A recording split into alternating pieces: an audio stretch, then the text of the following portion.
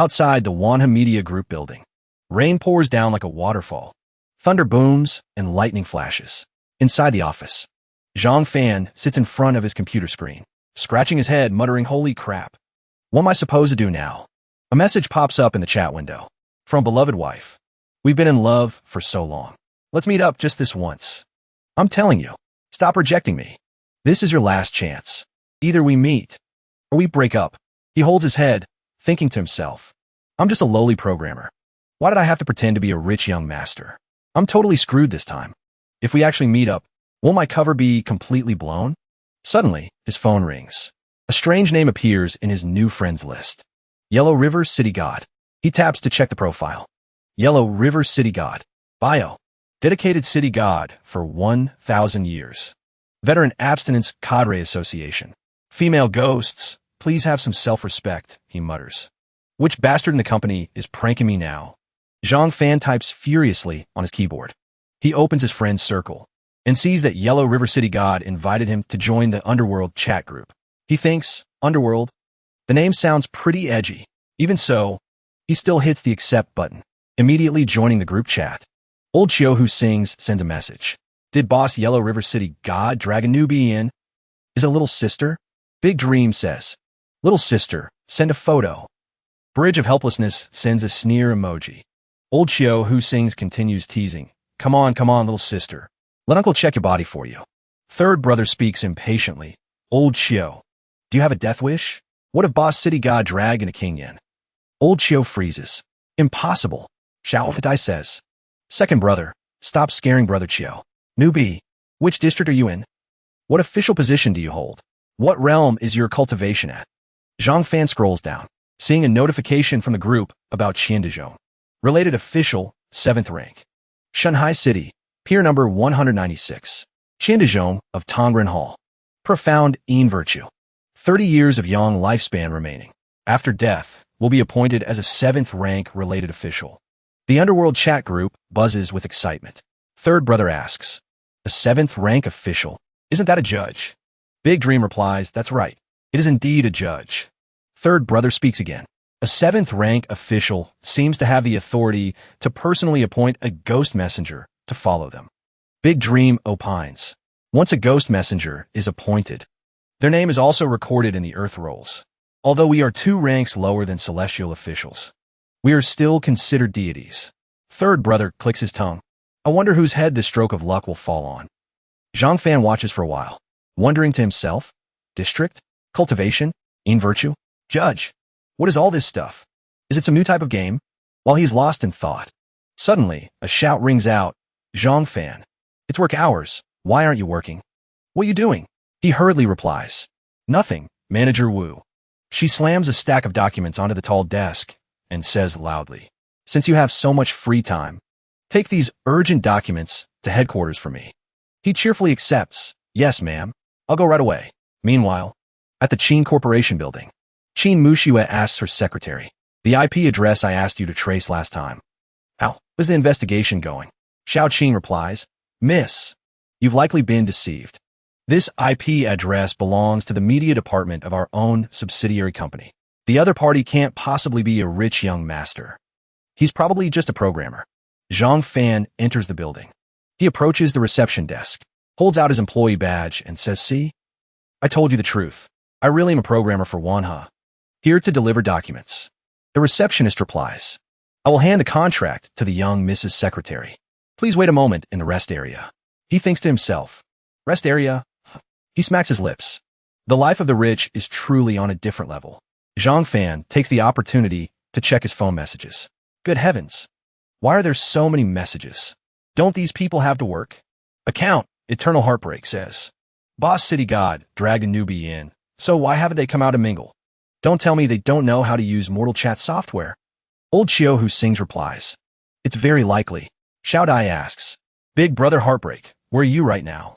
The other party replies. I'm on the bus. About to arrive at the Shanghai Commercial District. Xiao Dai asks. Going to scavenge for food? Eternal Heartbreak replies. That's right. In a moment, a girl will jump off the roof of the Qin Corporation building to commit suicide. Zhang Fan jumps in shock. Jumping off a building? Are you kidding? This weird group. Could it be real? Real or fake, whatever. I'll just go and see. He asks the receptionist. Can I get to the roof of the building from here? The girl points the way. He takes the elevator to the top floor, then climbs the emergency exit stairs. Zhang Fan rushes onto the rooftop. He shouts loudly, wait. Mu Shue hears the shout, turns her head to look. He sees the girl standing right at the edge of the railing. He bluffs, holy shit.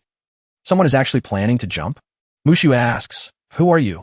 Zhang Fan quickly says, big sister, don't jump. This is the 98th floor. If you jump, there will be nothing left but your eyeballs. The girl replies irritably, do I need you to manage me? If you keep bothering me, I really will jump. He raises his hand to stop her. Wait. Mu Shue roars in anger, what? Zhang Fan pulls out his phone. Snap. Hold on. Taking a photo for evidence. Just then, a strong gust of wind blows her skirt up, revealing striped panties. His eyes go wide. He screams, stripes. The girl shrieks, pervert. What are you photographing? In her panic, Mu Shue accidentally steps back. Click. The girl loses her balance and falls. Zhang Fan cries out, oh crap. The girl falls from the terrace. You bastard. I won't let you off even as a ghost. Suddenly, Mu Shue feels herself being grabbed. Her glasses fall off. She screams, save me. Zhang Fan says, don't move. Stand firm. I'm pulling you up.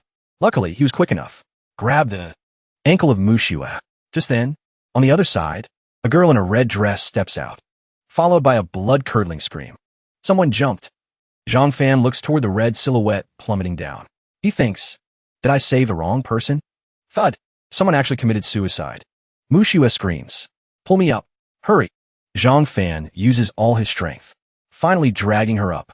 Seeing the girl is terrified. He hurriedly comforts her. It's okay now. Qin Mu Shue keeps her eyes tightly shut, seeming to have fainted. Just as he is fumbling around, Xiao Qing appears. She screams, young miss. What did you do to our young miss? Zhang Fan stammers, young miss. Remembering how he provoked the girl just now, his face turns pale with fear. Young miss. Who did I just mess with? His mind is a mess. I gotta flee fast. Zhang Fan says. She was so scared she fainted. I'll go buy some medicine for her. He thinks as he runs. They actually predicted it. In the end, someone really did jump. Is it real?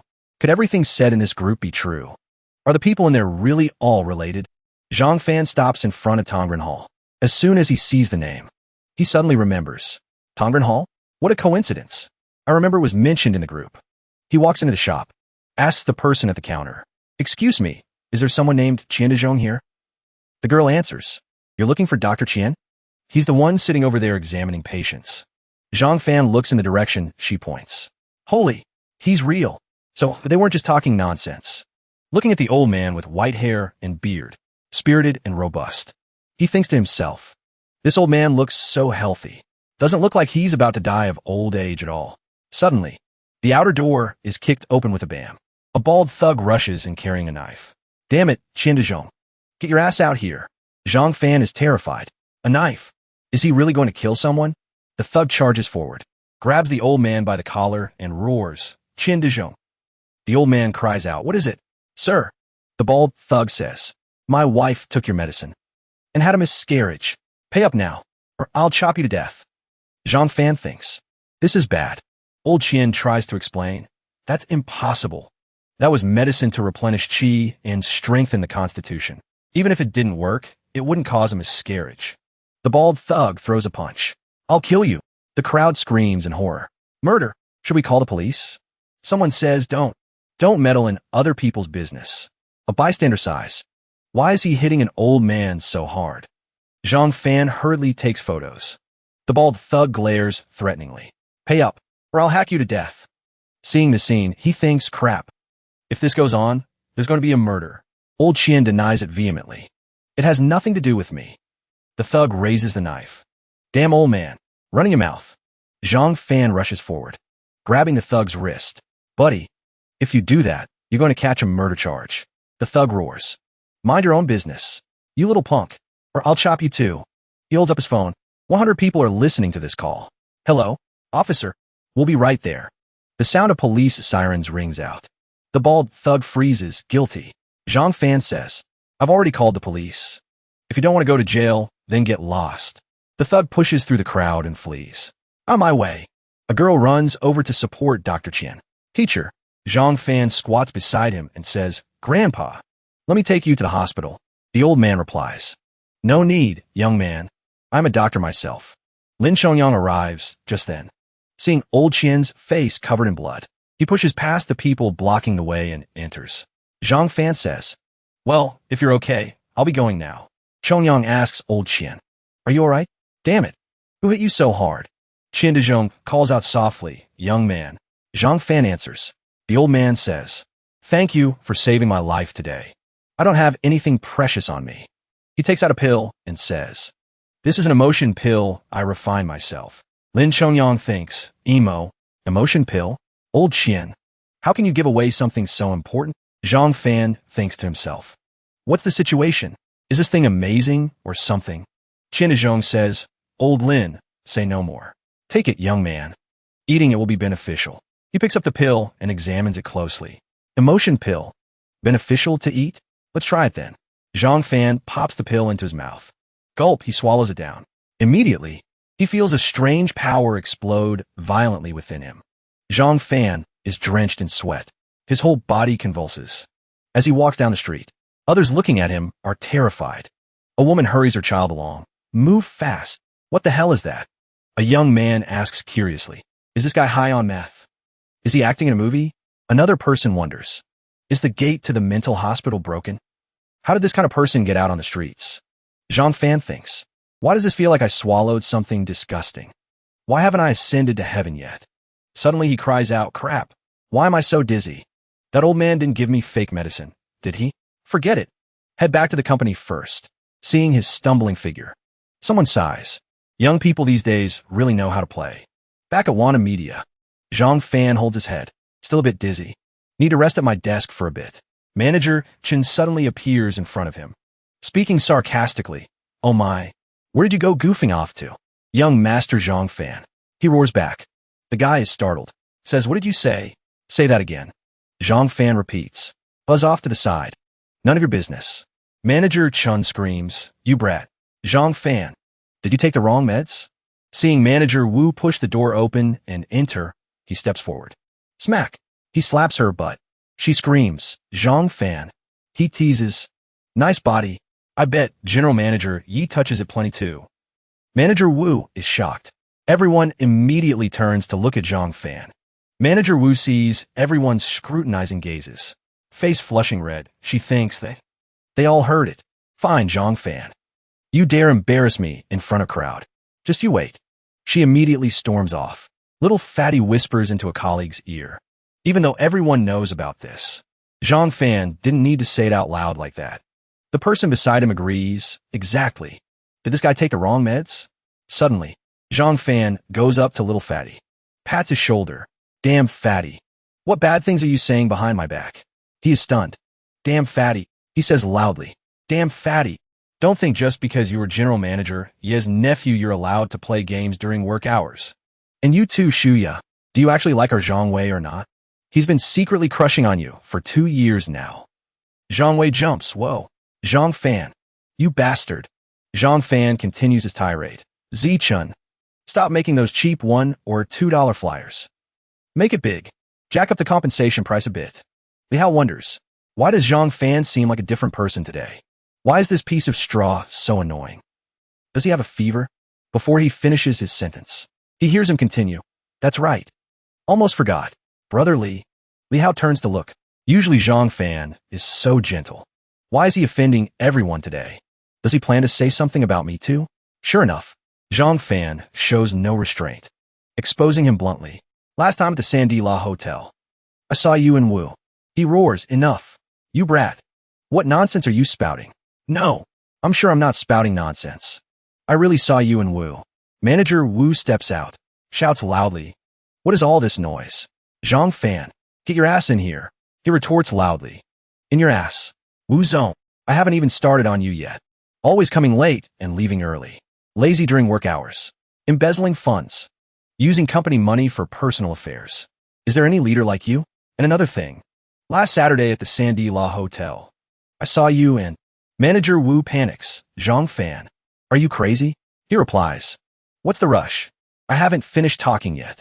Just then, Li Hao raises a computer keyboard, smashes it hard onto his head. He collapses to the floor.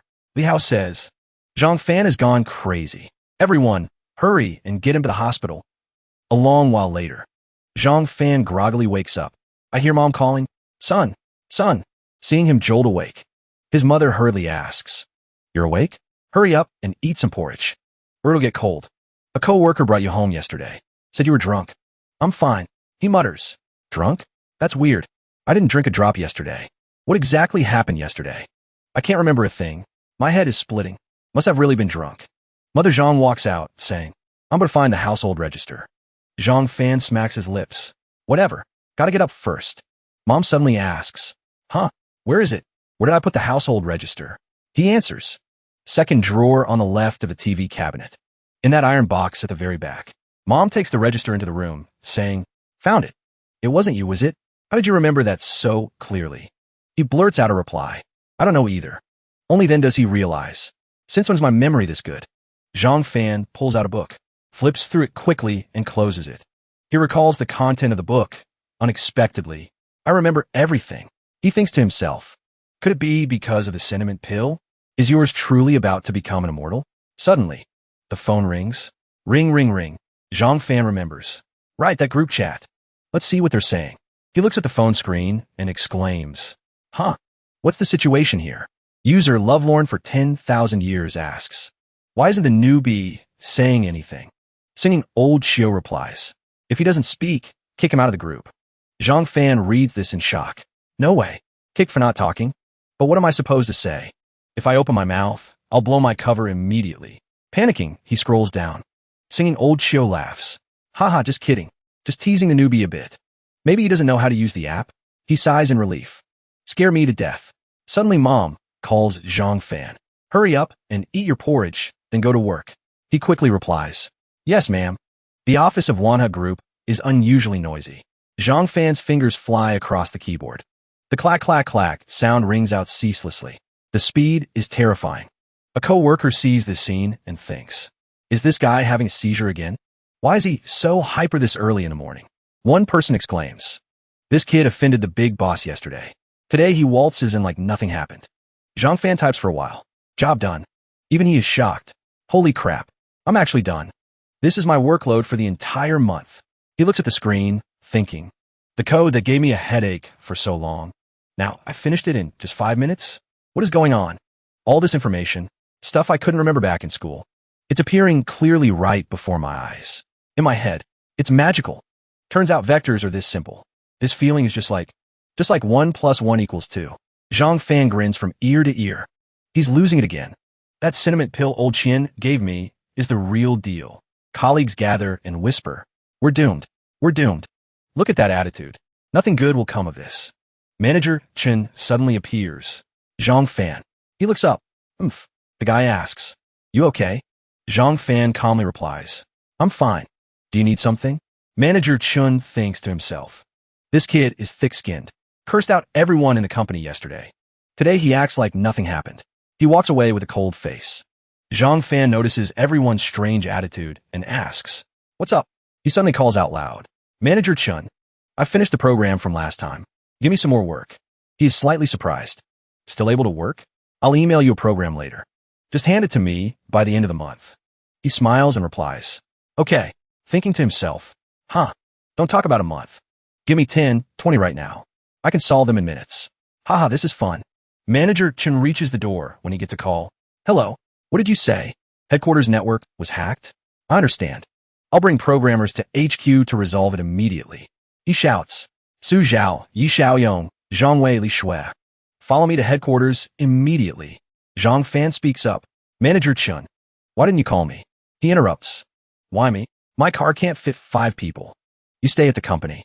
Colleagues buzz with gossip. Last time the network was hacked. We lost millions in a minute. Who knows how much we'll lose this time? I heard after that incident, the company trained several expert programmers. There shouldn't be any big problems this time, right? Zhang Fan is furious. Daring to look down on me? Taking that damn fatty, but not me? Damn it. Every minute is like a bank heist here. He sits down, opens the system on his computer. Let me take a look.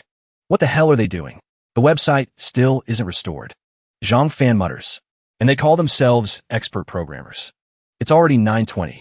A director roars in anger. This is a disaster. What are the programmers at HQ doing? 20 minutes and it's still not fixed. It's been nearly 20 minutes. The website is still inaccessible. Another person speaks anxiously. The company is taking a huge loss this time. I wonder if they'll lay off staff. General Manager Wu comforts everyone. Don't panic, everyone.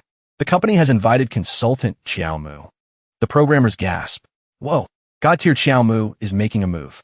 We'll definitely be fine. Zhang Fan thinks. Hacker assassin Xiao Mu. The phone is immediately connected. Xiao Mu picks up. Hello. Got it. I've already counter-infiltrated. He types clack, clack, clack. Decisively says, You.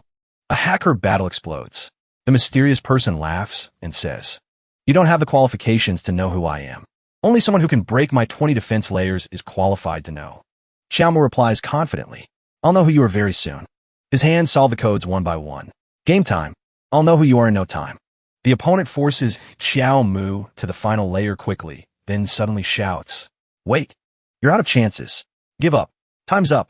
No one in this world can break my final layer. He retorts, Ridiculous. Xiao Mu is the strongest, but suddenly, the 20th layer is broken. Another character suddenly appears, breaching the final defense line. He greets amicably, My dear friend. The opposing hacker is startled. Who on earth are you? You actually broke my 20th layer? And you even found me? That person replies, You want to stun me with Yuan Mo's lousy skills? Go home and study some more. The hacker is shocked. Interesting. We will meet again. Huh. The network is restored. Xiao Mu is still in shock. Who was that? He was even faster than me. The Qin family calls to praise him. Hello, Xiao Mu. Good job. You worked hard this time. He replies honestly. I'm sorry, Uncle Qin.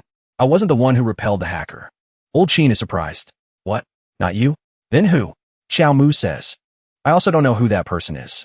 In the office of Wanha Group, everyone is extremely excited. God-tier Xiao Mu is amazing. So cool. Zhang Fan smiles to himself. Is that all a hacker's got? He is that mysterious expert. Meanwhile, at the Qin residence, Xiao Huang reports. Miss, Qin Mashue asks, How'd it go? The girl reports. I've investigated this person. His name is Zhang Fan. Nickname is Face-Slapping Pro. He's also a programmer at Wanha's subsidiary. Mashue asks, Zhang Fan, do you have a photo? Xiao Huang replies, Yes. The girl hands over a resume. Mashue takes the paper. Let me see. Wait. The moment she sees Zhang Fan's face, her rage blazes up. It's him. It is him.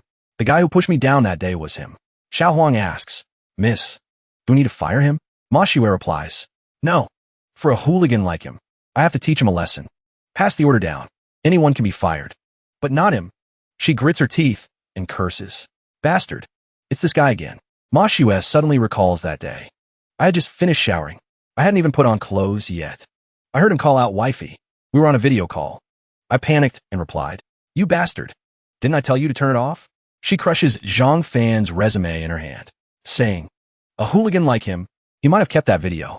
If he finds out I'm the young miss of the Qin Corporation, he'll definitely use the video to blackmail me.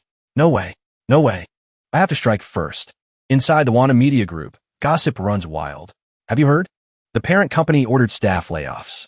Han Tian wonders, layoffs? Could it be related to the hacking incident? But shouldn't affect us, right? Adong replies, That's right. We still have Zhang Fan to take the fall for us. His skills were trash to begin with. And he offended General Manager Wu. If they don't fire him, who would they fire? Ha ha ha. He laughs at another's misfortune. There's going to be a good show to watch later. Hee hee. The two walk out.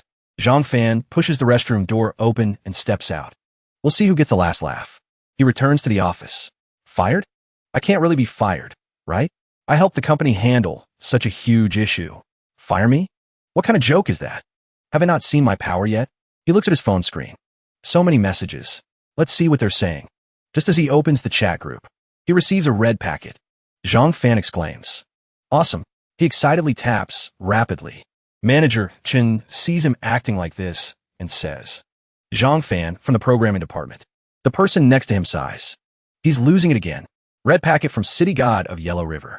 Plus 13 e-merit points. E-merit is the merit accumulated after death. Accumulating 1 million in merit allows one to become a 9th-rank spirit official. Zhang Fan thinks to himself, what kind of red packet is this? A total of 1 million? Isn't that just bluffing? Wait, I remember old Qian will become a 7th-rank spirit official after death. Where did he get so much in merit? I have to go to Tongren and ask. Suddenly, a dong blocks his path and says, Zhang Fan. Good job, Zhang Fan. Didn't think you were so good at pretending. He still doesn't understand what's happening. Han Tian continues. That's right. He's a bit confused. Pretending? What am I pretending? A dong mutters. Forget it. Go, hurry up. Young Master Fan. We dare not offend you. Zhang Fan frowns. What are you saying? Manager Chun suddenly speaks up. Oops. Isn't this our young Master Fan? He gets even more confused. What? The manager replies. Young Master Fan. I've already fired those two. Daring to badmouth young Master Fan. They truly have a death wish. He thinks to himself. That was close. Too close. I almost fired Zhang Fan. Who knew he had such a solid backer? Zhang Fan looks around, puzzled. Manager caring about employees? A new trick? Such heavy tastes. Can't understand. Whatever. Let be. Young Master Fan it is, then. Doesn't sound too bad. After work, he goes to Tongren to ask around. The girl at the counter says cheerfully, Aren't you the young man who saved Dr. Qian? He isn't at the shop. Zhang Fan asks. Not here. Then where can I find him? The girl replies. Dr. Qian is resting at home. Let me give you his address. He smiles and says, Thank you. I'll be going now. He hails a taxi nearby. Go straight to this address. He arrives very quickly. He gets out of the car and says, Thanks, miss. Still have to walk a bit to reach old Qian's place. So desolate. The taxi fare cost me over 100. He stops in front of an old house. Zhang Fan says, This house looks quite majestic. He steps up and knocks. Is anyone home? Old Qian's voice echoes out. Coming, coming, just as the door opens. Qian Dezhong is surprised. Oh, isn't this that young hero? A distinguished guest. Zhang Fan replies politely. Good evening, Mr. Qian. The old man says happily. Please, young hero, come inside quickly. Have some tea. Zhang Fan sits down at the table. Going straight to the point. My visit this time. 1. I wanted to visit you, old Qian. 2. I wanted to ask a question. That sentiment pill you gave me, what kind of treasure is it? Qian Dezhong replies. It's a little trick I learned from Lord Yama. I refined the pill myself. He thinks to himself, Lord Yama? These people keep saying things others don't understand. Old Qian suddenly asks, You ate it? Nothing happened, right? He replies, I'm fine. The old man nods. That's good then. Zhang Fan adds, After eating it, my spirit is refreshed. My body is many times stronger. My memory is also much better. After eating the sentiment pill, my back doesn't hurt. My legs aren't tired anymore. Seeing him get too excited, old Qian waves his hand. All right, young hero. He feels a bit worried inside. Bad. This is bad. This kid ate it and broke his brain. Qian Dezhong changes the subject. Since you're here, let me take you to see my herb garden. Zhang Fan follows him to the garden. He sees 2 beautiful girls picking herbs. Blurs out. Whoa, old Qian. This is an herb garden. Is this paradise? The old man replies. No. These are just the medicine girls working for me. This way. Come see my precious medicinal herbs. He utters an O. Yes, sir. With medicine girls here, why would I look at herbs? Qian Dezhong speaks slowly. This herb garden is my life's work. Ginseng, Panax nodo ginseng, morinda root. To the east, fleece flower root, snake gourd fruit, gastrodia, atractylodes. All are pure wild varieties. Gold thread, Pinellia, Corydalus, fritillaria, cinnamon bark, euchomia, philodendron, magnolia bark, amomum, cardamom, alpinia, monk fruit, evodia, nervilia, prayer beads, dendrobium, benzoin, poria. Zhang Fan waves at the girl while replying. That's right. Elder Qian is very right. Everything Elder Qian says is correct. 2 hours later, the sky is dark. Elder Qian says, Young hero, chatting with you today. Unknowingly, so much time has passed. Why don't you stay here tonight? He happily agrees. Sure. He thinks to himself. This old man rambled to himself for so long. My head hurts just listening. Suddenly, the old man warns. But remember carefully. After 12 midnight, young hero must absolutely not leave the room. Otherwise, the night is late. The moon is high. Dogs bark. Woof woof. Zhang Fan is sleeping when he suddenly hears voices. I thought you weren't coming today. Taking the medicine the doctor prescribed. I feel much better. I came especially today to check. My body has gradually recovered. Just take one more dose, and you'll be fully cured. He jolts up, mutters. Treating patients this late at night? The patient's voice replies, "Thank you, doctor. I'll be going back then, Elder Qian." The old man replies cheerfully, "Safe travels. Next, please." Zhang Fan is suspicious. Next? Why is this old man in such a rush to see patients in the dead of night? He steps out, intending to see what the old man is doing. Old Qian's voice rings out steadily, pulses a bit fast. He suddenly remembers, right? I'm not supposed to go out, seemingly. If I can't go out, watching like this is fine too. Zhang Fan lifts the small window curtain, looks outside, seeing Qian Dezhong sitting in the chair, holding several thin threads in his hand. The old man admonishes, "Everyone, don't rush. Take your time, ladies and gentlemen." He looks around. There isn't a soul in sight. He asks himself, who on earth is he treating?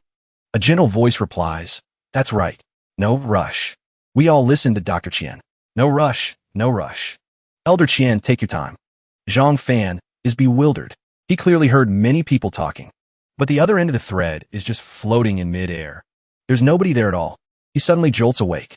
A loud bang comes from behind the door, attracting old Qian's attention. The old man grunts. He seems to know what happened. Zhang Fan jumps onto the bed, tears welling up in his eyes. "I'm just dreaming. Nothing happened. What the hell is this? I didn't see anything. But why did I feel a cold breeze blow past me?" Suddenly, a knock on the door. He asks, "Who is it?" Old Qian's voice rings out. "Young hero, it's me." He pushes the door open and says, "Young hero, you saw everything, didn't you? You must have been terrified just now." Zhang Fan stammers, "Qian, Elder Qian. Just now, I heard a lot of people talking, but I only saw you there." Qian Dezhong sits on the edge of the bed, says, "Young hero, to be honest, I won't hide it from you. My family has been ghost doctors for 3 generations. We cultivate the Yin virtue scroll. I was treating ghosts to accumulate merit." He thinks to himself, "Ghost doctor? Yin virtue scroll? So that's where all of Elder Qian's Yin virtue comes from." Zhang Fan grins, "I've heard plenty of stories about gods and ghosts since I was little. I never expected Elder Qian to be such a mighty figure." The old man replies, "Young hero, you flatter me." He mentally calculates. I seem to remember the group mentioning that related officials can appoint their own ghost messengers. If I take Elder Qian as my master, that counts as being half an official, right? Right now, it's just the 2 of us. I can't miss this opportunity. Zhang Fan kowtows. "Please accept me as your disciple, Elder Qian." Qian Dezhong is shocked. "Young hero, get up quickly. You are this old man's savior. I wouldn't dare accept you." He smiles and asks, "So you agree?" Elder Qian, "No, wait. Master." Old Qian ponders. "I am already at this age. I can't take on any more disciples." Zhang Fan cries, "Boo, if you're truly interested in the medical arts, I can give you my family's heirloom medical book. How about that? Young hero?" He nods furiously. "Thank you, Elder Qian." Qian Dezhong stands up. "It's getting late. Young hero, you should rest early." Zhang Fan waves, "Good night, Elder Qian." The old man thinks to himself, "Ever since I gave him the emotion pill, I've had people investigate him thoroughly. He is just an ordinary programmer. He definitely doesn't know I am a related official. It seems this kid is just interested in the medical path. Truly rare. It's late. Time to sleep."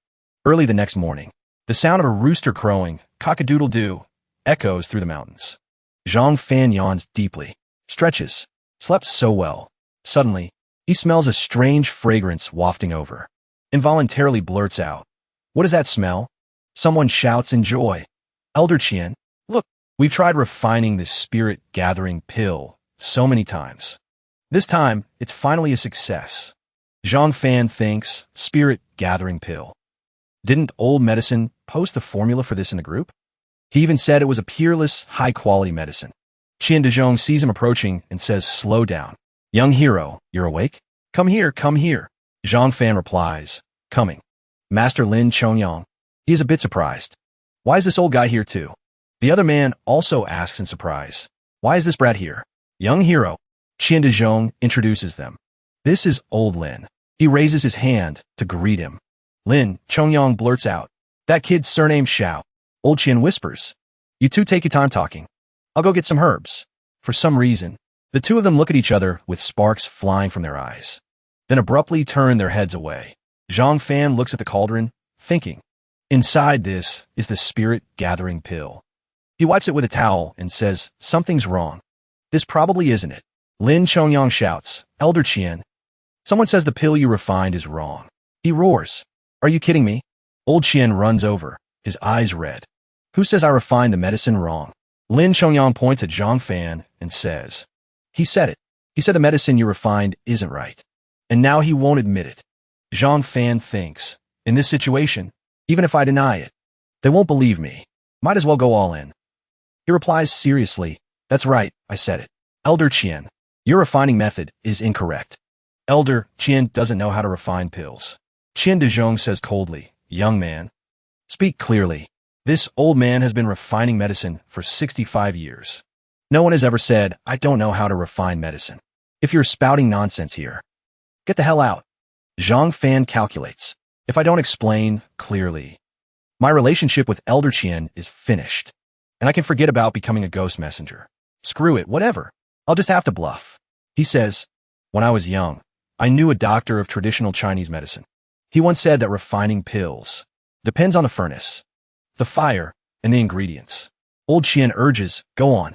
He analyzes, first, this ordinary stove is not beneficial for controlling the fire, nor can it reach high temperatures. Second, every pill has optimal fire conditions. Even firewood is categorized by spring, autumn, and winter seasons. Elder Qian, you burn charcoal, not wood. This is not beneficial for alchemy. Lin Chongyang interrupts. What kind of nonsense are you spouting? Zhang Fan continues, third, refining medicine isn't just throwing herbs into a furnace, smashing them and fanning them with this fan. The ingredients must be extracted multiple times. Only then can they be refined successfully. Old Qian is stunned. Blurts out this. Zhang Fan slaps the cauldron hard. It's been ruined by you. What spirit-gathering pill? It's no different from trash. Lin Chongyang is furious. You stinking brat. What are you trying to do? Qian Dezhong is so angry he coughs up blood. Old Lin shouts anxiously. Elder Qian, what's wrong? Why are you spitting blood? Old Qian rushes over to grab Zhang Fan. Let me. Zhang Fan is terrified. It's over, it's over. Elder Qian is so mad he's spitting blood. I took the joke too far this time. Lin Chongyang has tears in his eyes.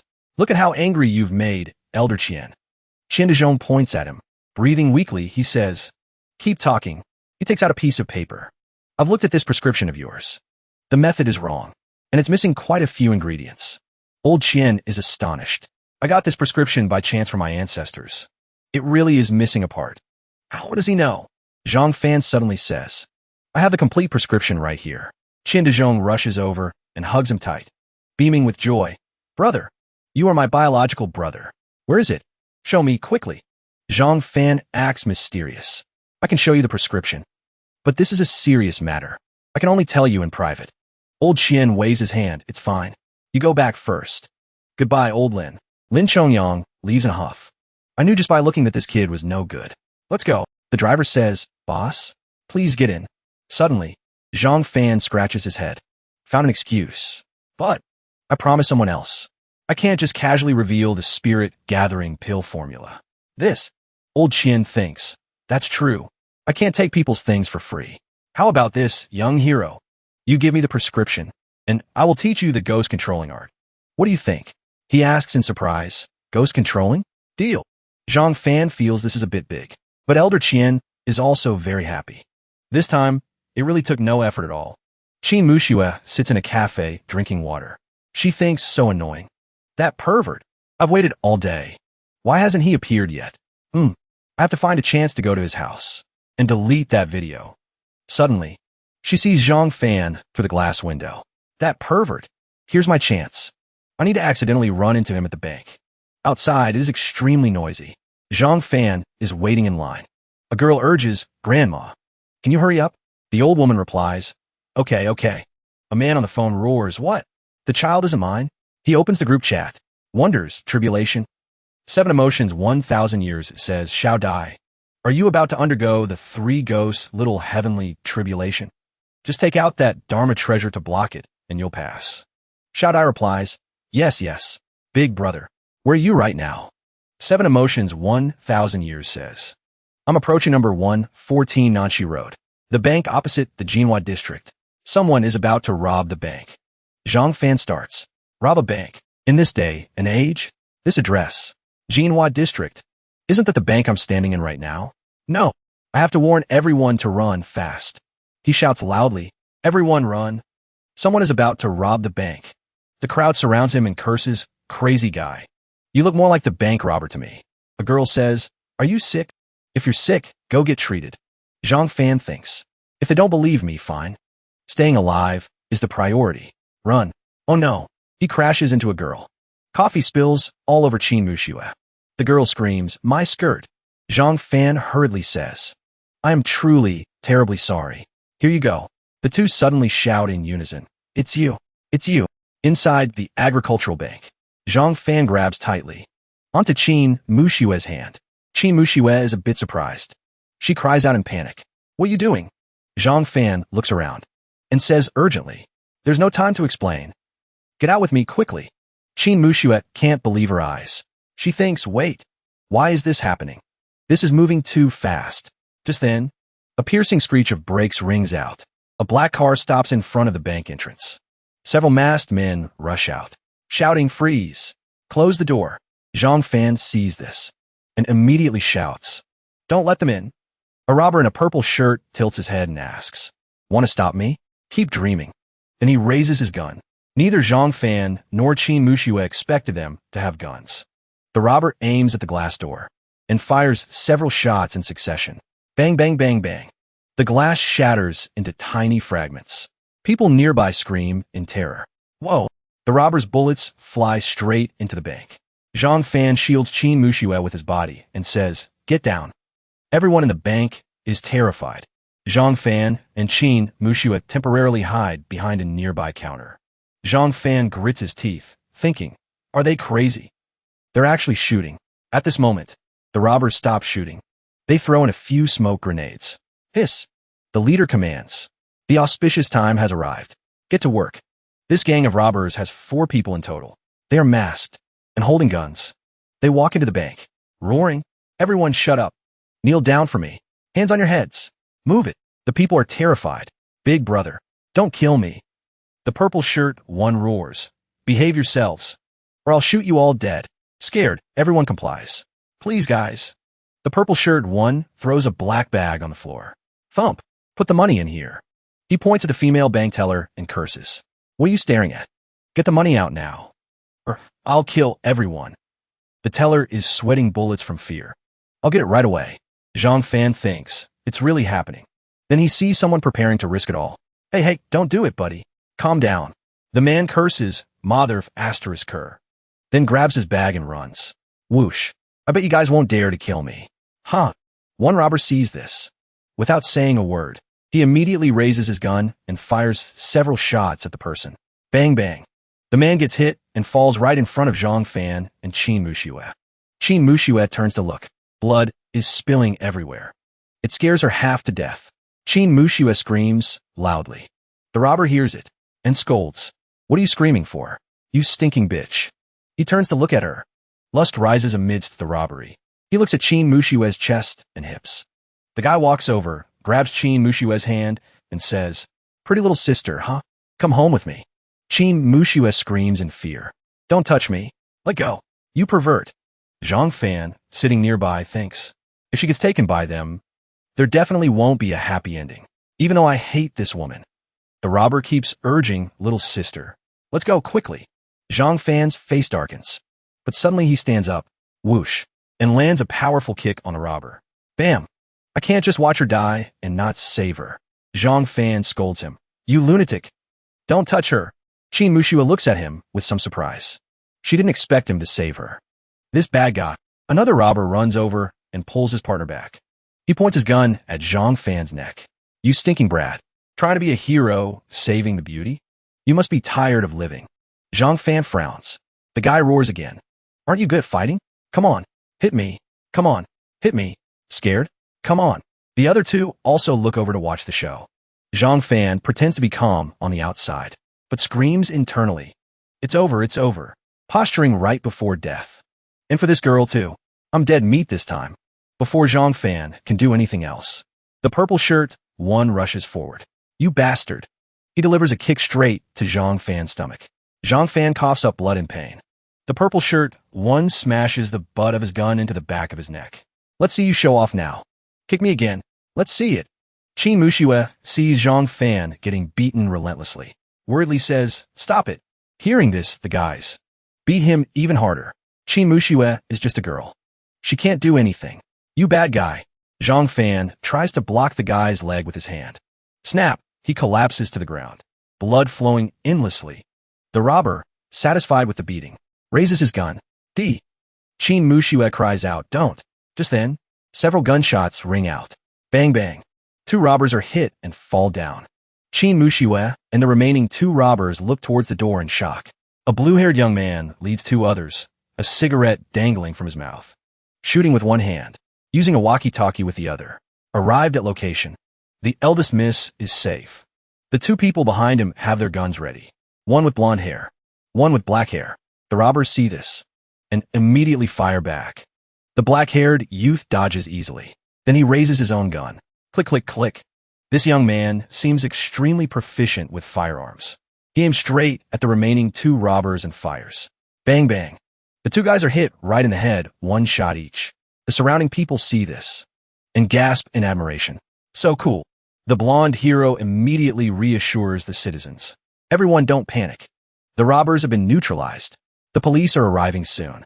Please wait a moment and cooperate with the investigation. Please help call an ambulance for that injured brother over there.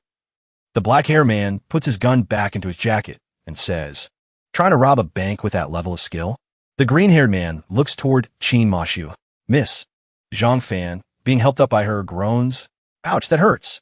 Hearing someone call out, Qin Muxue immediately turns her head. She shakes her head, signaling him. The green-haired man understands immediately. It seems the young miss doesn't want to reveal her identity. He calls the other two back. You two, listen up. Yes. Then the three of them walk up to Zhang Fan and Qin Muxue.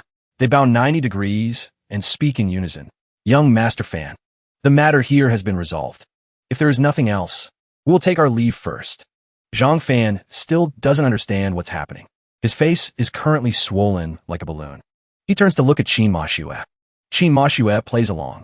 Young Master Fan, do you have any other orders for them? Zhang Fan thinks to himself. What's the situation here? Young Master Fan? Bodyguards? Could it be that I'm actually the illegitimate son of some tycoon? Qin Muxue asks. Could it be that you really are a young master from a wealthy family? Zhang Fan takes it seriously. Seems like it. Qin Muxue continues. You've been beaten pretty badly. Let me take you home. In the blink of an eye, he wipes away the image of his swollen face. With a rose blooming in his mouth, he says, sure thing. Thank you, milady. Qin Muxue is so shocked her whole body freezes. Where did you get that flower from? Turns out she has other calculations in mind. The opportunity has arrived. Going to his house this time. I could definitely have to find his blackmail material. Zhang Fan, Qin Muxue, and the other three walk out. Since he technically saved everyone's lives, everyone chants loudly, Young Master Fan, Young Master Fan, long live Young Master Fan, Young Master Fan. Young Master Fan is amazing. Boy, you are really stupid. Hearing this, Zhang Fan happily shakes hands. Of course. Next second, I'll be even cooler. Qin Muxue walks beside him, thinking helplessly. I really didn't judge him wrong. He truly is an idiot. Back at Zhang Fan's home, he speaks a bit shyly. The room is a bit messy. Qin Muxue doesn't mind much. She says, hurry and find me a set of clean clothes. Zhang Fan takes out a white shirt and hands it to her. He thinks to himself, asking me to take her home, even wants to wear my clothes, and staying in my room. Then he lets his imagination fly high and far. Could it be that next comes something indescribable? Starting from today, Zhang Fan's nosebleed gushes out. I'm about to become a winner in life. Qin Muxue sees Zhang Fan still standing there and says, why are you still spacing out there? Unexpectedly, he misunderstands her meaning. Are girls these days so open? Zhang Fan takes off his shirt, saying, here I come. Living a life like this isn't in vain. Just as he takes off his shirt, Qin Muxue curses, you bastard. A loud bam echoes through the corridor. Zhang Fan clutches his head, crying in pain. Boo-hoo. Didn't you tell me not to just stand there? Qin Muxue scolds him angrily. You bastard. I told you to get out. What is that perverted brain of yours thinking? She sits on the bed, saying, not getting out? Zhang Fan still wants to explain. Don't be impulsive. I just wanted to. Before he can finish speaking, Qin Mashue grabs a pillow and throws it at him. Wanted to what? Get the hell out. While waiting for Qin Mashue to change clothes, Zhang Fan goes to wash the clothes. He presses the button on the washing machine. His tone sounds regretful. What was that about? She just told me to help wash her clothes. False alarm. Zhang Fan naively thinks. What a pity. It was me being too hasty and scaring her. But she definitely has feelings for me. He confidently confirms his thoughts are correct. Otherwise, why would she take the initiative to come to my house? I wonder what she is doing in my room right now. Where are my clothes too? Hee. Zhang Fan starts imagining Qin Mashue's sexy appearance wearing his shirt. Her tone is a bit sweet. I'm here. It's so hot. At this moment, our male lead's ego has reached the sky. Hee. Don't tell me she's waiting for me. At the same time, inside Zhang Fan's room, Qin Mashue is using his computer. The screen immediately shows an error. Qin Mashue curses angrily. Annoying. This pervert even put a password on it. There's definitely nothing good inside. No matter what she does, she can't open the computer. She slams it shut in anger. Forget it. Then she grabs the laptop. Looks like this is the only way. Outside, Zhang Fan is still immersed in his thoughts. Waiting is making me anxious. This little goblin really knows how to torture a guy. Suddenly, he hears several bam bam bam sounds. Zhang Fan walks over. Hey, big sis? Hearing the smashing sounds getting more intense. His steps quicken. Zhang Fan happily opens the door. What are you doing? Seeing Qin Mashue putting all her effort into smashing his laptop to pieces. Zhang Fan freezes. What are you doing? He breaks out in a cold sweat. My computer. Stop smashing it. He runs over, crying while protecting his beloved computer. Stop it. You four-eyed witch. My computer. Boo-hoo. The sexy image of Qin Mashue in his head has now vanished into thin air. Now, in front of his eyes, there's only this four-eyed witch. Qin Mashue hasn't smashed enough yet. She pushes Zhang Fan's hands away. Zhang Fan rushes forward. Are you crazy? Why did you smash my computer? Qin Mashue casually finds an excuse. This computer of yours keeps losing at games. I wasn't happy, so I wanted to smash it. Zhang Fan looks at the shattered computer, panicked, and screams. Are you insane? Even so, you can't just smash my computer. The two struggle for a moment. She lets go. You let go first. Suddenly, Zhang Fan slips. Qin Mashue also loses her balance and falls toward him. Then, what comes will come. The computer blocking the way earlier has been knocked aside. Zhang Fan's hands land on Qin Mashue's chest. Their lips touch. This unexpectedly awkward situation causes both of them to freeze for a beat. Faces flush red. Just then, a woman's voice rings out. Xiao Fan? Mom heard Uncle Zhao downstairs say you brought a girl home. This position, female on top of male, makes anyone feel awkward. And Zhang Fan's hands still refuse to leave Qin Mashue's E-cup chest. The three stay silent for a moment. Zhang Fan's mother speaks up first. That. She stammers a bit. That. I finished cleaning up, so Mom will head back first. Remember to give Mom a 5-star rating. Bye. Qin Mashue is so angry, she purses her lips tight. Zhang Fan looks out the door, thinking, cleaning up? What trick is Mom playing? Qin Mashue grits her teeth and says, your hands. How long are you planning to keep them there? Then she gives him a resounding slap. Zhang Fan holds his face. Boo-hoo. Why am I always the one getting beaten? Qin Mashue stands up, walking toward the door. Oof. You really are a pervert. Dare to touch me again, and I will kill you. Then she leaves in anger, leaving Zhang Fan alone in the room. Looking at his sacrificed computer, Zhang Fan says, Sob, my computer. He cries while hugging the computer. She really is a jinx. So fierce. Even threatened to kill me. Qin Mashue goes downstairs. Miss. She opens the car door and orders. Straight home. Don't tell my parents about today's events. Qin Mashue thinks to herself. With the computer smashed like that, the data inside must be completely gone too. She tells the driver, let's go. Yes. Qin Mashue breathes a sigh of relief. The stone in her heart has finally been put down. Car horns blare on the street. The streets today are unusually lively. That evening, Zhang Fan's mother says, Son, eat your dinner. Son, hurry up. Tell Mom, who was that girl? Zhang Fan just makes something up. A cleaner. She is momentarily speechless. Not knowing how to ask further. She picks up some food for Zhang Fan. You have a girlfriend and didn't even tell Mom. Let Mom share the joy. Son, eat plenty of meat. Nourish your body. Mom thought you liked boys. His bowl is already heaped full. Zhang Fan still looks depressed and doesn't touch his chopsticks. She then says, "Don't space out. Eat quickly, or it'll get cold and lose all the nutrients." Zhang Fan says, "Stop talking." His mother laughs happily. "That girl is really pretty. Fair and smooth skin. Looks a bit like Mom when she was young. Truly a match for my son. When will you introduce her to the family?" Zhang Fan whimpers a few times. "Stop talking, Mom. I'm unlucky enough already. I'm full. I'm in my room." Inside his room, he lights 3 incense sticks for his beloved computer. Sobbing, he says, "Rest in peace." Destroyed. In front of Zhang Fan's computer, Zhang Fan reaches up to wipe his tears. "I will definitely become strong to avenge you." Then he declares heroically to himself, "I definitely must master the ghost control technique. Smash that Jinx's computer. Let's try old Shin's method." Thought turns to action. Zhang Fan closes his eyes, starts chanting the spell. "Exorcise evil, bind demons." Thrusts his hand forward, then concentrates power into a single point. "Heed my command. Urgent as the law." Zhang Fan senses something coming. Immediately, a small magic circle opens. He shouts, "Grow big," then pushes forward with all his might. Zhang Fan retracts his right hand, says, "Ghosts, come forth."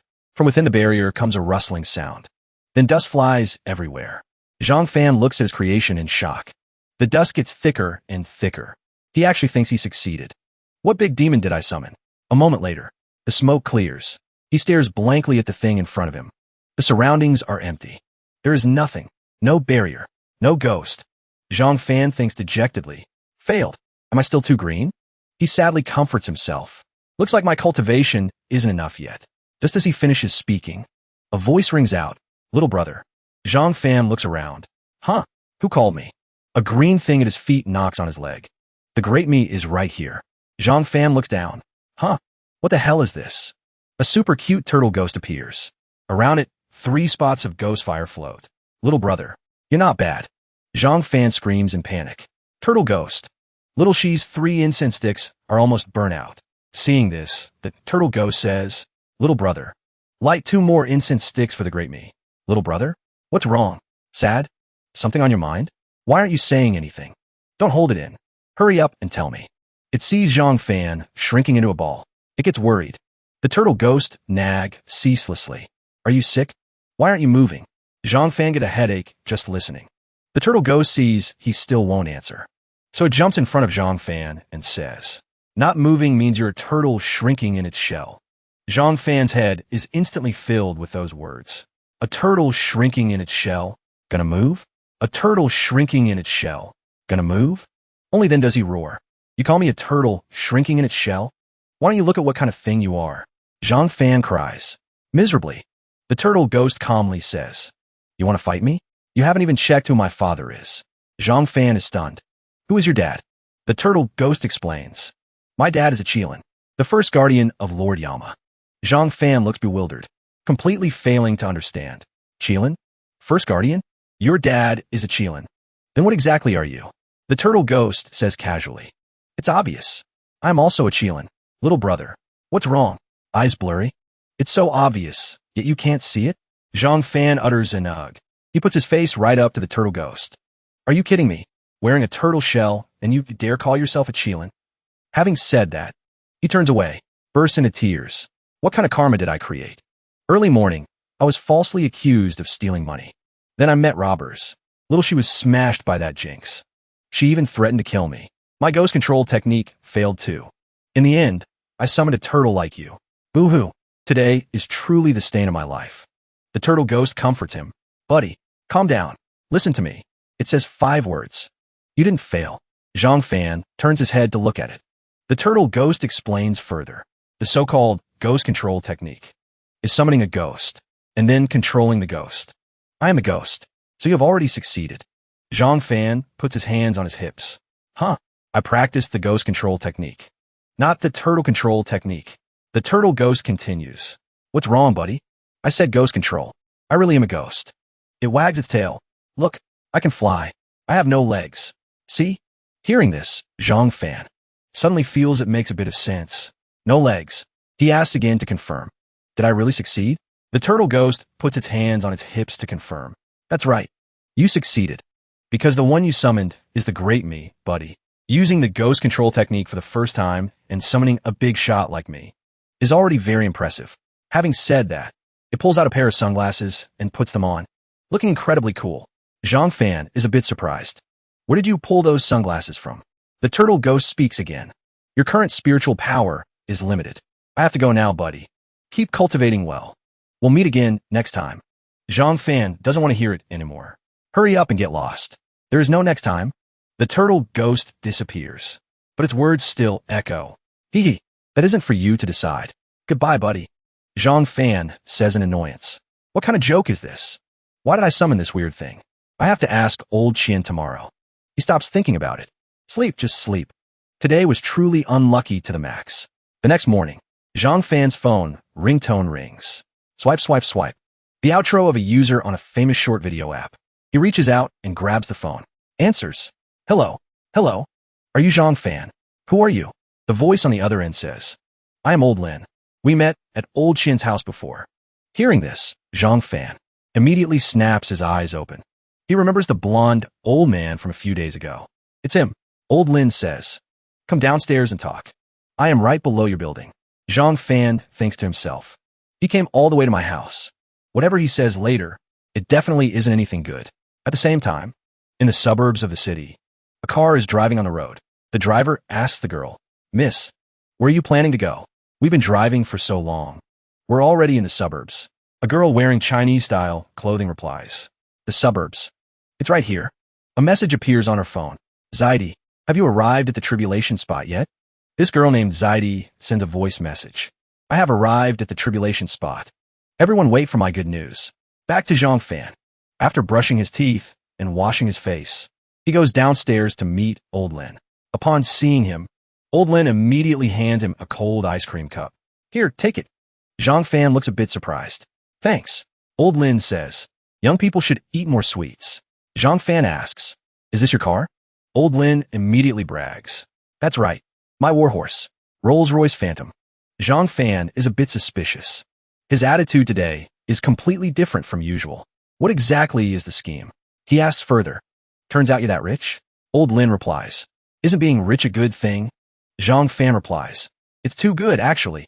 Then he asks bluntly, what did you come to find me for? Old Lin explains. I've spoken with De Zhong. I know you come from humble background. Just a lowly programmer, with a monthly salary of only a few thousand yuan. However, heroes have always emerged from youth. Back in the day, De Zhong and I started on the same path. Could this Old Lin actually be a good person? Old Lin puts on an incredibly trustworthy expression, flashing his pearly white teeth, which includes a single gold tooth. Old Lin continues. To be honest with you, the two of us have already discussed it. I'm preparing to invest in a technology company in Jiangnan. We both see that you are a promising seed. Zhang Fan, mouth full of ice cream. Talks while eating, so what? Old Lin raises his hand. So, he wipes a smear of ice cream off Zhang Fan's cheek, then speaks with deep emotion. I will give you a sky where you can soar freely. Xiao Fan, go to Jiangnan and build a great career.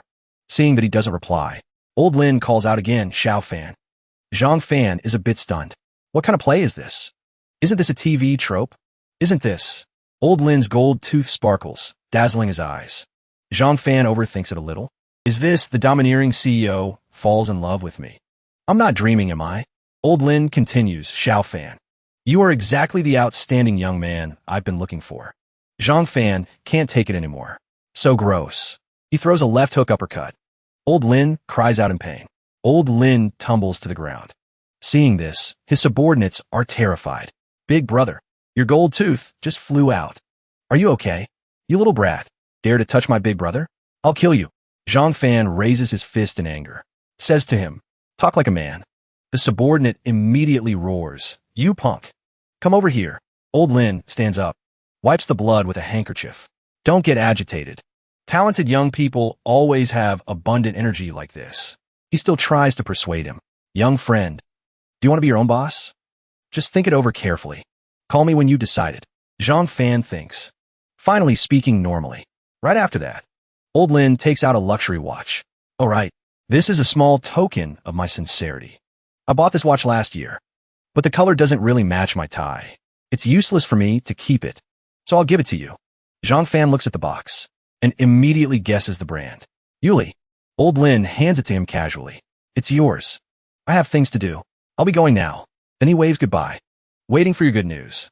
Zhang Fan watches the two black cars drive away. Says, did he take the wrong meds today?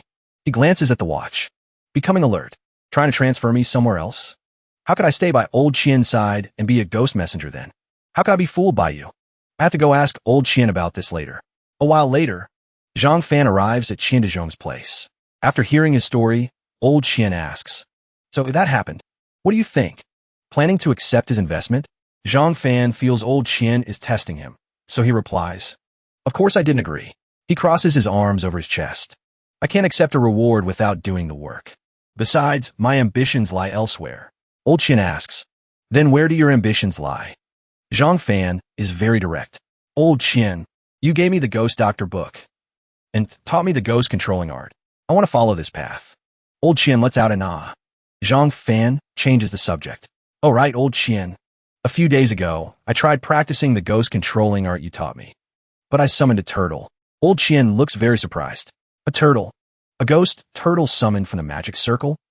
Zhang Fan asks suspiciously. That's right. What does that mean? Hearing this, old Qian realizes something.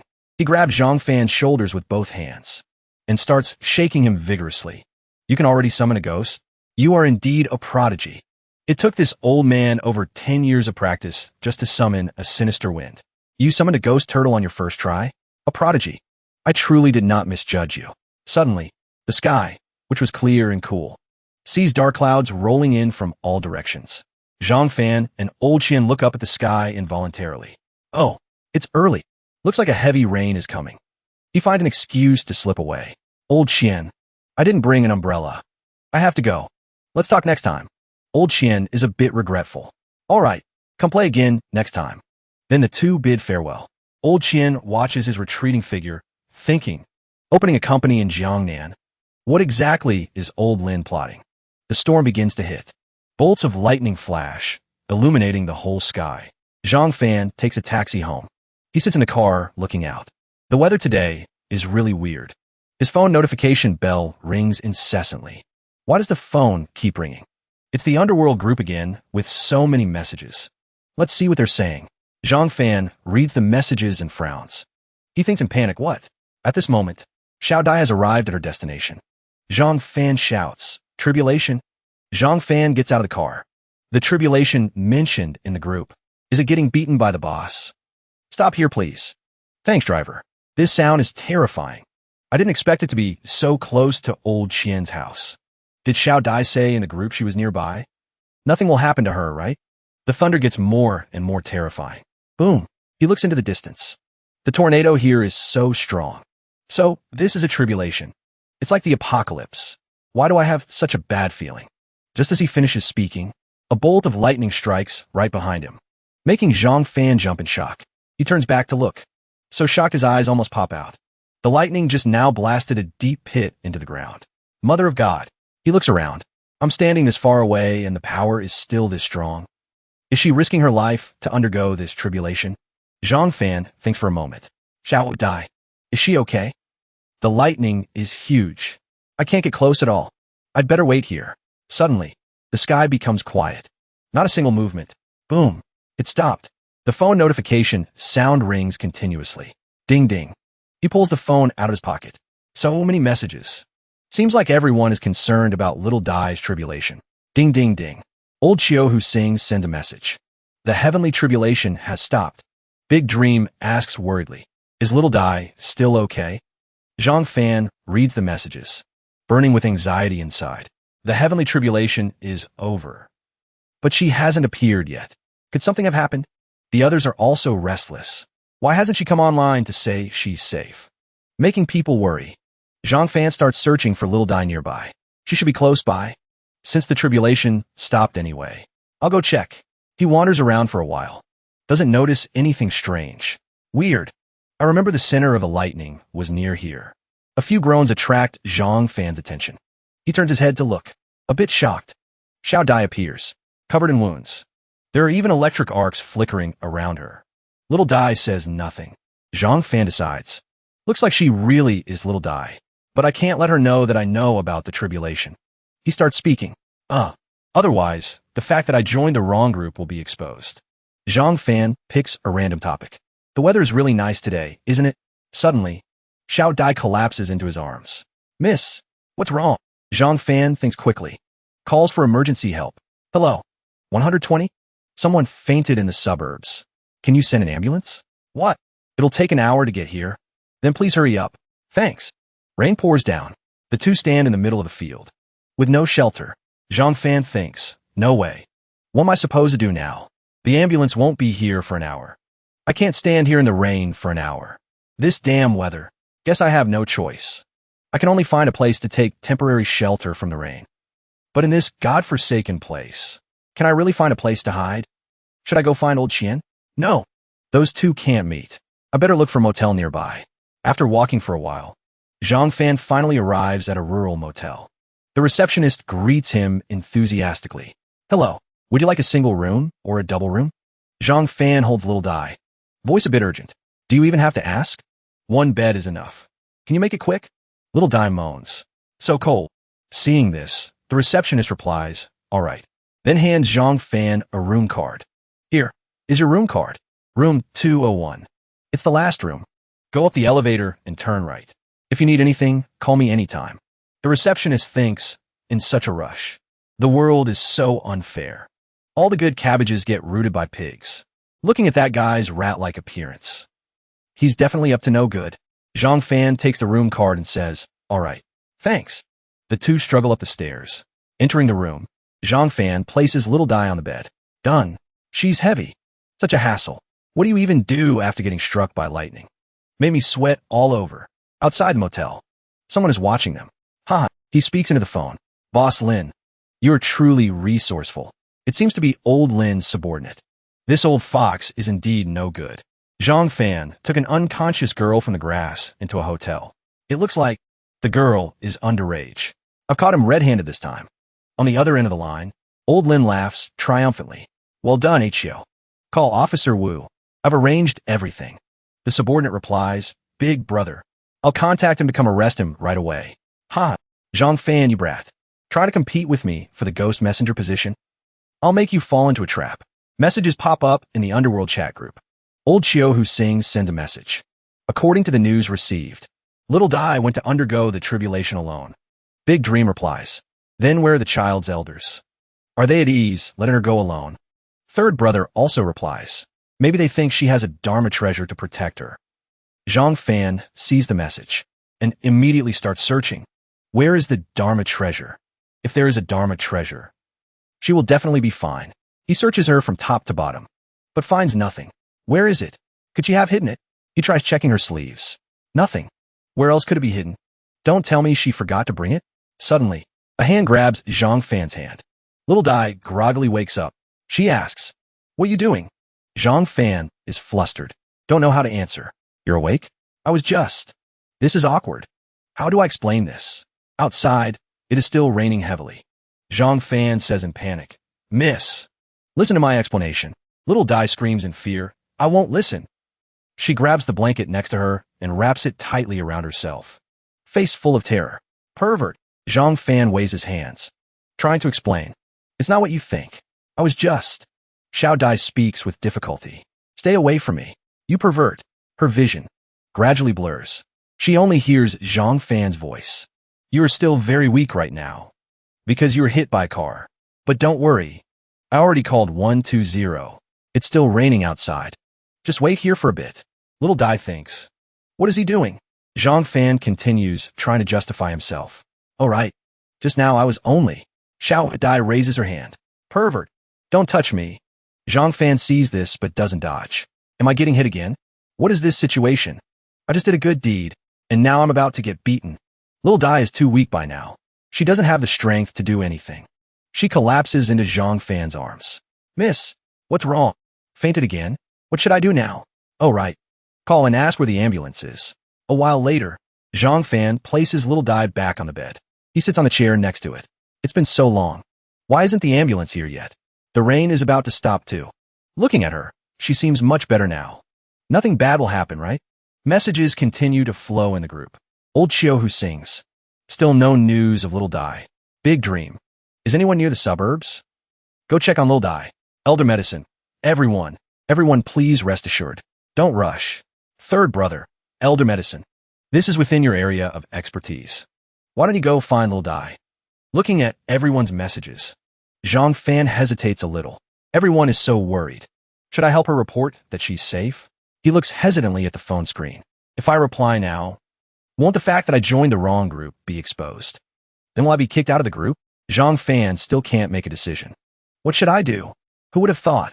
Little Dai has woken up at some point. She cranes her neck to look at his phone. Are you looking at the underworld group? Zhang Fan replies involuntarily. That's right. She's awake. He screams in fear. Why are you awake? I'm screwed. She saw it. Little Dai asks calmly. So you're a big shot in the group? Then big shot must also be a related official, right? Zhang Fan moves his lips. Replies. You could say that. Little Dai suddenly realizes something. Oh right. Just now before I fainted, there was a pervert trying to take advantage of me. It must be you who saved me, right, big shot? Zhang Fan thinks. Pervert. You could say that. Little Dai has recovered her spirits by now. She smiles and introduces herself. My name is Xiao Dai. Thank you for saving me, big shot. How should I address you, big shot? Zhang Fan introduces himself too. My name is Zhang Fan. Little Dai finds the name a bit strange. Zhang Fan. So what is big shot's alias in the group? Zhang Fan says. Thousand-faced expert. Little Dai bursts out laughing after hearing this. That name is so funny, huh? Then I'll call you Big Shot Thousand Faces from now on. Zhang Fan thinks. Does this girl have schizophrenia? Whatever. Just now she called me a pervert. Now she's so friendly. Could this be a side effect of getting struck by lightning? The rain outside has stopped too. Phew. Seems like she doesn't know I joined the wrong group. Just then, two police officers walking downstairs. Officer Zhang Wang shows his ID to the receptionist. Says, police on duty. We received a report. A man brought an unconscious girl in here. Which room are they in? The receptionist stammers, pointing toward Zhang Fan and Xiao Dai's room. In room 201. Inside the room, the two are still talking. Xiao Dai touches her hairband. Big Boss's cultivation is unfathomably deep. Xiao Dai can't see through Big Boss's realm at all. I don't have anything to repay you with, Big Boss. Zhang Fan thinks blankly. Could it be a magical artifact? Xiao Dai takes out a medicine bottle. Right now, I only have this body-tempering pill. Zhang Fan thinks to himself. I knew it. No wonder I couldn't find it. Xiao Dai explains. I refined this pill myself. I hope Big Boss doesn't look down on it. The receptionist leads the two police officers upstairs. Officers, turn right upstairs. Officer Zhang Wang walks in front, saying, I know. I advise you to keep your voice down.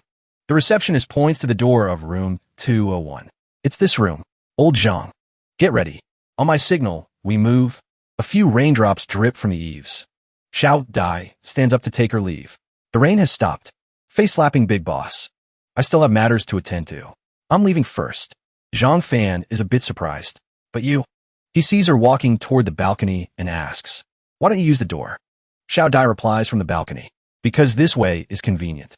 Zhang Fan doesn't quite understand. Why are you looking so blank? Mom taught me since I was little that when going out, use the door. Did my mom teach me wrong? Xiao Dai says no more. She jumps straight down. Goodbye. Zhang Fan is too shocked to speak. A girl jumping out the window. Outside room 201. The two officers and the receptionist are listening for movement inside. To catch a thief, you must catch them in the act. As soon as we hear movement inside, we bust in. Got it. The sound of the medicine bottle hitting the floor clinks. Zhang Fan takes the pill out from inside, into the palm of his hand. Body-tempering pill. The pill emits a brilliant glow. Zhang Fan smiles to himself. This must be a real immortal pill given by a true immortal in the group. Last time I ate the cinnamon pill, my brain got a lot smarter. So what magical effect will eating this body-tempering pill have? He tilts his head and swallows it whole. Filled with anticipation, he raises both hands, examining his body. Why don't I feel anything? Suddenly, Zhang Fan's whole body sinks. A stream of energy flows through his body. This feeling, his whole body becomes transparent. The pill starts to take effect. It's real. Zhang Fan's face shows an expression of immense enjoyment. So comfortable. This stream of warmth. He lets out a moan. The police outside hear the noise. That moan, immediately turning to the receptionist. Quick, open the door. Yes. Officer Wang curses angrily. You animal. Daring to touch a minor. The door is opened. The receptionist quickly jams the key into the lock. The two officers rush in immediately. Police. Freeze. Don't move. All three are stunned. Huh? What's the situation? Zhang Fan looks like a pervert. Trembling, all alone, yet looking full of satisfaction. The receptionist says, "Why is he alone? There was clearly a girl too. I was downstairs the whole time. I didn't see her come out." The two officers are also surprised. It's him? Why is he alone? Are we too late? Zhang Fan hasn't snapped out of it yet. He continues to moan. Right now, apart from the pleasure brought by the pill, Zhang Fan can't feel anything else. Is this the feeling of ecstasy like ascending to heaven? Suddenly, his whole body feels a strange sensation. This pain. Zhang Fan's vision gradually blurs. What's happening? He clutches his stomach in pain. It hurts like hell. Seeing this, the police say, "Did this kid take the wrong drugs?" Zhang Fan falls to the floor in agony. "It hurts. My stomach hurts. Like knives slicing my flesh. Tears. Snot. Sweat starts pouring out. Feels like my blood vessels are about to explode. It's unbearable." He screams and cries. Arg. He lets out a loud shout. Zhang Fan feels something is wrong inside. A powerful energy is surging within his body. It's too much. He struggles to stand up, assuming a running pose. I have to push it out. The other three watch, dumbfounded. Zhang Fan gasps. Body tempering pill. Really is good stuff. In a hotel room next door, a couple feels something strange. "Honey, what's wrong? Seems like there was an earthquake just now." "For real?" The girl points to the window. Plus, the hotel room opposite is shaking. Is the smog that thick? What's going on? It seems. I smell something rotten. Zhang Fan feels this the most clearly. The body-tempering pill has expelled all the impurities from his body. He hovers in the air, waving his arms as if flying. "Right now, I just want to exercise. I feel like I'm." Everyone is extremely shocked seeing this. Aerobics? What do we do next? Zhang Fan is fired up. His body feels twice as strong as before. The two officers made a wasted trip. This is ridiculous. Didn't Captain Wu say there was a serious case? We came all this way for nothing. Was the report mistaken? Zhang Fan is still immersed in his own world. 1231. Let's work out. The receptionist also has to see the guests out. "Officers, take care." Suddenly, Officer Zhang says, "Impossible. I heard Old Lin reported it. But there really isn't a crime here." At this moment, Zhang Fan clearly hears the name. Old Lin. The two officers leave dejectedly. "Let's go. There are plenty of other cases." Zhang Fan looks at them with a sharp gaze. Has he been watching me this whole time? He hired a security company to catch me before. Lin Chongyang. His fist clenches unconsciously. "Just you wait." He punches the wall hard. Zhang Fan's face darkens. He looks in shock at the masterpiece he created on the wall. "What is this? Did I punch that?" Suddenly, Zhang Fan bursts out laughing. "Miracle medicine. I feel like I'm invincible now." Meanwhile, a terrified scream rings out beside him. "What? Mama, it's that receptionist." He sits slumped on the floor, holding his head and wailing. "My wall. A hole this big. Boo-hoo." Zhang Fan turns to look, then hands the receptionist a stack of cash for compensation. "Take it." The receptionist sees the money, immediately beaming with joy. "Then I'll accept it. Your skills are really good. Can you take me as a disciple?" Zhang Fan replies instantly. "No, forget it." He returns alone, snickering to himself. This guy is so weird. Crying 1 second, laughing the next. Then he continues answering. "I still have to keep training. Can you get out?" The receptionist is overjoyed. Fixing the wall doesn't cost this much. Made a huge profit.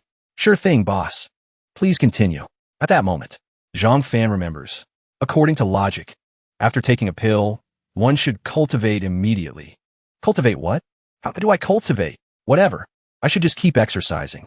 Just as he thinks that, he immediately drops into a push-up position. Zhang Fan has never been this full of energy. "Woo!" He shouts while doing push-ups. Very quickly, he does 1,000 reps. Zhang Fan's whole body is as light as a feather. Not tired at all. Why is it like this? This weightless feeling. Suddenly, he gets serious. "No, I can't stop." He jumps back and forth in the room. Extreme speed. Zhang Fan exercises, while feeling the power flowing through his body. This feeling, his expression gets more and more excited. So good. After exercising, Zhang Fan goes to take a shower. He lets the water run down his head. So refreshing. He walks on the floor in wet slippers, slicks his hair back with his hand. Zhang Fan looks at his naked self in the mirror. starting to admire himself. Is this still me? The contours. My face has become more defined. I even have muscles. Is this the body tempered by the body tempering pill? I'm so handsome. One body tempering pill. Even changed my hairstyle? That's dope. Afterward, Zhang Fan goes downstairs to check out. Come play again next time, handsome. I'll give you a discount. He just replies coldly. Half an hour later, Zhang Fan has been waiting for a car for a long time. This godforsaken place. There isn't even a bus. It's getting dark. Is this forcing me to jog back? Xiao Dai initiates a friend request. Ding. Xiao Dai sends a message. Face-slapping big boss. Thank you for today. I've arrived home. Zhang Fan replies immediately. Good that you're home. In the underworld chat group, Xiao Dai sends a message. Old Xiao sees this and messages immediately. Sister Xiao Dai is finally online. You worried us to death. Lovelorn for 10,000 years. Why so late to report you're safe? Did something happen? Xiao Dai replies. A little accident happened. Luckily, face-slapping big boss from the group saved me. I'm fine now. Zhang Fan sees this and thinks. Xiao Dai mentioned me. I won't be exposed, right? Suddenly, a loud explosion rings out nearby. Boom. Zhang Fan is startled. Looks up. Blown tire? Let's go check. He approaches the car. A person in the car says, the tire blew out, but I don't know how to change it. Another voice speaks up. Then what do we do? Zhang Fan speaks kindly. Brother, I know how. Step aside. The curly-haired man laughs happily. That's great. Little brother, can you help me change it? Zhang Fan nods. No problem. But after I change it, can you give me a ride for a bit? The curly-haired man says. That's not very convenient. Zhang Fan smiles. I'll get off as soon as we hit the city. Brother, look. There aren't any cars passing by here. The voice inside the car speaks again. It's fine. Give him a ride. The curly-haired man hesitates. But the other person says immediately, it's okay. Zhang Fan cranes his neck to look inside. Thanks a lot. Suddenly, he is too shocked to speak. A big superstar. A moment later, he has finished helping them fix the car. He sits inside the car, heart pounding nervously. Yi Bingyun, the most famous superstar in the entertainment industry. A great beauty. Zhang Fan stammers. Miss Yi, hello. I didn't expect to have the chance to ride in your car. Bingyun replies. No need to be so polite. We are also very grateful for your help. Zhang Fan takes the opportunity to say. Then, Miss Yi, could you give me an autograph? Worthy of being a big superstar, Bingyun. She's wearing a tight black dress, highlighting her admirable full figure, wearing a pair of mysterious black sunglasses. Her hair is dyed blue-green. She says, sure. Shoo shoo. Give him a signed photo later. Shoo shoo agrees. Zhang Fan pushes his luck. Then can I take a photo with you, Missy? Bingyun still agrees. No problem. Zhang Fan holds up his phone. Click. Bingyun cooperates well. She takes off her sunglasses, makes a V sign with her hand. Zhang Fan looks happily at the photo on his phone. Song Ting is a huge fan of hers. Later I'll get the autograph. And I have the photo as proof. When I get back to the company, I'll make that brat treat me to dinner in exchange for the autograph. Haha. The curly-haired man asks, what is your name, brother? Zhang Fan replies briefly, Zhang Fan. The person asks again, so what do you do, Mr. Zhang? Zhang Fan answers honestly, I'm a programmer at Wanna Media. Suddenly, the car makes a loud thud. Everyone in the car is startled. The curly-haired man slams on the brakes. The car stops immediately. He gets out to check. Another blowout. He squats down, picks up some spikes, curses angrily. Which bastard scattered spikes on a main road like this? Ruin the tires again. I'm so pissed. Zhang Fan whispers. This was deliberate to blow out the tires. Could it be? Bingyun asks. What do we do now? Yuan Hai, I don't want to be late. This time, Yuan Hai is helpless too. The spare tire is already used. Looks like we can only call for help. Shu Shu sits in the front, pointing into the distance. Look quickly. There seems to be a repair shop over there. The red light is still on. See it? Zhang Fan thinks to himself. There's no such thing as such a coincidence. There's definitely a scheme here. They have no other choice. Have to walk toward that repair shop. Hello, bosses. We were driving just fine. Why did the tires blow out like this? Don't know which grandson scattered spikes on the road. Blew out 2 of them. We are in a hurry. Do you have suitable tires to change? Yes. Of course we do. We'll change them for you right away. Guaranteed not to delay your business. The boss immediately calls his men. Xiaobing, Danong, get to work. Hurry up. The customers are in a rush. Yes, sir. He points inside the house. Why don't you folks go inside and rest a bit? We'll call you when it's done. Xiao Bing and Danong follow behind, looking suspicious. Yuan Hai doesn't notice this. Although it's a bit dirty, it's better than suffering the heat outside. The boss asks proactively, "Are you thirsty?" Yuan Hai stands with hands on hips. "Not thirsty." The boss speaks politely. "Small shop, a bit dirty. Please don't mind." Yuan Hai is blunt. "It's not a bit dirty. It's filthy. Just changing a tire. Are you almost done?" Every repair shop is the same. Just make do with what we have. The boss speaks softly. Changing tires is quick. Suddenly, he changes his tone. Changing tires is indeed quick. But Bingyun sees him hesitating, turns her head and asks, "But what?" The repair shop boss says, "Do it." The two men hear the order, grab clubs, and step forward. Yuan Hai and Shu Shu shout immediately. "What do you want to do?" The boss says, "Putting on a good show." Turns out this group planned this from the start. "Superstar Yi, don't be afraid. We just want to play with you a little bit." Bingyun takes off her sunglasses and says, "Speak. How much money do you want?" A thug steps forward. "Money? You look down on us too much." Bingyun asks patiently, "Then what do you want?" The thug reaches out to touch her face. "Us?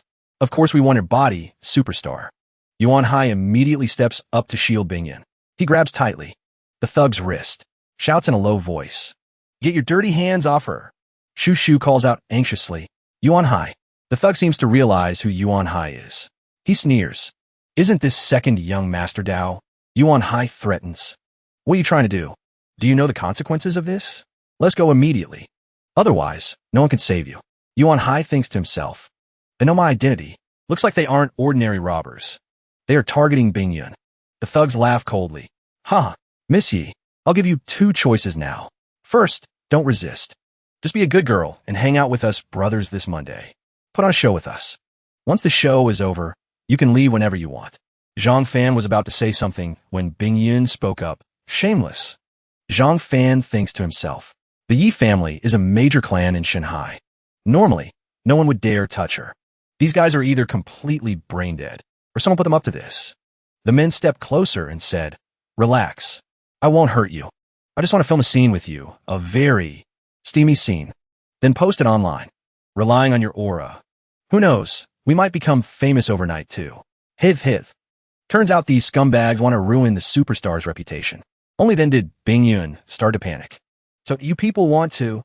Hearing their words, Zhang Fan also felt it was unbelievable. Are they truly brain dead? Shu Shu cried and cursed. "Shameless my foot. If you dare touch a single hair on our Bingyun's head, the boss will chop you into mincemeat." The men threatened aggressively. "You damn pig. You're ugly, but you're just Little Bing's type. If you keep making noise, I'll gift you to Little Bing." Yuan Hai stepped in front of them, spreading his arms to protect Bingyun and Shu Shu. "Don't worry. With me here, no one can touch either of you." His gaze at that moment was incredibly stern. "I advise you all to stop right now. Do you think you can escape the wrath of the Yi family and the Dao family?" The auto repair shop owner spoke up. "Second young Master Dao, do you know what I hate the most?" He looked at Yuan Hai with disgust. Being threatened by others. Then he ordered his lackeys, "Take care of him for me." Seeing this, Yuan Hai remained very calm. He grabbed one guy's head and delivered a knee strike. Zhang Fan, Bingyun, and Shu Shu were all stunned. Shu Shu then cheered.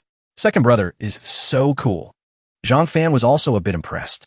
"I didn't expect this Dao, second young master, to be so formidable.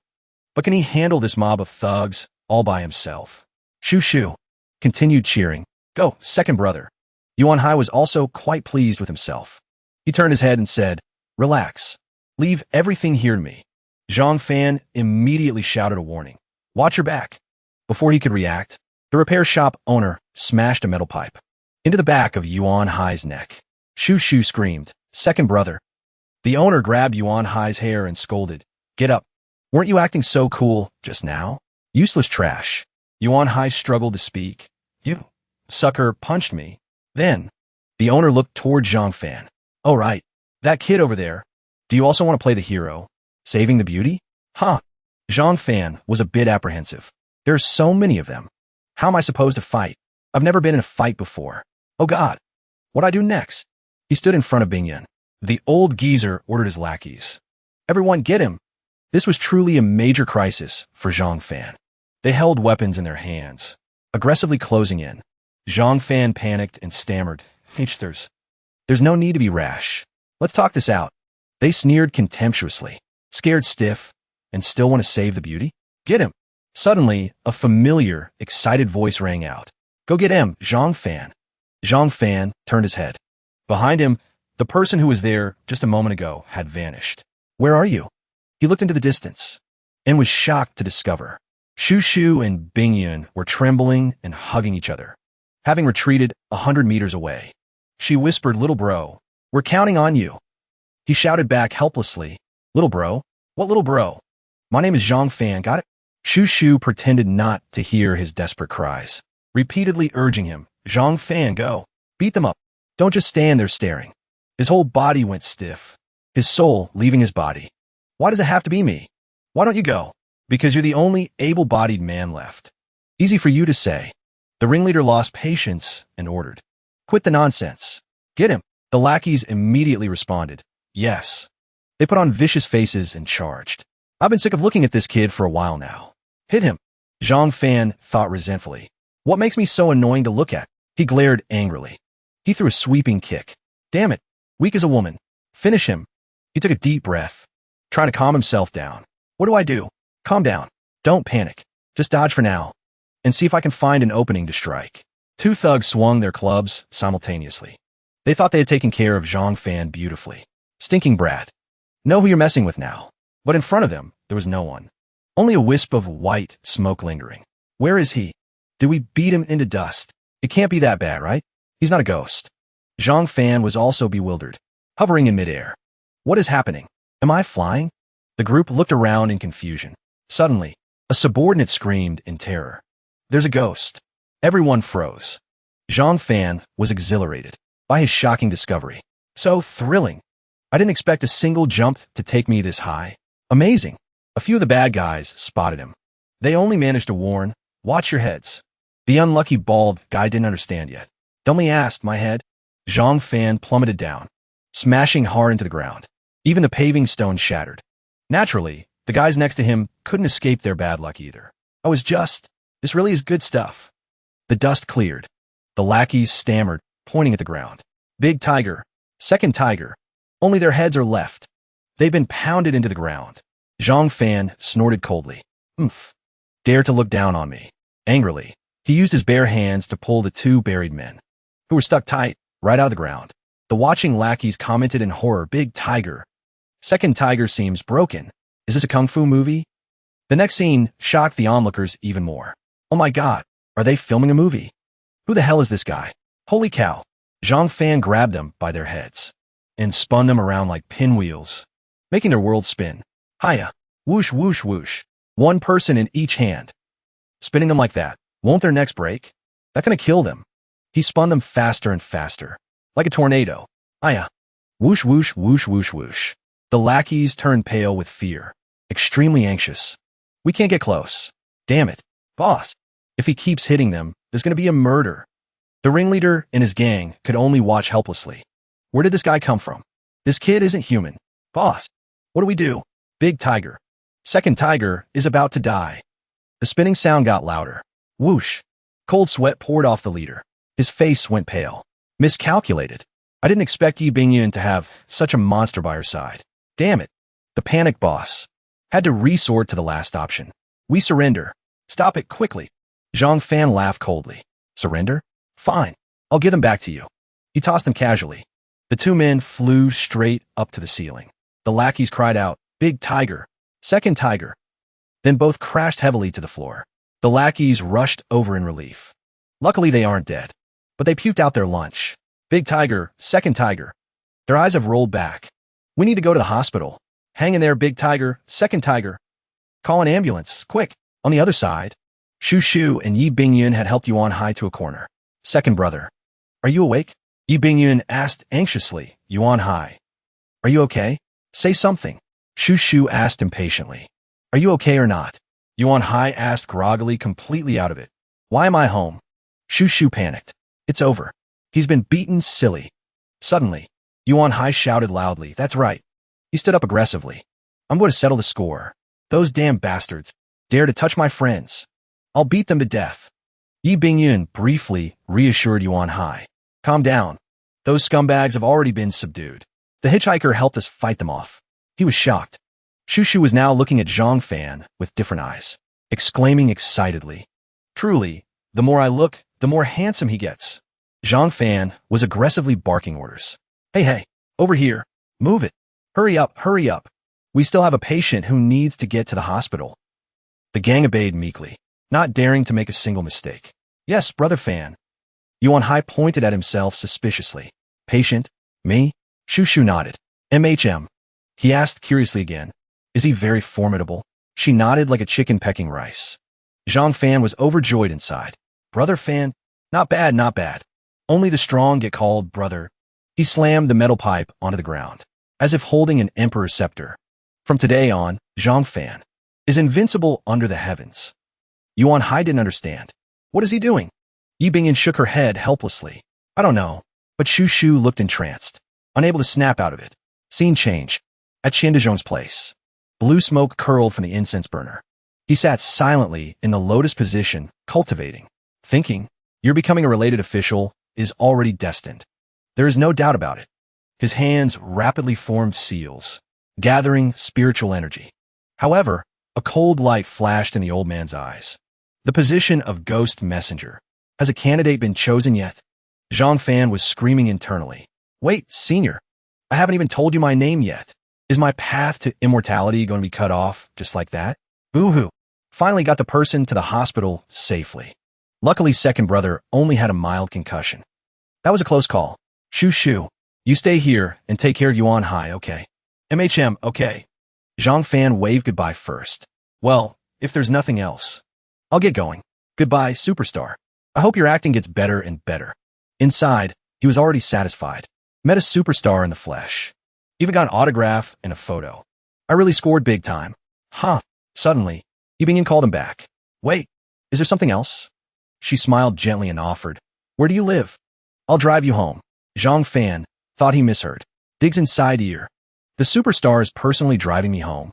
Under the bright streetlights, the sound of horns honked incessantly. The car merged onto the highway.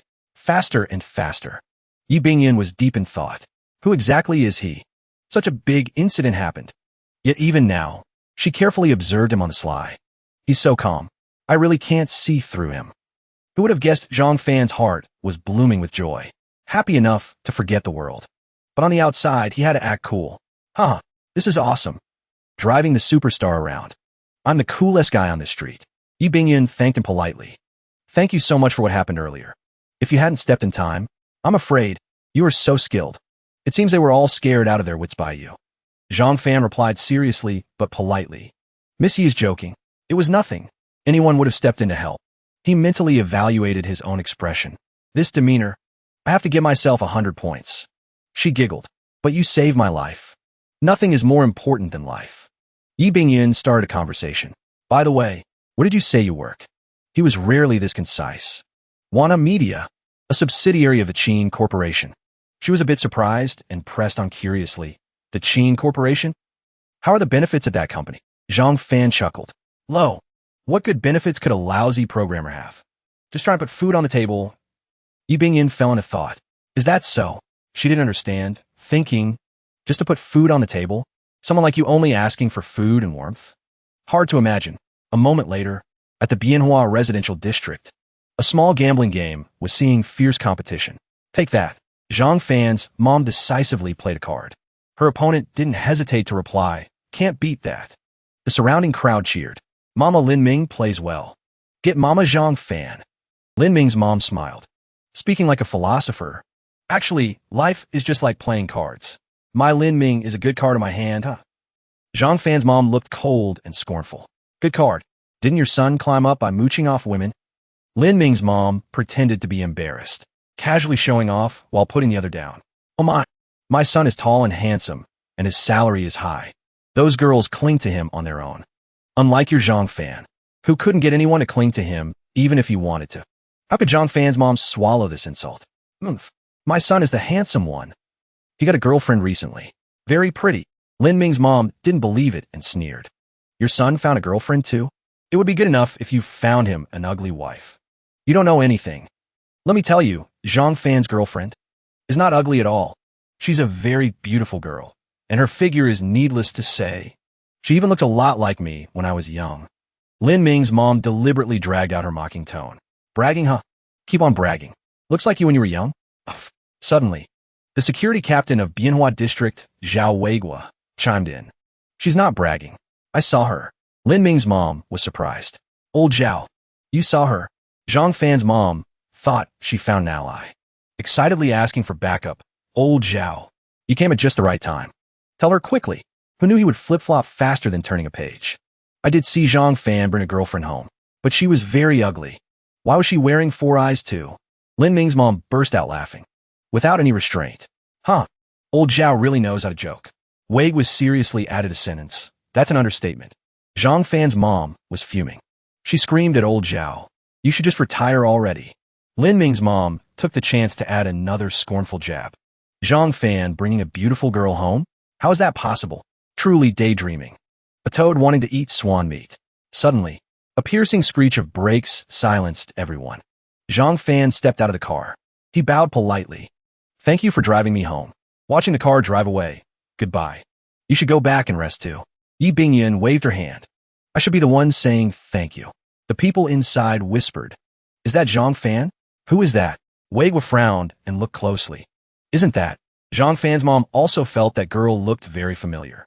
Suddenly, she screamed in shock. Yi Bingyun. It's the superstar. Weigua and a crowd of people rushed over like a hurricane. Can I have an autograph? Zhang Fan was sweating profusely, hurriedly urging, go quickly. The aunties and uncles in our neighborhood are terrifying. It's trouble if you get stuck here. Yi Bingyan also felt something was wrong, hurriedly nodded and got in the car. Zhang Fan leisurely put his hands in his pockets. Watching the car go. Goodbye. The crowd was still a step too late. Xiao pounded his chest and stomped his feet. Wait. The superstar, Fei Fei gone. I like you so much. They started to switch targets. They clamor around asking Zhang Fan, why were you with Fei Fei? Are you two dating? Are you about to become a movie star? You're looking handsome today. Give me an autograph first. Zhang Fan's mother lifts her chin triumphantly, immediately clapping back. See that? My son is dating the movie queen. Can your son do that? He stands frozen on the spot, unchanging amidst the chaos. Too dangerous. Too dangerous. Indeed, she is a woman I can never have in this lifetime. Can't mess with her. Brother Fan, can you let Uncle meet Fei Fei just once? That way, I can die with no regrets. Zhang Fan's mouth twitches. Uncle Zhao, stop joking. I don't have that kind of influence. I just hitched a ride. He still won't let it go. Hitched a ride? I want to ride too. Can you take me with you next time? Brother Fan screams internally in exhaustion. This is terrifying. Early the next morning, excited screams echo through the company. Zhang Fan, I love you. Zhang Fan cheerfully reminds her. One meal, Song Ting Ting. Don't you regret it? The girl cries dramatically. No problem. I'll even be your sugar mama. Order whatever you want. My Fei Fei. Wah, is this really a photo signed by Yi Bingyan? Colleagues around them start to take notice. Is that Zhang Fan? How did Zhang Fan get a signed photo of Fei Fei? Did he use connections through friends? Oh, as far as I know, Fei Fei has very few friends. Zhang Fan is so handsome. Was there always such a handsome guy next to me? Why didn't I notice before? Zhang Fan thinks nonchalantly, slowly sitting down at his desk. Although I am invincible in the world, I'm still short on cash. Still gotta work hard. Just as he turns on the computer, suddenly a message arrives. Yi Bingyun sends several messages. I'm Yi Bingyun. I want to be friends with you. If you have time, let's go eat together. Zhang Fan feels like he's flying on cloud 9. The big superstar actually contacted me first. Everyone looks at his expression and guesses in whispers. Is Zhang Fan about to go eat with Fei Fei? Haha. How could Fei Fei possibly eat with Zhang Fan? Did he get a text? Probably. Zhang Fan is internally smug to the high heavens. Haha. Nothing is absolute. He glides his hands over the keyboard, composing a message. You are too polite. An idler like me always has time. Just as he replies, his phone rings incessantly. Turns out there are 5 new messages in the underworld chat group. Xiao Dai speaks. My father goes into seclusion tomorrow. I can sneak out for a bit. Singing Old Chio immediately invites her. Come to my place. Let's sing karaoke. Xiao Dai hesitates. Your place is too far. I won't make it in time. A dream of a lifetime asks. Then where do you want to go? Xiao Dai immediately replies. I want to visit Lingyin Temple in Tanhai. Zhang Fan reads the messages silently. Xiao Dai wants to come to Tanhai? Should I go meet her once? Maybe I'll receive some treasure or something. While he is deep in thought, the office door is slammed open with a bang. Zhang Fan turns his head in confusion. The manager, face pale as a sheet, reports in panic. Bad news, the hacker is back. This time they sent a letter of challenge, specifically calling out the opponent from last time for a duel. This time the hacker is extremely aggressive. I heard they've already breached the security system of headquarters. The whole office turns into a chaotic mess. Everyone clamoring and shouting. Hurry, get Xiao Mu to handle it. What? Here again? Such a strong challenge letter. A huge crisis for the Qin family. Zhang Fan is puzzled. Challenge letter? He falls silent. Truly, ignorance is bliss. Qin Corporation building. A man offers a cigarette, smoking leisurely. Then another person walks up, asking in confusion, Director, they're just a bunch of subsidiary programmers. Let's go inside and wait. The smoker is Sun Chong, General Manager of the Development Department of Qin Corporation. Sun Chong frowns. Lin Ming, why do you look down on people so much? Even if just for politeness. You should go out and welcome them a bit. That person is the ace programmer of Qin Corporation. Zhang Fan's nightmare. Lin Ming. He immediately apologizes sincerely. Director, I didn't think it through. Sun Chong takes a drag of his cigarette and sighs. All right. They are about to arrive. The elevator reaches the second floor with a ding. Sun Chong greets the people stepping out of the elevator with a bright smile. Isn't this them arriving now? Someone in the crowd greets politely. General Manager's son. We meet again. He smiles courteously. Hard work for everyone. Trouble you all again this time. Manager Chen leads a group of people, walking out majestically. Sun Chong grabs his hand and says immediately, we shouldn't delay. Let's go inside quickly. Manager Chen nods. We will all follow General Manager Sun's instructions. Sun Chong turns around. Follow me. Yes. Suddenly, their eyes meet. Lin Ming unexpectedly spots Zhang Fan. Why is he here? He immediately steps forward to confirm. Zhang Fan. The two speak almost in unison. Why are you here? Lin Ming speaks with impatient disdain. Someone of your level gets to come here? Huh. Zhang Fan is furious. Yours truly is an elite. Elite, do you understand? Lin Ming curls his lip in contempt. Elite? If you count as an elite, then the entire programming department can be disbanded. The two argue endlessly. Even Sun Chong hears it. Zhang Fan retorts without holding back. Why does your headquarters keep getting hacked all the time? Even having to rely on us for backup. The ones who deserve to be fired the most are you guys. Lin Ming raises an eyebrow in suspicion. Backup? It's not your turn to be backup. You came to watch the show, right? You can't help with anything anyway. Zhang Fan doesn't hesitate to poke the sore spot. Does that mean you can? Was it your headquarters that repelled the hacker last time? Ridiculous. He shouts angrily. Who doesn't know it was Consultant Xiao Mu who repelled the hacker? Outside, Sun Chong whispers to Manager Chun. Who is that young man? He looks very unfamiliar. This is Zhang Fan. Couldn't shake him off. He insisted on tagging along. I even helped him borrow that suit temporarily. Sun Chong realizes. So it's him, right? Over here. Lin Ming is using insulting words trying to humiliate Zhang Fan. If you have no skill, then scram back home. Don't stand here blocking the way. Having said that, he pretends to sigh, mocking himself. How laughable. Talking nonsense with trash for so long. I have to go. After all, the company still needs my abilities. Zhang Fan goes mad. Bastard. Dare to look down on me? He looks at Lin Ming with a gaze full of love like bullets. You just wait. Last time you didn't know, I was the one who repelled the hacker. I accepted it. But this time, I will show you the power of yours truly. A moment later, the group enters a spacious room. Modern, filled with computers. The sound of typing rings out ceaselessly. Someone whispers in admiration. Everyone looks so formidable. Zhang Fan secretly assesses the room. Hand speed is quite fast, worthy of headquarters elites. He frowns, making a resolution. Today, I must display my talent in front of these experts. Sun Chong carefully arranges them. Your positions are here. He points to a row of empty desks. Right here. And then, hurry up and build the defense network with the HQ staff. Zhang Fan pulls out a chair. Calculating. Let's have a proper battle. His but isn't even warm yet. A thunderous cheer erupts. Zhang Fan turns his head curiously, looking in the direction of the sound. Whoa, the god. A pink-haired teenager walks in coldly, surrounded by everyone. God Xiao Mu makes his move. There is hope for victory. Zhang Fan is startled, looking at Xiao Mu suspiciously. Is he the hacker assassin, Xiao Mu? At age 13, Xiaomu participated in the global hacker competition as a non-hacker. Easily took the championship. Resounding fame. Xiaomu, Xiaomu, Xiaomu. With God Xiaomu here. We have nothing to fear. Zhang Fan frowns. I really admired him before.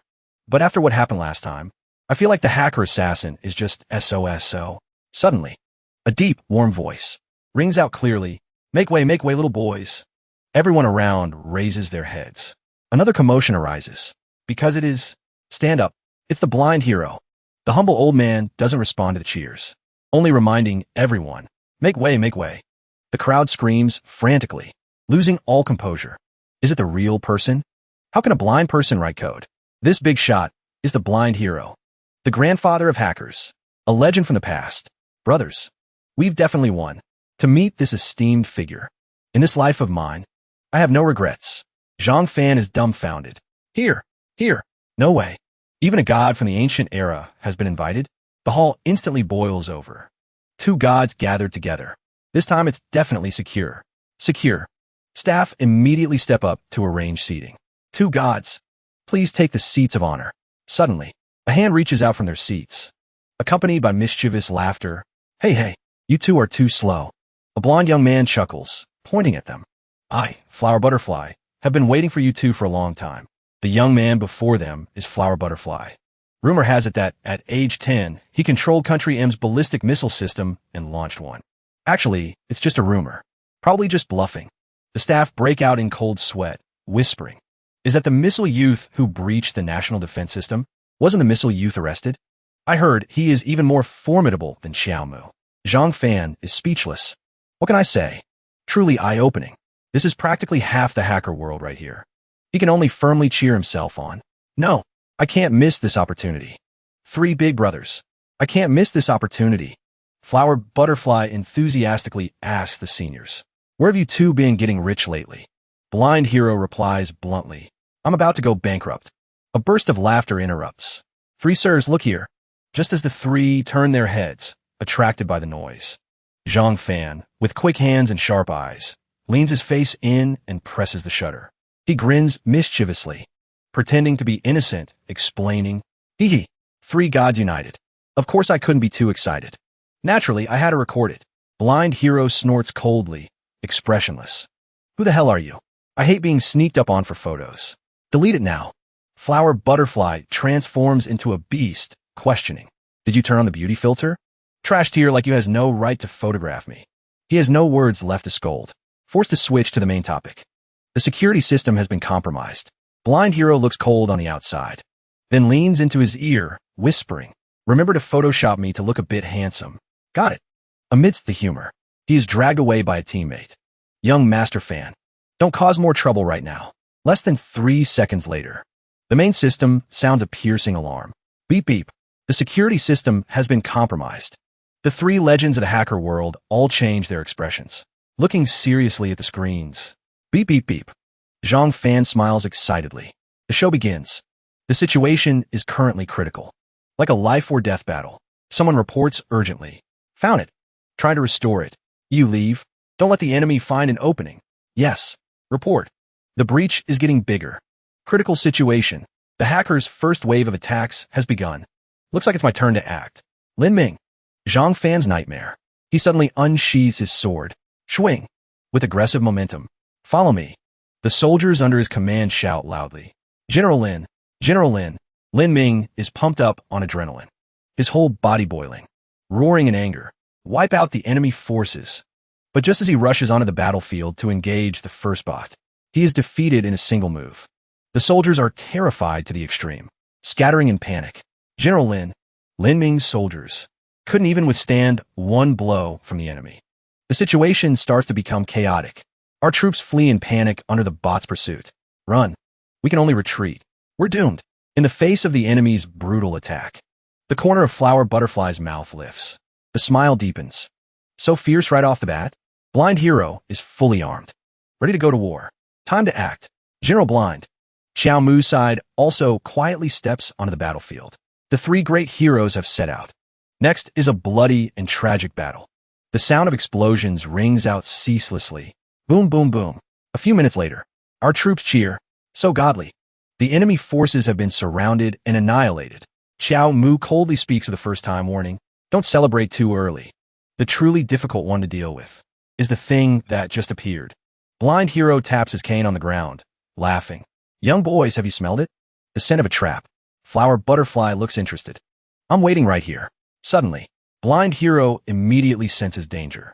But it is too late. Black substances pour out ceaselessly, entangling their legs. Damn it. We are immobilized. Flower butterfly is shocked. What the hell is this? Can't move. A sharp, cold sigh appears in midair, accompanied by delighted laughter. Ha! The boss finally sneers contemptuously. This is your strongest all-star lineup? Unbearably weak. Just as the three are bound and helpless. They can only watch helplessly as the scythe is about to slice through their bodies. Get lost. Flower butterfly sweats profusely trying to think of a way, but his mind is blank. Dead for sure, just as the energy beam from the scythe shoots out, preparing to finish them off. A giant hand reaches up from the ground, blocking the attack. The three are astonished. That hand does not hesitate, immediately activates a skill, launching an energy attack. The black shirt boss recognizes it immediately. It's you, the one who fought me last time. That's right, this person is Zhang Fan with a supersized giant face rising from the ground. A bit late, but luckily still in time. Is everyone okay? The three burst in a laughter at this surprise element. Oh, ha ha. The dark boss turns red with anger, roaring, state your name. Zhang Fan shrinks back to his original form, smiling as he faces the battle. The great Zhang Fan, I will show you what an overwhelming victory is. The dark boss frantically powers up. The surrounding ground cracks open. Flying into the air, the one who can defeat me raises his hand. Whoosh. Sharp stone shards attack Zhang Fan simultaneously. Hasn't been born yet. Zhang Fan laughs loudly, tensing his body. His whole body emits a powerful pressure, overwhelming all living things. Those stone shards are like eggs striking a rock. All bounce away. Whoosh. The dark boss is shocked. What? Smirks. Very good. You have some skill. Makes me look forward to this. Zhang Fan urges impatiently. Don't dawdle. Unleash your ultimate move. The dark boss raises his hand. Red lightning shoots out from his hand, intertwining. Huh. Arrogant young brat. Just wait and tremble. Mang Xia stared at the powerful energy in front of him. Terrified, he warned, kid, don't be stubborn. Run quick. The red lightning converged into a sphere of energy, radiating an aura that could destroy everything. The dark boss laughed maniacally, shouting, tremble. As soon as he finished speaking, he hurled the entire sphere at Zhang Fan. Zhang Fan didn't dodge or hide. He stood there silently, waiting quietly. Your era is over. He slowly raised his hand. From now on, it is my era. The era of Zhang Fan. Sure enough, he blocked that terrifying, massive energy ball with his bare hands. You think you can get rid of me with just this level? He squeezed hard. The dark boss's energy ball was quickly tamed, becoming docile in his hand. Boom. Remember this. Zhang Fan laughed wildly. I am invincible under the heavens. Zhang Fan spun around, changing the energy ball's trajectory. Take this. Then he threw the energy ball back with full force. Hiya. Boom. The energy ball, now spiced up by Zhang Fan. Its destructive power was truly earth-shattering. Boom. Boom. The soldiers outside cheered excitedly. He didn't just block the attack. He countered it. Great job. The energy ball pierced through the dark boss's body. Whoosh. In agony, he knew he was no match. Struggling was useless. Before falling, he gritted his teeth and growled, Zhang Fan, you really are strong. I'll remember you. Zhang Fan snapped impatiently. A defeated opponent. If you lost, then get lost. Meanwhile, in the real world, Zhang Fan was drenched in sweat. It's finally done. The big screen showed the system recovering. The air suddenly fell strangely silent. A moment later, everyone came back to their senses. Overjoyed, tearing up with emotion. The hacker has been repelled. Too strong. That's right. And the one who repelled the hacker wasn't the three great gods. Everyone started buzzing about Zhang Fan. Someone for the branch office? No way. Hua Hudi turned his head in amusement, looking for Zhang Fan. Who dares steal my spotlight? Mang Xia sighed in admiration. Truly, every generation produces new talent. Lin Ming clenches fists, gritting his teeth. Damn it, why is it him? He was shaking with rage. When did you become so strong? Zhang Fan. Zhang Fan remained silent, deep in thought. I'm the center of attention now. What should I say? Everyone is looking at me. Becoming the spotlight. It's just like in the movies. Thinking this, he decided to act. He decisively raised his hand amidst everyone's shocked gazes. Ahem! Zhang Fan shouted loudly. The glory of the Qin Corporation is protected by me, Zhang Fan. Come on, cheer for me. He was partying inside his heart. This lord just saved the Qin Corporation. Save your rice bowls. But a few seconds passed. The silence was terrifying. Zhang Fan panicked. The sound of crows seemed to echo in his ears. Caw-caw. Silence. Hey. Sweat poured down like rain. His body stiffened. Why isn't it like I imagined? So embarrassing. Why Hughie burst out laughing. Phtah. Is the Qin Corporation really being protected by a fool? Zhang Fan was sweating buckets. He stood awkwardly frozen on stage. It's over. It's over. This is great. Is there a hole I can crawl into? A bit different from my imagination. How do I get off the stage? Losing face in front of so many people? Why is my life so unlucky? Suddenly, a boisterous and familiar voice rang out. Well said, kid. That person gave him a thumbs up, supporting him wholeheartedly. Mangxia smirked, showing his agreement. Hey, don't forget me, old man. Hua Hudy agreed while raising his middle finger. You didn't just save the Qin group. You defeated the three of us too. From now on, it is your era. Qian Mu reminded him coldly. Xiaohua. Put your finger down. A loss is a loss. Hua Hudy raised his middle finger at Mangxia instead. Yeah. Today I learned. Turns out you aren't blind, old man. Zheng Chong shouted excitedly. We won. Great hero Zhang Fan. The other employees seemed to have a switch flipped, suddenly waking up. That's right. I forgot to cheer. Zhang Fan's moves were top tier. Everyone shouted in unison. Great hero Zhang Fan. Great hero Zhang Fan. Great hero. Great hero. Great hero. Zhang Fan was deeply moved, happily embracing this moment. Great hero. Great hero. Great hero. This is more like it. This is the status I wanted. That night, back at his neighborhood, Zhang Fan sat there in a daze, giggling foolishly to himself. His mother brought out a plate of fragrant fish, calling her son repeatedly. Eat up. Stop daydreaming. Zhang Fan was still acting like a fool, not hearing a thing. Eat. She looked at her son curiously. What are you laughing at, son? Zhang Fan smiled vaguely. I wonder what the company will reward me with this time. Promotion raise? Villa, luxury car? I dare not think about it. Not getting a satisfactory answer. Zhang Fan's mother lost patience and smacked him hard. Ouch. Mom, what are you doing? She looked stern. Teaching you a lesson. You're a grown man.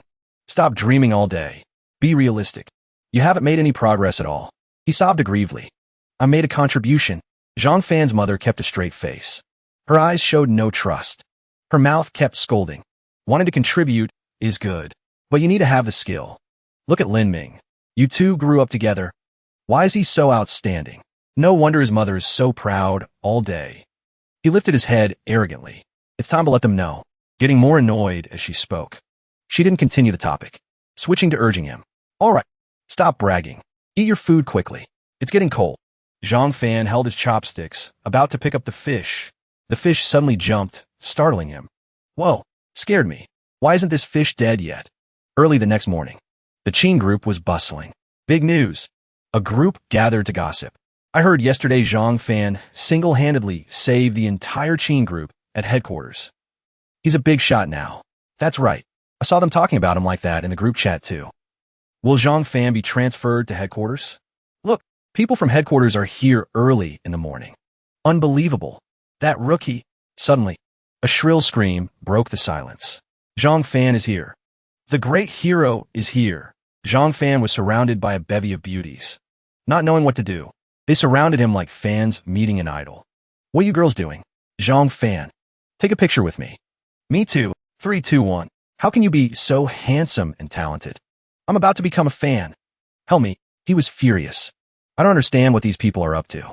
You act like it's the first time you've met me. Ting Ting was taking selfies with him. Smiling, she said, You're the group's darling now. Click, click. Cough. Manager Chen rushed over to rescue him and to announce, Young Master Fan, Minister Sun is looking for you. Sun Chong, still with a cigarette in his mouth, smiled and walked over. Zhang Fan, Minister Sunday. He smiled and announced, Headquarters sent me to convey important news. Let's go to the meeting room to talk. Zhang Fan looked suspiciously at the people behind Sun Chong. Lin Ming? Why is he here again? He calculated silently. Such a good opportunity to show off. How can we go to the meeting room? I have to let everyone hear this. Zhang Fan scratched his head, pretending to find an excuse. I don't really like places like meeting rooms. Whatever you have to say, just say it here. Sun Chong nodded cheerfully. He went straight to the point. After the senior management of the Qin Group reached a unanimous decision. Today, programmer Zhang Fan is promoted to Chief Technology Officer of Wana Media, a subsidiary of the Qin Group, with an annual salary of 30 million RMB. A private car and driver at your disposal 24/7. I brought a professional team from headquarters here. From now on, they will follow your orders. This is the group's gratitude to the hero. If you have any other requests, feel free to ask. Headquarters will grant them all. Zhang Fan and his colleagues were dumbfounded, unable to process it. 30 million. His head was buzzing. 30 million. Luckily, Manager Chen caught him in time, preventing an intimate encounter with the floor. Young Master Fan. He shook him vigorously, while explaining to Sun Chong. Minister Sun, the amount of information is too huge. Young Master Fan can't handle it. Zhang Fan's ability is worth this salary. Young Master Fan, wake up. You deserve this salary. Zhang Fan fell down dizzy, the world spinning. Is my life finally about to change? Although after eating the spirit-gathering pill, I truly deserve it. But suddenly hearing the number 30 million, I still feel my whole body trembling. Sure enough, this is destiny. He quickly regained his composure. I have one more request. Just as he finished speaking, Zhang Fan unceremoniously pointed at Lin Ming. Whoosh.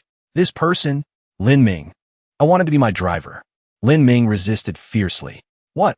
Zhang Fan. Don't push your luck. Who do you think you are to make me your driver? Sun Chong interrupted him, calmly agreeing. It's decided then. Lin Ming was stunned. Director, say no more. Lin Ming. Following Zhang Fan is your honor. Learn from him. Zhang Fan smirked. Lin Ming. From now on, I am your nightmare. Panic set in. It's over. My life is over. Later, in Zhang Fan's new office, he sat sprawled on the chair, barking orders. Come here. Pour me a cup of coffee. Lin Ming pretended not to hear. Zhang Fan didn't care, just repeated himself. Not too bitter, not too sweet. He tilted his chin. Got a problem with that? Lin Ming wore a funeral face. Yes, sir. I got it. Zhang Fan leaned back comfortably. Smug. I never thought I'd see this day. If this is a dream, I hope I never wake up. Suddenly, the phone notification sounded. A notification. Xiao Dai asking for help. Face-slapping Lord. I'm lost in the Dashan area. Are you in Shanghai? Save me. Save me. He chuckled. It's that little girl who jumped out the window after getting hit by her boss. Quickly typing a reply. Click-clack. Huh. Of course I'll go. Who knows, I might pick up some good treasure. His nickname was Slaps People Without Hitting the Face. Short reply. Coming right away. Xiao Dai stood by the road with her suitcase. So hungry I could die. Behind her was a grilled lamb kidney shop. The people of Dashan welcome you. Just have to stand here and wait for Lord Face Slapper. Send her location to Lord Face Slapper. Done. Her stomach grumbled in protest. Gurgle. Oh, I haven't eaten anything today. So hungry. Just then, a lady selling egg pancakes was trying hard to sell her goods. Get your fruit pancakes here. One will keep you full all day. The sizzling sound. Sizzle. Seeing Xiao Dai hesitating, the vendor invited her warmly. Such a pretty girl. Hungry, right? Have a fruit pancake roll. I'll add extra pork skin. It's good for beauty. Xiao Dai said sadly. But I don't have money. The vendor asked suspiciously. You're so pretty. How can you have no money? Xiao Dai honestly recounted. When I came to Dashin, I got ripped off by a driver. The cab fare took all the lucky money I saved for 16 years. What? Your lucky money from 16 years? How much was it? 138 yuan. The vendor handed her a pancake. Tears in her eyes. This pancake is on me. So pitiful. Ripped off by a driver is one thing. But saving for 16 years to only have over 100 yuan. Boo-hoo. Xiao Dai was so touched her eyes sparkled. Wah, really? Thank you, big sis. She sniffed the aroma. A look of intoxication. Smells so good. Suddenly, a figure appeared out of nowhere. Long time no see, Xiao Dai. Oh, she screamed excitedly. Lord Face Slapper. Zhang Fan smiled. Sorry, I'm late. Traffic was a bit bad. Xiao Dai shook her head, eyes tearing up. Lord Face Slapper, you're so good. I knew you'd come to save me. Lin Ming in the car was shocked. Thought he heard wrong. Face slapper. Zhang Fan waved his hand. A friend in need. Of course I have to help. Xiao Dai giggled, looking him up and down, praising him. Lord Face Slapper has become much more handsome. When have I not been handsome? The vendor listened, doubting life. Am I being too nice? Xiao Dai noticed Lin Ming. Is he your driver? Lin Ming gritted his teeth to object. Huh, how could that be? Zhang Fan nodded. That's right. Xiao Dai pointed at him, finding it funny. Haha, he looks so weird. Zhang Fan coldly reminded him. You're scaring the little sister. Nothing for you to do here, get lost. But when I call, you must be present. If you're not here in 5 minutes, you'll answer to me. He smiled and ordered. Now, get out of my sight immediately. Lin Ming immediately drove off. Zoom. Zhang Fan, you bastard. You think I really want to follow you? Xiao Dai frowned and commented. Your driver is so stupid. Zhang Fan played along. He's been stupid since he was little, suddenly remembering the main business. Speaking of which, Xiao Dai, you're lost, right? Where are you planning to go? She asked while eating. Lord Face Slapper, do you know where Lingyin Temple is? Zhang Fan thought for a moment. Lingyin Temple. I don't think I've heard of that place. Let me check online. Could have been rebuilt or renamed. Xiao Dai's eyes widened in surprise. Right, why didn't I think of that? You're so smart. Zhang Fan scratched his head. Forced smile. Huh, thinking to himself. This girl, is there something wrong with her brain? Suddenly, a piercing scream interrupted them. A 100-point beauty. Zhang Fan looked at the person stopping in front. Confused face. What the hell is that? That guy and his lackeys stopped their bikes. Took off his helmet. She appeared. The woman of my life. That's right. Zhang Fan was speechless. Who are they? Your fans. Xiao Dai blushed, stammering. I don't know them, but he's kinda handsome. The guy took off his helmet, revealing a horror movie face and beggar-style hair. Little sister, be my wife. Zhang Fan and Xiao Dai simultaneously turned away to wash their eyes, screaming internally. Handsome my ass. That hairstyle is too scary. Mommy. The Afro guy ordered. Bring her back. Yes, sir. He's been stupid since childhood. 1, 2, 3, 4. Get lost. I'll beat you all to death. Trying to pick up girls here, huh? You gotta get past me first. The Afro guy points confidently. You guys, beat him to death for me. His henchmen immediately obey. Yes. Zhang Fan silently warms up his wrists. Swish. He prepares to rush in and deal with them. Just 10 seconds. At this moment, a figure flashes past him like lightning. Zhang Fan is shocked. What? Before he can react, he witnesses Xiao Dai delivering a flurry of kicks with his own eyes, kicking the group of men down in a heap. Take that. Who want to be your wife?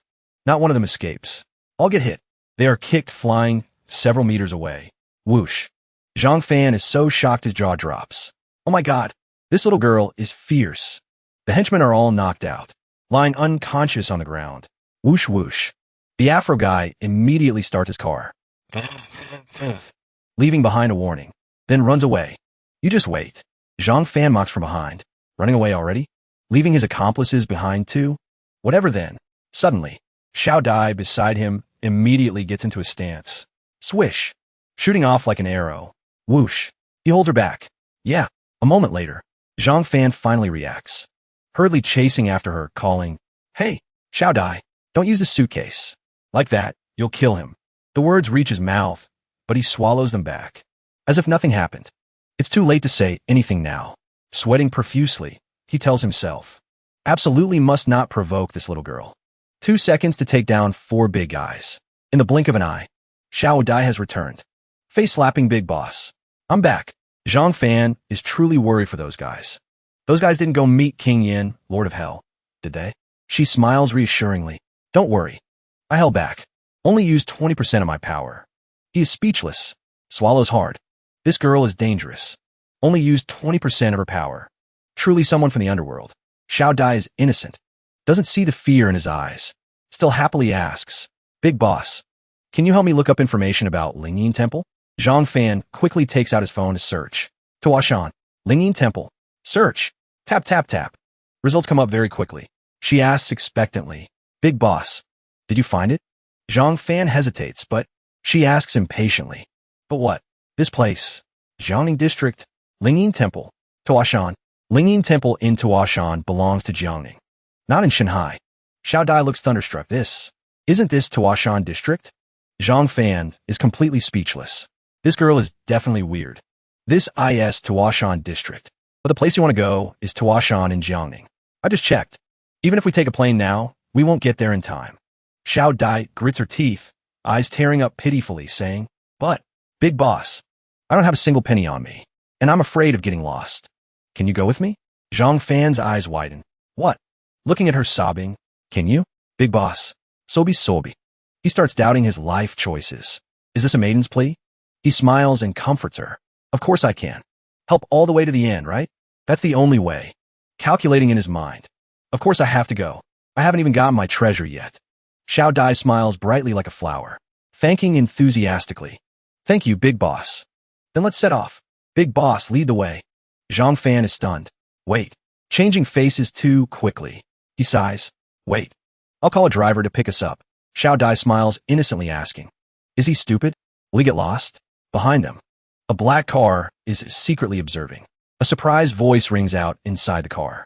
Those 4 thugs have been dealt with? Correct. Did Zhang Fan do it? The person in the car reports seriously.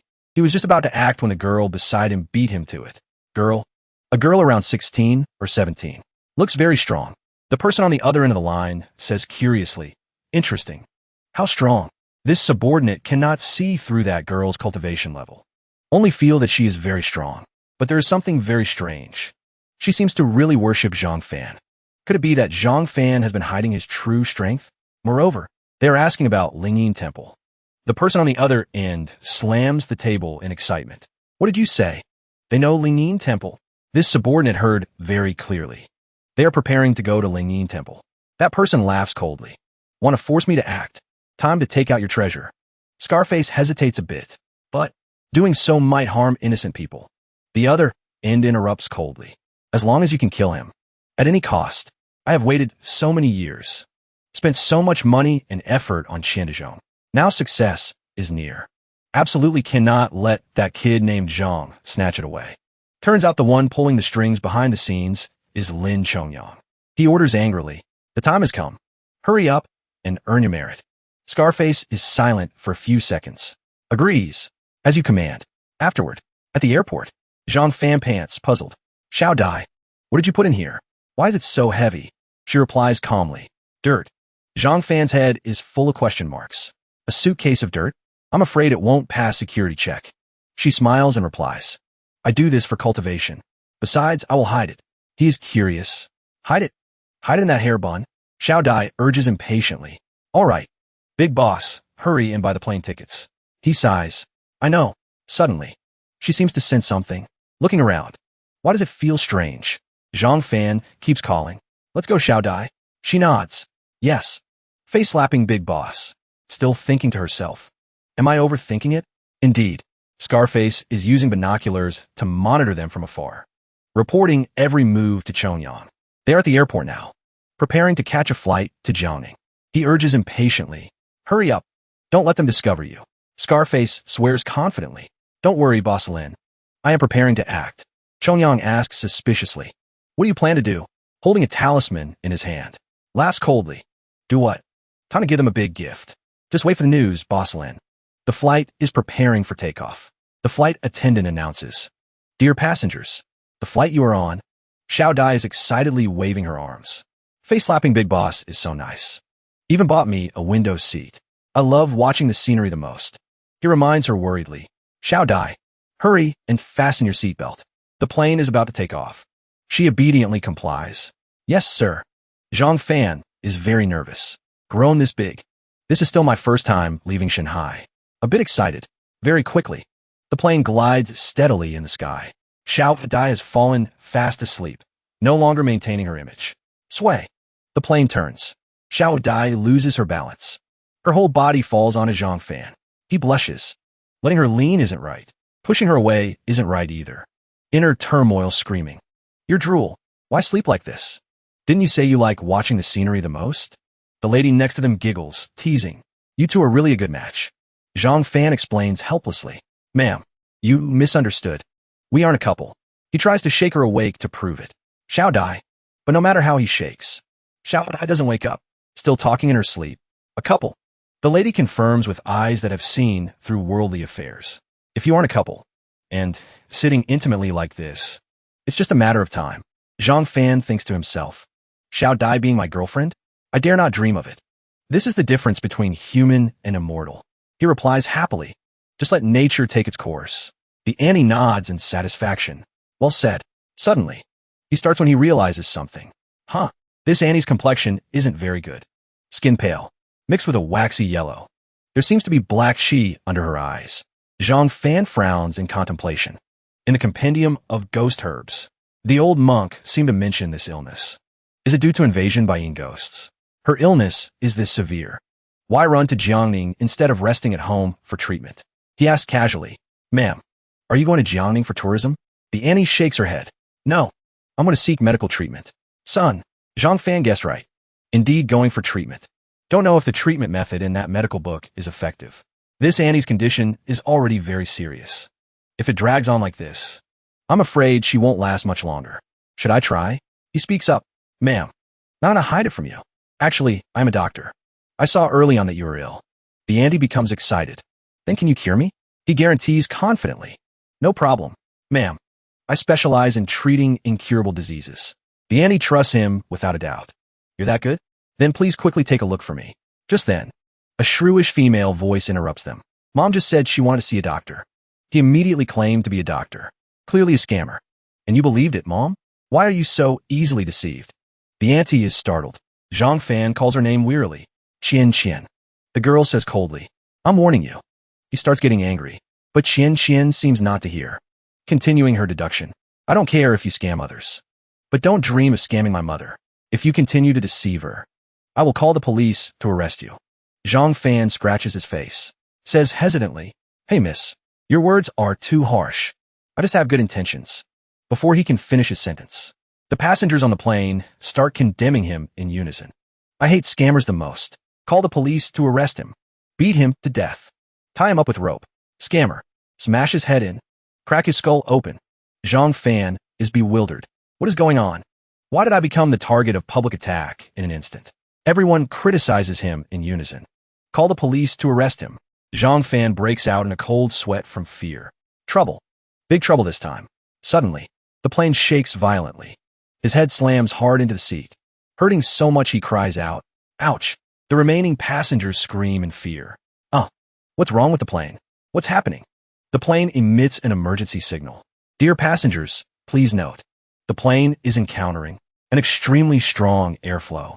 Please fasten your seatbelts tightly. We will pray together. The sound of the engine impact gets clearer. Boom. The emergency alarm also rings continuously. Beep beep. Everyone is terrified to the extreme. Frantic. Beep beep. Xiao Dai, sleeping soundly, is also dizzied by the impact. She wakes up groggily. You just woke up? The plane is in trouble. The Annie next to them sobs. I don't want to die. Zhang Fan is dumbfounded. What is going on? Xiao Dai looks out in the direction of the noise. Boom. She exclaims in surprise. Big boss. He asks worriedly. What is it? Zhang Fan looks outside. Immediately scared pale. Rumble. It's a tornado. Rumble rumble. Scarface stands not far away observing everything. Snorts with satisfaction. Boom. The wind force is even stronger than I thought. Go. Blow him to smithereens. Boom. He's dead for sure. Boom. Everyone cries in panic. About to be sucked into the tornado. Boom. The luggage compartment door is shaken open. Luggage falls down incessantly. I don't want to die. Wah. Don't. The flight attendant panics, comforting and instructing passengers.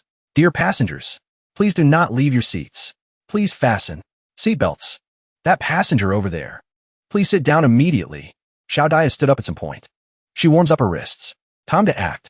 Big boss, do something. Zhang Fan is bewildered. He doesn't know whether to laugh or cry. Do something? Do what? His heart is a tangled mess. I don't know anything. What do I do now? Xiao. I knew Big Boss would definitely be reluctant to act. After all, according to the rules, we cannot interfere in mortal affairs. Then let me handle it. Whoosh. Everyone is shocked again. Look, what is that girl doing? Is that demon magic? A stream of bright, red energy envelopes her body. Whoosh, whoosh, whoosh. Everyone buzzes, pointing at her. She's casting magic. Xiao Dai forms hand seals to cast the spell, then suddenly thrusts her hands down. The red energy stream immediately shifts, enveloping the entire plane. Rumble. The cabin suddenly becomes quiet, no longer shaking. The energy enveloping Xiao Dai's body gradually disappears. Whoosh, whoosh, whoosh. Everyone is astonished. Zhang Fan sweats profusely, staring blankly. Is the danger over? She hasn't recovered yet. What's wrong now? Xiao Dai gasps for breath, instructing wearily. Big boss, rest assured. I just protected the plane. Everyone hold on tight. The tornado is coming. He is startled. What? She explains. I will make the plane break through the siege. Rumble charge. Whoosh whoosh. After a loud explosion, the plane successfully escaped the storm. Zhang Fan asks hurriedly. Success? Xiao Dai suddenly can't hold on, collapses onto the seat. He asks worriedly, Are you okay? Xiao Dai grits her teeth, trying to hold on. Breathing weakly. Big boss. I can't hold on anymore. Someone used a high-level tornado talisman. Zhang Fan is horrified. Tornado talisman? She leans on the seat, reminding him. I have depleted my magical power. Could only temporarily take the plane out of the tornado's range. Do something, big boss. Otherwise, everyone on the plane will die. Scarface secretly pasted a talisman on the tail of the plane. Zhang Fan says in panic. You gotta be kidding. You can't even do it. What can I do? But he doesn't refuse immediately. Quickly unbuckles the seatbelt. Can't think too much right now. He stands up abruptly. Shouts loudly. I, Zhang Fan, am here. Wind Earl, Thunderlord, he my command. Everyone sweats profusely, looking annoyed. That scammer is still causing trouble at a time like this? He shouts. Back down. Back down for me. As soon as the words are spoken, that terrifying gale suddenly stops completely. Then it vanished as if nothing had ever happened. Rumble, rumble. Everyone cheered. It's dawn. Rumble. What is going on? Did we go to heaven? Is it over? Suddenly, the PA system chimes. The emergency signal turns green. Attention passengers. Please note. The tornado has disappeared. The aircraft has resumed normal operation. People still haven't recovered their wits. Thinking they misheard. What? Please say that again. The tornado has disappeared. The aircraft has resumed normal operation. People around start whispering. Isn't he that con artist?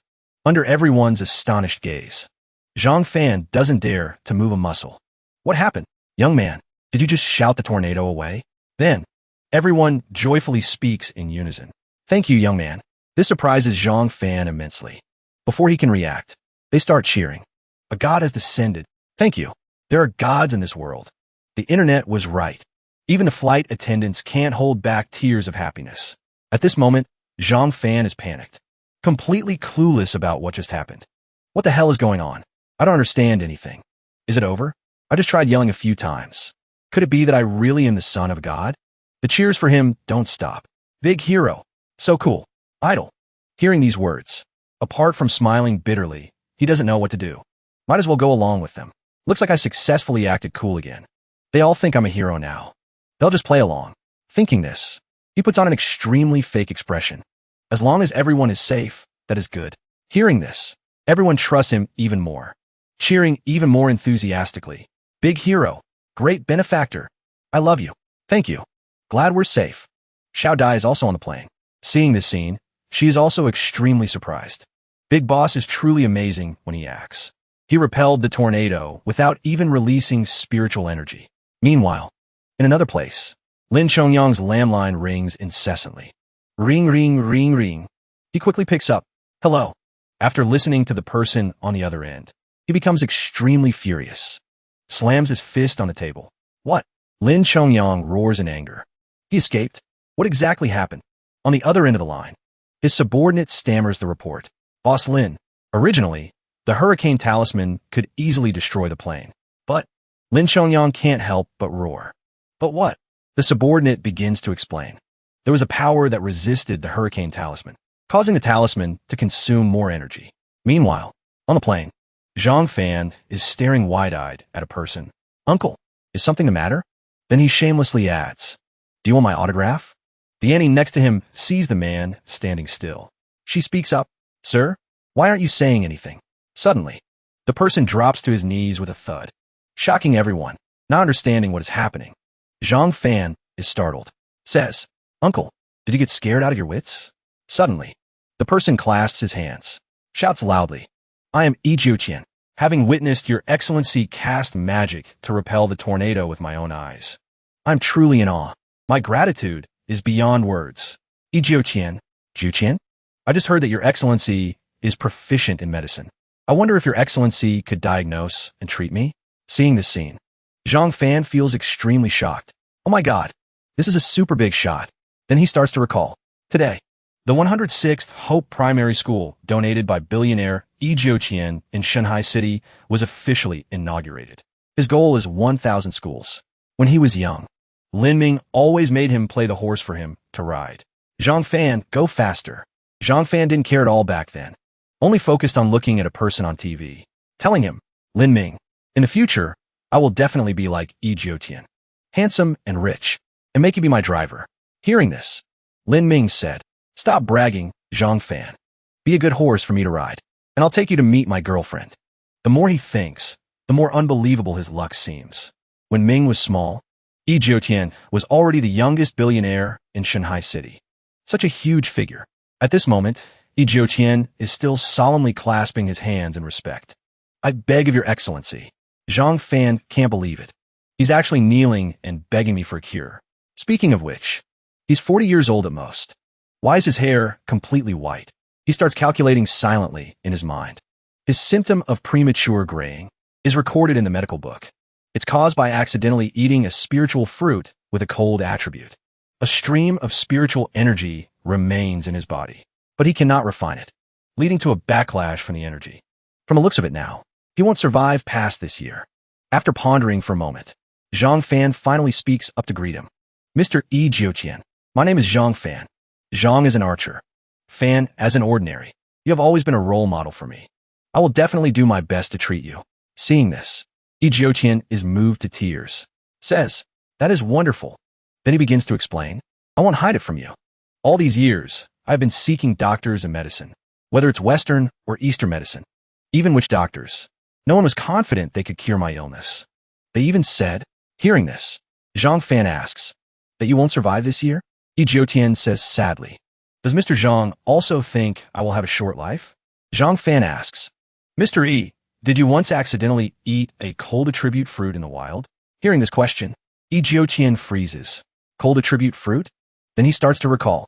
Many years ago, when I was on a hiking trip, I discovered a type of fruit. It looked a lot like a blueberry. Crystal clear. Just looking at it made me want to eat it. I was quite craving it at the time, and my throat was parched, so I ate it without hesitation. Thinking back carefully now, my illness started right after eating that fruit. Just hearing this, Zhang Fan immediately identifies the fruit, the orchid fruit. Then he starts analyzing it for Yi Jiuqian. The orchid fruit, a rare type of fruit. The older the fruit, the stronger the cold spiritual energy it contains. Ordinary people cannot refine spiritual energy, so they suffer a backlash. He is extremely shocked after hearing this. Backlash? Then can I still be saved, Mr. Zhang? Zhang Fan reassures him. Since the cause is found, naturally, I have a way to cure it. I will write you a prescription now, but some of the ingredients are quite hard to find. Then he instructs kindly. Your illness cannot be delayed any longer. Once you get off the plane, you must go collect the medicine immediately. My phone number is on there. When you have collected enough medicine, contact me. I will show you how to brew it. Yi Jiuqian cannot contain his gratitude. Rushes over to hug Zhang Fan. Brother Zhang Fan, you saved my life today. If you could save me one more time, through fire and water, I will not refuse. Yi Jiuqian, am willing to work like an ox or a horse for Brother Zhang Fan. Seeing Zhang Fan's talent, other people on the plane also start begging him for prescriptions. Young man, Zhang Fan, write a prescription for me too. Help me check too. I also have an illness. This makes Zhang Fan panic. Just then, the flight attendant appears to remind them. Dear passengers, the plane is about to land. Please prepare yourselves. After getting off the plane, Zhang Fan happily asks Mr. Yi's assistant to pass a message. Thank Mr. Yi for me. Sorry to trouble you for driving us here. Thanks. He replies immediately. This is a small matter. Mr. Yi has said, if you need anything, just find him. Zhang Fan replies. That's too kind of him. It was nothing. Then I'll be going first. You two have fun. The person says cheerfully. Xiao Dai is on the side, focused on watching some old men play chess. At this moment, Zhang Fan turns and calls. Hey Xiao Dai, you. Xiao Dai completely ignores him. Still focused on watching. You won. Old Gong, you lost again. Old Gong finally turns around blankly to look. The person behind also speaks up. Oh my, we have guests. I wonder what business brings you folks here? At this moment, Zhang Fan speaks up to ask. May I ask you two uncles? Could you show us the way to Lingyin Temple? Xiao Dai asks obediently. Sorry to trouble you, uncle. Old Gong is extremely surprised. You two kids know about Lingyin Temple? It's a pity you made a wasted trip. Xiao Dai hears this and is stunned. Wasted trip? Why? Old Gong replies slowly. Because Lingyin Temple has disappeared. Old Gong starts telling the story mysteriously to Zhang Fan and Xiao Dai. Legend has it that a long, long time ago, a group of hungry ghosts built a temple. That was Lingyin Temple. Because it was a temple of ghosts. Unlucky. So adults didn't let children get close. Lingyin Temple was deserted all year round. No one ever entered. But despite the wind and storms, Lingyin Temple stood tall and never fell. And it never seemed to get old or dilapidated. About 10 years ago, a construction team went up the mountain intending to demolish Lingyin Temple.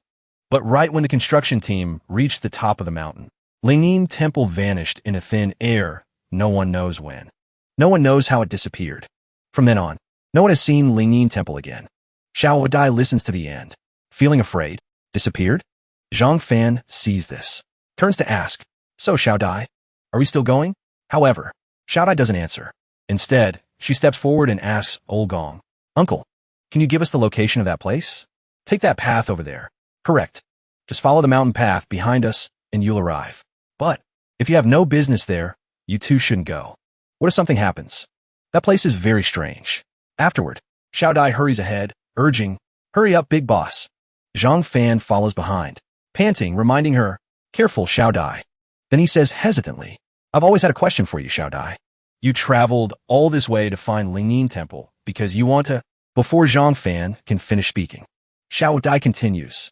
That's right. I haven't told you yet, big boss. Not long ago, I read in an ancient book in the underworld. It was written that, beneath Lingyin Temple, is the tomb of human immortal Li Mu Bai. Hearing this, Zhang Fan is scared out of his wits. Don't tell me you want to rob a grave. Suddenly, Xiao Dai runs happily ahead, saying, Big boss, hurry up. I see the ruins. This makes Zhang Fan panic, chasing after her and shouting, Answer me first. Arriving at the spot, Xiao Dai discovers with surprise. There really is nothing there. Zhang Fan sees this and reminds her. It's getting late, Xiao Dai. Let's go down the mountain quickly. Then he looks around worriedly. A temple built by ghosts, with a tomb underneath. This place is truly eerie. Then he hurriedly shouts, Xiao Dai, what are you doing? Why are we leaving? Xiao Dai hears this. Replies nonchalantly. Of course I'm finding the entrance to the tomb. Big boss, help me look too. Zhang Fan sees this. Immediately waves his hands to refuse. I'm not good at this. I'll just wait here. You go ahead and look. Xiao Dai cheerfully makes an okay gesture. Says, Okay, although it's hard, but I will definitely find it. Zhang Fan thinks to himself. A human immortal's tomb? How could he let you find it so easily? This place is definitely full of traps.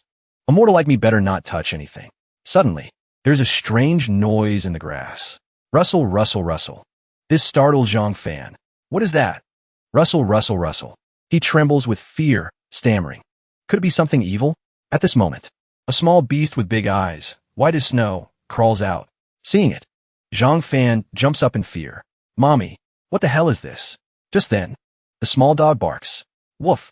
Zhang Fan finally reacts. Mother, you're a dog? Then he angrily chases after it to scare it. Dare to scare me. Woof. Stand right there. Woof. Suddenly, he trips over a stone on the ground. Crash. Falling flat on the ground. However, he suddenly realizes, why is it hollow underneath? Zhang Fan's scream attracts Xiao Dai's attention. At this moment, a large hole appears on the ground. Xiao Dai and the small dog walk to the edge of the hole, calling down. Big boss is so amazing. Found the entrance to the tomb in the blink of an eye.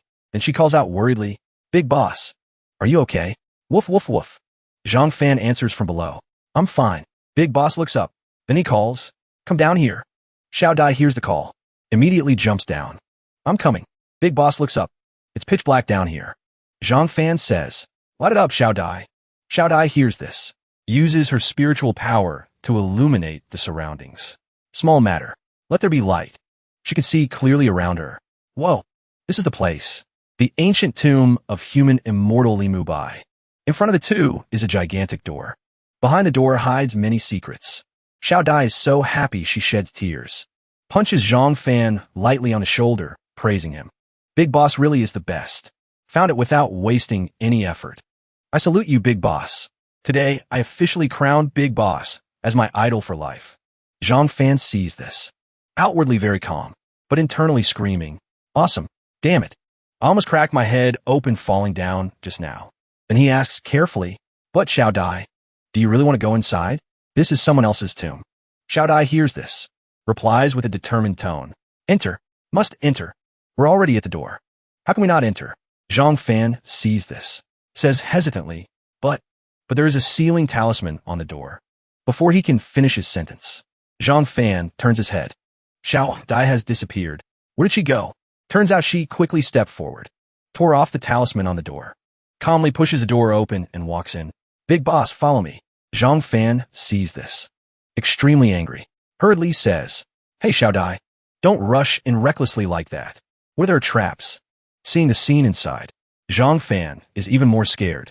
Mommy, so gloomy. There aren't real ghosts in here, are there? However, Xiao Dai isn't afraid at all, even smiles and invites Zhang Fan. Just come in and see, you'll know right away. He replies fearfully, afraid of ghosts. Then the two start walking inside. 10 minutes later, the two walk for a long time but still haven't arrived. Zhang Fan says impatiently, Xiao Dai, are we there yet? Xiao Dai comforts him. Don't rush, Big Boss. Look ahead. Following her gaze, Zhang Fan says in surprise, What is that? He shouts, There's light. Running for a while, the two finally arrive. Zhang Fan feels extremely happy. Finally here, in front of the two is a gigantic tombstone. The surrounding atmosphere is terrifyingly gloomy. Zhang Fan can't help but exclaim, This tomb is way too big. He is shocked beyond belief. Truly eye-opening. Suddenly, Xiao Dai's voice rings out. Found it. Zhang Fan looked in the direction of the voice. He saw Xiao Dai happily waving and calling out to him, My lord, come over here quick. Seeing this, he replied helplessly, Coming. But he muttered inwardly, Can treasures really be found that easily? Looking at the lotus painting in front of him, the two began to chat. Can a tattered painting like this be called a treasure? Tattered painting? My lord, regarding art, you are mistaken. Xiao Dai spoke in an extremely solemn tone. I have always wanted to obtain his paintings. That's right. Perhaps my lord does not know much about Li Mu Bai. Then she quickly retrieved the painting, saying, He specialized in the Tao of divine painting. He could suppress evil spirits. This green lotus chart has great utility. Zhang Fan listened silently from behind, evaluating. Sounds pretty impressive. Then she took out another painting and said, I'll take this green lotus chart, and this other one is a gift for you, my lord. Regarding art, Zhang Fan felt awkward and said, I'm embarrassed to take it. Xiao Dai saw that he had no intention of reaching out to accept it. She shoved the painting into his arms, saying, Everyone who sees it gets a share. You cannot refuse. Zhang Fan had no choice but to accept it. Then I won't stand on ceremony. Is this one a green lotus chart too? Just then, Xiao Dai looked away and said, It's the ghost strategy chart. Hearing this, Zhang Fan thought in fear, Ghost strategy chart? Swish. The scroll unrolled. Looking at the painting in his hand, Zhang Fan discovered with great surprise. This cat. Inside was a painting of a black cat. It looked incredibly mysterious. Surrounded by purple flames, Zhang Fan couldn't help but marvel. It looked so real. Seeing this, Xiao Dai said, That ghost strategy chart hasn't matured yet. My lord, put it away quickly. Take it back and raise it for a while, and it will grow. Hearing this, Zhang Fan hesitated. Raise it? Before he could finish speaking, Xiao Dai called him over. My lord, come look at this quickly. Looking at the mysterious door in front of them, Xiao Dai exclaimed, This door contains massive spiritual energy. No wonder the paintings could be nurtured here. My lord, there must be hidden treasures inside this door. Hearing the word treasures, Zhang Fan's eyes lit up. There are more treasures? Not waiting long, Xiao Dai immediately rolled up her sleeves, preparing to open the door. We'll know once we open it. Zhang Fan cheered from the side. Do your best, Xiao Dai. Use all your strength. Xiao Dai went bam. With just one hit, Xiao Dai successfully ripped the entire door down. Zhang Fan stood by the side, feeling utterly shocked. Xiao Dai, why did you rip the whole door off? Xiao Dai replied calmly. My lord, look, This is no ordinary door. This is a space-time door. Zhang Fan was astonished. Space-time door. Thick smoke rose from the door. Zhang Fan doubted. Is it broken? Xiao Dai said. Just now, I felt the spiritual power inside. It is very strong. Zhang Fan was skeptical. Really? She replied, yes. My lord. Look behind the door. He stepped forward. Knocked on it. Knock knock. Asked suspiciously. Is this a wall? Xiao Dai explained. This door possesses very strong spiritual power. It can connect to another dimension. It's just that this door isn't easy to open. Hearing this, Zhang Fan shouted in panic. It can connect to another dimension? Then, that's too magical. Xiao Dai. Open this door quickly so we can see. But she said, with my current spiritual power, I can't open it.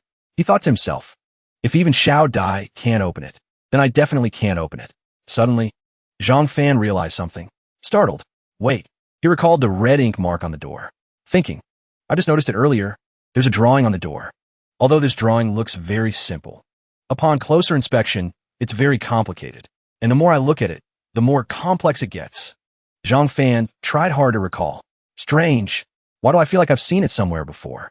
Seeing this, Xiao Dai asked Zhang Fan, why are you staring at the door like that? After hearing Zhang Fan mutter, she said, could this drawing be a ghost mark? Zhang Fan asked suspiciously, what is a ghost mark? Xiao Dai said, if it really is a ghost mark, then one must reach the illusion soul realm to open this space-time door. What should I do? I can't bring it home. It's a pity to throw it away here. She turned and suggested to Zhang Fan, how about this, my lord? You take this door back for now. Naturally, he didn't want to bring this burden home. So he awkwardly refused. That's not a very good idea. Xiao Dai sighed. Throwing it away is such a waste. Zhang Fan resignedly accepted. Since it's come to this, then leave it to me. Xiao Dai cheered happily. Thank you, my lord. Then let's go back. A while later, back in the car, Zhang Fan said gratefully, sorry to trouble you this time. Please thank Mr. E for me. Jiu Tian said shyly. You're too polite. Mr. E said, you are his great benefactor. He suddenly worried about Xiao Dai. That little girl is flying back alone. Will there be any problems? Seeing that she's so young, Zhang Fan comforted Jiu Tian. Xiao Dai, don't worry. That kid can take care of herself, he said with relief. That's good then. That's good. At this moment, Zhang Fan was thinking about another problem. Xiao Dai is so powerful. I'm not worried about her at all. I'm just worried that bringing this ancient door back. Will those old ladies in the apartment complex make a fuss? He remembered what Sun Chong had said. If you have any requests, just ask. Zhang Fan had an idea. How about a way? Then he took out his phone. Typing. Turns out Zhang Fan sent a message to Sun Chong. Is this Minister Sun? About what you mentioned last time. I have one more small request.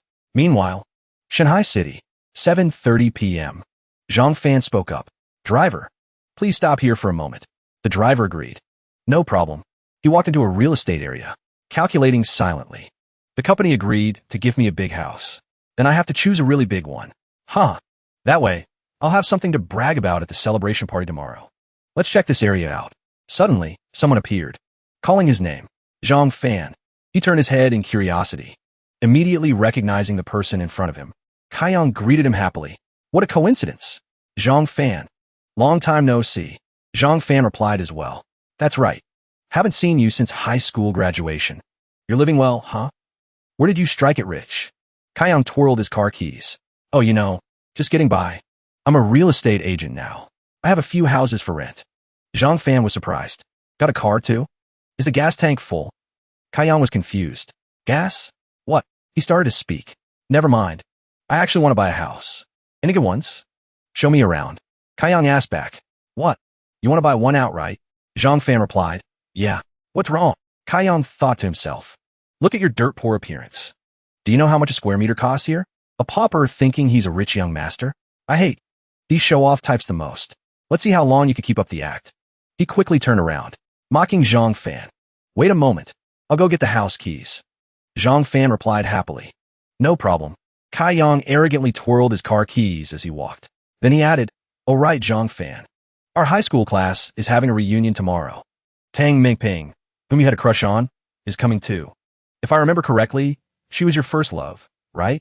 Back then, when Zhang Fan was still in high school, he often stole glances at the girl with pink hair at the next desk. Zhang Fan immediately remembered who it was. He was stunned into silence. Kaiyang asked curiously, "So, how big of a house do you want to buy? What's the budget?" Zhang Fan replied calmly, "Unlimited budget. Naturally, the bigger the better." Kaiyang thought to himself, "Interesting, bragging without even drafting a script." Then he said aloud, "All right then. Struck it rich, huh? I'll take you to see a house." Zhang Fan was grateful. "Sorry to trouble you." Just as they entered the house, Zhang Fan was already praising it. "Lighting is good. Environment is good. The size is undeniable." Kaiyang asked, "How is it?" He answered, "The environment and lighting are indeed not bad, but I feel it's still a bit small." Zhang Fan asked curiously, "Are there any bigger ones?" Kaiyang was secretly shocked. "Not big enough. Doesn't know when to stop, does he? Let's see how long you can pretend." Then he replied, "Yes. Let's go." Kaiyang took Zhang Fan to another house, then asked for his opinion. "Zhang Fan, what do you think of this one?" Satisfied this time, "This is the #1 unit in Ishui Bay." Zhang Fan pointed at the house, reluctantly said, "This toothpick? Is this really the best unit you guys have?" Kaiyang replied, "Yes." "Why?" He said, "This unit isn't big enough. Maybe we should forget it." Kaiyang still smiled and replied, "Then go home and think about it more." But inside, he despised Zhang Fan. "I knew it. I've seen plenty of these poor people pretending to be rich. Don't think I don't know your mom is still running around begging for a job for you." Kaiyang thought to himself, "An unemployed loser. Let's see how you perform at the reunion tomorrow." Meanwhile, Zhang Fan was pondering. "This house isn't bad, actually. If it were before, I wouldn't dare dream of it. But the company promised to buy one for me, so I have to buy an even bigger one." Then he draped his arm over Kaiyang's shoulder, saying gratefully, "Classmate, you're the best. I'll treat you to a meal another day." He replied, "No need for another day. Wait until after the reunion tomorrow. We'll gather and have a drink." But Zhang Fan scratched his head, refusing. "My company is holding a celebration party tomorrow. I can't be absent without reason. I'm afraid I can't go." Kaiyang asked, "Not going to see Tang Mengping?" Zhang Fan asked curiously, "Mengping, is she living well?"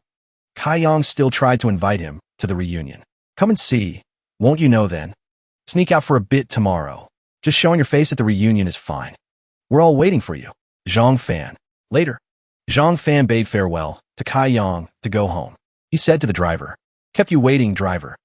Looks like I can't buy a house today. I'll go home first."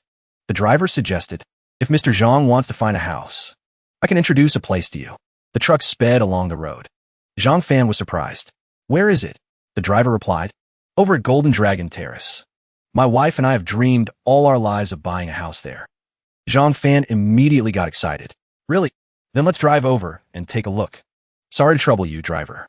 Just stepping into the new house, Zhang Fan exclaimed in shock, "Oh my God, this house is so luxurious." The staff immediately introduced it. "This is our most luxurious unit, exquisitely furnished, ready to move in immediately." Then, the staff led him to the balcony, looking down, and introduced. Spacious outdoor balcony. Warm in winter, cool in summer. You can also enjoy the beautiful view. "Mr. Zhang, what do you think of this house?" Zhang Fan seemed very interested. He excitedly decided right away. "It's beautiful. So magnificent. My mood has improved instantly. I'll buy this one." Meanwhile, outside an apartment, a voice rang out. "Haha, old classmates. Guess who I met today?" Kaiyang was sitting in front of chat screen. "I bet you guys almost forgot about him."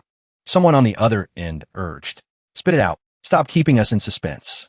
Why do you always like making people curious?" Kaiyang immediately revealed it. "It's that idiot Zhang Fan. He even planned to buy a big house." Xiao Na asked curiously, "Really?" Xia Pengfei wondered. "That idiot Fan?" Mengping looked impatient. "I thought it was someone important." Wang Junkai had completely forgotten. "Who is that?" Wang Yuan wondered. "Why did you meet him?" Old Chow laughed until he cried, mocking Zhang Fan for buying a big house. "Don't listen to him brag. Didn't you guys hear what old Fu and I said a few days ago? His mom is still running around begging for a job for him." Li Gang was curious to hear more. "I wasn't online last time." "Old Xia, tell me about it quickly." "Quick, quick." Old Chow immediately took out Zhang Fan's resume and said, "Look what this is. Zhang Fan's resume. Where did you get that?" Old Chow immediately recounted. "A few days ago, Zhang Fan's mom shoved his resume into our company, desperately looking for a job for him. Even old Fu's company got one shoved in." Guo Yi continued, "That's right. Although he's an old classmate, I'm the vice president of a state-owned enterprise after all. I really can't give him the green light. Shauna also spoke up disdainfully. Elementary school, labor committee member. This resume is pathetic, isn't it? So how is he living now? Kaiyong immediately spilled everything. Face covered in dirt. Shirt all torn. Definitely just came back from hauling bricks at a construction site. He came to show off to me before he could even calm down. All right. He said he has work at his company. Can't make it to the reunion. I think he just doesn't dare to come. Afraid we'll laugh at him. How about, Your Highness, you talk to him. Didn't Zhang Fan used to chase after you? Meng Ping said annoyedly. Can we stop bringing that up? Kaiyong continued excitedly. I just mentioned you today. His face turned bright red. Huh. Looks like he still has feelings for you. Meng Ping continued saying. I can call him to come. But I'm warning you guys. Don't make me and him into a joke. If word gets out, I'll die of embarrassment. However, she signaled. For everyone's happiness tomorrow. Leave it to me. Everyone immediately got excited. Huh. Long live Her Highness. Please, Your Highness. We have a good show to watch tomorrow. Scene shifts to Zhang Fan's villa. It was already dark. He was sitting cross-legged on the bed in the bedroom, cultivating. Zhang Fan mused internally. Although the spiritual power in my body has become much stronger, and it is still constantly strengthening. Sure enough, this door is beneficial for spiritual power. Otherwise, it wouldn't be this effective in such a short time. Immediately after, he retracted his magic. Zhang Fan looked at the door, saying with satisfaction, with this treasure, I will become a super genius. He focused on the red ink mark on it. Try to remember where he had seen it. Suddenly, a flash of light sparked in Zhang Fan's mind. He immediately recognized this pattern was a necklace. It's definitely someone's necklace. Zhang Fan tilted his head back, closing his eyes to think. Think carefully. Whose is it? Whose? A fragment of past memory came flooding back. Someone shouted loudly, give it back. Zhang Fan was pulling one eyelid down, teasing a female classmate. Huh, not giving it back. Not giving it back. You're so fat. Why do you wear a necklace? Necklaces should be worn by beauties. The girl scolds him angrily. You're too much, Zhang Fan. He looks at the necklace and says, this necklace has a really weird shape. What is this? Let me take it back to study for a few days, fatty. Hai Xin threatens angrily. You're not giving it back, right? Then don't blame me. A moment later, there's a lump on Zhang Fan's head. He complains.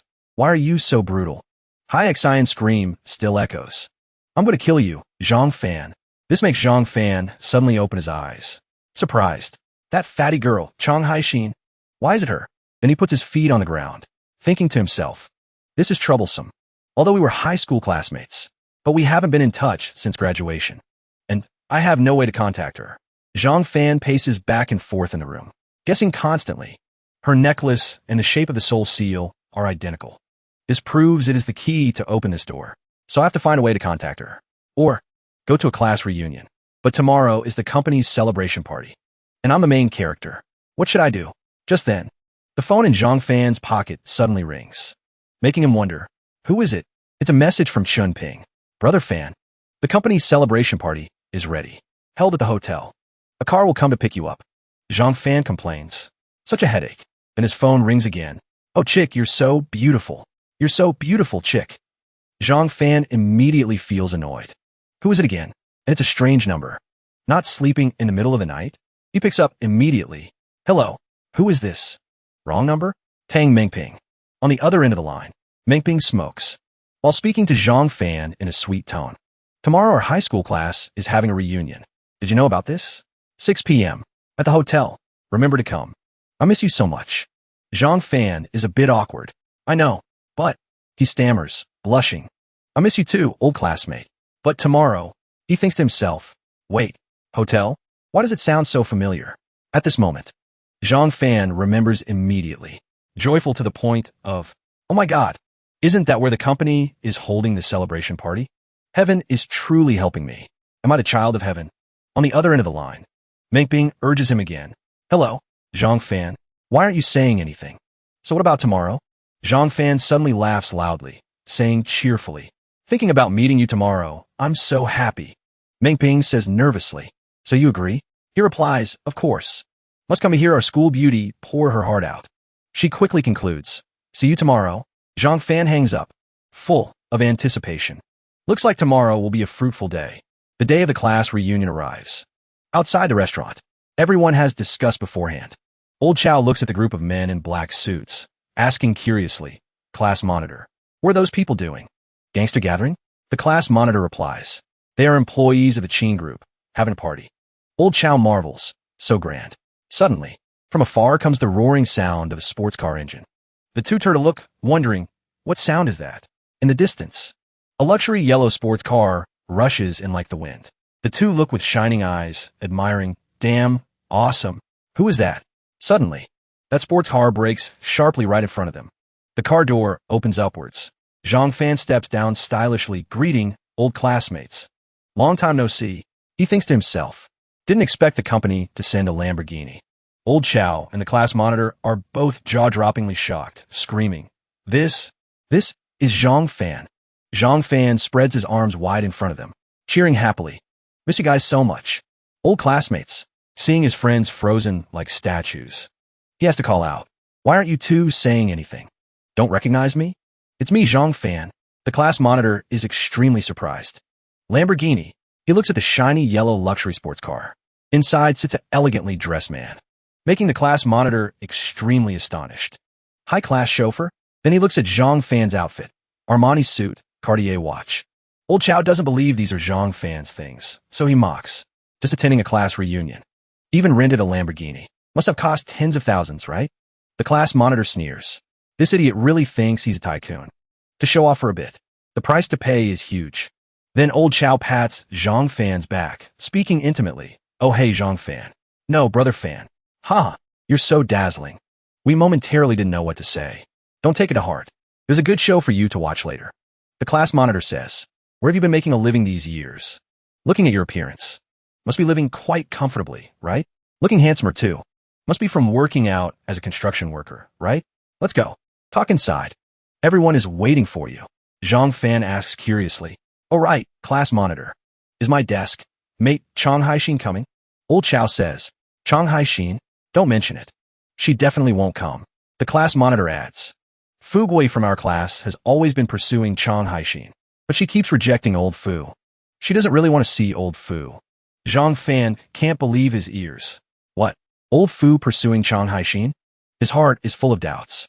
Old Fu is tall and handsome. Why would he pursue Chang Haixin? Thinking to himself, has she changed that much? Then he asks Old Chow, can you show me our class contact list? Old Chow agrees readily. No problem. Here you go. Zhang Fan says to them. Thanks, class monitor, Old Chow. You two go in first. I'll be right there. They reply. Hurry up. Hurry up. Zhang Fan immediately finds the contact information of a person. Chang Haixin. Phone number 1XX. He thinks happily. Found it. Zhang Fan immediately dials the number. Calling. Very quickly. The other end picks up. Answers. Hello. Who is it? Zhang Fan replies excitedly. Old classmate. It's me. Zhang Fan. Great. Got through. But Haixin on the other end asks a very hurtful question. Who is Zhang Fan? That sentence stabs straight into Zhang Fan's heart like a knife. Am I that obscure? Then Haixin exclaims. I remember now. Is it that guy who is short, ugly, and obscure? Zhang Fan collapses immediately, cursing silently. Damn fat pig. He says. Who's short? Who's ugly? Who's obscure? She asks curiously. Is something wrong? Classmate Zhang Fan. He replies immediately. Our class is having a reunion. Are you coming? Haven't met for 5 years. Come out and gather. Haixin seems very reluctant. If Fu Gui goes, I don't want to see him. Not going. Zhang Fan hurriedly persuades her. Don't miss the reunion because of this small matter. Am I right? It's not easy for everyone to meet once. Haixin is almost swayed. You have a point. I miss everyone too. But Zhang Fan presses. So are you coming? She hesitates a bit. Coming is fine. But then Haixin says, you have to agree to one condition. At Yushin restaurant. The waiter says to Zhang Fan, please come this way. As soon as he appears, he hears surprised shouts from below. Everyone can't take their eyes off Zhang Fan. Greeting. Long time no see. Zhang Fan has arrived. Zhang Fan. Brother Fan. He points at Peng Fei, joking. Old Xia, why did you turn out like this? The other person also replies happily. Long time no see, Brother Fan. Isn't it ravaged by time? Then Peng Fei smiles and asks. Heard you worked as a programmer at Wanted Temple before?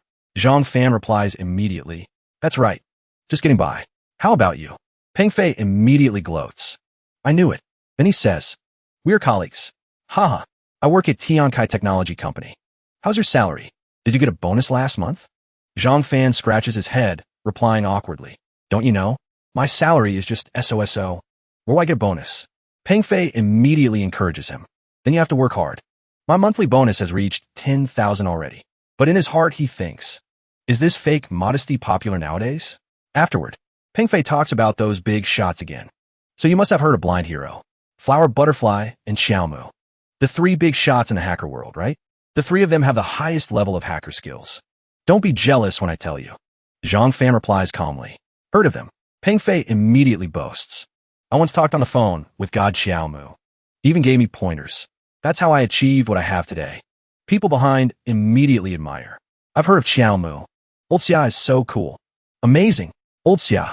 But Zhang Fan says, what's so admirable? I'm very close with Xiaomu. Before he finishes speaking, suddenly a girl walks up, shouting, Hubby. Zhang Fan asks puzzled. Who are you? Who are you calling hubby? Seeing this girl, everyone marvels. Chang Haixin, didn't she say she wasn't coming? Worthy of being Miss World. Chang Haixin speaks up then. Of course I'm calling you. My little fan. Everyone is shocked. Little fan? Everyone is surprised. Since when did Zhang Fan become Chang Haixin's husband? Zhang Fan's chin almost drops to the ground, pointing at Haixin shouting. What the hell is this? Miss Chang Haixin? On the other end of the line, flashback. Haixin shouted, you have to pretend to be my boyfriend. Zhang Fan panicked. Huh? Boyfriend? She said, I want Fu Guoyi to give up completely. He thought to himself, pretend to be a boyfriend for this fat pig? But he still agreed. Fine, I agree. Haixin reminded him. Then you have to act convincingly. Don't blow our cover. Zhang Fan thought. For the necklace. Risk it all. Back to present. Haixin shouts loudly. Little fan. Other classmates are stunned. Little fan? Zhang Fan also looks at her with sparkling eyes. Little xin. Everyone echoes. Little xin. He holds Haixin's hands, scolding dotingly. Why are you so late? Little xin. She also plays along. Miss me already? Zhang Fan replies. Miss you to death. Everyone around drops their jaws. Unbelievable. Damn, is this that fat girl? Truly a 180-degree change. Didn't expect that poor guy from back then to be so handsome now. Everyone immediately buzzes with gossip. What happened, old Fu? Chang Haixin and Zhang Fan, why? I must be dreaming. Damn it. Real or fake? Gui grits his teeth. Very uncomfortable inside. Chang Haixin isn't stupid. Skipping an elite like me. To choose that dirt poor guy? How is that possible? Meng Ping is extremely regretful. Didn't he always like me? Why is he with Chang Haixin now? Indeed, men aren't any good. Even I wouldn't look at that poor guy. How could Chang Haixin like him? I don't believe it. Zhang Fan suddenly glances down, thinking. Seems she isn't wearing that necklace. At this moment, Haixin notices his gaze glued to her chest. She immediately pulls Zhang Fan's tie, startling him. Although angry, Haixin lowers her voice to warn. Pervert. Were your eyes looking?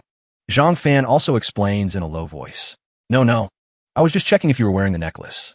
People standing far away didn't hear, clearly misunderstanding. They are flirting. Chang Haixin is so cool. Haixin asks puzzled. Necklace? Which one? Zhang Fan asks Haixin gently. Didn't you used to wear a weird-shaped necklace? Why aren't you wearing it today? What's wrong? At this moment, she deliberately speaks loudly. What do you want? I don't remember which one you mean. I have tons of gemstone necklaces at home. He wonders. Are you showing off your wealth to me? Haixin replies. Hey, help me out. I'll go home and look for it. If I find it, I'll give it to you. Zhang Fan rejoices immediately. Really? She confirms. Of course. He thinks, great. With the necklace, I can open that spatial door. At this moment, the spectators speak up to remind the two. Stop whispering, you two. Yeah, come sit over here, okay? Gui flies into a rage immediately, pushing people aside, rushing up to question Haixin. Chang Haixin, if you want to reject me, say it straight.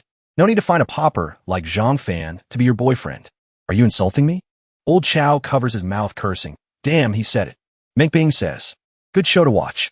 Another girl hurries to call Gui. Old Fu. Zhang Fan wonders. Old Fu? What did you just say? Gui points at his face, speaking contemptuously to Chang Haixin. Tell me, from top to bottom, in what way am I inferior to this pauper Zhang Fan? Haixin says angrily. Fu Guoyi, did you take the wrong medicine? She scolds him immediately. My business is none of your concern. And don't look down on people with your dog eyes. Haishin grabs Zhang Fan's tie, looking straight at Guai, emphasizing every word. In my eyes, Zhang Fan is 1,000 times better than you. Understand? Fu Guai? Guai is shocked jaw-droppingly. Everyone thinks, wow, old Fu got rejected so brutally. Then he suddenly laughs loudly. Guai says loudly, Miss Chong, to reject me. You really went to great lengths. Very good. Today I, Fu Guai, guarantee in front of the whole class, I won't bother you anymore. But, he points at Zhang Fan's face, continuing loudly. Zhang Fan, don't be a toad lusting after swan meat. You are just a tool she used to reject me. Chang Haishin definitely won't like you. Zhang Fan speaks up coldly and quietly. Fu Guai. He clenches his fist and says, don't be excessive. Zhang Fan continues, bullying people excessively, before he can finish his sentence. Suddenly pulled by the tie by Haishin. At this moment, in front of Guai's widening eyes, two faces close in on each other. Haishin kisses Zhang Fan immediately, making everyone exclaim, so cool, so bold. Zhang Fan's tightly clenched, angry fist gradually relaxes.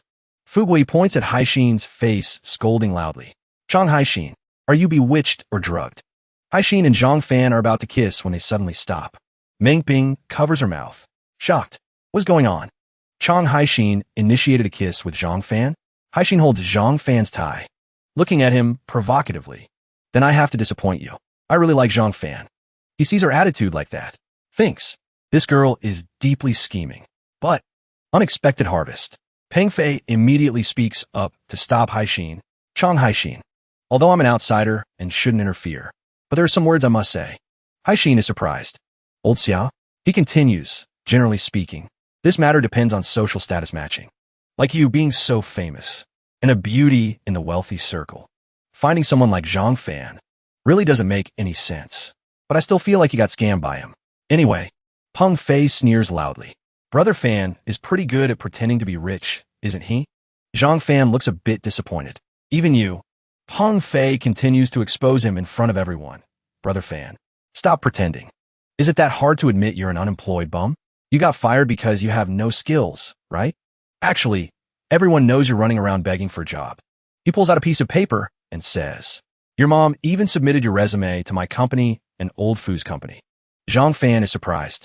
My mom submitted my resume? He holds the application with his personal info. This is annoying. Why does she keep causing me more trouble? Peng Fei covers his mouth, smiling slyly. He feigns generosity. It's okay. We all understand your situation. A male student also chimes in. Don't be afraid to say it. If you have difficulties, to speak up. Jun Kai also adds hypocritically. We're all old classmates. Everyone will help you. What's there to be shy about? Exactly. Zhang Fan looks at the resume. Sweating profusely, he recalls. That's right. Last time the company was planning layoffs, I accidentally let something slip. Mom must have thought I got fired, so she rushed to find me a job. Kai Yang immediately reveals what happened last time. Old Xia came to find me. You guys definitely don't know this. Yesterday, Brother Fan wanted to buy a house. He asked me to show him the best unit. Guess what happened? Our Brother Fan wasn't satisfied with a single one. He kept complaining they were too small. Huh. Tell me, guys. He doesn't even have a job. Why play the rich guy? Zhang Fan stares blankly at the guy picking his teeth. Jun Kai guesses again. Maybe his family bought it for him? Hai Yang immediately retorts. With what money? Does his family have that kind of condition? Did he forget about the time the homeroom teacher scolded him until he cried in class? Back to that day. First period, standing on the podium, scolding Zhang Fan in front of the whole class. I'm telling you, Zhang Fan, look at your own virtue. You really have a thick face. School is not a place for you to act like a lunatic. When you play the fool, do you ever think about your parents? Is it easy for them to raise and educate you? It's fine if your family is poor. What's scary is being poor and having no drive to improve. You are the worst student I have ever taught. Kai Yang looks at Zhang Fan.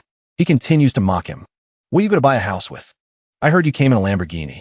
How much is that per hour to rent? And where did you buy those designer clothes? Don't tell me it was from that place. Just then, Zhang Fan still offers no explanation. But Hai Exen angrily interrupts to speak for him. That's enough from you people. Is there anyone who tears open old wounds like you guys? Zhang Fan's face is cold as ice. He loosens his tie and says coldly, is this a setup? Finding every way to mock me? Trying to force me to lose face? You guys really work hard on this. I, Zhang Fan, really appreciate everyone's concern. Peng Fei points at him and yells, Zhang Fan, you want to hit someone? Don't you come over here. Now that you're exposed, you want to get violent? Shuedo suddenly shouts loudly, insolent. Immediately, everyone turns to look at him. This is Zhang Fan's former homeroom teacher. His high school nemesis, Lu Shuedo. He shouts loudly, you think you're a gangster? Someone chimes in to tattle. Teacher, Zhang Fan is still the same. We exposed him, so he wants to hit us. Shuedo, disappointed, continues to scold him. It seems your temper hasn't changed a bit over the years. Zhang Fan sees him and says in surprise, Director Lu. Just then, his attention is drawn to his phone, ringing incessantly. This makes Shuedo furious, screaming in his face, turn it off immediately. Zhang Fan, I am lecturing you. Zhang Fan ignores him completely. He turns away and speaks into the phone. Sorry, President's son. I ran into a little trouble. You guys go ahead and start. I can't talk right now. I'm hanging up first. Seeing himself being ignored, Shuedo goes mad with rage and roars. You bastard Zhang Fan. He steps forward, pointing at Zhang Fan's face and cursing relentlessly. I knew I didn't misjudge you. You'll never amount to anything. Now I see I was right. Poor people have short ambition. Look around. Is there anyone here who isn't better than you? They are either CEOs or business owners. You are truly unworthy of being my student. Someone like you doesn't even deserve to live. He curses Zhang Fan like a machine gun. Those around them watch the drama unfold, feeling extremely annoyed by the finger waving in his face. Zhang Fan grabs Shuedo's hand. Then he says coldly, First, you are not worthy to be my teacher. Second, you don't deserve my respect either. These words strike like lightning, sending Shuedo into a thunderous rage. Zhang Fan, did you eat a leopard's gall? You dare hit me? Peng Fei immediately shouts. He dares to lay a hand on the teacher. Everyone get him. Protect the teacher. Everyone joins in. You bastard Zhang Fan. Right at that moment, a booming voice resonates. I think you people have a death wish. Sun Chong leads a group of people inside. His eyes are bloodshot red as he roars furiously. Who dares to cause trouble for Brother Fan? Messing with him is messing with the Qin family. Sun Chong appears with a group of people, looking majestic and imposing as he shouts, intimidating everyone. Messing with Zhang Fan is messing with the Qin Corporation. Zhang Fan asks him suspiciously, President's son? Why'd you guys come here? Sun Chong loudly asks Zhang Fan, who dares to mess with you? All of Zhang Fan's classmates are dumbfounded. They can't believe their eyes. The vice president of Qin Corp, Sun Chong, along with Xiao Mu and Hu Dai. Why are these big shots appearing here? Sun Chong steps forward, snatches the wine bottle from Peng Fei's hand. You fat pig, who are you planning to hit with this bottle? He stammers in fear. Big brother, you've misunderstood. Sun Chong frowns angrily. Look at this bunch of you, planning to attack the hero of our Qin Corporation? Shuedo hurriedly explains. Everyone, don't misunderstand. I was just disciplining my student, Zhang Fan. Surely he hasn't. Sun Chong smokes while loudly praising. So you're Zhang Fan's teacher. Disrespect, disrespect. For you to teach such an outstanding student, you must have worked hard. Shuedo asks back, confused. I'm sorry. I don't quite understand what you mean.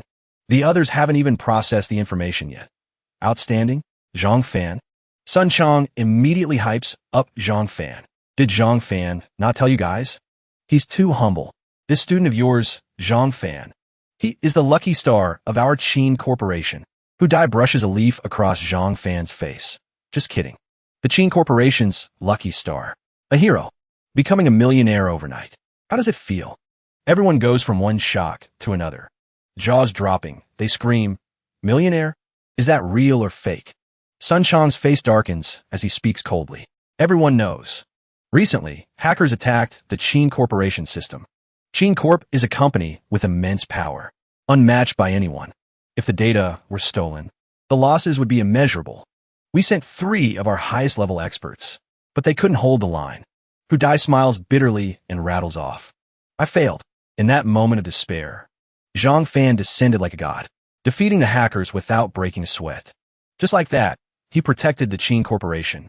He became the hero of Qin Corp. A man of legend. Shuedo can't believe his ears. Hero? Legend? This useless kid? Is there some mistake? Everyone is stunned. They can't believe what they're hearing. That Zhang Fan? It's him? Could it be someone with the same name? Meng Ping is utterly astonished. Since when did he become so formidable? She begins to feel regret. Could it be that I, Tang Meng Ping, Actually misjudged someone? Hai Xian looks at Zhang Fan. She feels a pang of heartache.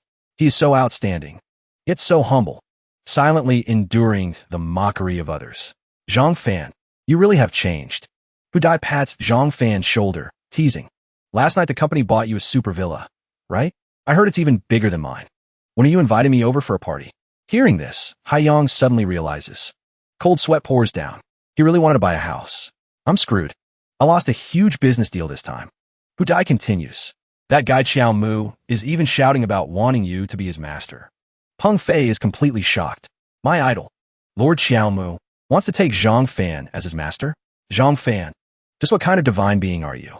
Sun Chong says coldly. So it turns out everyone is an old classmate of Zhang Fan. Then the cost of today's reunion will be covered by the Qin Corporation.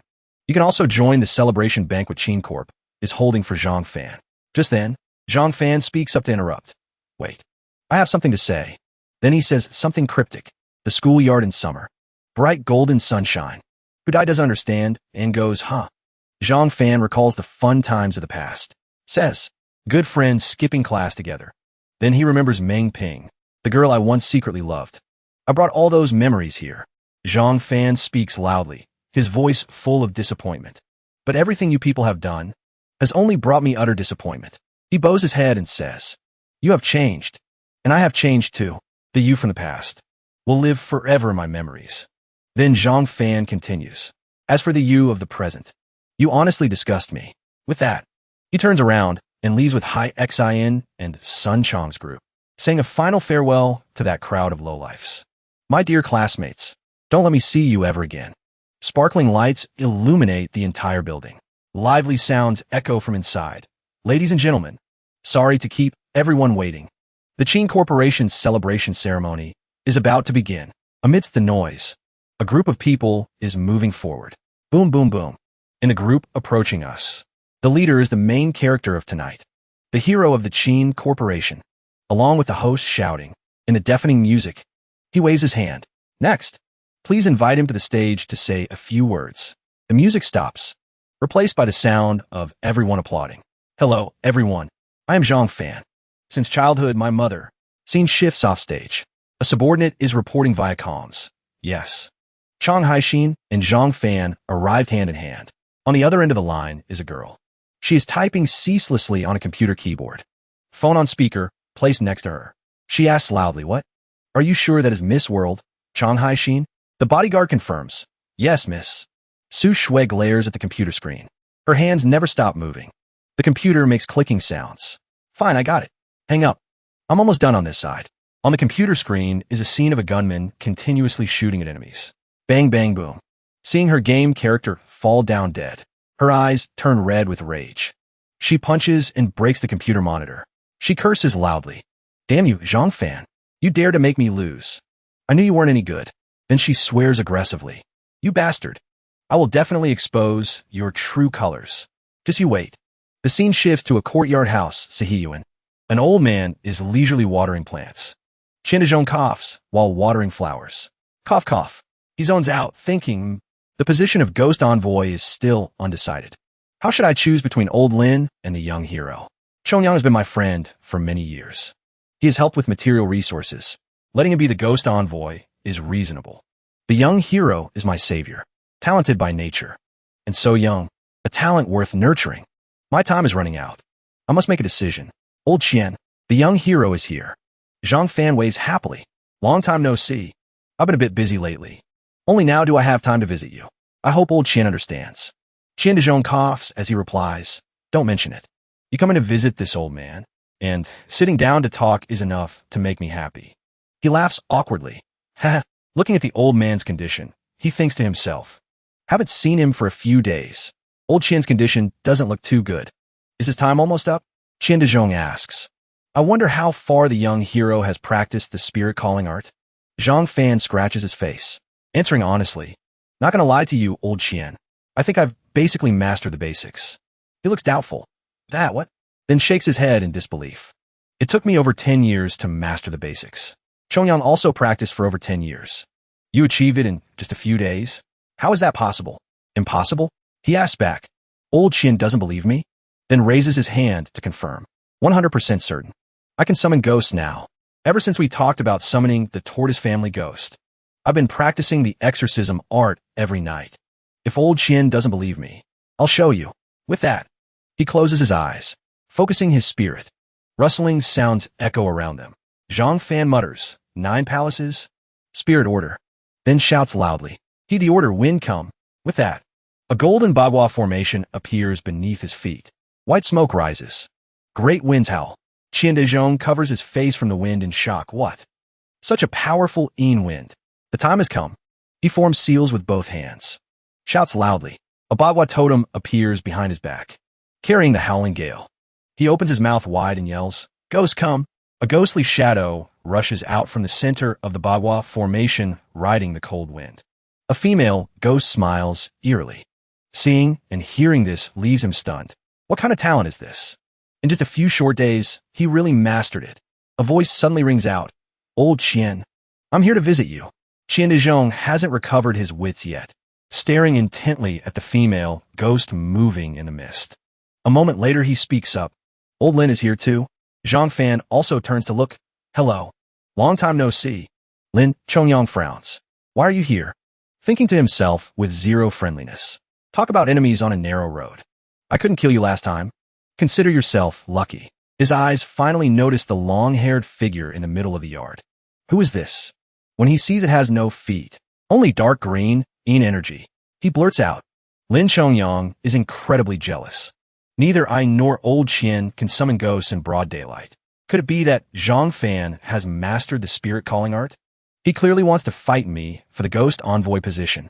Looks like I came at the right time. Looking at the female ghost before them, the two witnesses have very different moods. One praises sincerely, "Young hero, you can summon ghosts in broad daylight? Too powerful." That guy is just seething with jealousy. Summoning a ghost in broad daylight. It has to be fake, right? Even my and old Qian's spiritual sense weakens at night, let alone in the middle of the bright day. Qian Dezhong immediately shot back. "Old Lin, the truth is right before your eyes. This ghost was indeed summoned by the young hero. We saw it crystal clear. Just because we can't do it doesn't mean others can't.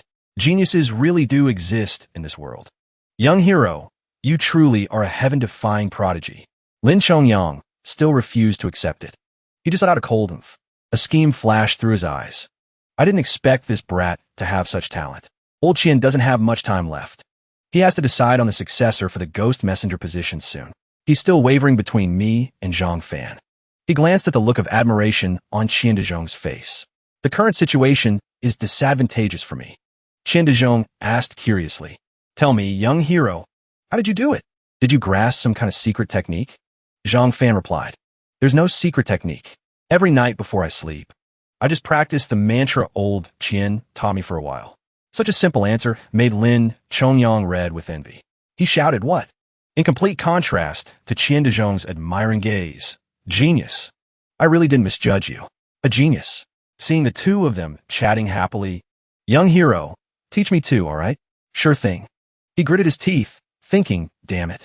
Old Qian is completely leaning toward Zhang Fan now. Good thing I made preparations before coming here. Then he shouted loudly, "Old Qian, come look what I brought you." He turned his head, asking curiously, "What is it?" Zhang Fan stared blankly at the old box. He carried the box over, told him to open it. "Open it and you'll see." The lid of the box was lifted. "What kind of game is this?" Acting all mysterious, Qian Dezhong's eyes went wide. "This is Old Lin. How did you get this?" This made Zhang Fan curious too. "What is it?" He leaned in to look. He only saw a round, golden object. Both were astonished by the object, speaking in unison. "A pearl fruit." He spoke up. "Old Qian, I remember it being recorded in the Compendium of Ghost Herbs. The pearl fruit is a legendary herb that immortals often eat. It blooms every 100 years and bears fruit in 100 years. There's also a 1,000-year pearl fruit, 500 years to bloom, 500 years to bear fruit.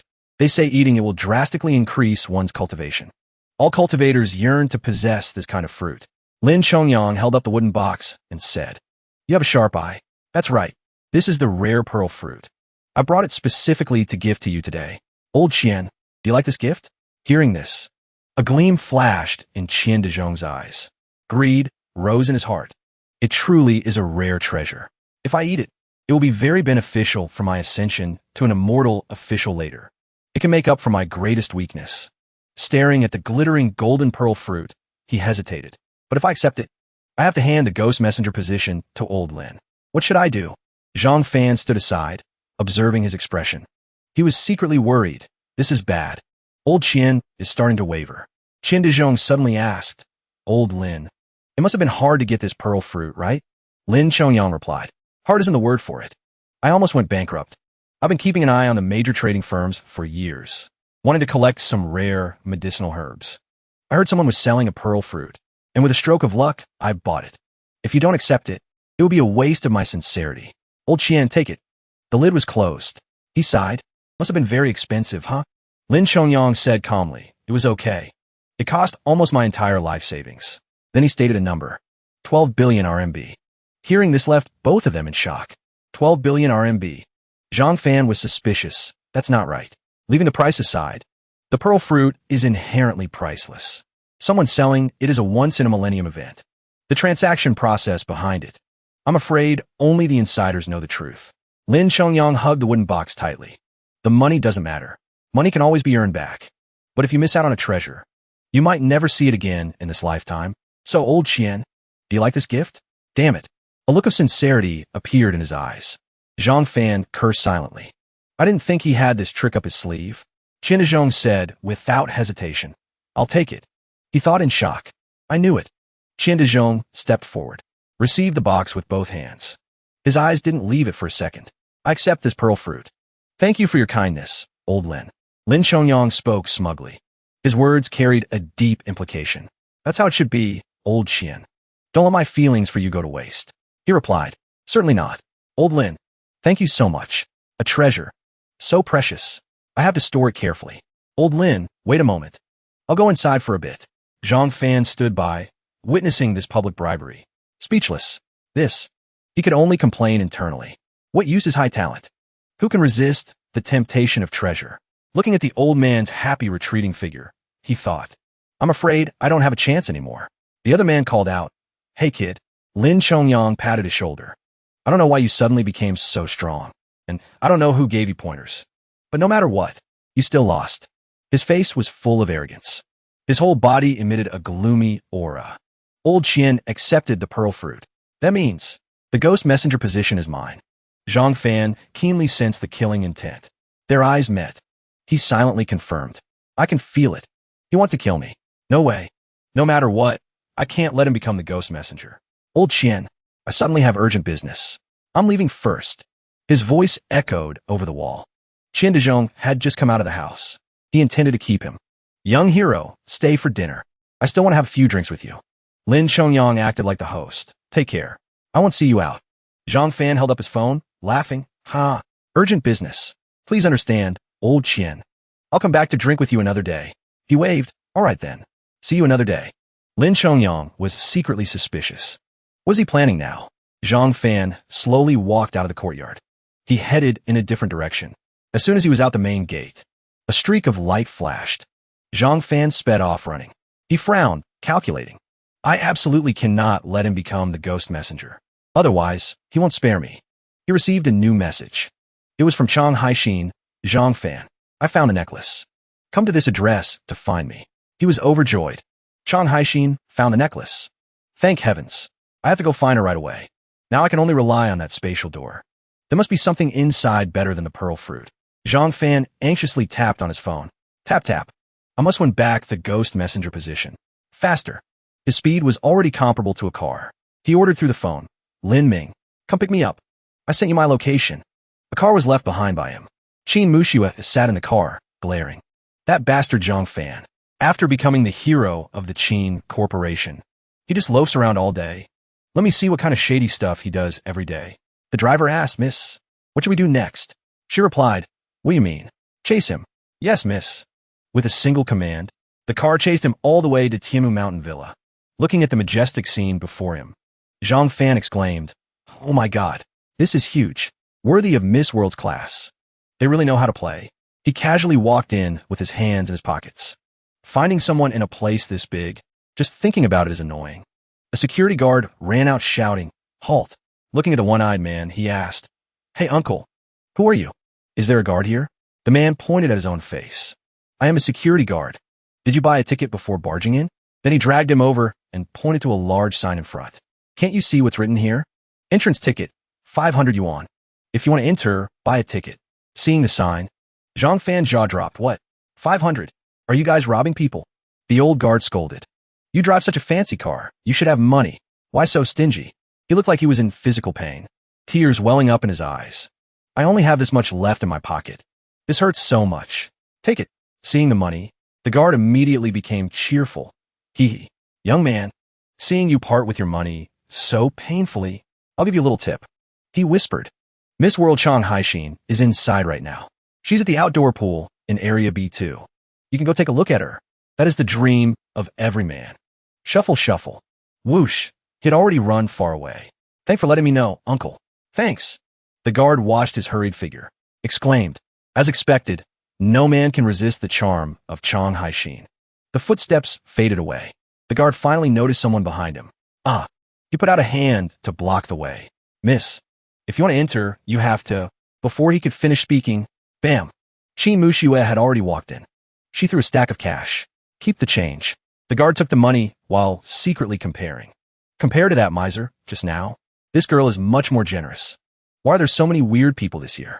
By the pool, numerous praises rang out. Chang Haixin, drop dead gorgeous. Take a picture, quick. So beautiful. Zhang Fan's face was as black as the bottom of a pot. Easier to find than I thought. Beside a group of young men with nowhere to vent their hormones, constantly screaming.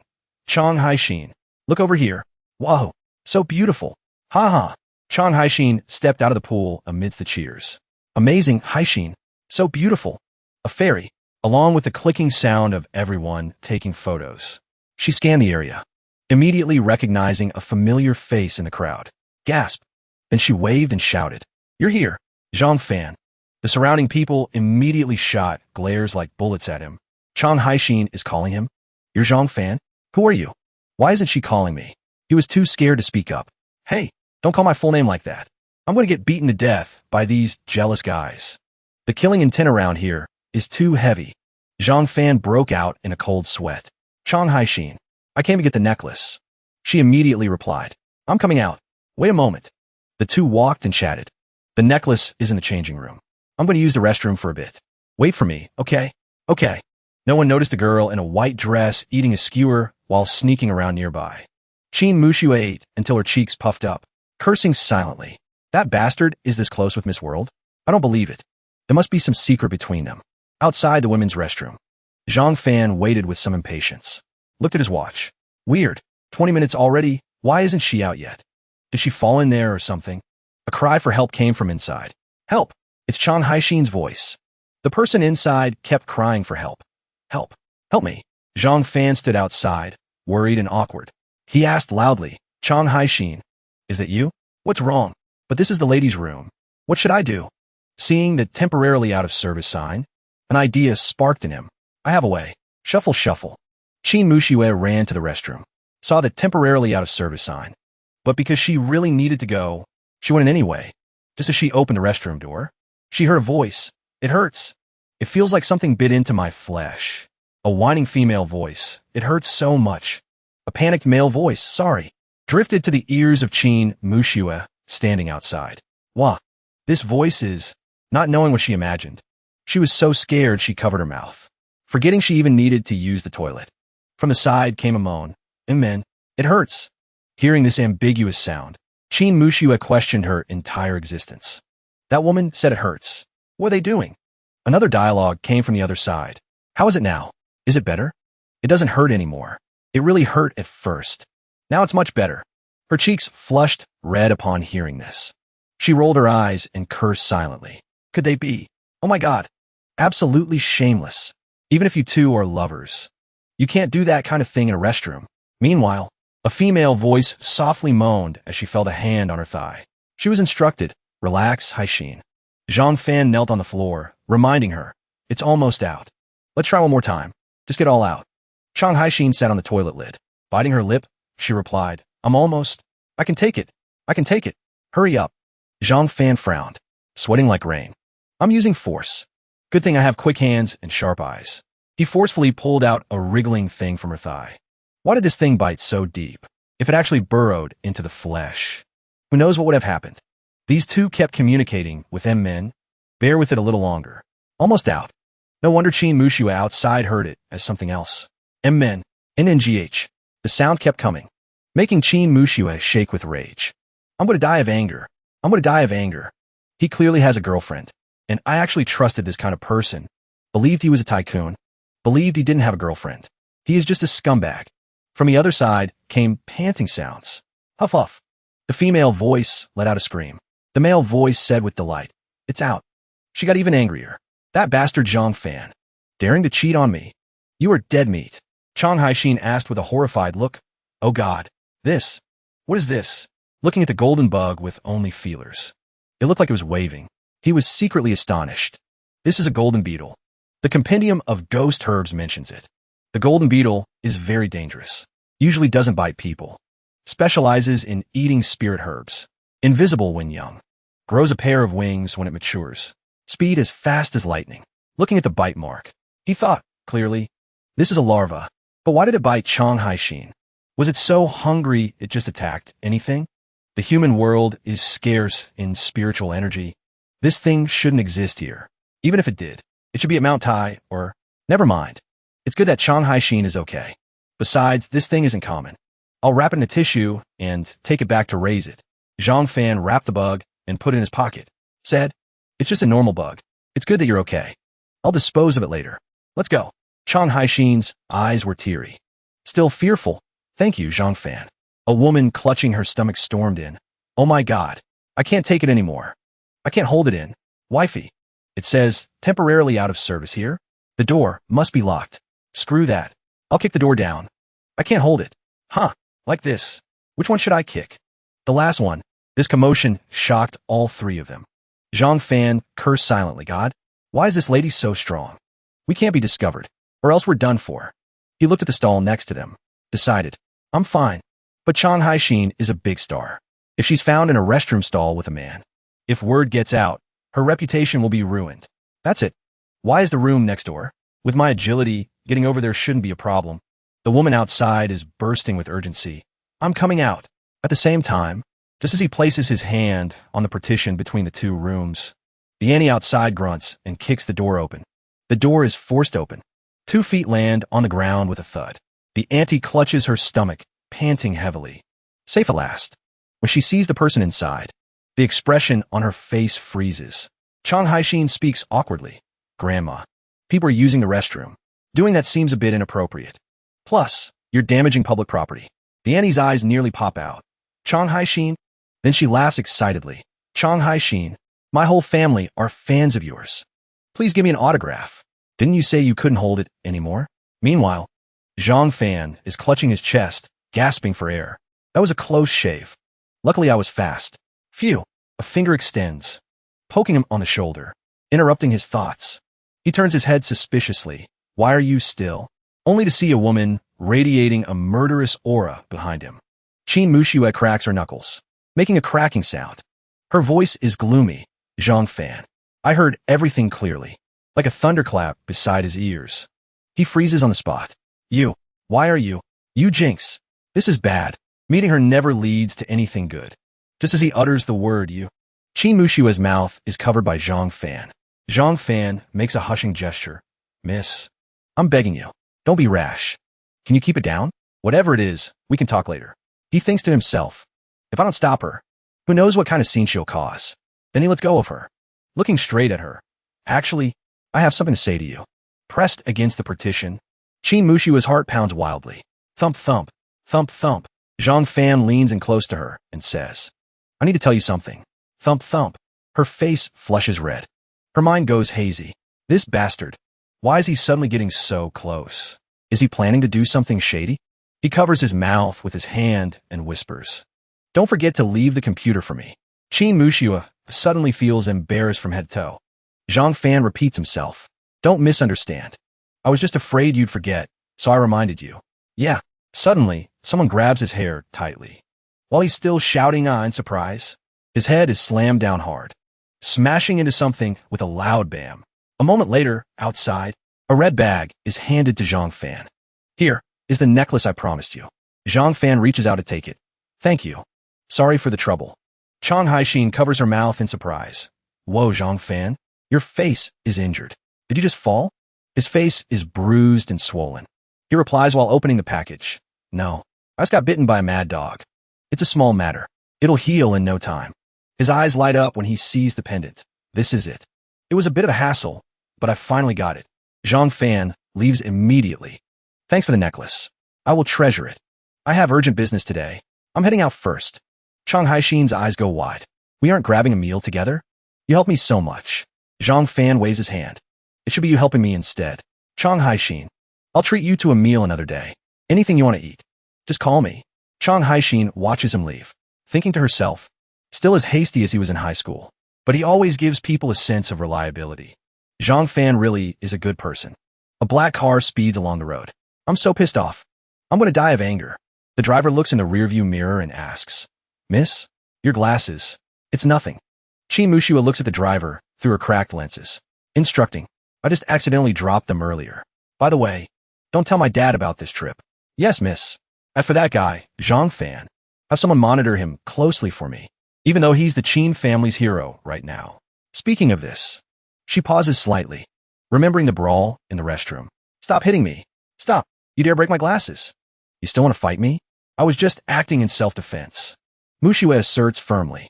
His moral character is rotten. Although I don't have concrete evidence right now. But if I do, I will definitely show everyone his true colors. She makes a resolution. Just you wait. From now on, every time I see you, I'm going to beat you up. Notification from the Underworld chat group. Underworld City God. Congratulations to Xiao Dai for promoting from rank 9 Ghost Envoy to rank 8 Wandering God. Zhang Fan mutters, holy crap. No way. Haven't seen her for a few days. It seems that private painting really had a huge effect.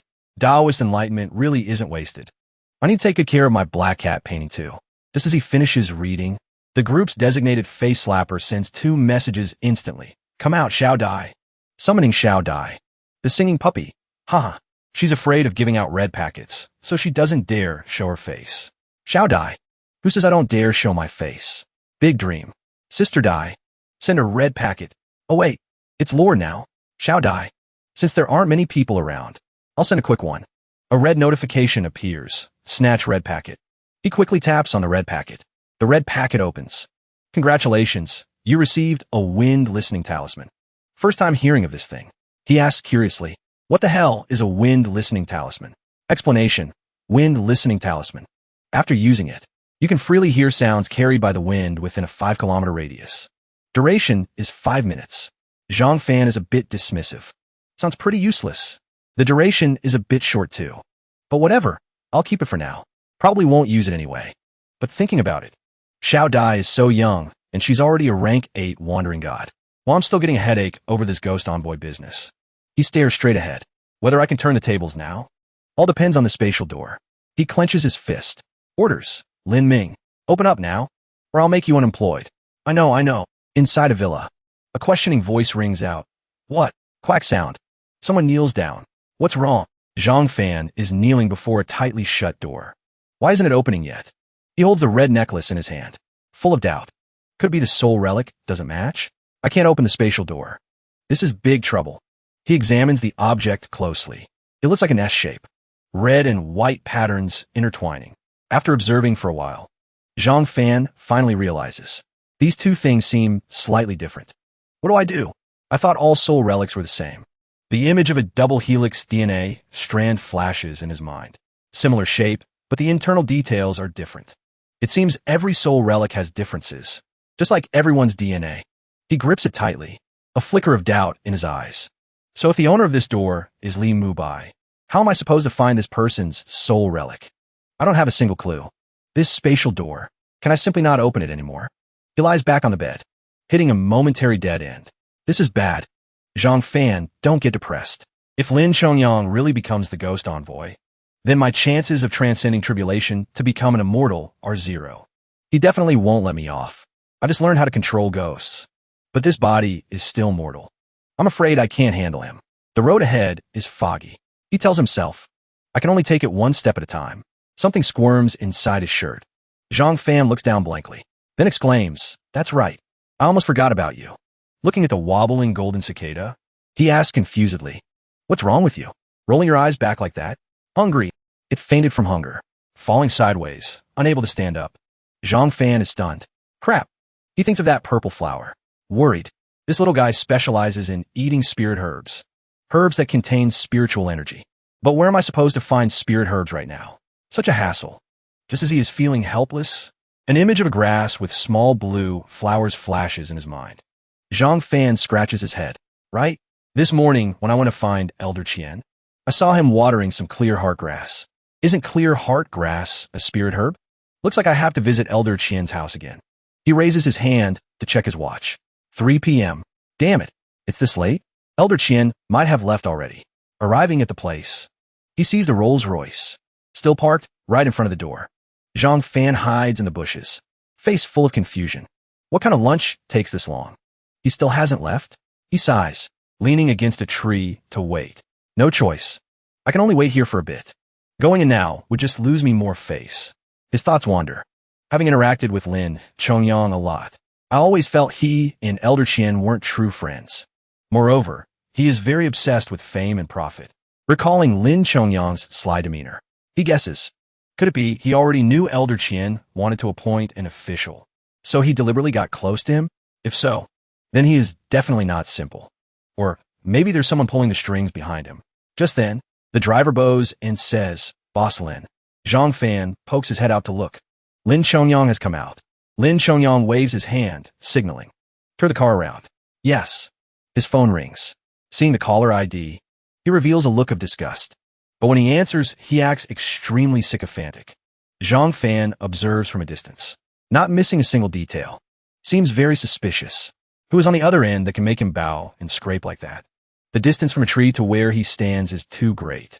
No good. I can't hear clearly. At this moment, Zhang Fan's eyes light up, remembering the item in the red packet this morning. That's right. The wind listening talisman. Open. He immediately takes out his phone, presses the activate button. Countless voices within a 5-kilometer radius transmit into Zhang Fan's ears simultaneously. That's right. A strong gust of wind blows out from the phone screen. The air around him forms a vortex. Whoosh! A gentle breeze blows into his ear. His eyes widen, face full of amazement. This is... Immediately after, countless voices within a 5-kilometer radius transmit into Zhang Fan's ears simultaneously. That's right. Take things slowly. Bastard. Damn it. So unlucky. 2 scammers. He's dead. Please don't. Sold out of wontons again today. I'm not dating anymore. That's disgusting. That's a violation of the rules. Drive carefully. Too low. This gotcha is like throwing my own mother into the sea. Husband. I did it.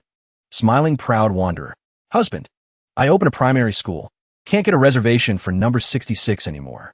This movie isn't good at all. There are even some shady sounds. Husband. Harder. Harder. Faster. Also transmitting into his ears, making Zhang Fan look around in panic, then shaking his head frantically as if he can't take it. What the hell is all this? He won't be stupid enough to eat that banana right now. He asks. So I wait for him to eat it before causing trouble. Will he be poisoned? The other person replies. That fruit is called a sha fruit. It's very rare. It looks just like a banana, but it's poisonous inside. I heard there's a cure for this poison. He mutters the name. Sha fruit. The other person continues. But no one knows the cure. This terrifies Zhang Fan. Then Elder Qian is dead for sure. Lin Chongyang frowns. So once the poison activates, he dies? The toxicity is very potent. Even if a city god ate it, they would die. The conversation continues to echo. There's even a squirrel eavesdropping. Don't worry. By that time, you will already be the ghost envoy. Whether he lives or dies is no concern of yours. True. Who told him to be blinded by that kid? Hesitating and indecisive. Refusing to select a ghost envoy. Wasting all these years of friendship I had with him. He grits his teeth. So cruel. He asks stammeringly. No one else knows about this, right? The other person asserts firmly. Don't worry. I guarantee heaven knows and earth knows. You know what I know? Lin Chongyang trusts the other person too much. He voices the thoughts in his heart. But I still feel that Kid Zhang Fan won't give up easily. He's just a lowly mortal. Once you're the ghost envoy, will you still need to fear him? The person on this end holds a few strawberries. The corners of his mouth lift up. That old man will submit your name soon enough. When that happens, don't forget me. I wouldn't dare. After I succeed, I will definitely repay your great kindness. Good then. Contact me if anything happens. The call ends. The clock shows 3:05. Exactly when the wind-listening talisman's duration expires. Lin Chongyang looks at the wall of the courtyard house, muttering, I've suffered for so many years. As long as I become the ghost envoy, a vicious glint flashes in his eyes. Everything will be much easier. Waiting until the car is far away. Zhang Fan finally steps out, brows furrowed tightly. I didn't expect someone so dangerous behind Boss Lin. No time. I must go warn Elder Qian immediately. He knocks on the door. Knock, knock, knock. While shouting loudly, Elder Qian, Elder Qian. But there is no answer from inside for a long time. Not home. Strange. Boss Lin just left. Did Elder Qian go out already? He gets anxious. Why go out now of all times? Leaving at this exact moment. Could something have happened? His gaze is determined. I have to wait for Elder Qian to return no matter what. If he eats the sha fruit, it will be too late. The moon has risen high. Munch, munch. Munch, munch. The golden cicada eats leaves ceaselessly, eyes full of satisfaction. Zhang Fan sits beside it, commenting, Hey, I'm telling you, if you're stealing stuff, keep it down. Stop making those munching sounds, will you? Swish. It pulls down a leaf. Raises a middle finger. You dare give me the finger? Do you have a death wish? Under his angry gaze, it lies down asleep. What? Sleeping right after eating? Do you think you're a pig? Zhang Fan looks at the tightly shut door, thinking, there's noise inside the room. Is Elder Qian back? He calls out, Elder Qian. The door opens. Coming. Qian Dezhong is startled. Young hero? It's so late. Why are you here? Come in quick. He calls out, Elder Qian. Expression serious. I have something very important to tell you. It's like this. Today, after listening to the whole story, he slams his palm on the table. Impossible. Qian Dezhong says firmly with a dark face. Old Lin has always been my best friend. How could he possibly give me a sha fruit? What benefit would he get from doing that? Furthermore, where did you hear this from? You can't just spout nonsense. Zhang Fan spoke decisively. Elder Qian, I'm not talking nonsense. I heard it with my own ears. But you still won't believe me. Zhang Fan, I have misjudged you. I never thought you would slander old Lin like this. You have deeply disappointed me. My kindness has been met with suspicion. He didn't know what to do. He could only repeat himself. Everything I said is true. Don't take it. A shout froze him in place. Get out. Elder Qian. Qian Dezhong looked at him with disdain. In terms of natural talent, old Lin is indeed not your equal. But he is a good man, and he is sincere toward me. Unlike you. Get out. I don't want to see you ever again. The pleading voice still echoed. Elder Qian, please listen to me. Zhang Fan tried to persuade him. I'm telling the truth. I have evidence. But Qian Dezhong had already turned his back. I don't want to hear it. Shut up, Zhang Fan. I don't want to hear your excuses. He was shocked by this attitude. You have disappointed me too much. Don't come looking for me ever again. Consider our ties severed in this lifetime. These words were like a knife stabbing into his heart, leaving Zhang Fan frozen in place. Boom. A streak of lightning tore across the sky. Whoosh, whoosh. Rain poured down in sheets. Zhang Fan's heart went cold. I didn't expect my good intentions to be traded for Elder Qian's misunderstanding. If you don't want to listen, then it's not right for me to stay here any longer. As he walked past, he still offered a reminder. Be careful of Lin Chongyang. This is my final piece of advice to you. The air between them was ice cold. Neither looked at the other. Goodbye, Elder Qian. Zhang Fan felt indignant inside. Elder Qian is too stubborn. No matter what I say, he won't believe it. He thought with a fierce look in his eyes. Lin Chongyang, Elder Qian is my friend. If anything actually happens to him, I won't let you off the hook. The door was pulled open. Goodbye, Elder Qian. Ring, ring. The landline suddenly rang. Qian Dezhong picked up the receiver. Hello, sister-in-law? Zhang Fan stopped in his tracks, pricked up his ears. Calling this late, the person on the other end spoke at length. A moment later, he froze. Sweat poured down like a shower. He repeated, what? Jiang Wo has been poisoned. He's in the emergency room. Zhang Fan listened quietly. He comforted the person on the line. Don't worry, sister-in-law. I'm coming right now. His trembling hand put down the phone. Jiang Wo took the medicine I gave him. And got poisoned? This. Qian Dezhong's back slumped in despair. This pearl fruit.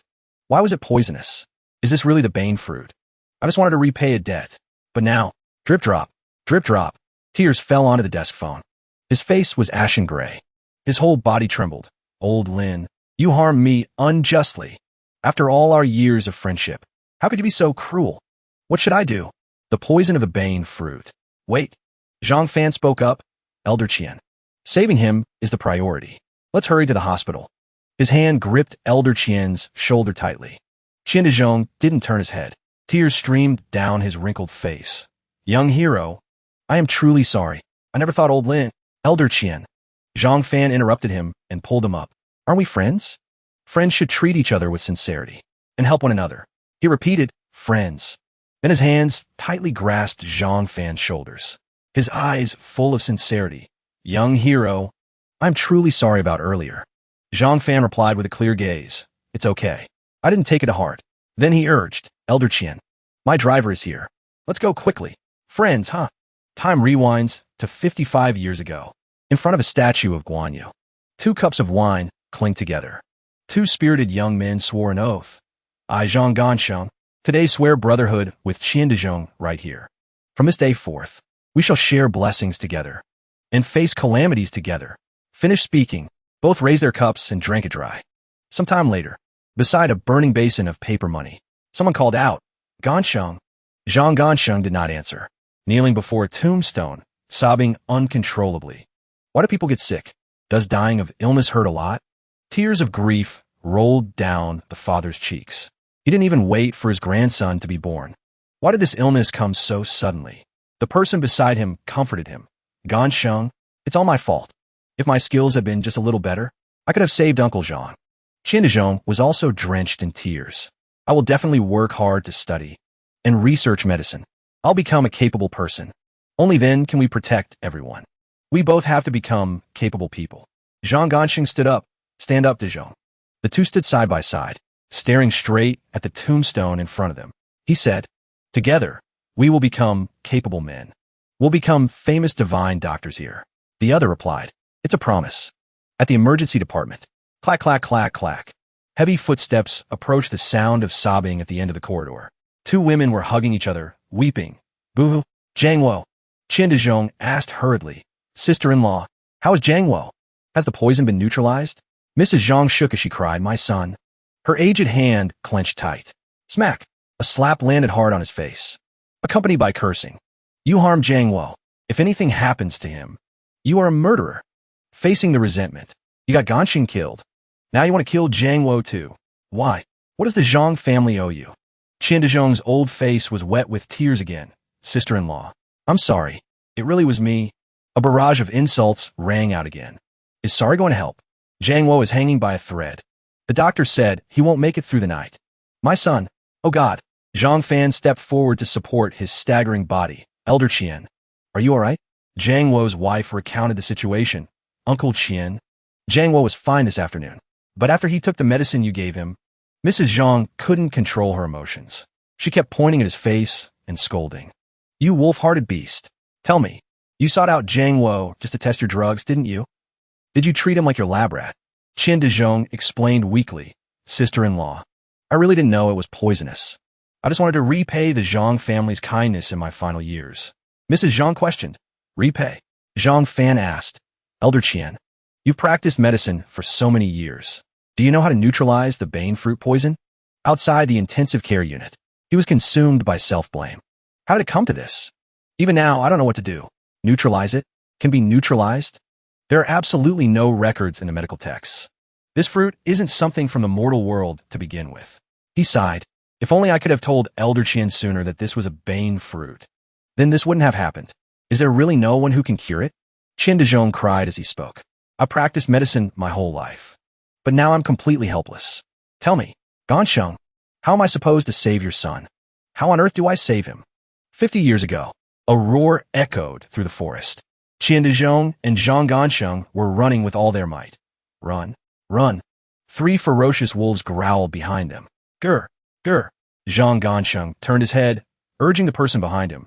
Run faster. Qian Dezhong was carrying a basket of herbs. Panting heavily, he struggled to finish a sentence. I can't run anymore. Xing. A knife was drawn. Zhang Gansheng held the knife, pointing it at the wolf pack, instructing his friend, Dezhong, run. Meet me at the temple later. The other hesitated, but he immediately shouted, don't act like a woman. Run. To reassure his friend. He even turned back and smiled, saying, don't worry. I can handle him. I'll catch up right away. Qian replied, Gansheng, I'll wait for you at the temple. The other urged him, stop dreaming. Run. He obeyed and turned to run, running and shouting back to his friend fighting the wolves, Gansheng, you have to come find me. Later, the rescue team couldn't find Gansheng. That was when I knew, to save me, he had been eaten by the wolves. Snapping out of the memory, both knees hit the floor. I'm sorry, Gansheng. I shouldn't have run away alone back then. Forget about that day. Today I harmed Jangwo again. Zhang Fan pondered. I remember them saying this poison can be neutralized. But who knows the cure? He remembered. That's right. Medicine Elder. He definitely has a way. I'll ask Xiaodai first. In another room. The phone on the bed chimed with a message notification. Ding ding. Content. Zaidi. My friend accidentally ate a bane fruit. Can you ask Medicine Elder if there's a cure? Zhang Fan stared at the phone. No reply for a long time. He was burning with anxiety. Why hasn't Xiaodai replied yet? Not online. Should I ask Medicine Elder directly? He pulled up Medicine Elder's number. Hesitated. Time is critical. I can't worry about all that now. Buzz buzz. The phone vibrated. He rejoiced. Zaidi finally replied. The message contained instructions, making him feel like slapping himself. Medicine Elder says, you must use a type of spirit medicine as a primer for the person to drink. Then release a spirit insect into his body. The spirit insect will follow the primer inside and devour all the toxins. Zhang Fan saw a ray of hope. He clenched his fist tightly. I have both the spirit medicine and the spirit insect. The golden beetle, currently eating, suddenly had a bad feeling. Why do I feel a chill down my spine? He immediately took action. No time to delay. Looking for me out of the blue. You want me to give you the antidote? Furthermore, leaving aside whether there is an antidote or not, if you give it to him, wouldn't that be admitting you tricked him, right? The masked man checked his messages while speaking coldly, but he already knows the fruit is poisonous. If I don't provide the antidote, Lin Chongyang waved his hand and continued, then don't dream about the ghost messenger position anymore. Then all my previous efforts will be wasted. The other comforted him. Don't rush. There's still a way. The masked man advised. Since things have come to this, you can only pretend to be a victim as well. You just need to tell that old fogey Qian that you were also deceived by someone and had absolutely no idea it was a bane fruit. Then find a suitable opportunity to eliminate Zhang Fan. By then, his time will be up. He will have no choice but to make you the ghost messenger. He nodded furiously in agreement. Elder Dong is right. Then I will perform this play brilliantly. Zhang Fan, this time I won't go easy on you. Qian stroked his beard, his eyes filled with hatred. Lin Chongyang, you harm me unjustly, so don't blame me for turning ruthless. Up ahead, Mrs. Zhang had invited 2 more physicians. If you 2 can cure Jangwo, the spirit medicine's in my house. You may choose whatever you like. He could only stand there, crying one moment, sighing the next. But I don't have much time left. How can I turn this situation around? Mrs. Zhang pleaded loudly. You 2 black and white doctors, please save my son. They both shook their heads one after another. There's no way. This is the first time we've seen this poison, Mrs. Zhang. We are truly sorry. We are helpless here. Mrs. Zhang collapsed onto her cane, weeping silently. Even you 2 have no way. Then my Jangwo is his only path death. Zhang Fan barged in from outside, announcing, the medicine is ready. It can neutralize the poison from Mr. Zhang. Everyone was stunned. Young hero, antidote, you are. Holding the medicine pot, he replied. I am Elder Qian's registered disciple. Let me try. His registered disciple wants to try? Mrs. Zhang objected fiercely, no. I will not let you master and disciple harm my Jangwo again. All of you get the hell out. Qian Dezhong hurriedly advised. Sister-in-law, the young hero is a very capable person. Maybe he really can save Jangwo. He pursed his lips and said, his illness cannot drag on any longer. Let me try. The 2 black and white physicians didn't believe it either, rebutting him. This poison has infiltrated his internal organs. Now, even a great Luo Golden Immortal couldn't save Mr. Zhang. You bring a bowl of medicine to save him? Do you think we are all idiots? Mostly likely aiming for the reward money, Mrs. Zhang offered. Just here try his luck. Listen to them. Look, even the famous doctors here are helpless. Isn't he just causing trouble? Definitely a scammer. Zhang Fan's face darkened. Scammer? This is a matter of life and death. Young hero, this matter originally had nothing to do with you. Since things have come to this, you should just go back. He gently advised Mrs. Zhang. Let me try. I can't just watch him die without doing anything. Mrs. Zhang hesitated, but Zhang Wo, he persisted. We cannot delay any longer. Let me try. Please trust me, ma'am. He will get better. Mrs. Zhang remained unmoved. No. You are all birds of a feather. Your intentions are dubious. I can't trust you. Just let me try. Trust me, I really... A commotion erupted. Open the door. Make way. A man ran in, panicked. Auntie, sister-in-law, how is Zhang Wo? Has the poison been cured? Mrs. Zhang replied, tremblingly. Little E, Zhang Wo isn't going to make it. He was shocked. How did this happen? Zhang Fan, standing aside, saw the newcomer and started. Jiu Qian, when he heard Mrs. Zhang say the toxicity was too strong and no one could cure it, he squeezed out a teardrop. Does no one have a way? Then Jiu Qian seemed to think of someone, muttering, That's right. He can definitely save Zhang Wo. This made Zhang Fan in the back suspicious. The black and white physicians immediately voiced their opinion. How is that possible? Is there really such a miraculous person in this world? Qian Dezhong could only cry. That's wonderful. Zhang Wo is saved. Zhang Fan remained silent. Hope it's in time. Jiu Qian turned his head in surprise at the person who just spoke. This voice. Then he pushed Zhang Fan to the front, saying decisively, It's him. With Mr. Zhang here, he can definitely save Zhang Wo. Mrs. Zhang asked suspiciously, Little E, you haven't mistaken him for someone else? The black and white physician's jaws dropped. Chin's almost hitting the floor. What the? While Qian Dezhong stroked his beard, smug. As expected of the young man I had my eye on. Mrs. Zhang still hesitated. Little E, the person you're talking about is him? He immediately replied, No mistake. Mr. Zhang cured my incurable disease. His medical skills are incredibly high. He can definitely cure Zhang Wo. After a brief moment of thought, Mrs. Zhang bowed her head. I apologize for earlier. Please, Mr. Zhang, save Zhang Wo immediately. The physician in black put his hand on Zhang Fan's left shoulder, laughing. We've met a master, Old White. We must learn from him slowly. The physician in white put his hand on the right shoulder, laughing in response. Indeed, there is always a higher mountain. If this Mr. Zhang can really neutralize the poison, I must bow to him as my master. Zhang Fan didn't know what to do. You must be joking. How could a junior like me dare to accept disciples?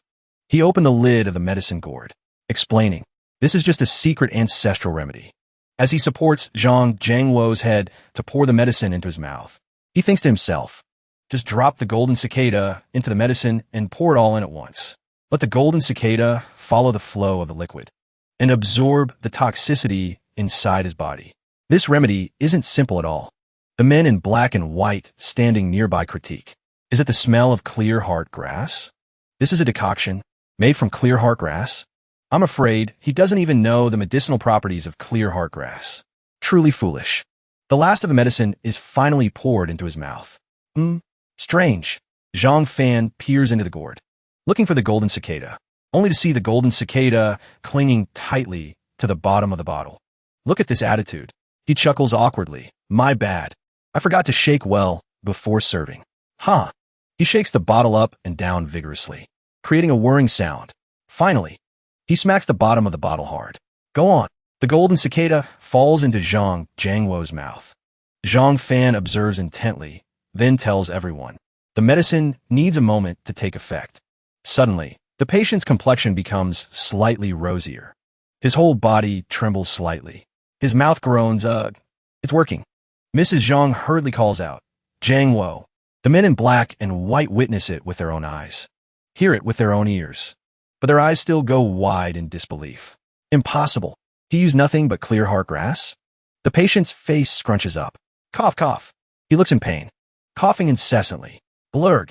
A golden cicada with a perfectly round belly crawls out. It lets out a satisfied burp. Burp. Before anyone can get a good look, a hand quickly snatches it up. Zhang Jingguo lies on the bed, looking at the person in front of him. He asks in confusion, You are? Zhang Fan turns to inform Mrs. Zhang. Your son is awake. The medicine worked, but his body is still weak. He needs plenty of rest and nourishment. Mrs. Zhang rushes over to look at her son who just returned from the gates of hell. She says joyfully, This is wonderful. You're okay. Mom thought you were. How are you feeling? Does it hurt anywhere?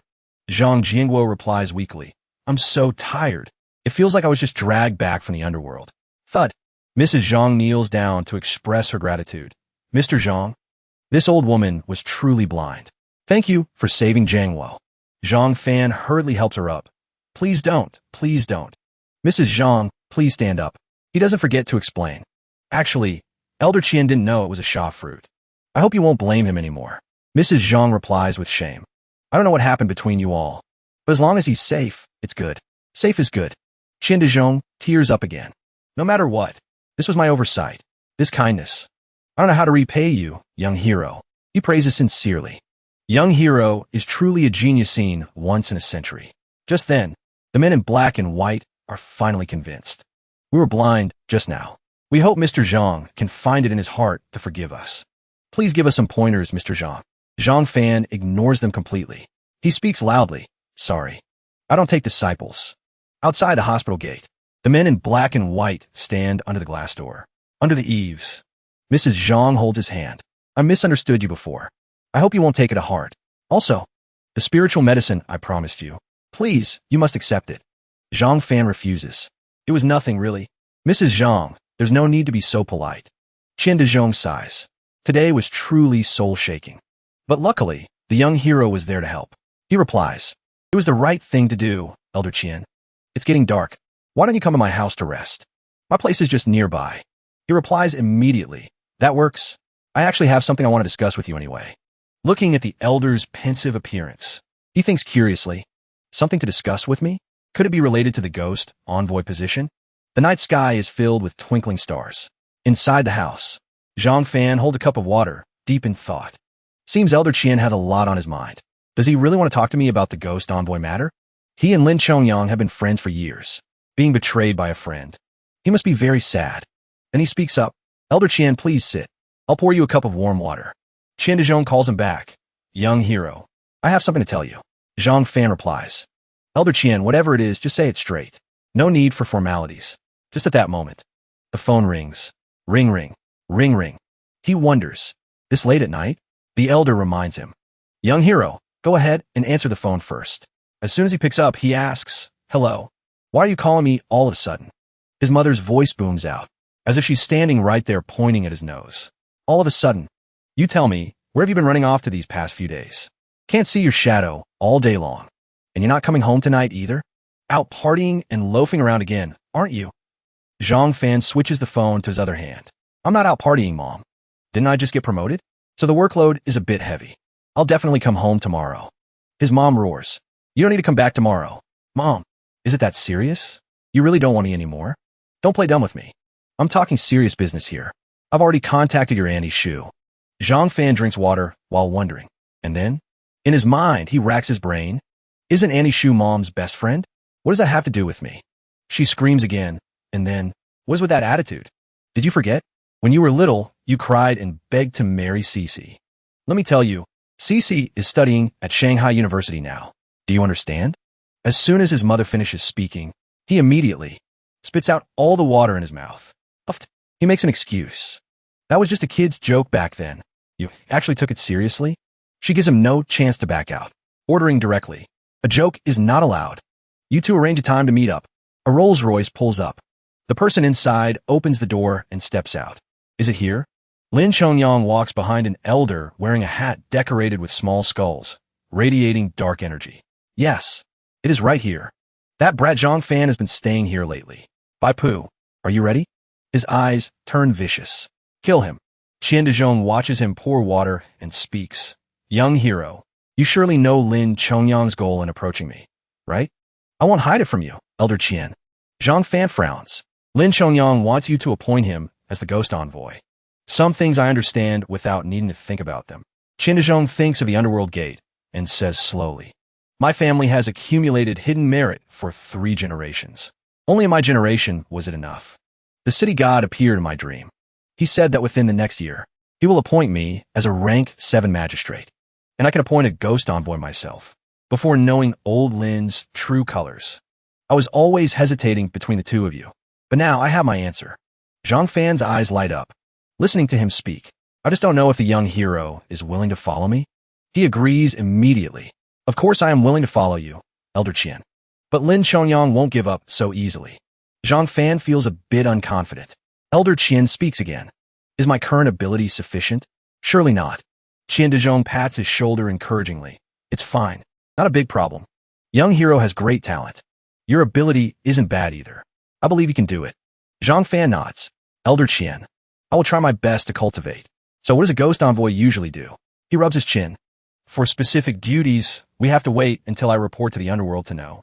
Probably going around catching stray ghosts. He says immediately. I don't know how to do that stuff. Young hero, don't rush. Once you become a ghost envoy, you'll be able to do it. A ghost envoy is a martial official. Just cultivate well. You definitely won't disappoint my expectations. A wave of excitement rises in his heart. That's right. Wait until I become a ghost envoy. I can probably brag about it in the chat group. Seeing Qian Dezhong suddenly squint into silence, Zhang Fan asks, Elder Qian, are you alright? He voices his worry. I'm worried that Lin Chongyang definitely won't give up. Thinking about it carefully, there is definitely someone helping him. I don't know what they will do next. He knows my time is almost up. He wouldn't jump over the wall like a cornered dog, would he? He comforts him. If he still respects the years of friendship between you two, then he won't cause you any more trouble, since the matter is already exposed. Hard to say. The sound of the door opening.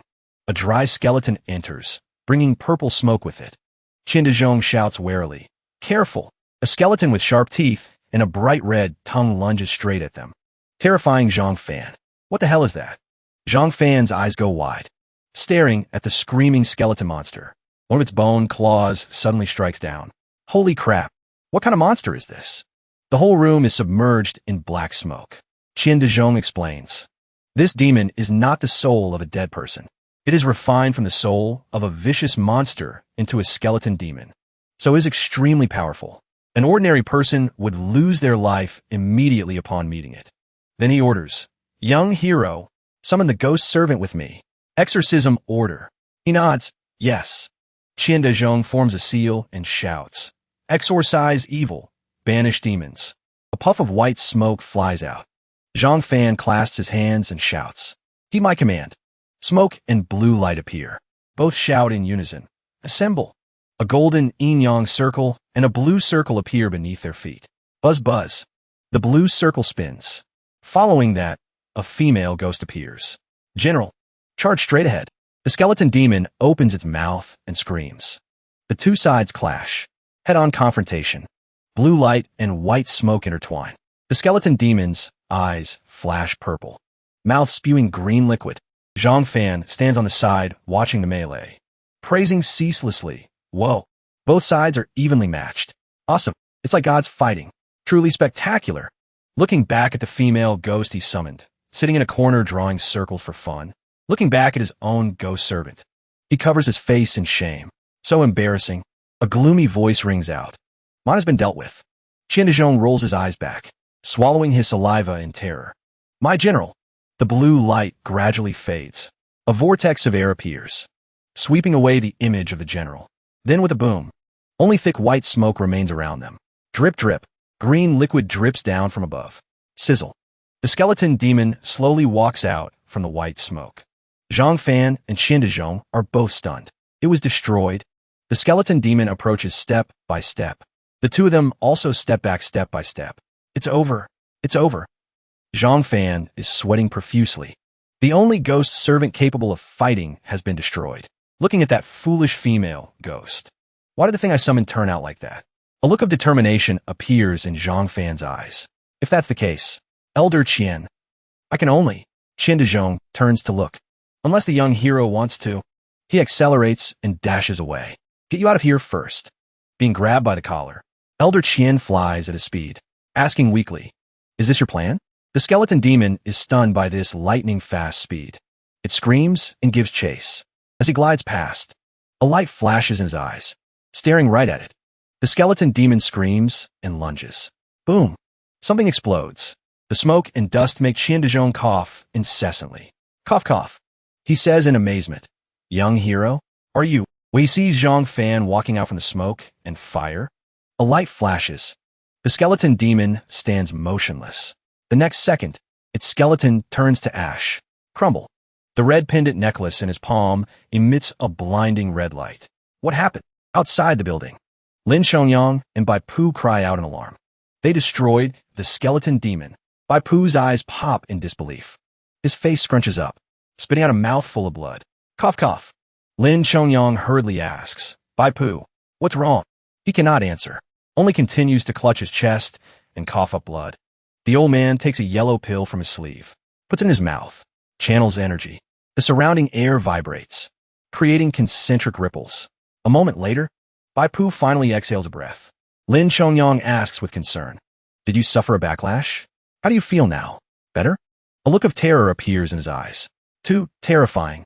The backlash cost me half my cultivation. There must be a supreme expert helping that kid from the shadows. Swish, swish, swish. The sound of a broom sweeping rings out, accompanied by the call. Young hero. Qian Dezhong praises endlessly. I didn't expect the young hero to be so unfathomable. Zhang Fan answers while focusing on sweeping. I'm afraid Elder Qian misunderstands. I'm not. Speaking of which, he falls silent. Does that necklace really have divine power? He immediately asks curiously. Then who helped us? He answers. I won't hide it from you. Currently, I only know the exorcism art.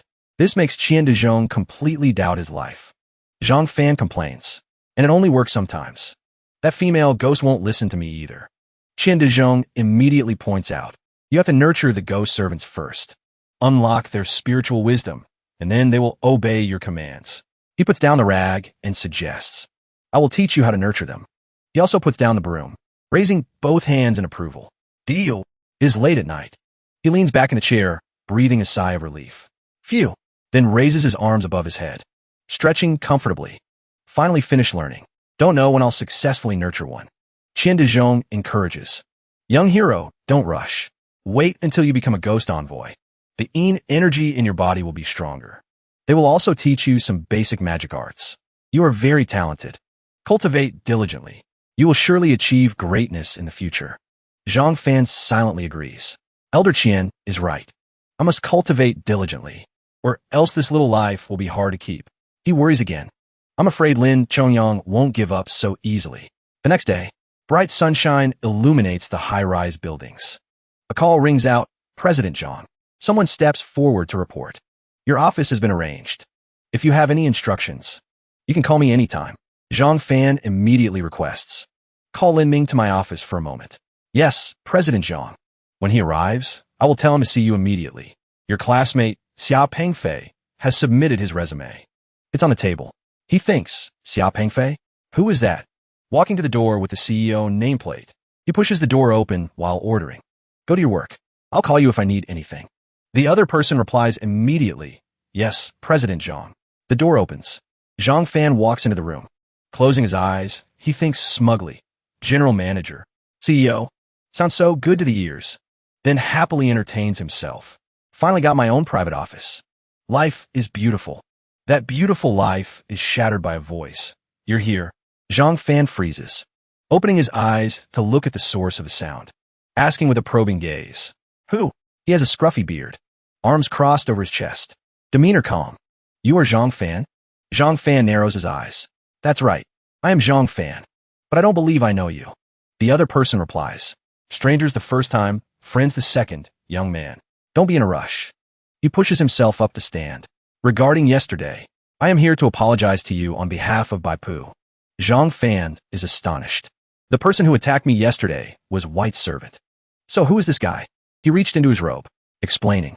White Servant was reckless and offended you, but he has been punished, suffered a backlash from ghost energy, seriously injured. He frowned and asked bluntly, Did you come to avenge him? He took out a small bottle glowing with green light and said, When will the cycle of vengeance ever end? I am here to apologize to you on his behalf. This ghost pill is a small token of regard from our 3 friends of Huangshan. Zhang Fan was hearing about the 3 friends of Huangshan for the first time. His face remained expressionless. He simply said softly, It seems you don't know much about us, but I heard from White Servant that you want to be a ghost messenger. One of our 3 friends of Huangshan happens to be a city god. Zhang Fan looked up, secretly astonished. A city god? The old man before him introduced himself leisurely. As for this old man, people usually call me Black and White Servant, or the Black and White True Lord. I stay in seclusion, cultivating all year round. Meeting you today can be considered fate. He rejected it internally. Can I pass on this fate? Black and White Servant. White servant. Is there a black servant too? Zhang Fan looked at him. So you've been white servant. He thought of the other party, then said, white servant. He is my servant. I have been in seclusion cultivating these past few years. So I let him go out to train. He closed his eyes, speaking helplessly. I only found out when I treated his injuries that in order to repay a debt, he used a lethal ghost technique to scare you off. Clink. Warm water automatically poured into the cup. He continued, but I also know he has been cultivating evil arts these past few years. It's hard to avoid chi deviation. His nature isn't bad. This old man hopes you won't hold his past mistakes against him. Take this immortal pill as a peace offering. Drink some water. Zhang Fan raised an eyebrow slightly. A peace offering? His power has already been greatly damaged. I don't have the free time to go look for trouble with him, anyway. White servant immediately said, to make amends, we hope you can give up the ghost messenger position, as long as you don't fight for that spot anymore. His words made Zhang Fan spit out all the water in his mouth. Puffed. White servant's gaze turned cold. You will become a friend of our 3 friends of Huangshan. Young man, what do you think? Zhang Fan thought with disdain. Hypocritical old geezer. He didn't get angry. Instead, he gave a fake smile. Young man, relax a little. Zhang Fan's eyes went dark. Carrot and stick approach. Quite the tactic. Make amends? He hurriedly spoke up to stop him. Thud. But Zhang Fan didn't care about any of it. He roared in anger. What if I don't yield? You think you can use lethal ghost attacks on people just to repay a debt? I want to repay a debt too. So I should just go harm people too, right? If that were really the case, then everyone would be a righteous hero. The old man kept his hypocritical smile. But when Zhang Fan bluntly showed him the door, I don't know which of your words are true and which are false, but please leave. I can't accept that kind of regard. White servant couldn't hold back anymore, gritting his teeth and growling. Zhang Fan loosened his tie and questioned them. You want me to withdraw? Want me to give up the ghost messenger position? Then he declared aggressively, keep dreaming. Only now did a different expression appear in the old man's eyes. He tried to squeeze out a gentle smile again, threatening. Young man, refusing a toast only to drink a forfeit? Seeing the opponent clench his fist, a pink energy swirled around. Whoosh. Zhang Fan thought to himself. He's about to make a move. The imposing aura he just had vanished completely. If we really fight, I'm no match for him. But he remained stubborn. Chang Haixin, it's all up to your necklace now. A resigned voice rang out. Then don't blame me. He reached into his robe and pulled something out. Voice cold as ice. When I strike, I show no mercy. One of White Servant's arms shot up towards the sky, bringing with it countless rays of golden light. Zhang Fan watched wide-eyed. Whoosh. Something looking like a rattle drum was thrown into the air. Boom. It spun endlessly, creating wind and golden light. Zhang Fan's eyes were filled with panic and curiosity. What is that thing? The object exploded, creating a blinding golden light. This is getting out of hand. At the Qian residence, the lights in the main hall were blazing. After a command of manifest, a beam of golden light converged. Boom. A thick layer of white mist appeared. From within the mist, the outline of a hat emerged.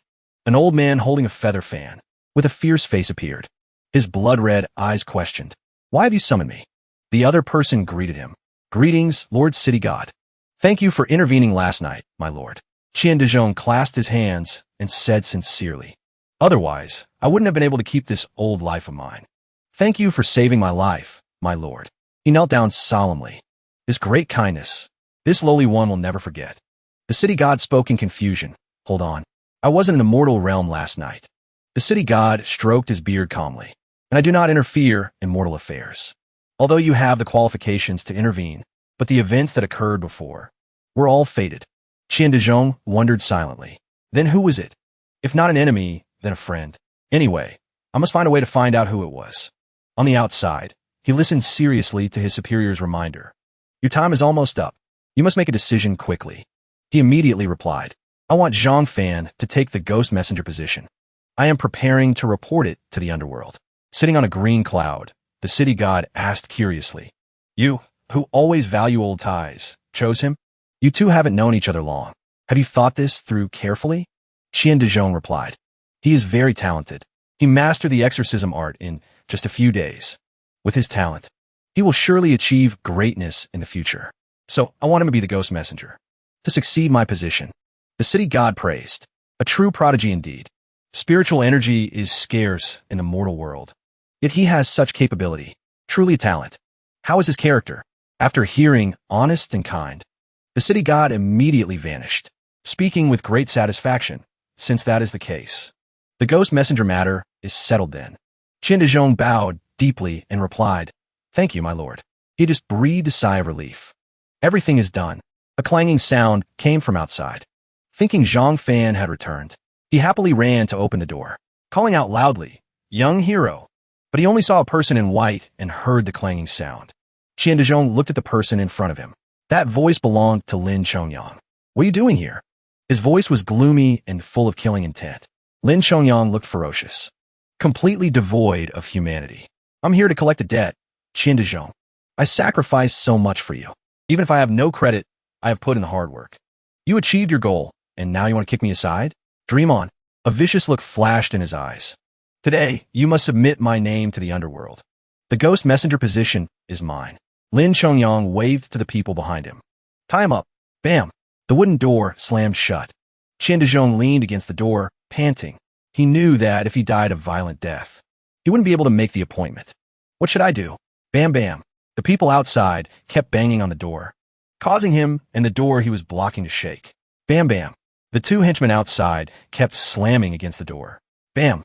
His trembling hands dialed the phone. Watching the phone ring, Qian Dezhong prayed silently. "Pick up quickly." A door panel was pushed open. He let out a scream. The door was kicked down. Qian Dezhong fell forward. The phone in his hand, calling Zhang Fan, flew forward. Crash! It hit the ground. The screen shattered. The sound of the call connecting still rang out. Qian Dezhong was pinned to the ground. His arms and neck twisted behind his back. He shouted, "Lin Chongyang, let me go." He actually let go. Qian Dezhong opened his eyes, looking up at Shout. "Last chance." Lin Chongyang held a silver gun. Looking fiercely at the man on the ground, he said, "Or else don't blame me for ignoring our old friendship." He replied stubbornly, "You're too late. I already submitted the name." Lin Chongyang paused. His eyes filled with murderous intent. "Whose name?" Qian Dezhong opened his mouth and said two words, "Zhang Fan." Lin Chongyang furiously pointed the gun at his head, threatening, "Change it immediately." Although Qian Dezhong was terrified, he replied with firm determination, "It can't be changed anymore." He put his finger on the trigger and declared, "Then I'll shoot you dead." The old, wrinkled eyes closed tight. Two streams of tears flowed down, silently waiting for death. From a phone came a voice stopping the shot. This sound caused everyone present to show different expressions. Qian Dezhong sighed in relief at escaping death by a hair's breadth. Lin Chongyang was so angry his eyes turned red. White servant's henchmen stammered in fear, "My lord." Over here, Zhang Fan tightly gripped the necklace. His sharp threat made White servant tremble in fear. Speaking into the phone, Don't hurt Elder Qian, or else you are all dead meat." Thunder and lightning erupted in the sky. Someone urged, "Speak, hurry. High Immortal Zhang Fan is waiting." The two henchmen heard the words High Immortal. Their eyes went wide, being grabbed by the collar. Qian Dezhong looked at the phone, thinking suspiciously, "Young hero?" The roar, telling White servant to get over there, terrified him. High Immortal? This. Why is the Lord with High Immortal Zhang Fan? Followed by his order, "White servant, don't give Elder Qian a hard time." That silver gun was grabbed by a hand. Lin Chongyang wanted to resist. Gritting his teeth, he ordered, "Someone, get him off me." The other side urged again, "White servant, speak." Lin Chongyang's head was slammed hard onto the ground by a hand. White servant lowered his head and spoke loudly, "Elder Qian, this lowly one was blind. I have offended you greatly. I hope you can find it in your heart to forgive me." Forced to kneel and kowtow, Lin Chongyang still refused to submit. Wait. Qian Dezhong watched the two of them motionless, saying, the two henchmen were dumbfounded by this complete reversal.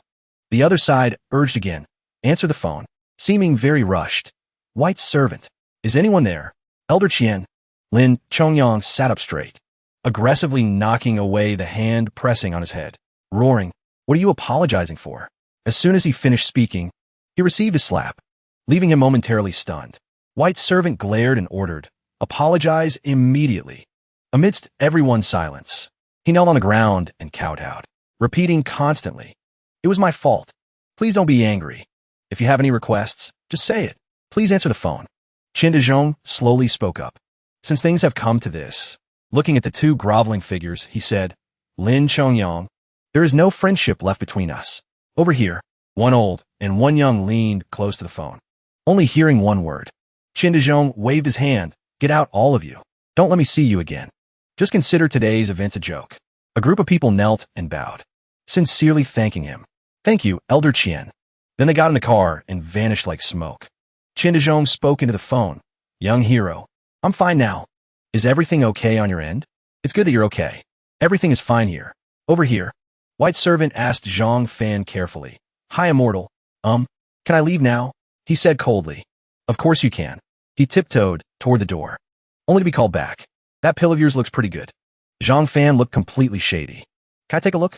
White servant wanted to cry, but had no tears. Look at this scheming. What a pity. Then he turned around, offering it with both hands. Here, take a look. I almost forgot this. A small token in my regard. He reached out and took it, since you were so sincere. Then I'll reluctantly accept it. He cursed silently in his heart, taking advantage of the situation. So fake. Learning from experience this time, White servant walked through the wall. As long as the high immortal likes it, as long as you like it, then I won't disturb you anymore. Please rest. Holding the bottle of pills, Zhang Fan replied casually. Take care.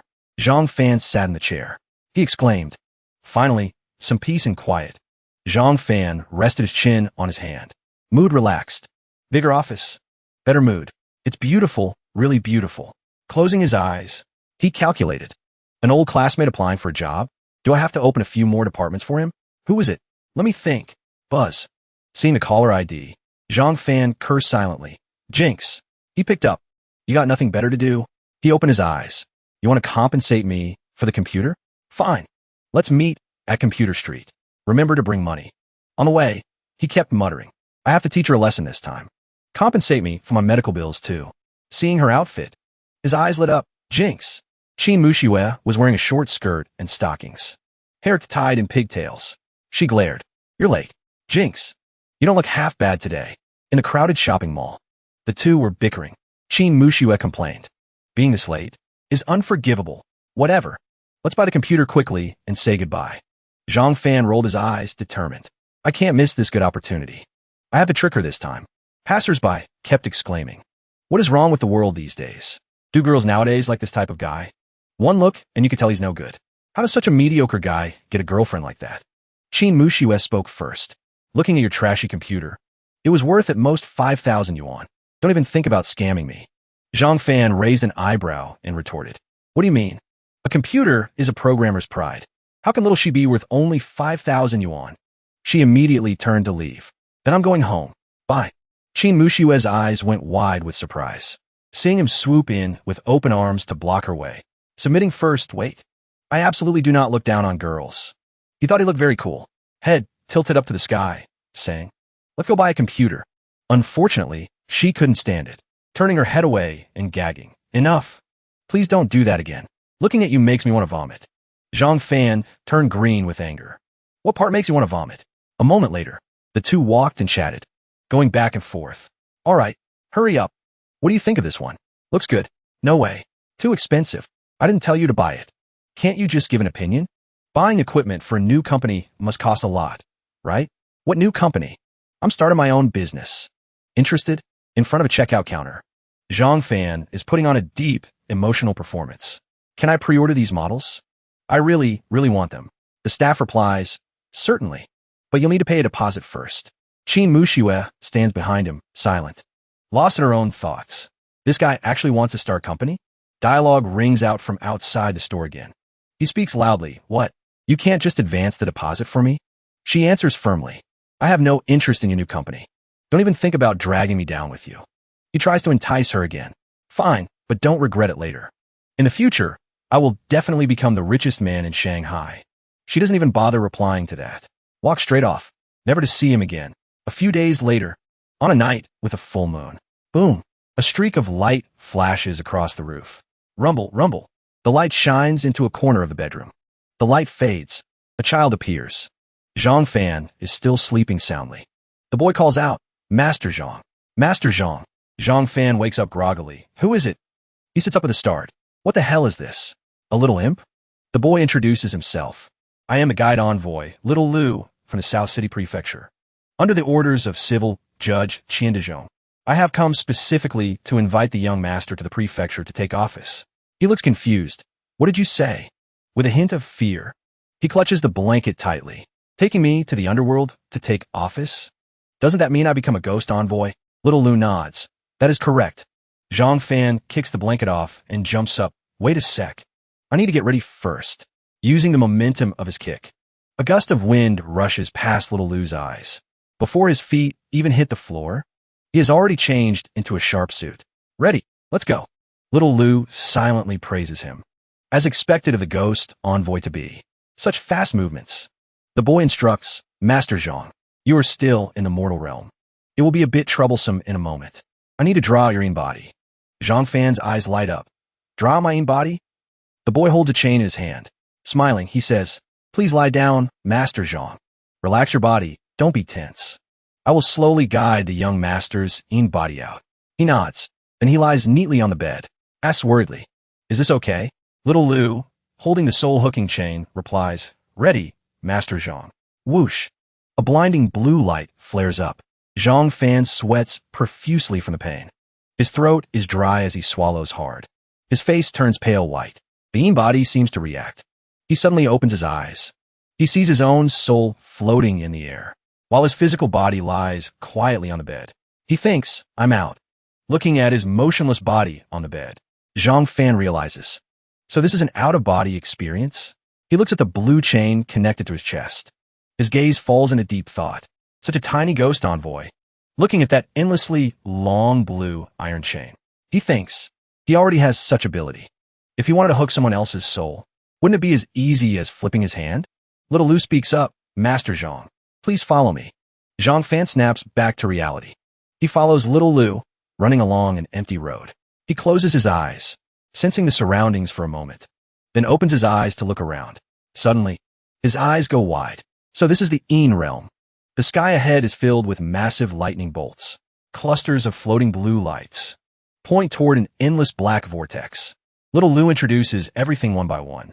That is the entrance to the Een realm. Then he points to the road beneath their feet. This is the path one must walk to descend into the underworld. No wonder there's so many wandering ghosts and wild spirits. There's a ghost behind them. The boy comforts him, but you don't need to be afraid. Cool me. Zhang Fan turns his head to look back. Whoosh. The ghost has one arm sliced off by Little Lu. It roars, breathing out black smoke. He stares at it. The ghost's arm bleeds red blood. It clutches its arm, screaming in agony. Little Lu glances at it coldly. You seek death. Are your dog eyes blind? You dare touch even the envoy-to-be? Something appears. The boy picks up a flag. The boy continues muttering. You clearly don't know your limits. You dare provoke Little Lu of Qingfei? I don't even need to use my command token on you. That would be an insult to the token. The ghost's body is about to be incinerated. Looking at the flag, Zhang Fan praises, Master Lu. The boy smiles. I dare not accept the title Master Lu. The boy smiles. I dare not accept the title Master Lu. Just call me Qingfei Little Lu. If Master Zhang finds that troublesome, you could just call me Little Lu. He doesn't stand on ceremony. While walking under the thundering sky, he asks, Little Lu, what is that treasure of yours? Is it custom-made by the underworld? Is it like police handcuffs? But it's fundamentally just a magical tool. Yet it can defend, and it can kill evil spirits in the blink of an eye. Little Lu's strength is also very formidable. Little Lu says, this is a magical tool specially crafted by the underworld. You only need to pour spiritual power into it to blind the enemy. Originally, it only had defensive attributes, but it can upgrade according to the master's ability. Its offensive power will also become stronger. Arriving at a place, the boy announces, here we are, then points ahead, Master Zhang. We have arrived. He points to a structure resembling a floating village with many blue lights and introduces it. That is the first gate of the South City underworld. Zhang Fan is amazed. Holy cow. Zhang Fan is amazed. Holy cow. Why are there so many Een soldiers? Rows of Een soldiers stand densely guarding the city walls. Looking at such a scene in the South City underworld, Zhang Fan can't help but ask, with so many Een soldiers, is the underworld very chaotic? Little Lu replies, it's SOSO. We have to put on a bit of a show. Otherwise, all the demons and ghosts would run loose. Clank. The boy holds out a token. Here is the token. Qingfei Little Lu and the new envoy named Zhang. Whoosh. The city gate lowers. The two step onto the bridge together. It is a bridge covered in sharp spikes. Zhang Fan rubs his chin. So this is the underworld. After climbing for a while, he is panting heavily. It's too high. This is torturing me. Little Lu beside him keeps encouraging. Almost there. Looking at the purple building with the sign Prefecture Office, he asks, Prefecture Office? Is Old Qian here? Whoosh. Little Lu replies. He's here. Whoosh. A puff of white smoke blows over, accompanied by a voice. Young hero. Zhang Fan looks full of expectation. A young man wearing a long robe appears, trying to act mysterious. You have finally arrived. He asks 2 questions in a row out of curiosity. Who are you? And what's with all the smoke? Leaving the other person speechless. The person explains seriously. I am Old Qian. Actually, this appearance is a bit of a personal indulgence of mine. Zhang Fan is surprised. Old Qian? You're so young. That's great. The 3 of them walk inside. This is where cases are reviewed and judged. Just like a county magistrate. It's not as carefree and leisurely as I imagined. Little Lu worked hard this time. It is what Little Lu should do. He pokes his head in and asks, So am I a ghost envoy now? Qian Dezhong reminds him. Young hero, hurry and pay respects to Lord City God. His eyes are glued to the person inside. A tall, imposing man, with 2 servants standing beside him. His gaze is cold. It is too early to talk about being a ghost envoy. Are you Zhang Fan? He immediately clasps his hands and bows. This lowly one is Zhang Fan. Greetings, Lord City God. The City God reveals a look of interest. Lord Qian praised you to the high heavens, saying you are a rare genius, mastering the ghost control art in such a short time. Regarding the underworld's assessment examination, this City God is very much looking forward to your performance. A person standing nearby speaks up. If he is just an ordinary person, it would be better to resign and yield the position to someone else. Zhang Fan is suspicious. Resign and yield? Qian Dezhong is stunned. What assessment? Couldn't I appoint the ghost envoy directly? That subordinate's eyes glow red.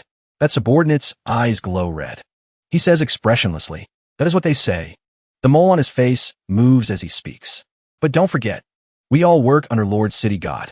If we appoint a useless person as a ghost envoy, not only will it cause Lord City God to lose face. A ghost envoy is meant to handle affairs for all living beings. Naturally, it must be someone with ability.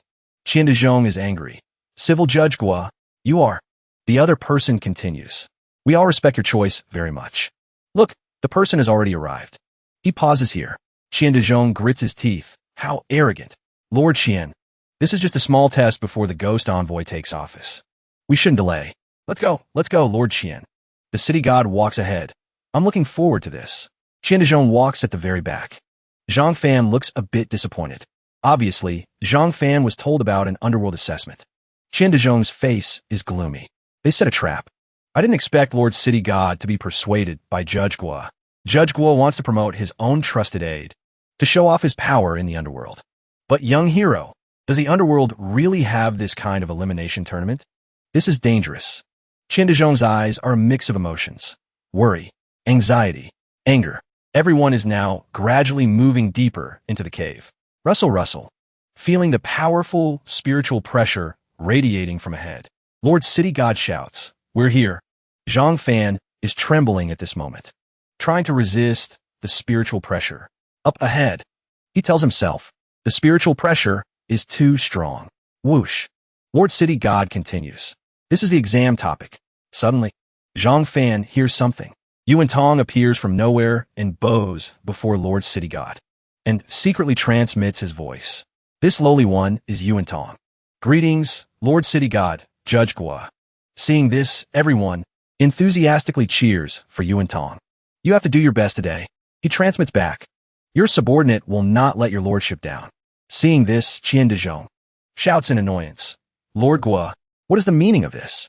Judge Gua immediately turns back to justify himself.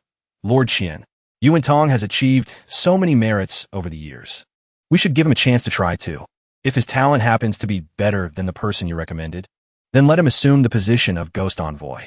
Talented people should be put in important positions. Otherwise, it will chill the hearts of those below us. Lord Qian, don't you agree with this reasoning? Qian Dezhong thinks unhappily. Yuan Tong is just a lonely soul who unlocked his spiritual wisdom. Why does he have such powerful cultivation? Could the rumors be true? Does he actually have spirit roots? But he comes from a mortal realm. How is that possible? If he doesn't have spirit roots to support him, relying on the young hero's talent, we still have a chance of winning. I'm just afraid Yuan Tong will be found to have spirit roots. In that case, the young hero will have no chance. And I will be suppressed by Judge Gua. Thinking this, he speaks up in protest. Lord City God, I hope you will reconsider.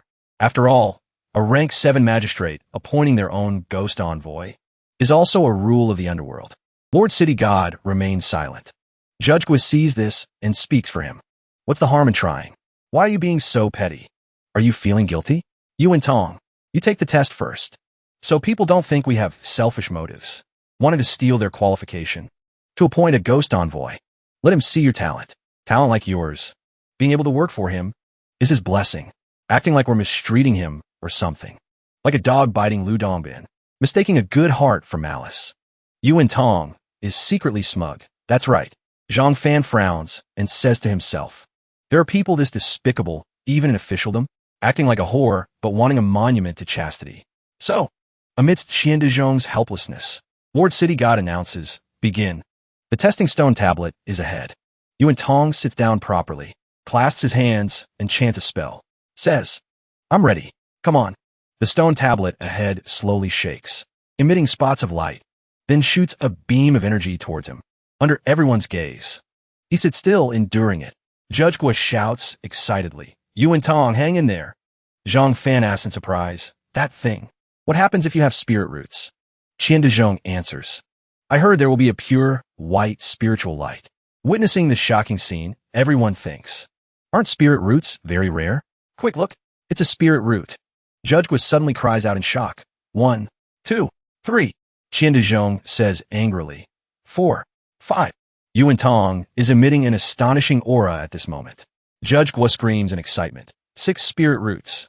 It's actually a genius with 6 spirit roots. 6 spirit roots. 6 spirit roots. Qian Dezhong clutches his head, unable to believe what he sees. Zhang Fan immediately turns and asks, Old Qian, are you all right? Seeing Yuan Tong finish the test, Judge Gua happily waves for him to return. Yuan Tong, come back. Your performance wasn't bad. Although he is drenched in sweat, he still transmits his voice. Your subordinate did not fail the commission. Then, Judge Gua turns to mock Qian Dezhong. Ha! Lord Qian, do you have anything left to say? Yuan Tong not only has spirit roots, but he has 6 spirit roots. Even if you speak to Lord Yama, I'm afraid it would be useless. Ha! Lord City God, the matter is already very clear. We can record Yuan Tong's name in the Earth Register now, right? Appoint him as the Yin God Ghost Envoy. Attendant, record Yuan Tong's name in the Earth Register. The official receives the order. Yes, sir. Lord City God happily pats Judge Gua on the shoulder, praising, Judge Gua, you have found another talent for the South City underworld. He immediately pretends to be humble. This is what your subordinate should do. Suddenly, Zhang Fan speaks up. Wait a minute. If I heard correctly, it seems that whoever has higher talent gets the ghost envoy position, right? Hearing this, Judge Gua bursts into laughter, then mocks him. Ha ha ha ha. Do you think your talent is higher than 6 spirit roots? Aren't you embarrassed to say that? If I were you, I would have run back to the mortal world long ago. He steps forward confidently and says, how do we know without trying? The recording official immediately denies him. No need to test. This is already the person with the highest talent in hundreds of years. Although Judge Gua is unhappy, he still agrees to let him try. Let him try. Zhang Fan smiles and steps forward. Then I'll trouble you. The official accepts the order and instructs him, fine. Sit down cross-legged. The stone tablet begins to shake again. He immediately sits straight, preparing to calm his mind. Qian Dezhong is worried inside. Young friend Zhang Fan, is this really necessary? The stone tablet shoots a beam of energy toward Zhang Fan again. Judge Gua smiles smugly. How could a mortal have spirit roots? I must see his look of despair. Yuan Tong is being inspected. Yuan Tong is being inspected. Boom. Rumble. That feeling of pain. You just take your time and enjoy it. Zhang Fan screams in agony. Rumble. His whole body trembles from the overload. Fresh blood. I really went all out this time. Zhang Fan withstood the energy, screaming in agony. Guo Pan kept sneering. It's no use. How can a mere mortal withstand such spiritual pressure? He's practically digging his own grave. He gritted his teeth and persevered, even though his body was at its limit, telling himself, damn it, I can't hold on anymore. I can't even sit up. No, I can't give up this easily. I can't let old Chin down. Despite the crushing spiritual pressure, he clung tightly to the ground. With astonishing determination, he surged up. Boom, boom, boom. Get up. Yu and Tong watched him rise. Frowned. He actually stood up. Su said angrily. So what if he stood up? He's just a spent force. How could he possibly surpass 6 spirit roots? Zhang Fan kept resisting the pressure. Arg. Suddenly, a change occurred within his body. Whoosh. The spirit roots gradually completed and generated new power for him, making him stronger. Seeing this shocking fluctuation, Qian Dezhong couldn't believe his eyes. Blurted out, spirit roots. Spirit roots. The officials were momentarily tongue-tied, silenced for a moment. Oh my god. Spirit roots appeared again. In this amount. 1, 2, 3, 4, 5, 6, 7, 8, 15, 26, 67, 100, 108. Even stronger. Guo Pan couldn't believe his eyes, rubbing them constantly, asking himself, what is this? Am I seeing things? The city god exclaimed in shock. Heavens! 108 spirit roots. How terrifying will his cultivation speed be? Guo Pan turned back to report. Lord City God, this is very strange. I've never heard of anyone having 108 spirit roots. Could it be that thing has actually appeared? The city god observed without looking away, and concluded, it's the earth spirit root. This is the celestial phenomenon of the earth spirit root. No, wait. The earth spirit root should only have 36 strands. Guo Pan continued to sneer.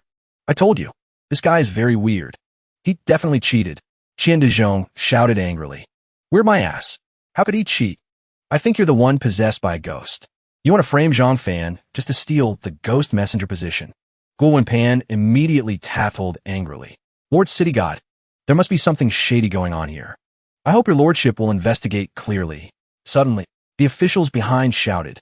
Wait, look everyone, it appeared. A halo of light. Could it be the heaven spirit root? Guo Pan was stunned, clutched his head in horror. Heaven spirit root. This is the phenomenon of the heaven spirit root manifesting. That's right. That's right. Heavenly Tiangang, 72 strands. Earthly Disha, 36 strands. Added together, it's exactly 108 spirit roots. Yes, yes. There's no mistake. The city god joyfully turned to shake Qian Dezhong's hand. Congratulations, Judge Qian. Your man is truly impressive. Impressive. To have such a talent working for me. It is truly my good fortune. He said humbly, Lord City God, you are too kind. Zhang Fan will definitely do his best to handle official duties for the city god. The city god replied happily. Zhang Fan's body was overflowing with power. He turned to report. Subordinate has not failed the mission. Then, the city god turned to Guo Pan. Scolded, Official Guo, do you have anything else to say? Young friend Zhang Fan not only has spirit roots, but 108 of them. That's 18 times more than someone. No matter how dissatisfied you are, this ghost messenger position belongs to young friend Zhang Fan. Guards, quickly record Zhang Fan's birth date and name in the Earth Registry. The official immediately recorded it. Zhang Fan. Shanghai City Prefecture. Junior 9th rank ghost messenger. 2. Zhang Fan wondered to himself. What on earth is going on? What are heaven and earth spirit roots? Did I just bluff my way through? Or is there really some primordial power and spirit roots hidden in my body? Could I really be the chosen one? No way. The city god turned back to greet him. The ceremony is complete. Zhang Fan. Ah no, Messenger Zhang. Ha ha ha ha. What nether god talent have you awakened? He looked blank. Nether god talent? What is that? Zhang Fan was confused. Nether god talent? Suddenly, a change occurred in his mind. Awakened. He was instantly transported to a mysterious space. He looked around blankly, wondering where's this? Why am I here? The city god kept pressing him. Have you awakened? What talent is it? Zhang Fan returned to reality, looking blank. What kind of talent is this? He stammered. I'm not too sure. I just feel like there's an extra space in my consciousness. The city god replied in surprise. A consciousness-type talent? Space? Could it be a defensive attribute? That useless thing? He gestured wildly. I'm not sure. Then, the city god made a conclusion and gave instructions. Well, Observe it for a while then. Next, Judge Qian. Take him to receive his cultivation method. Zhang Fan and Qian Dezhong clasped hands and bowed. As you command. The two left happily. Qian Dezhong spoke nonstop. I didn't expect the young hero to be a hidden master. But you can't neglect your cultivation because of this. After this incident, Judge Guo won't let you off easily. I just don't know when he'll come looking for trouble. So, young hero, your own strength is very important. As for the city god, I can't see through his thoughts for the time being. But your performance exceeded his expectations. Let's just wait and see. Finally, he gave a warning. Also, young hero, you must not reveal your identity as a ghost messenger to mortals. Zhang Fan quickly agreed and asked. That goes without saying. So what do I have to do? He explained. A ghost messenger's job is mainly to patrol areas where demons and ghosts run rampant. The mortal realm has natural and man-made disasters. They don't appear often. You have to inspect carefully. Once you discover any demons or ghosts, you must deal with them immediately. Protect the peace of that area. I am mainly in charge of the Shanghai area. Young hero, you were born in Shanghai and grew up in Shanghai. That is the area I'm in charge of. That's great. Huh. Even in terms of salary. He heard this. Surprised. There's a salary for this? He replied. Of course there is. How else would we survive? 100 Yin virtue points a month. He was puzzled.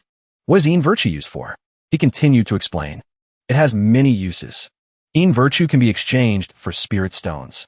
It is also the currency in circulation. You can buy spirit herbs and magical treasures. But Yin virtue is very precious. It's best not to use it casually. After you get promoted, your Yin virtue will also increase. Suddenly, he turned around. Holding a card, he said, Young hero, we have a mission. Last night at 10 o'clock, a car accident happened on Jixin Road. 16 people died. These people's lifespans hadn't ended yet. I suspect there's something fishy about this. It might be related to the evil sex. Shanghai originally had a patrolman, but that person was also a dual cultivator. Every time he just went through the motions. Later he was transferred away, leaving this place to me. Zhang Fan heard this. Frowned. Dual cultivator? Could he be the type who's been lovelorn for 10,000 years? Then, he immediately accepted the task. Subordinate will investigate this matter immediately. Qian Dezhong said happily, Young hero, you go first. Remember to be careful and stay safe. Remember to keep in touch. No need for formalities between us. Just call me Old Qian. I'll call you young hero. I'll send you back first. Zhang Fan replied respectfully. Then he was transported into the space. Leaving. Thank you, Old Qian. Whoosh. Instantly, he was back. He looked around. Praised, huh? I'm here. When did he become so impressive? After taking office, a cultivation manual appeared from the void, accompanied by instructions. Young hero, remember to step up your cultivation. Try your best to complete the first mission. Remember, the method must not be spread to others. Ghost Messenger Grand Method. He took it. Old Qian. Sometime later, Zhang Fan was practicing the newly received technique in his room. Fizz fizz. Suddenly, his phone rang. He said quietly, Damn it. Who's playing tricks? The voice on the other end immediately scolded. I'm gonna beat you to death, you brat. You forgot the important business, didn't you? What time is it? He asked blankly. What important business? She continued. Have you left yet, you brat? Remember to dress nicely. Drive your own car. Don't embarrass your mother. He stammered, I know. She added. Cece is a good girl. Don't you bully her. I sent you her contact number. He hung up. Sighed. What childhood sweetheart. We haven't met in over 10 years. Isn't this just fake intimacy? The phone rang again. A while later, on the way to the meeting point. The noise of traffic. Beep, beep, beep. Hurry up. It's almost rush hour. Faster. If you're not afraid of traffic jams, I am. Turning her head. You're just the same as when you were little. Mo Shizhong. Hurry up. Her friend walked over. Linked arms with Cece. Asked eagerly. Mo Shizhong? Who is that? Confess quickly. Cece answered quickly. He's the son of my mom's friend. I don't know why my mom keeps matchmaking me with him. I just have to wait for him to come, take a photo together, to report back to my mom. Her friend continued to probe slyly. Close relationship, huh? Do you have your eye on him? So what does he look like? Cece blushed. Stammered, well, I don't have an impression. We played together when we were 4. I don't remember clearly either. Her friend immediately got excited. Exclaimed, childhood sweethearts. Cece immediately denied it. What childhood sweethearts? We haven't seen each other in over 10 years. Don't wait for me. Wait for him to come, take a photo, and never see him again. Her friend didn't give up, continued to persuade. Cece, If he's handsome and has a stable job, why not give it a try? Saying that, she pointed behind her. Unless he drives that kind of car, then forget it. Just as she spoke, Zhang Fan rode over on a dilapidated electric scooter. Definitely. Cece's friend looked at Zhang Fan, started describing. Prolonged engine noise.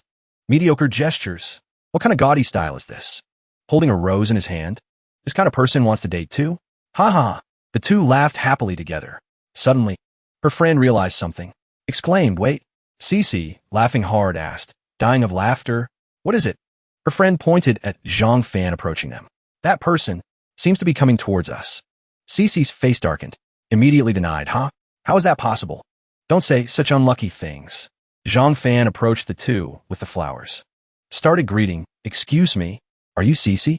Cece immediately fell silent, then turned around and denied it. No, you got the wrong person. Zhang Fan took out his phone, muttering to himself, that's strange. She clearly said she was waiting for me here. Cece immediately pulled her friend away, saying, nothing going on here. We're leaving first. Just then, he took out his phone and tried calling, then exclaimed in surprise, huh? Your phone. You were Cece. Cece sighed and replied, I said I picked up this phone, but, and she crossed her arms. With an arrogant tone, do you intend to use your electric scooter to take me home? Her friend saw this and joined in the mockery. Nice one, buddy. Riding an e-bike and wanting to give a ride to the beauty queen of Shanghai University? Zhang Fan calmly invited her onto the bike. Classmate Cece, let me help you onto the bike. Cece turned and walked away, speaking coldly, get lost. I could take the bus. He stood frozen on the spot, speechless, a bit awkward. A while later, on the bus, Cece was squeezing into a crowded bus. She sighed, thinking it's so cramped, and smells of sweat. Zhang Fan noticed the precarious situation. He reached out to shield her. She saw this and stole a glance at him, thinking, at least he knows how to protect girls. He's not a complete loser. The station announcement played, arriving at Yi Family Cinema Station. Please be careful when the doors open. She thought sadly again, it's just that we are people from two different worlds. We can't be together. I hope he understands on his own. Saying it bluntly will be inappropriate. Suddenly, her friend spoke up. Cece, look quickly. A nun is getting on the bus. Everyone followed her gaze. Everyone couldn't help but marvel. Truly an extraordinary demeanor. Wow, that nun is so beautiful. She's already ordained? Zhang Fan also carefully observed the spiritual power on her, thinking, this person is not simple. There are spiritual power fluctuations on her, and very strong ones, much stronger than me. He looked at her awkward posture, thinking, she must be a cultivator, searching for spiritual energy. I don't know what her status is. I'll just hide my aura for now. Suddenly, the bus shook violently. Clang. Everyone on the bus fell backward from the impact due to inertia. Crash. Cece fell helplessly, screaming in terror. Suddenly, a voice rang out. Zhang Fan quickly rushed over.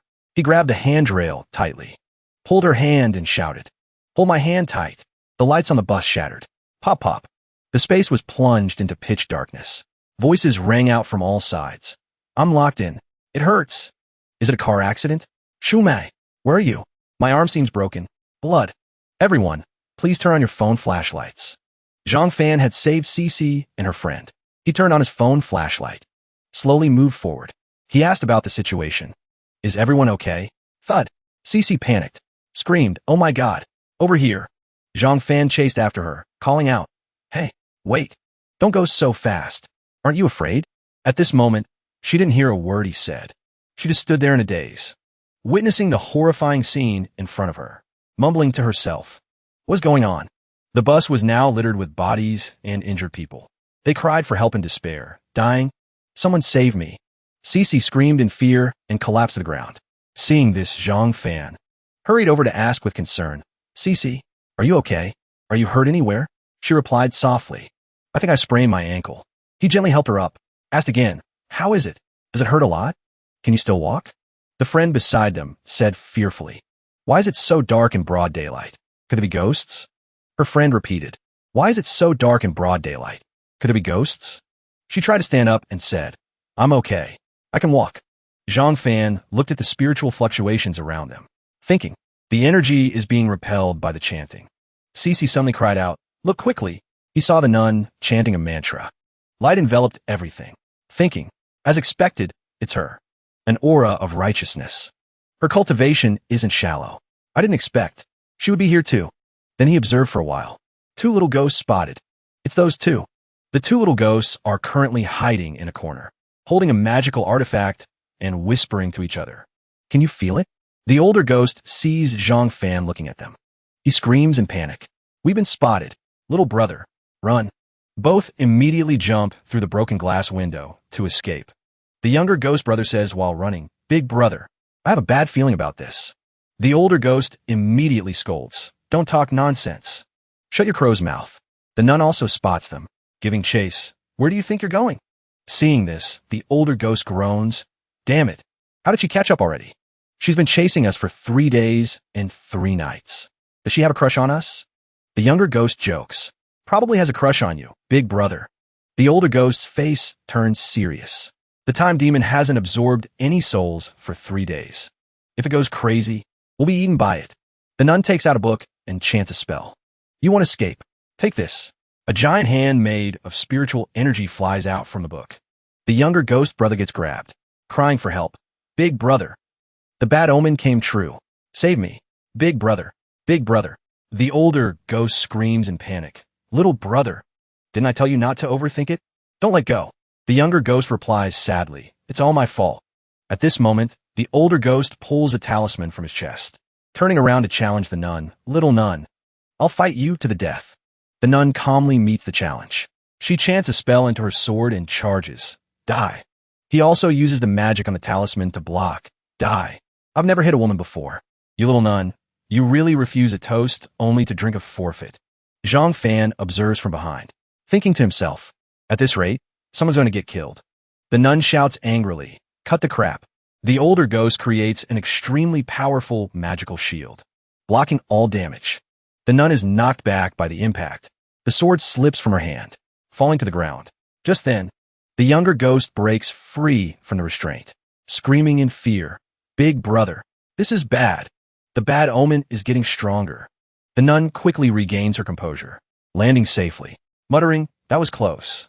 Hearing this, the older ghost immediately orders, stop thinking. Hurry and take the time demon to feed. I'll stay here to hold her off. Then, he uses the talisman to summon a giant phantom soldier. Divine soldier from heaven. The younger ghost looks at the giant phantom. Feeling relieved, he leaves. Thinking, big brother, take care. Leave the sick body to me. Why is the bad omen getting stronger and stronger? After walking a distance, he senses something. Whoosh, whoosh, whoosh. Stopping, he shouts, who is it? Who dares block my path? Zhang Fan blocks the way ahead and speaks. You collect vengeful souls, raising evil creatures in that jar, causing this whole incident. Just hand it over to me, and I'll let you go. He bursts out laughing. Ha! A piece of trash with only level 1 cultivation? Perfect. I was worried about having nothing to feed the sick body. Then he turned around to mock. Kid, you only have yourself to blame for being blind to MT Tai. Daring to mess with me. I don't kill nameless nobodies. State your name. He replies calmly. Zhang Fan. Zhang Fan. He thinks for a moment, then opens the magical artifact.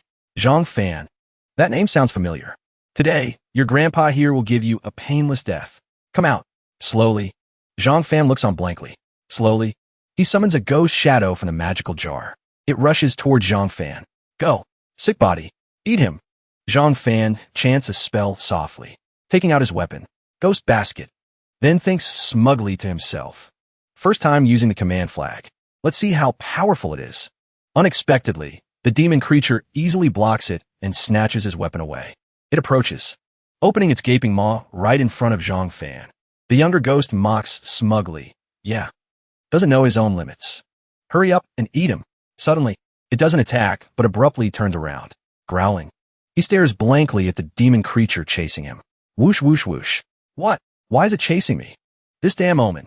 Suddenly, something mysterious appears on Zhang Fan. Whoosh, whoosh, whoosh. He gasps in surprise. Zhang Fan, thinking, even ghosts are afraid of him? Just what kind of divine being is he? Zhang Fan.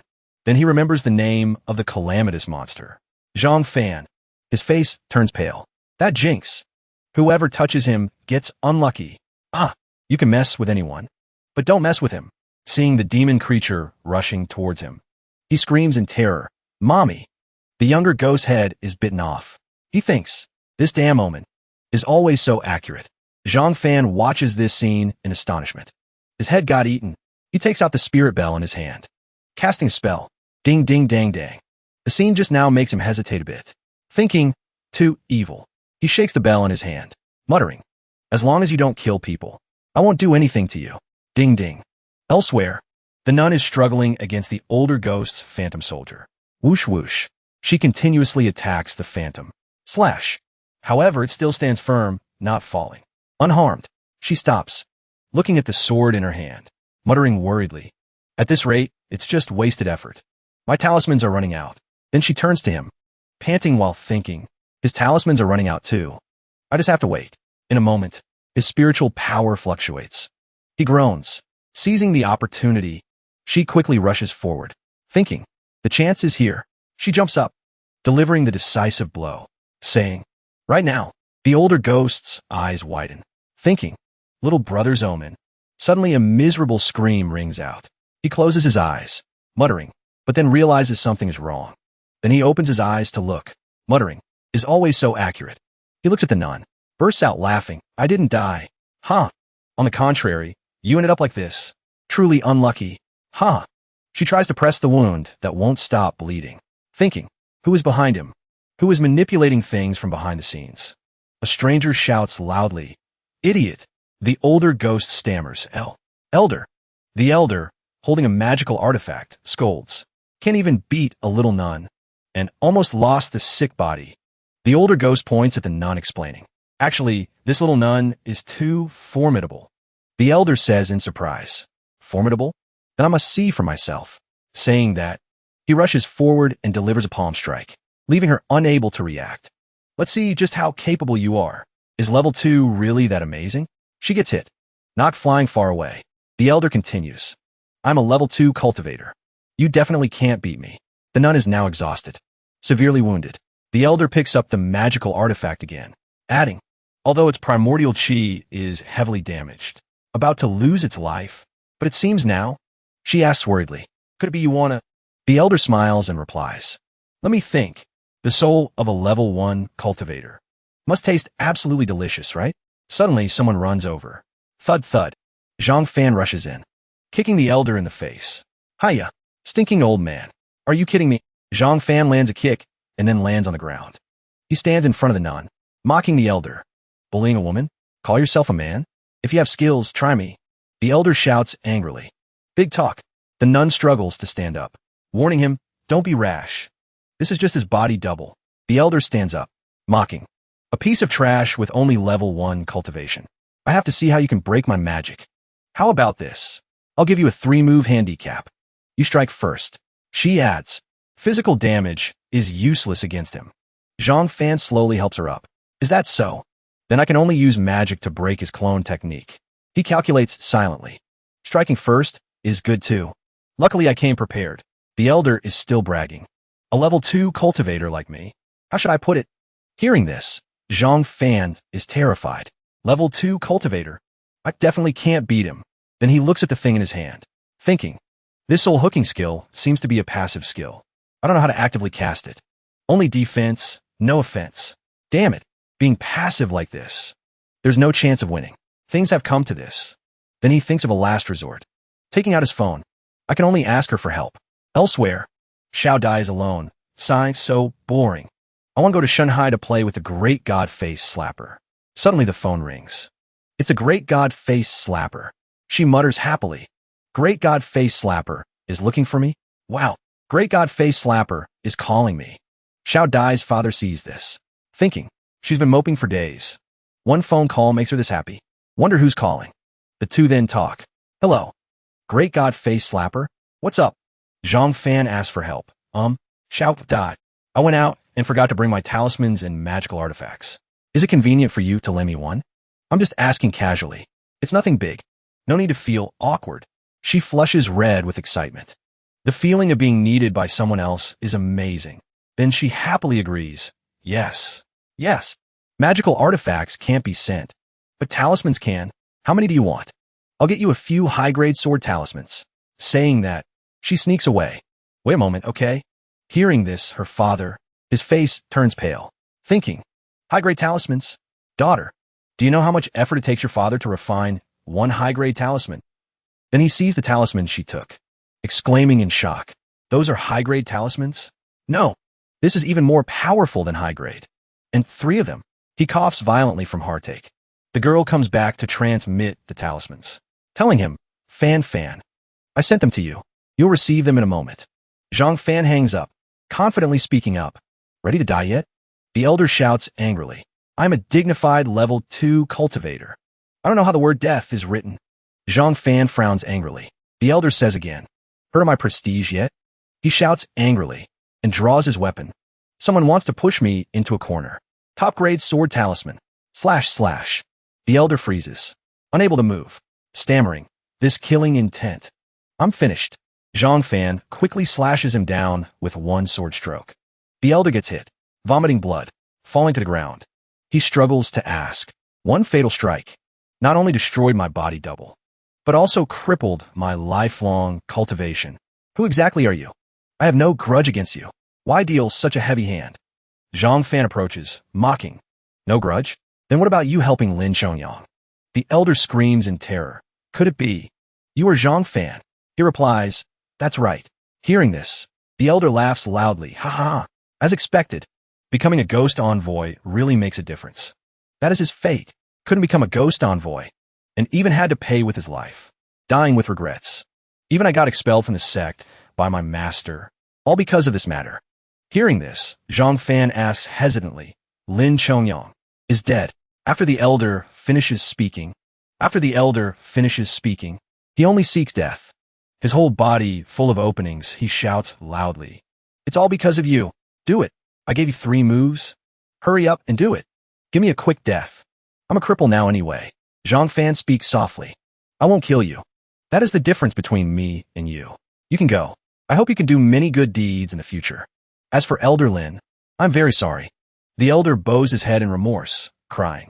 About before, it was really me who... Zhang Fan replies softly, it's all in the past. The elder kneels down to thank him. Thank you, exalted immortal, for your magnanimity. Suddenly a voice rings out. Wait. The nun behind speaks up to stop him. We can't let him take the sick body away. It's best to deal with it quickly. Zhang Fan replies. I have the same idea. Then chants a spell to summon Gue Gue. Gue Gue. Summon. The nun is surprised to see. The elder's magical jar opens up, sucking Gue Gue inside. Suck in. Zhang Fan looks happily at Gue Gue after being refined by the jar. Secretly happy inside. I didn't expect it to condense a complete form already. Great. The expression is much more natural too. Looks like a living person now. Must have unlocked spiritual wisdom too. This way, moving around later will be more convenient. He watches it open its mouth, excitedly thinking it's about to speak. As a result, it still can't communicate. Only babbling nonsense. Zhang Fan frowns and shouts, what the hell? No different from before. Then recalls it back to his space, thinking, keep raising it then. So embarrassing. The nun is severely injured, coughing up a mouthful of blood. Zhang Fan gently supports her, asking, little master, slowly, are you okay? I don't know how to address you. She still clasps her hands, replying, this poor nun is from Jingzhai Guanyin. Dharma, name Miao Zhen. Pleasure to meet you. Zhang Fan also clasps his hands, bowing in return. The two chat happily. Pleasure. You're too polite. Thank you, exalted immortal, for your help. At this moment, everyone on the bus gradually wakes up too. They scream in panic. What happened just now? Ouch. It hurts. Mommy. I miss my mommy. I'm gonna find my mom. Why hasn't the ambulance arrived yet? Everything was fine. Why was there a car accident? Is everyone okay? Zhang Fan stands there muttering. Still hasn't returned to normal. What exactly happened? Out on the street, people bustling back and forth. Suddenly seeing a man on the street on the phone. Love you, honey. Cece and her friend just set foot on this street, exclaiming in surprise. Must be here. Looks amazing. Cece's friend also says excitedly. Young master, Xiao really has money. She rolls her eyes, saying, can we not bring him along? He'll make us lose face. Cece hears this and hurriedly replies. If he talks nonsense in front of my mom, it'll be troublesome. How about we let him know it's difficult and back off? Cece's friend casually complains, so annoying. Walking behind Cece and her friend, Zhang Fan is currently staring intently at a message on his phone. It reads, "Thank you. No problem. Just say if you need anything. Early next month, I'll pay you back 3 talismans. Thanks." After reading, he can't help but sigh. Little sister Xiao Dai is so nice. I remember old Qian saying hidden merit can buy magical artifacts. Looks like I have to try hard to accumulate it. Zhang Fan's expression suddenly turns crafty, thinking, let's see if there are any red packets in the underworld group. A message popped up on the phone. Naiha Bridge. Didn't you guys see it? Naiha Bridge. Which high immortal was that? So powerful. One dream, wow, so awesome. One dream. That person just stood there still. Singing dog. A second stage, cultivator. Holy crap. Night relay. A second stage, cultivator defeated with a single sword strike. Even the body double was destroyed. After reading this, Zhang Fan smiled with a sly look, thinking, are they talking about me? Then another message appeared. Naiha Bridge. I was startled too, but it wasn't a real sword. He used a Zhu Xian sword talisman, and it was top grade too. He just tossed it out like it was nothing.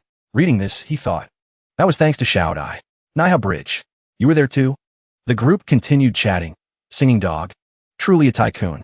Night relay. So unfair. One dream. I hate these rich types who get results without working for it. Naiha Bridge. Agreed. Singing dog. This kind of tycoon deserves to be drowned. By looks of disdain. Where is he? I must go find him. To spit on him. To condemn him. Brother 3. Brother Bridge. You just want to go suck up to him, don't you? Singing dog. Naiha Bridge. At Shanghai Station. Go. Reading this, a look of surprise crossed his face. Shanghai Station? This. He was so surprised he almost dropped his phone. Zhang Fan hurriedly caught it, thinking it's her, the beautiful little master. She's using this nickname too? Just like me. Looking back at the phone, Zhang Fan said happily, the system is giving out red packets. A line of text began to appear on the phone. Job completed. Transferred 162 EN virtue to your account. Seeing this, Zhang Fan exclaimed in surprise. 162? The pay is that high? Treating me so well? Zhang Fan looked around, thinking, could it be even better? It must be related to purifying the vengeful spirits. After confirming this speculation, Zhang Fan revealed a covetous look, thinking, turns out there's a bonus. Then from now on, the joy didn't last long. A line of text, and some numbers appeared on the phone again. Chat group upgrade successful. EN virtue, minus 200. Zhang Fan said in shock. What the hell? It all went into the fund. Then Zhang Fan fell to his knees with a thud, crying out in pain. Zhang Fan just stood there, wailing. Cece's friend saw this, and said annoyed. Look at him, like a madman. This is truly embarrassing beyond words.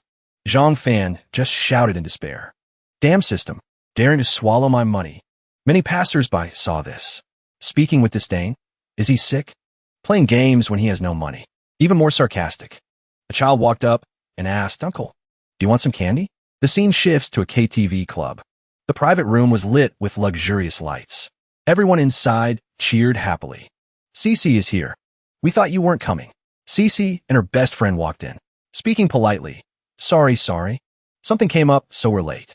Hearing this, a man sitting down spoke up. Don't stand on ceremony. Come sit over here.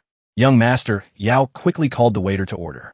Just then, Zhang Fan followed them to the door, muttering vaguely, this must be the place. At the same time, young Master Yao was still busy ordering. Give me a portion of pig ears, and add 2 fruit tea sets. Table 85. Cece's friend turned around in annoyance and said, why did he follow us in? So thick-skinned. Hearing this, a man stood up angrily and shouted, hey, who are you? I'll let you in. Hearing this, he replied without changing his expression. I'm Cece's friend. Cece also explained awkwardly. This is the son of my mom's friend. Sorry about that. Young Master Yao spoke up generously. Cece's friend, huh? Come sit over here together. Don't be polite. At this moment, the other man whispered into young Master Yao's ear. Look at his poor and shabby appearance. Young Master Yao laughed softly and replied, I'll make him lose face later. Zhang Fan walked over and sat down without hesitation, thinking, how annoying. The man next to him continued to sneer. Might as well make Cece embarrassed in front of young Master Yao too. Suddenly, Zhang Fan looked up in surprise, exclaiming internally. Zhang Fan thought, in surprise, it's Star Yi. Haven't seen her since the class reunion. She helped me pick out a well-fitting suit back then. Cece was holding a microphone, singing a song. The love you spoke of, is it still waiting for me like in the past? Young Master Yao listened happily, applauding Cece. saying great, so great. Cece replied shyly, not at all. It was just average. The lights in the room clicked and went out. Everyone shouted in panic. Who turned off the lights? Quiet down. It's so dark. What kind of trick is this? However, two flames slowly lit up. Someone carried a birthday cake to young Master Yao and said, Young Master Yao, happy birthday. Zhang Fan stood there. Seeing the scene, he sighed in relief. Scare me to death. Zhang Fan widened his eyes and said, I thought it was ghosts causing trouble. What a jinx. Just as he finished speaking, Zhang Fan saw a vengeful spirit behind young Master Yao. While everyone was still congratulating him, saying, Hurry and blow out the candles, young Master Yao. Don't forget to make a wish. Young Master Yao bowed to blow out the candles. The vengeful spirit leaned close to young Master Yao's shoulder and blew towards the birthday cake together with him. Zhang Fan felt it was a bit strange, thinking, they appear even now? Wouldn't ghost messengers like me die of exhaustion? Zhang Fan looked around, thinking, there's so many people here. If she wanted to find food, she should find someone walking alone. Young Master Yao's face was now covered in cake. Seeing the vengeful spirit clinging to young Master Yao's back, he thought, is there something wrong with him? Zhang Fan thought for a moment and decided, I have to ask her first anyway. Zhang Fan walked behind young Master Yao, blocking the vengeful spirit, deliberately shouting loudly, Happy birthday! The female ghost quickly retreated. Seeing this, the vengeful spirit asked in surprise, You can see me? Zhang Fan glanced at the vengeful spirit. Why haven't you gone to reincarnate? Can't let go of your obsession? I see you staring at that man. The vengeful spirit looked at young Master Yao with hatred and said, I must kill him, that bastard, while everyone was happily singing. Happy birthday to you. Happy birthday to you. Zhang Fan asked quietly, What did he do to you? The vengeful spirit gritted her teeth and replied, Since you asked. The vengeful spirit recalled her beautiful past and recounted, I didn't come from a good background, but I always worked hard and passed the entrance exam to Shanghai University. But unexpectedly, I was harassed by that playboy, Chen Yao. It was truly a nightmare. Hearing this, Zhang Fan asked in surprise, A nightmare? Did he kill you? Over here. A girl walked up to young Master Yao and said, I wonder what young Master Yao wished for. Young Master Yao smiled after hearing this. Everyone excitedly said, That's right. Over here. The vengeful spirit cried and complained bitterly. At that time, my father was seriously ill in the hospital. I needed money for medical bills. He said he would lend me the money and trick me into his car. The vengeful spirit cried and screamed in anger. That animal violated me. Zhang Fan listened silently as the vengeful spirit continued. I went to report it to the police, but he just walked out of the police station arrogantly. Over here, when everyone saw young Master Yao holding a bouquet of bright red roses and walking over, they shouted in surprise, Young Master Yao is about to confess. Young Master Yao knelt in front of Cece and said, I don't have any great skills. Truly, calling to heaven, heaven doesn't answer. Calling to earth, earth doesn't hear. Young Master Yao confessed sincerely, Cece, I love you. Meanwhile, the vengeful spirit continued her tearful story. Then he threatened me into getting an abortion. I back in my hometown, but I still couldn't escape. Young Master Yao asked Cece, Will you be my girlfriend? Seeing the happy look on Cece's face, the vengeful spirit continued painfully. We got into an argument. My father was also killed by them. He committed murder. Once you ride a tiger, it's hard to get off. He killed me too, to silence me. Cece didn't think twice at this moment. Nodded and agreed. I agree. Everyone cheered and applauded, standing aside and witnessing everything. Zhang Fan uttered one word, animal. Young Master Yao and Cece looked confused. Young Master Yao frowned and asked, What did you just say? Zhang Fan didn't answer immediately. Instead, he rushed forward directly and gave young Master Yao a resounding slap. Young Master Yao was hit until his nose bled. He fainted on the spot. Zhang Fan remained silent. His attitude was somewhat terrifying. Zhang Fan looked straight at young Master Yao with anger and said, Animal. A fierce man rushed up and threatened, Mother asterisk her. Do you want to die? He grabbed Zhang Fan by the collar and questioned, Do you know who you just hit? Brother Yao can deal with you in a minute. Do you know Bai Bin? Zhang Fan heard this, showed no fear. Instead, he smiled and replied, Of course. Not only do I know him, I beat him up too. Cece's friend reminded him contemptuously. Young Master Yao and Brother Bin are sworn brothers, Zhang Fan. You'd better know your place. Don't be stupid. Truly ridiculous. A hand pushed the room door open, freezing everyone in place. "It's Bai Bin." Everyone cheered in unison. Bai Bin asked sternly, "What's going on?" They reported together. "Brother Bin, young Master Yao was beaten." Bai Bin asked, "Beaten by whom?" Everyone went whoosh, pointing at Zhang Fan in unison, fingering him out. The fierce man from before laughed gloatingly. "Kid, what a coincidence this time. Bai Bin is here too. Even if we wanted to save you, we couldn't." Young Master Yao behind him was also extremely smug. Zhang Fan shrugged. Bai Bin turned out to know him, called out in surprise, "Isn't this young Master Zhang?" The crowd was now stiff as a board. Hearing this, he just smiled and asked, "Young Master Yao, is this KTV room of yours very expensive? These kids told me I couldn't even afford the alcohol." Bai Bin scratched his head, replied with a friendly smile, "Please don't joke with me, sir. How much can a few bottles of wine be worth? I'll cover all the expenses here today." They were immediately dumbfounded with fear. Even Cici thought in astonishment, "Young Master Zhang?" The corners of Zhang Fan's mouth raised in a cryptic smile. Bai Bin then stepped forward and put his arm around his shoulder, acting extremely close. "Waiter, bring some chrysanthemum tea. Young Master Zhang just ordered. Let's sit down and talk." He continued, "By the way, young Master Zhang, about the offer I made you last time, giving you 20% of the KTV company's shares. It brings in a considerable income every month. How about it?" Zhang Fan replied, "You built this place with your own hands. I didn't spend a dime, nor did I contribute any effort. How can I take your money for nothing?"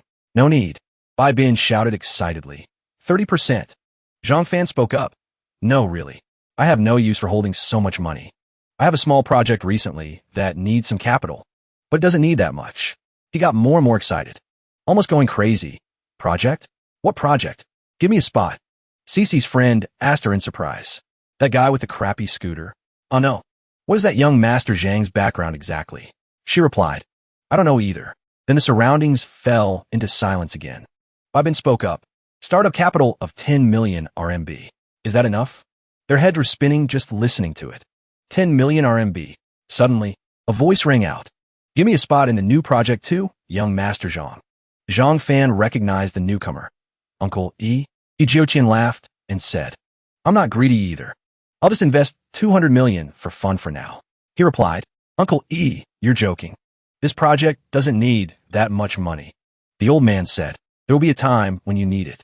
Cici's friend exclaimed, "This Mr. E, could he be the richest man in China?" Jiuqian, the friend next to her, was also stunned into silence. Zhang Fan broke out in a sweat, smiled forcefully, "Uncle E, I don't need this money for the time being." Seeing this, Jiuqian acted even more generous. "If you think it's not enough, you can set the conditions. We can discuss it further." He thought wearily, "This guy really opens his mouth wide like a lion." He turned to another direction. "That's right." Looking at the vengeful spirit behind Chun Yao, he told himself, "Almost forgot the female ghost is still here. Her being here isn't good for everyone." He frowned. "I can't let Cici stay in a place like this." So he turned around, bid farewell to Jiuqian. "Uncle E, the project details are numerous. We can set another date to discuss it. I'll take my leave for today." Then, Zhang Fan walked over, took Cici's hand, and left. "Cici, come with me." He used telepathy to order the vengeful spirit. "You stay right here. Do not harm anyone. I will come back for you later and help you cross over." She replied seriously, "As you command." Jiuqian spoke up. "Then I'll head back too." Bai Bin asked curiously, "Won't you stay a little longer, Mr. E?"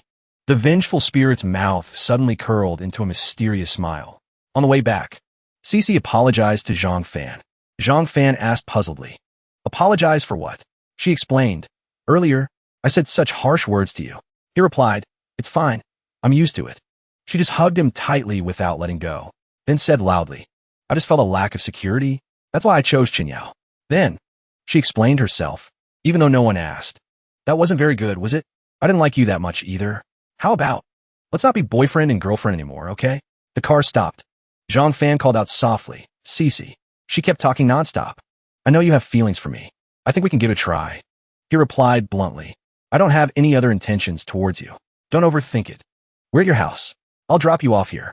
This made Cici extremely shocked. She didn't know how to respond, but she bit her lip, turned her face away. Zhang Fan left a single sentence, "Good night, Cici," then drove off. At this moment, the phone rang. He picked up, spoke in surprise. "Young Master Bai? What's up this late?" Bai Bin on the other end reported in panic. Something happened, he said in horror. Little Yao is dead. Zhang Fan put his hand on his forehead, gritting his teeth in anger. Damn it. But Bai Bin still felt extremely confused. The police already came to question me. Next, they might come looking for you. What exactly happened? Zhang Fan listened to the whole story. Furious to the extreme. I told you, don't do anything stupid. Why didn't you listen? Hanging up the phone, he shouted. 9th rank ghost messenger, Zhang Fan, orders you to manifest immediately. Then he slammed one hand onto the ground, finally giving a loud shout. Several bolts of lightning struck that spot. Smoke and dust filled the air. A lock of hair suddenly appeared, fluttering in the wind. Strong winds howled. The person who appeared was the vengeful spirit from before. She was just about to say something. Zhang Fan interrupted her. You killed him anyway. She was both sorrowful and indignant, defending herself. His crimes deserved 1,000 deaths. I was merely delivering justice on behalf of heaven. Zhang Fan asks bluntly. So do you know that after killing him, you will be tainted with malicious aura? In that case, you won't be able to enter reincarnation, you know? She frowns aggrievedly and says, I cannot forgive him. I cannot. Even if I am doomed eternally, so be it. Then she says resolutely, do it. Destroy me. He doesn't understand. Destroy you? Zhang Fan's expression softens, but still carries a hint of unwillingness. He raises 2 fingers. His fingertips glow. Suddenly, a scream of terror rings out. The vengeful spirit shuts her eyes tightly in pain, then suddenly opens them again. After that, her body returns to her beautiful appearance from when she was alive. She looks bewildered. This is... Zhang Fan commands. It's her. Little ghost. Come out. Very good. He explains. Little ghost has devoured the malicious aura on your body. Later, I will have little Lu take you to the underworld. She kneels and bows to Zhang Fan. Thank you. In the bathroom, a spatial gate opens. Someone walks out with clicking footsteps. Zhang Fan says to Little Lu, yes, please guide her on her way. He says seriously, I can only help you this far. From now on, it depends on your own destiny. The vengeful spirit has been weeping silently for some time. Before leaving, she kneels and bows to Zhang Fan. Thank you. In the bathroom, Zhang Fan is soaking in the rushing water. Just as he steps out, a video call ringtone rings out. It's the Empress Dowager calling. He's a bit surprised. Zhang Fan's mother questions him angrily through the screen. Xiao Fan, did you bully Cece? Why has she been crying nonstop since she got home? Speak up. What did you do to her? He looks clueless and replies clumsily. How could that be? What could I possibly do to her? Maybe she just has something on her mind. She presses on. So what do you think of Cece? He replies bluntly. No feelings. She says decisively. Fine then. Next time I'll introduce a boy to you. Then hangs up immediately. Zhang Fan falls back onto the bed with a thud. Suit yourself. A boy has even less of a chance. Huh, Mom really likes to cause trouble. Suddenly, a tremor makes him sit up with a start. His face still dazed. Earthquake. Zhang Fan hurriedly runs downstairs with loud thuds. Looking to the side, he asks, Gue, was there an earthquake just now? Did you feel it? It is tensely playing a game. Replies, didn't feel it. Thunderclap dance. The TV screen cracks with a pop. He looks on, heartbroken to death. My gaming console is very expensive. Gue complains after playing. So annoying. Then sighs a few times. He reminds her. Even so, you can't smash the screen. Besides, you can't afford to pay for it. It looks up and says, I really want to play Yu Yu. Zhang Fan sits down next to it. Asks curiously, is this Yu Yu you keep talking about very fun? It replies, more fun than any game in this world. He asks with interest, more fun than Spirit Degree, which is hot right now? Impossible. Gue doesn't really understand, but still replies perfunctorily, Spirit Degree? Zhang Fan speaks up. I won't hide it from you. I am preparing to make a game. It says bluntly, even if you make it, it will just be a knockoff. Zhang Fan hears this and can't stand the anger. Roars. Don't look down on others. I will definitely make the hottest game in the world. Just you wait and see. This is my dream. Gue doesn't care at all. Says, dreams are the most boring things. He thinks to himself, although I still don't have a clue. But I can find someone to help. Who to find? He tells himself inwardly. She seems very close to the CEO of Spirit Degree. She probably doesn't have any activities right now, right? The phone in his hand is ready to call Yi Bingyan. Scene shifts to a film set. A director's clapperboard snaps shut with a clack. Someone shouts, "Cut. Take a break." The director follows behind Yi Bingyun, flattering her.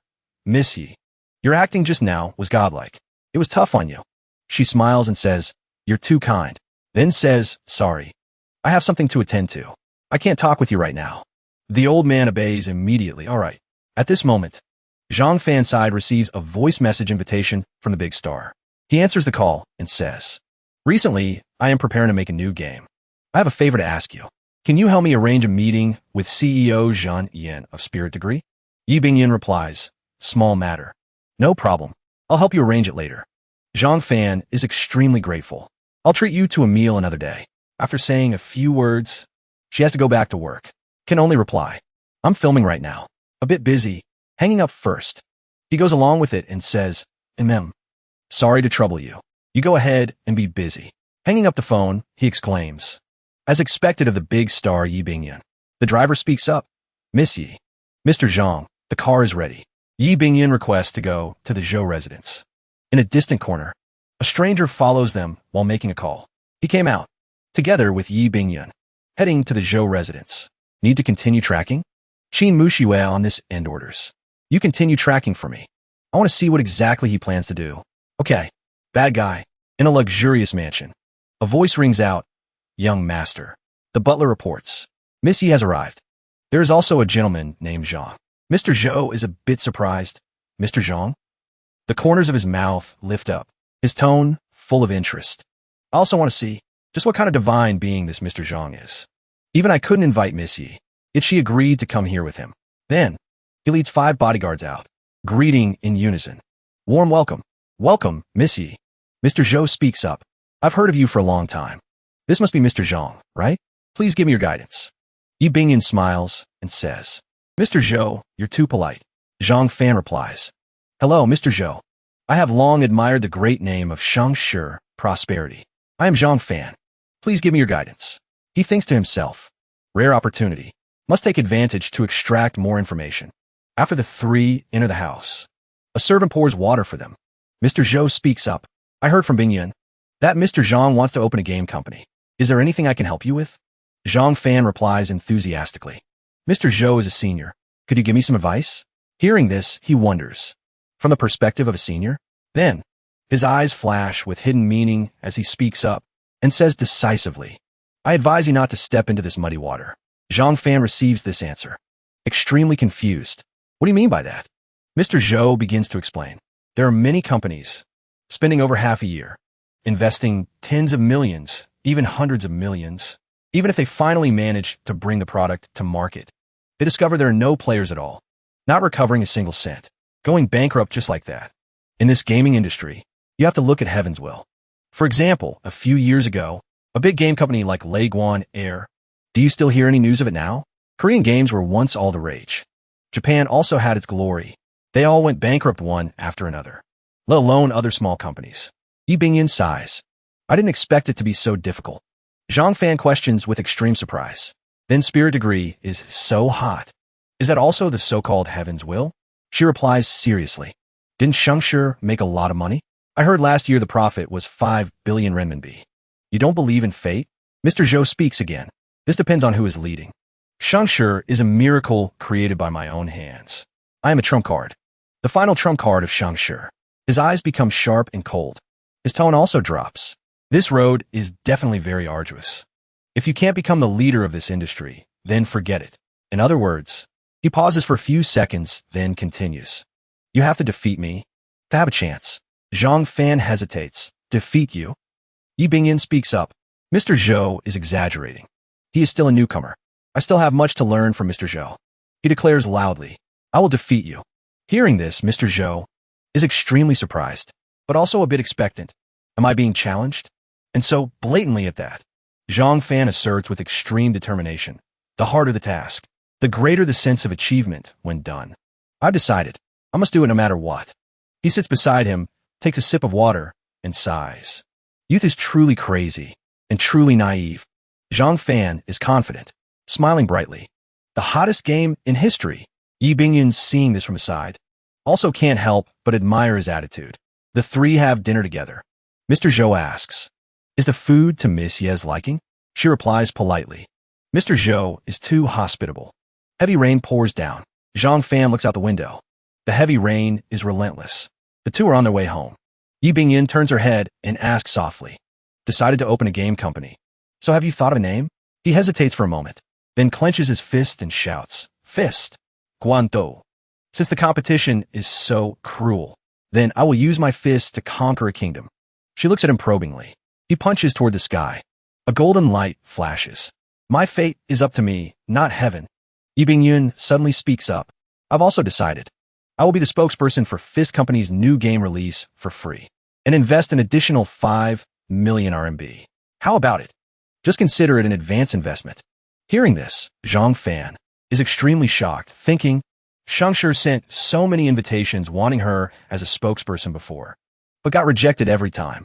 I didn't expect her to actively ask to be my spokesperson, and for free, plus investing another 5 million. This is truly a good thing only found in dreams. Then she turns and says, but I want 50% of the shares. Hearing this makes his heart pound. Profiteer. His head slams into the car window. He rubs his head, but still agrees. 50 it is. Totally worth it. He blames himself. Who asked me to be so poor? A familiar ringtone sounds again. A wave of unease rises in his heart. Why do I have such a bad feeling? Pick up. Zhang Fan says bluntly. Jinx. I'm busy. Qin Mushua mimics his voice to annoy him. Jinx. I'm busy. This makes him go crazy with anger, growling. You bastard. You still want to invest? I'll beat you to death. Yi Bingyun reminds him. Careful. He calms down a bit and questions. Speak. How much are you investing? She blinks on the other end and says lightly, not a single cent. He roars. Are you teasing me? Jinx. Qin Mushua smiles and asks, is the commercial building in Lu Ding district enough? Zhang Fan hears this and is astonished, thinking, a building in Lu Ding district? That must be worth at least over 10 million RMB. Is she joking with me? She states her condition. But I want 50% of the shares. Let's decide on that. We can talk later if anything comes up. Bastard. This causes him to slam his head into the car window again, thinking, having money means doing whatever you want. His heart is a tangled mess. Everyone wants 50% of the shares. Then what about me? This causes the car to start swerving. Yi Bingyun screams in fear. Dangerous.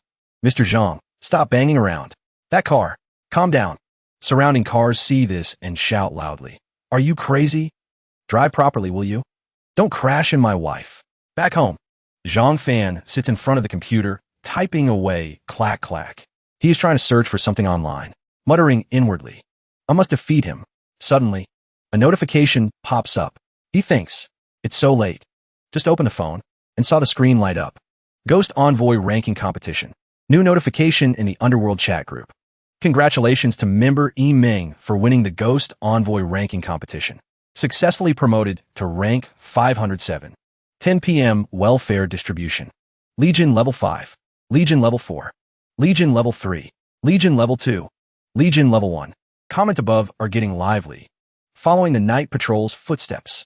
Yi Ming is probably the highest ranked in our group, right? Wang Yin probably. Naihe Qiao. My rank is still outside 10,000. Dog likes to sing. Jealous.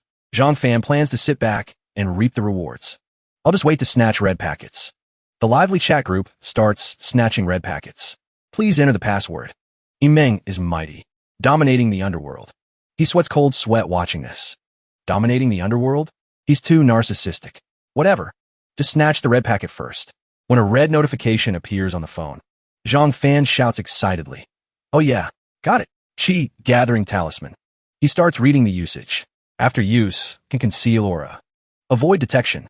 Duration, 10 minutes. What is this for? Suddenly, a miserable scream startles him. Young hero. Zhang Fan looks around in panic. Elder Qian, is that you? Where are you? Did you come up here for something, or? Qian Dezhong replies. It's me. Under the young hero's feet. He thinks, under my feet? Then asks, it's so late. What's wrong? Qian Dezhong hesitates. Young hero, then shouts painfully. Something big happened. This puzzles Zhang Fan. What happened again? He tells himself. What did Elder Qian cause now? Qian Dezhong speaks seriously. Emergency situation. Please, young hero, come down quickly to meet me once. Arriving at the Qian residence. Zhang Fan screams in surprise. What? He is both surprised and suspicious. Book of Life and Death. This makes Qian Dezhong panic and stop him. Keep it down. Zhang Fan lowers his voice and asks, how could you be so careless? He clutches his head and laments. I was set up. This Book of Life and Death was left by my predecessor. I didn't pay much attention during the handover. No wonder a page is missing. It must have been lost by the previous judge. He got promoted after causing trouble, and I became the scapegoat for him. But I can't bear this crime. Zhang Fan advises, Elder Qian, calm down. But Qian Dezhong still shouts in fear and anxiety. Paper cannot wrap fire. Sooner or later, everyone will find out. What should I do? Hearing this, he sighs, places a hand on the other shoulder, and says, just calm down first. He declares with a firm tone, I will help you. Qian Dezhong tears up. I knew it. You would help me. Zhang Fan comforts, don't worry. At this moment, he is teleported to another place. Tone extremely tired. It seems no matter where, Zhang Fan frowns and tells himself, I have a headache too. He scratches his head and shouts, how am I supposed to help him? Why does he have so many problems? My head is about to explode. Suddenly, someone shouts loudly, don't block the way. Two figures rush past, shouting, treasures. Here I come. He hears this and is confused. Treasures? When he looks up, he realizes, in front of Zhang Fan is an extremely lively place. The sign in front reads, Ghost Market. He reads hesitantly, Ghost Market? Zhang Fan has now entered the Ghost Market area. He sees a sign in the distance. On it are written the two words, talismans. Zhang Fan stands here, looking at the stall in front of him, thinking, I heard Elder Qian say before, there are many treasures here helpful for cultivation. Suddenly, a special customer arrives from afar, holding a bag in his hand. He presents it to the stall owner and says, give me another bottle of Golden Dragon pills. Hearing this, Zhang Fan also feels surprised. Golden Dragon pills? Wonder if they have top-grade sword talismans here? Moreover, how do transactions work here? Next, another customer comes to buy things. He pleads earnestly, can you make it a bit cheaper? The stall owner replies, I'm running a small business. I really can't lower the price anymore. Seeing the stall owner doesn't seem to agree. He says again, we're all regular customers here. At this moment, Zhang Fan finally notices the thing in the stall owner's hand. Wonders, that green square block is researching. He exclaims in surprise, Spirit Stone. Then, he stands frozen, filled with anxiety, sweating profusely. My hidden merit has already been used to upgrade the group. How am I supposed to buy talismans to pay back Xiao Dai now? Zhang Fan paces back and forth in the market, hand on his forehead, looking depressed. This is too hard. Maybe I should walk around and see. While wandering the market, he hears a hawking cry. Low-grade sword talismans. 100 per sheet. He stops to calculate. Low-grade is 100 per sheet. Then a top-grade one must be. The stall owner sees him staring and asks, young man, buying. Big discount. He glances at the stall owner, thinking, can I even afford it? After a moment, Zhang Fan speaks up and asks, so do you have top-grade sword talismans? The stall owner is surprised to hear this. Top grade? Are you kidding? Don't you see I'm selling from street stall? Seeing the stall owner doesn't seem to believe him, he says, I'm serious. Hearing no answer from the other person, he continues asking, so do you know where they're sold? The man is once again surprised by his seriousness. Something miraculous like a top-grade sword talisman doesn't exist in the ghost market. It's also not something you can buy with spirit stones. Hearing the peddler's words, many doubts rise in his mind. A miraculous item that can't be bought. Just what his little sister, Xiao Dai's identity. Zhang Fan feels helpless once again. How am I going to pay the debt like this? I can't even. Suddenly, the sound of slapping rings out from afar. Smack, smack, smack. Followed by cursing. You damn brat. Zhang Fan sees someone ahead kicking another person on the ground, saying, like to be a busybody, huh? The victim screams loudly. Enough. The beater says again, from now on, you better listen obediently to Brother Wu. Don't meddle in that new ghost envoy's business. Got it. And that little master Lu too. Huh. Hearing his words, Zhang Fan looks towards little Lu in surprise. Looking in that direction, he realizes there are two people beating that person. Warning while beating. Told you not to help him. You still deliberately helped. I think you're tired of living. You helped once. We beat you once. Let's see how long you can hold out. The other person doesn't stop kicking either. Questioning fiercely, speak. What benefit did you get from him? The person lying on the ground, beaten black and blue, says, you guys are overthinking it. Little Lu is covered in injuries, but still speaks bravely. I just can't stand seeing you use dirty tricks to bully others. Bullying the weak with power. I will never bow my head. Hearing this, the two say, "Oh my." Big talk, huh? Holding whips in their hands. Revealing sinister smiles. Need to teach you some manners. See if you submit then. At this moment, one of them says, "You go first, Gao-san. Good show. Okay." Hearing this, the other guy steps forward, raising the whip high, preparing to lash the stubborn person hard, shouting loudly. Lesson starts now. Zhang Fan has been standing aside, watching all this time. Seeing this, he steps forward and grabs the man's hand before the whip comes down. Annoyed that his business is interrupted, he turns back and says, "You." Zhang Fan still grips his wrist tightly, saying in a low voice, "Stop right there." Seeing this, the guy roars angrily, "Who are you? Dare to grab my hand? Want to play hero? Get lost." He looks at the guy with icy eyes. "I am Zhang Fan. If you have a problem, aim it directly at me." Hearing this, the two immediately freeze in fear, stammering, Zhang Fan, you are that newly appointed ghost envoy, the one who brings bad luck to anyone who touches him? We're screwed this time." Little Lu hears Zhang Fan's name, also tries to open his eyes and ask, "Mr. Zhang, why are you here?" Seeing this, Zhang Fan also asks about Little Lu. "Are you okay?" The two guys are terrified, telling each other to flee quickly, running while saying, "Running into him is super unlucky." After the two run far away, Zhang Fan walks over, kneels down, and helps Little Lu up. "Why didn't you tell me about this?" Little Lu is covered in wounds, but still replies, "Small matter. No need to trouble Mr. Zhang." Zhang Fan recalls everything just now, stands up a bit angrily and says, "You got beaten by them because you helped me. This is you and Tong's doing, right? If I hadn't seen it today, I wouldn't have known anything." Little Lu sees his attitude and gets worried. "Mr. Zhang?" Little Lu scratches his head, smiling as if to comfort Zhang Fan. "It's fine. These small wounds will heal quickly. Mr. Zhang doesn't need to mind this small matter." Zhang Fan maintains a serious attitude. "No." He starts clenching his fists, as if preparing for a battle. "Bullying people too much. This matter cannot just be let go like this. I have to go settle accounts with them." Just as he is about to walk away, he stops. He looks down and sees Little Lu blocking his way, spreading his arms to stop him. "Mr. Zhang, don't go. We can't win against them. Judge Guo has been in the underworld for a long time. His influence is huge. We can't afford to offend him.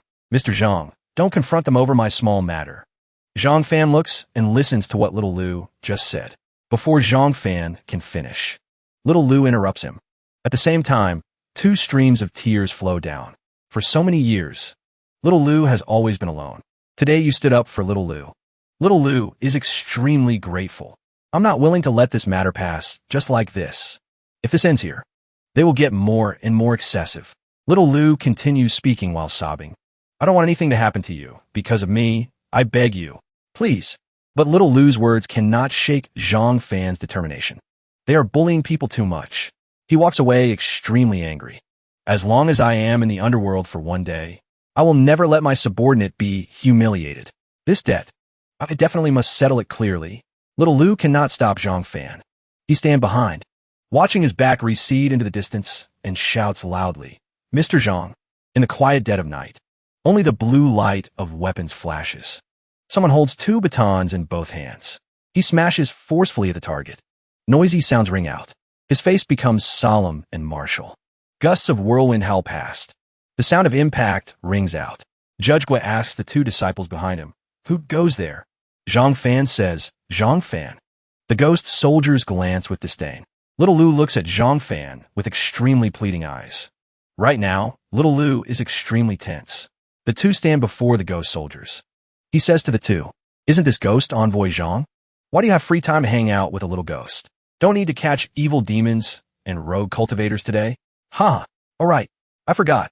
Mr. Zhang's cultivation technique is only at the first level. Going to catch evil creatures is no different from throwing your life away, right?" All the soldiers laugh smugly. That guy Yuan Tong continues to mock Zhang Fan. "If you don't have the skills, don't meddle in other people's business." The lackeys also chime in. "That's right. Occupying the position of ghost envoy, but achieving nothing.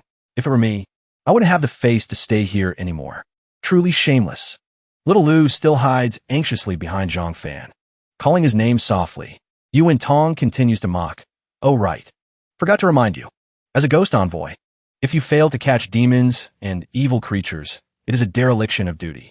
You will be dismissed. Huh. Just as this guy finishes speaking, he eats a slap straight on. The sound echoes through the space. Zhang Fan uses all his strength, slaps him straight across the face with a smack. Fresh blood sprays from his mouth like rain. Yuan Tong cannot react in time. Screams. Little Lu steps back a few paces in fear, but seems to understand Zhang Fan's intention. Hurriedly runs away. Yuan Tong goes crazy with rage, pointing at Zhang Fan's face and cursing, "Bastard! You dare hit me?" His anger has reached its peak. Zhang Fan ignores his rage, saying, "So what if I hit you? Got a problem?" While speaking, he adds another palm strike, double the force, smack, then says, "No manners at all. Seeing a superior and not saluting. Want a beating, do you?" Yuan Tong cannot react in time. Screams in panic. "You!" A flurry of punches is thrown, accompanied by rapid thud, thud, thud, thud sounds. The lackeys standing behind watch dumbfounded, extremely terrified, completely opposite to their gloating smiles before. This slap is too miserable. How could it not hurt? Too miserable. After beating him, Zhang Fan asks, "Speak up." Yuan Tong can only let out a series of miserable screams. Judge Gua shouts angrily, "Enough. Stop." He slams the table with a loud bang. Seeing this, Zhang Fan reports, "Lord Gua, you saw it all. This Yuan Tong was repeatedly rude to this subordinate. If I didn't teach him a lesson, wouldn't he cause the underworld to lose face?" At the same time, Yuan Tong is beaten dizzy, head spinning, face deformed. A stream of blood runs down the corner of his mouth. He is looking around blankly. Judge Gua points angrily at Zhang Fan's face and shouts, "Zhang Fan, you don't go catch demons. Instead, come here to cause trouble. What logic is this?" Seizing the opportunity, Judge Gua scolds Zhang Fan. Yuan Tong also chimes in, "That's right, my lord. I want to sue Ghost Envoy Zhang Fan. As a Ghost Envoy, he has no strength at all. Been in office for a long time, but hasn't caught enough demons and evil creatures. Serious dereliction of duty." Judge Gua says, "Is this true?" Yuan Tong reports, "Completely true." Judge Gua continues to judge. "If that is so, Zhang Fan, you deserve 50 strokes of the heavy rod and dismissal." Zhang Fan, do you admit your guilt? Hearing these baseless accusations, Zhang Fan remains silent. Judge Gua asks again, "Nothing to say? Then you admit guilt." Yuan Tong, standing by, adds fuel to the fire. "If you know what's good for you, resign yourself." Zhang Fan understands clearly in his heart. They colluded beforehand. Lord Qian has arrived. Zhang Fan thinks to himself, "To be honest, since taking office, I really haven't achieved anything to report. Things have come to this. Could it be I can only actively resign?" Both Judge Gua and Yuan Tong are surprised when they see Lord Qian appear. Judge Gua is stunned, telling himself inwardly, "Right on time. Why did he run over here when he's free? Tonight isn't Lord Qian's shift." Lord Qian clasps his hands to Judge Gua and says, "Judge Gua, is there some misunderstanding here? As far as I know, this young hero hasn't done anything wrong."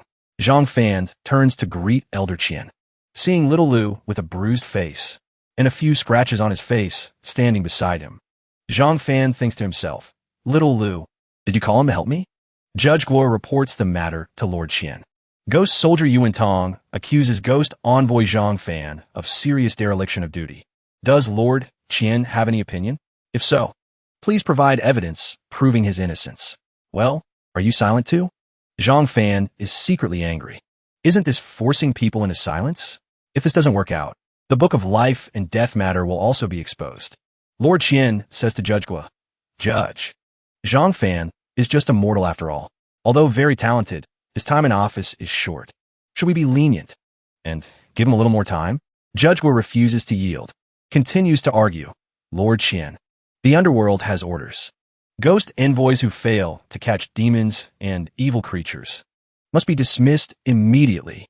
At this moment, Lord Qian replies, "I can give you face, as long as he voluntarily resigns as Ghost Envoy. Then we can let bygones be bygones." Then Judge Gua throws down 2 tokens, ordering, "Attendants." The attendants immediately reply, "Here, here." Judge Gua orders them, "Drag the sinner Zhang Fan down." 50 heavy strokes. In this critical moment, Zhang Fan's mind is racing, finding a way to escape. "Calm down. There must be a way. I must think carefully." 50 strokes. Lord Qian speaks up, Judge Gua, your sentence is too heavy. 50 strokes. Isn't that wanting his life? This is a public revenge for private grudge. Judge Gua rebuts, Lord Qian. Please watch your words. Otherwise I can sue you for slander. But better to avoid trouble. Then he orders his subordinates. Hurry and drag the sinner down. Beat him hard for me. Hurry, drag him down and beat him hard. He throws the token down, urging, quick. Zhang Fan shouts loudly, wait a minute. Then he looks solemnly at Judge Gua and asks, my lord, are you sure you are not framing me? Judge Gua replies calmly, framing? Ridiculous. This official judges cases clearly. Right and wrong are distinct. The matter of your negligence. This official has investigated clearly long ago. Zhang Fan continues, if I can prove I was not negligent at all, then does it mean you made a mistake in your investigation? Then my lord should also be punished, right? Judge Gua laughs loudly and replies, of course, everyone is equal. No exceptions. But empty words are no proof. You must have evidence. Zhang Fan says confidently, evidence. Of course I have it. Otherwise Judge Gua would have a hard time explaining. However, summoning a witness would be faster. A few days ago, hearing this, face color. Judge Gua and Yuan Tong turn pale, filled with anxiety. Witness. Zhang Fan continues. I crippled a cultivator practicing evil arts, named by Pu on the Xinjiang Bridge.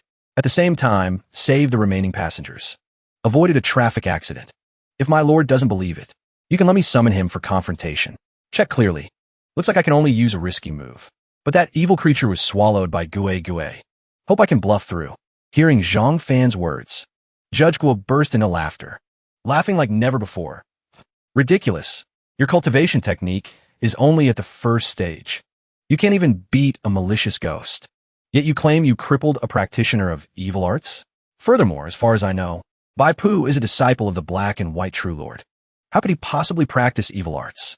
If you're going to lie, at least have some basis for it. Now, not even a ghost would believe you. Yuan Tong chimed in. I certainly don't believe it. Who could believe such a thing? It's simple logic. Judge Qian and Zhang Fan both looked up, hearts full of doubt about Bai Pu. Heavy footsteps echoed on the floor. Judge Gua asked in panic, Lord City God, why do you come here? The city god spoke. Bring Bai Pu in. This case will now be judged by this city god personally. No need to trouble the two judges anymore. Bring Bai Pu. Bai Pu was immediately brought in. He collapsed to his knees. The subordinates reporting to my lord. The criminal Bai Pu has been brought. Zhang Fan was puzzled.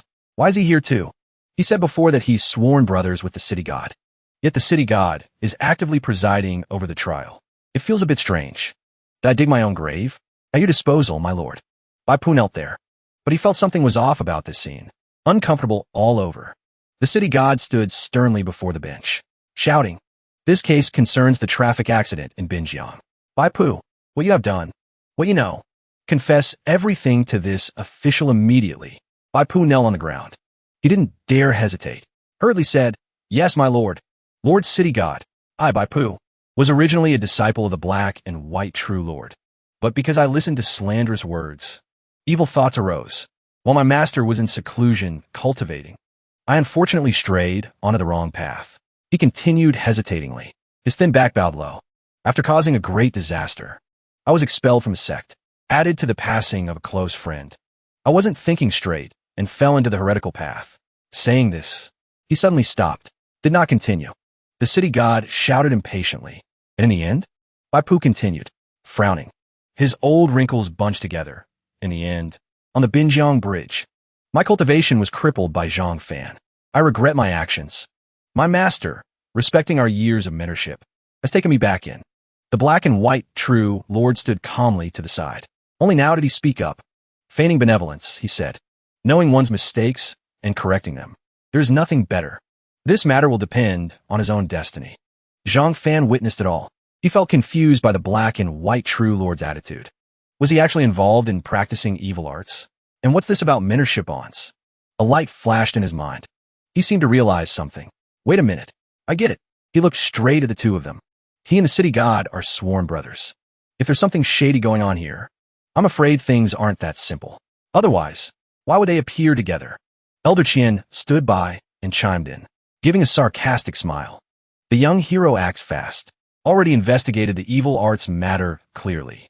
Truly impressive. Zhang Fan turned to look at the person beside him. Remained silent. But his mind was racing. Elder Qian? I can only say this was an accidental discovery. Don't put too much hope in me. The city god shouted furiously. By Pooh. You claim you were a second-stage cultivator. Zhang Fan's power is limited. How could he possibly cripple your cultivation? Furthermore, you are spouting nonsense. Knowing the truth, but not reporting it. Confess the truth to this official immediately. Judge Gua sat behind the bench, his face pale, unable to say a word. Even his eyes were evasive, daring not look straight ahead. The crowd immediately began to whisper. That's right. With Zhang Fan's meager skills, how could he cripple his cultivation? Maybe the two of them colluded. Otherwise, this Bai Pu. Some even showed disdain. A despicable, vile person. Hearing these words, Bai Pu and the black and white true lord just darkened their faces. Saying nothing. The murmurs grew louder. Despicable. Truly shameless.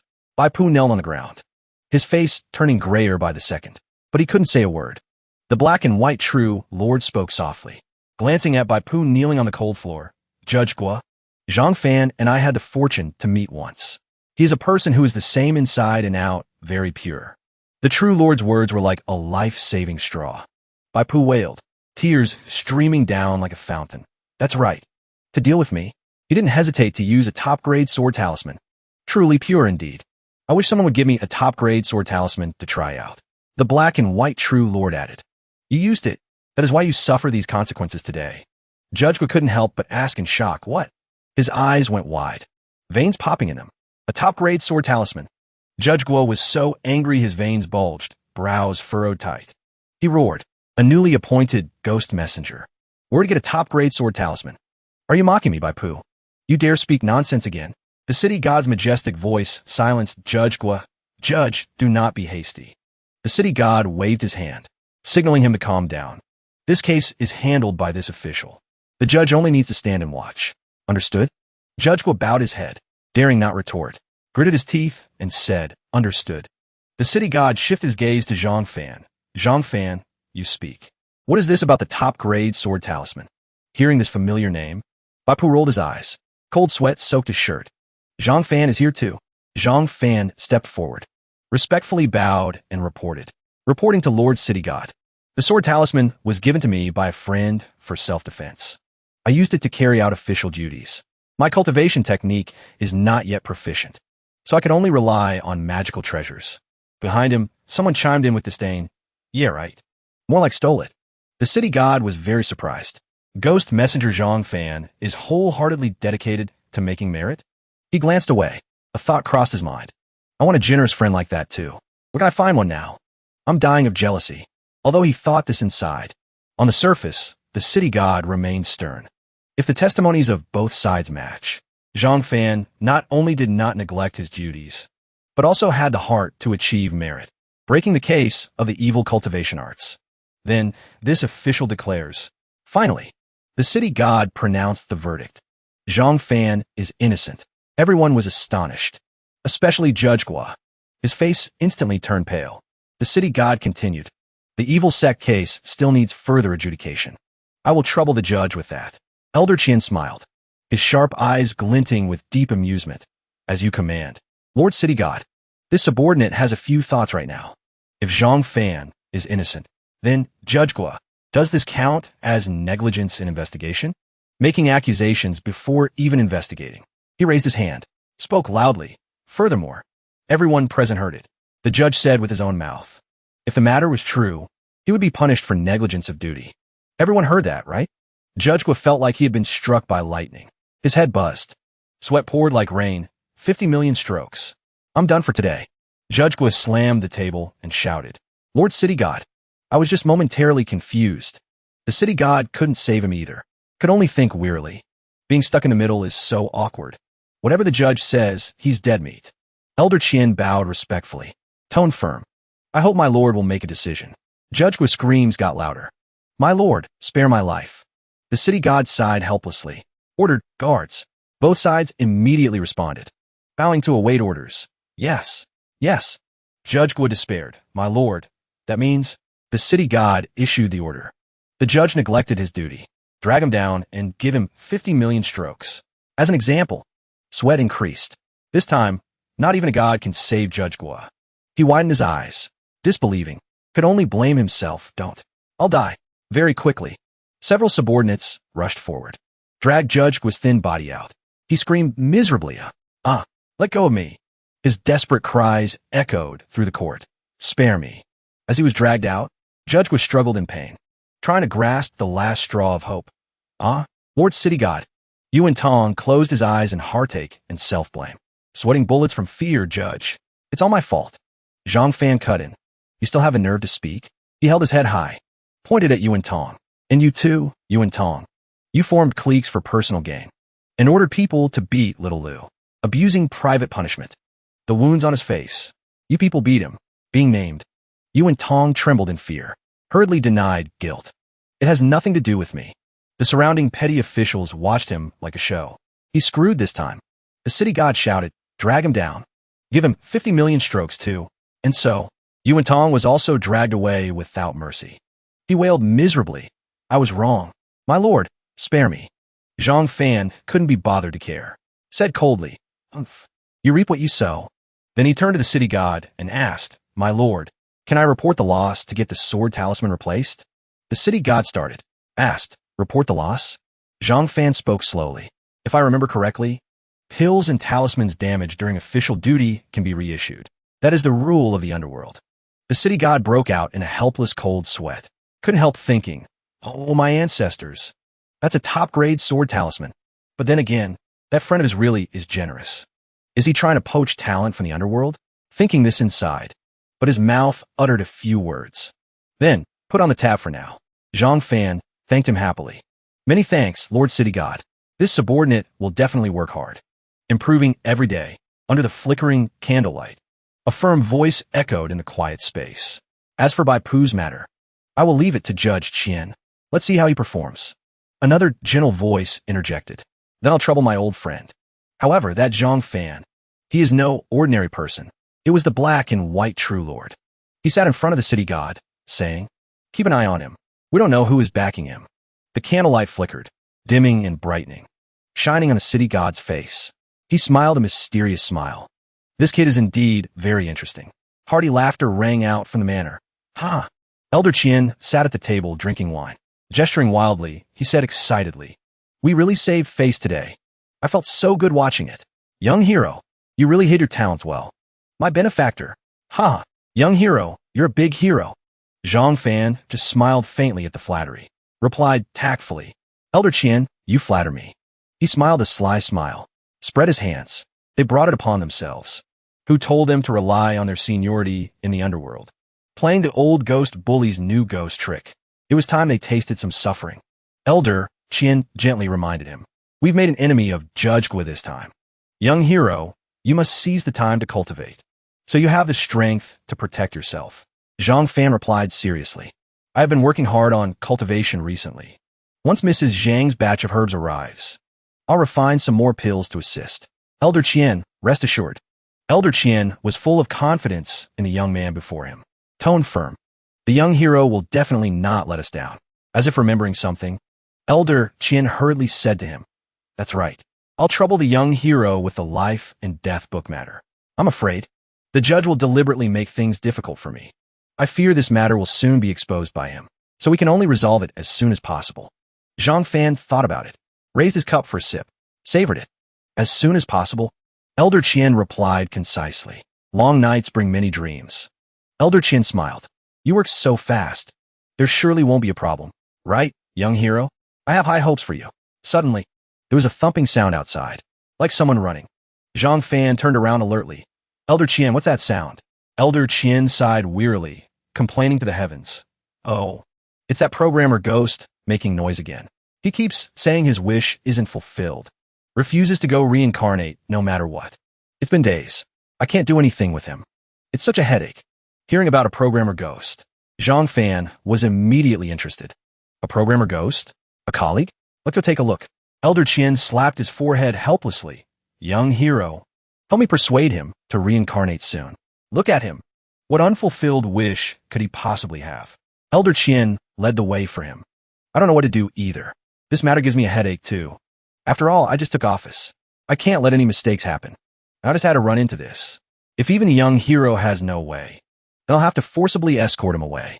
Zhang Fan put his hands in his pockets, walking leisurely, asking as he walked, unfulfilled wish. Don't tell me he still wants to write code? The two finally arrived. Elder Qian looked warily. He's in here. The noise suddenly stopped, making Zhang Fan very confused. Why is there no more sound? Zhang Fan stood outside, called out loudly into the room. What unfulfilled wish do you have? Tell me about it. Maybe I can help. Someone is here. Why stop making a fuss? Still no answer. He had to approach the door frame. Whispered, colleague, are you there? Still silence. The room was pitch black. Couldn't see anything. Zhang Fan got a little closer. Tried to see clearly. Suddenly, bam! A man's face thrust out violently. He said loudly, yes. Hands gripping the door frame. The bald programmer ghost screamed. Let me go. My dream hasn't been realized. Colleague, do you understand how I feel? Zhang Fan was scared back a step. Almost fell. Luckily, Elder Qian caught him in time. Oh, my mother. The bald programmer ghost screamed even more. More intensely. I don't believe you. Continued to roar, colleague. Colleague my ass. You're tricking me again. Where would I get colleague? It's just a trick of that old man. Usually despicable and shameless. Zhang Fan still hasn't recovered his wits. Holding his chest, he moans, my poor little heart, ignoring that he almost got scared to death. The bald programmer ghost continues to ramble loudly. No matter what, I must continue developing that new game. There's no time left. Even if I don't drink Meng Po's soup, I won't make it in the next life either. Understand? You damn old man. The ghost's words seem to wake him up. He holds the ghost back. Developing a new game? The programmer ghost presses his face against the doorframe, screaming aggressively. Let me go immediately. Zhang Fan looks at him seriously, his voice void of any humor. This is your wish, to continue developing the game. Even as a ghost, you must continue? Zhang Fan raises his hand to calm the ghost, then says, calm down first. Listen to me. I have a new game project. I'm preparing to set up a development team. Do you want to join? This sounds really strange, making it hard for the ghost to believe. Recruiting a ghost as an employee? The bald programmer ghost turns his face away, says disdainfully, just you? With all that hair? What do you know about games? No hair. No pay / no gain pun. I don't cooperate with useless people. Hearing this, Zhang Fan isn't angry at all. He flashes his trademark smile and continues. Don't jump to conclusions. Listen to my game idea first, then consider. How about it? Through the door frame, Zhang Fan vaguely sees something. Elder Qian, standing behind, doesn't interfere either, letting him convince the ghost. The ghost grabs his hand, sticking his head out of the door frame, whispering, Daddy, I've fallen in love with you, Daddy. I want to follow you. This one will definitely be a hit. Zhang Fan is startled. Daddy, is there something wrong with your brain? This bald programmer ghost proudly rubs his hairless head. My head? It's all from staying up late making games. Look, my head is big and shiny. Doesn't it look very smart? Very jealous, right? Zhang Fan expresses disagreement. I'm not jealous at all. How about you pull your head back in? It looks creepy. The bald programmer ghost screams as if poked in a sore spot. This, now that you mention it, I don't know how to pull it back. A bit embarrassing. The two stand there completely speechless. How can there be such a weird ghost in the world? At this moment, a voice comes from outside. Lord City God has arrived. Zhang Fan steps forward, bowing respectfully. Greetings, Lord City God. May I ask what business brings your lordship here? The city god gently hands him a box. Inside is the top-grade sword talisman returned to you, along with the corresponding mission reward. Take it. Zhang Fan is overjoyed. There's even a reward. The city god replies gently. We value talent very much, Ghost Envoy Zhang. You not only achieved merit, but also possess extraordinary talent. Naturally, we must value you. The city god smiles and reminds him. Open it and see. The reward is random. See if you're satisfied. Zhang Fan excitedly opens the box. A blinding golden light bursts out from the box, enveloping his entire body. He thinks to himself, I never thought about getting it returned before. Now, I unintentionally got back a top-grade sword talisman that money can't buy, plus a mission reward. Too satisfied. The city god's eyes light up. A smile of approval. So it's the golden light protection talisman. But you can't use it yet. You have to wait until you cultivate to the Dan Gui spirit gathering realm. Only then will you have enough power to use it. He says confidently. Ghost Envoy Zhang has extraordinary talent. You will surely achieve it soon. The Ghost Festival competition is coming up soon. This official is very much looking forward to your performance. At this moment, a blinding light is in his hand. The light radiates in all directions. He looks a bit dazed. Is this the golden light protection talisman? I still have to wait until I reach the Dangue spirit gathering realm to use it? I wonder how powerful it is. The city god looks at him trustingly and says, "This official looks forward to you bringing even bigger surprises. Haha." Zhang Fan hugs the gift box tightly, bowing in return with a smile. I will definitely do my best. The cultivation manual beside him flips open automatically. Zhang Fan sits cross-legged in meditation, thinking, only half a month left. I must reach the Dangue spirit gathering realm to use the protection talisman. That assessment. What level of realm do I need to reach? He frowns, determined. After modifying the cultivation technique, the cultivation speed has increased quite a bit. Although I got lucky last time, this time I have to rely on my own strength. I can't let villains have any chance to exploit me. Suddenly, the doorbell rings. Zhang Fan is startled, thinking curiously. It's so late. Don't tell me it's another ghost. He opens the door, while asking loudly, "Who is it?" It's so late. He puts on a friendly smile, greeting the person outside. "Hello. Who are you looking for?" The man standing behind a pile of goods replies in a deep voice. "Is it Mr. Zhang?" He sweats, forcing a smile. "Yes." "Is there something wrong?" The tall delivery guy, carrying a stack of boxes on his back, giving a dazzling smile, praising. "Here are your goods. Looks like your physique isn't bad either. Let's be friends. If you have time, come train at our club. I can be your free personal trainer." He gets goosebumps, politely refusing. "No need, thank you. I'll just sign for it." After talking to the delivery guy, Zhang Fan is still scared. Free personal trainer? What the hell? He doesn't have a crush on me, does he? He puts a box down on the floor with a thud, gasping for breath, silently exclaiming, "Are all delivery guys this strong nowadays?" Don't know how strong he is. Muttering, "Exhausting your darling here."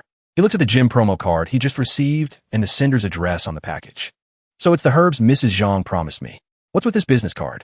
This delivery guy really knows how to do business. Let's see what treasures are inside. Zhang Fan thinks excitedly. Got the herbs. I have to quickly refine a few auxiliary immortal pills. Wouldn't that be wonderful? Zhang Fan praises himself for thinking ahead. The phone in his pocket vibrates, signaling a new message. He takes out his phone to check. Almost 9 o'clock already? Was so absorbed in cultivation I forgot the time. But probably no one is looking for me. Zhang Fan stares at the message notification in surprise. What? Just received the message from the big star now? The home internet has a problem. Yi Bingyun, I'm free tomorrow afternoon. Call the other shareholder too.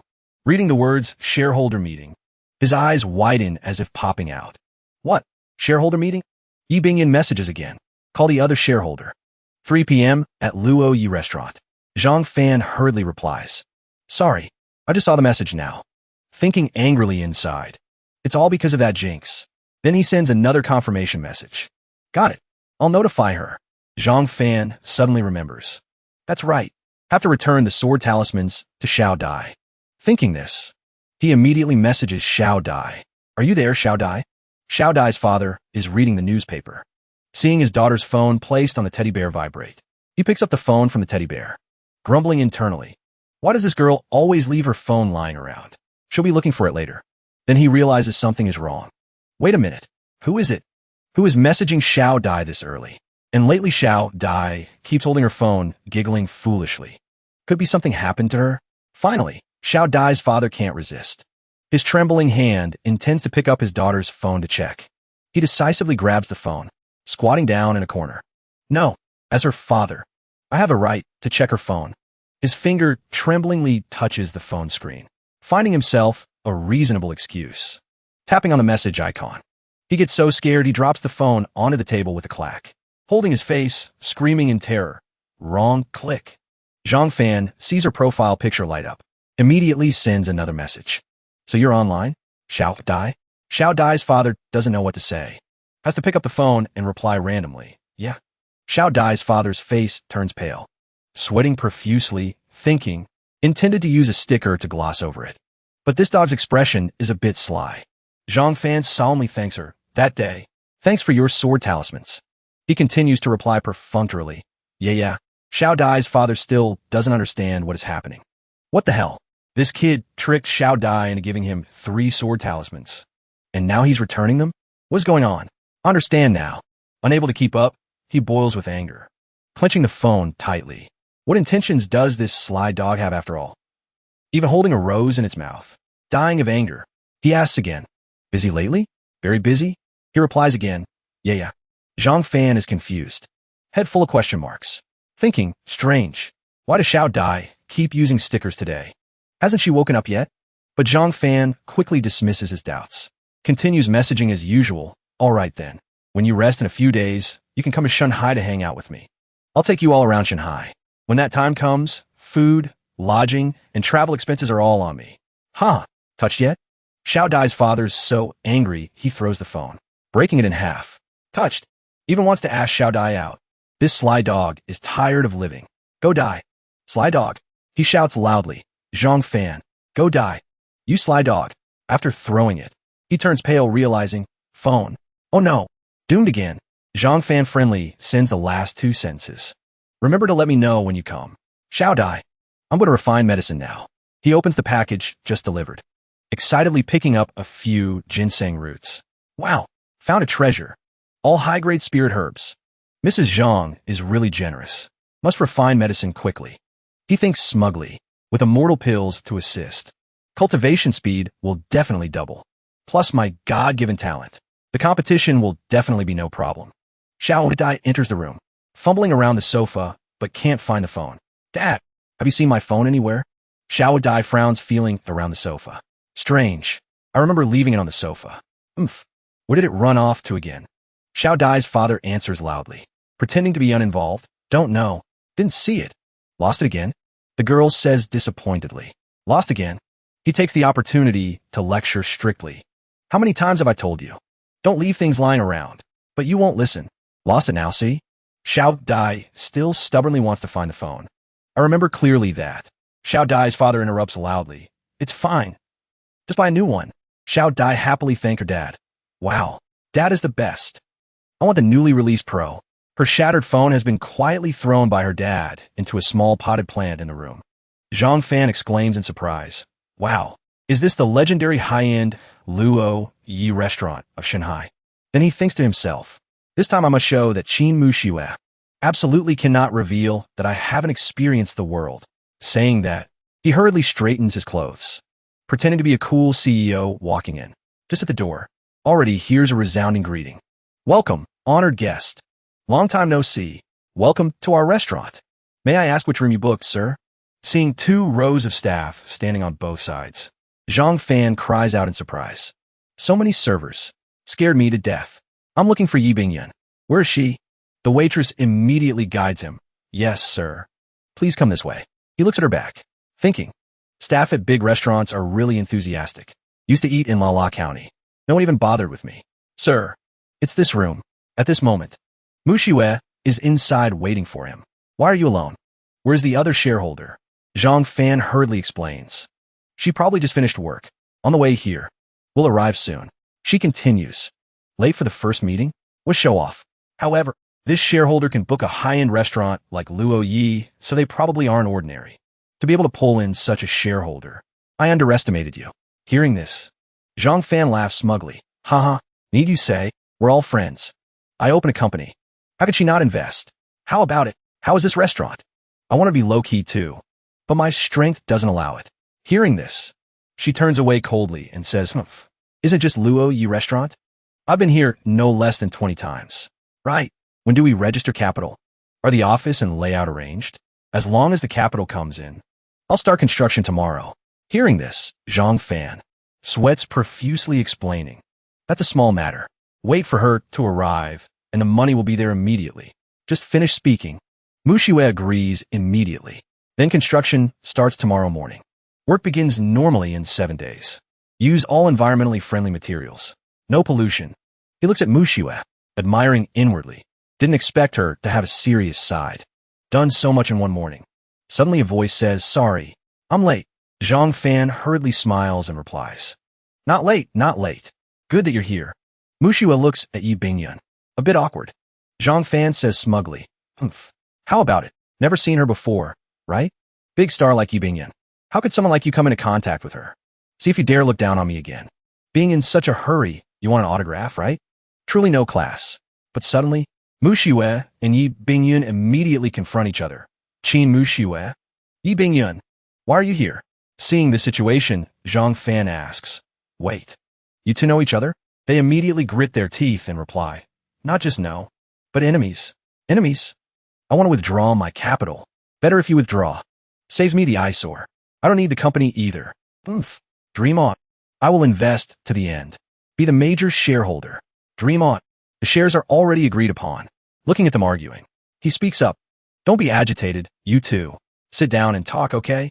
But the answer he gets is a word. Scram. A few minutes later, Zhang Fan sits between the two mediating. Come on, come on. Let's order first. Order. He starts calling the waiter to order. Looking at the menu. Cursing silently. Damn it. Why is this restaurant so expensive? I can't afford to eat here myself. At this moment, Muxiue speaks up. I want French foie gras. 799 yuan. Yi Bingyun next to him also says, I want a portion of matsutake and cordyceps soup. 1,499 yuan. Abalone sashimi. 2,733 yuan. Premium caviar. 4,999 yuan. Kobe beef steak. 6,788 yuan. And so the two start competing to order dishes. All expensive items. Making Zhang Fan lose his soul in fear. Emperor's meal. 7,888 yuan. Premium Bloodbird's nest. 10,888 yuan. Seeing this, he speaks up, wait. So many expensive dishes, we can't finish them all. Can each of you order a little less? As soon as he finishes speaking, he gets scolded. Don't interfere. Hearing this, he collapses to the ground. Finally, he orders, waitress. Yes, sir. Just serve the dishes like that. Yes, sir. Facing the scene, Zhang Fan cries inwardly, boo-hoo. Why did the shareholder meeting turn out like this? Feeling like my game company is about to go bust. Scene shifts. At this moment, he is standing in front of a large building, thinking, although yesterday's meal cost me a fortune, but luckily those two didn't fall out. Looks like there's hope. What's with that banner? He looks at the banner, thinking, so embarrassing. Is Jinx trying to sabotage me? The sign reads, Iron Fist Game Company. He walks inside, seeing everyone working. Did this much in just half a day? The speed is too fast. He must have worked through the night. Looks pretty decent. So Jinx's family is in real estate, this piece of land, and this construction team, too. Truly can't judge a book by its cover. Suddenly a voice echoes. The wallpaper over there is crooked. Redo it for me. If it's crooked again, I'll deduct your pay. Be careful. My eyes are very sharp. Don't think about cutting corners. He is surprised. This voice is Muxiue. She is directing everyone's work. You three girls go do the ceiling. Hurry up, hurry up. Speed it up. Zhang Fan sees her. Walks over to greet her. Hee. Good afternoon, contractor. Need any help? Muxiue replies. Just arriving now? It's almost dark. Late on the first day of work. Deducting your salary. Hearing this, he scolds. A young girl. Don't open your mouth, and it's money, money, money. I had some business, so I came late. At this moment, Muxiue asks, so she's not coming, is she?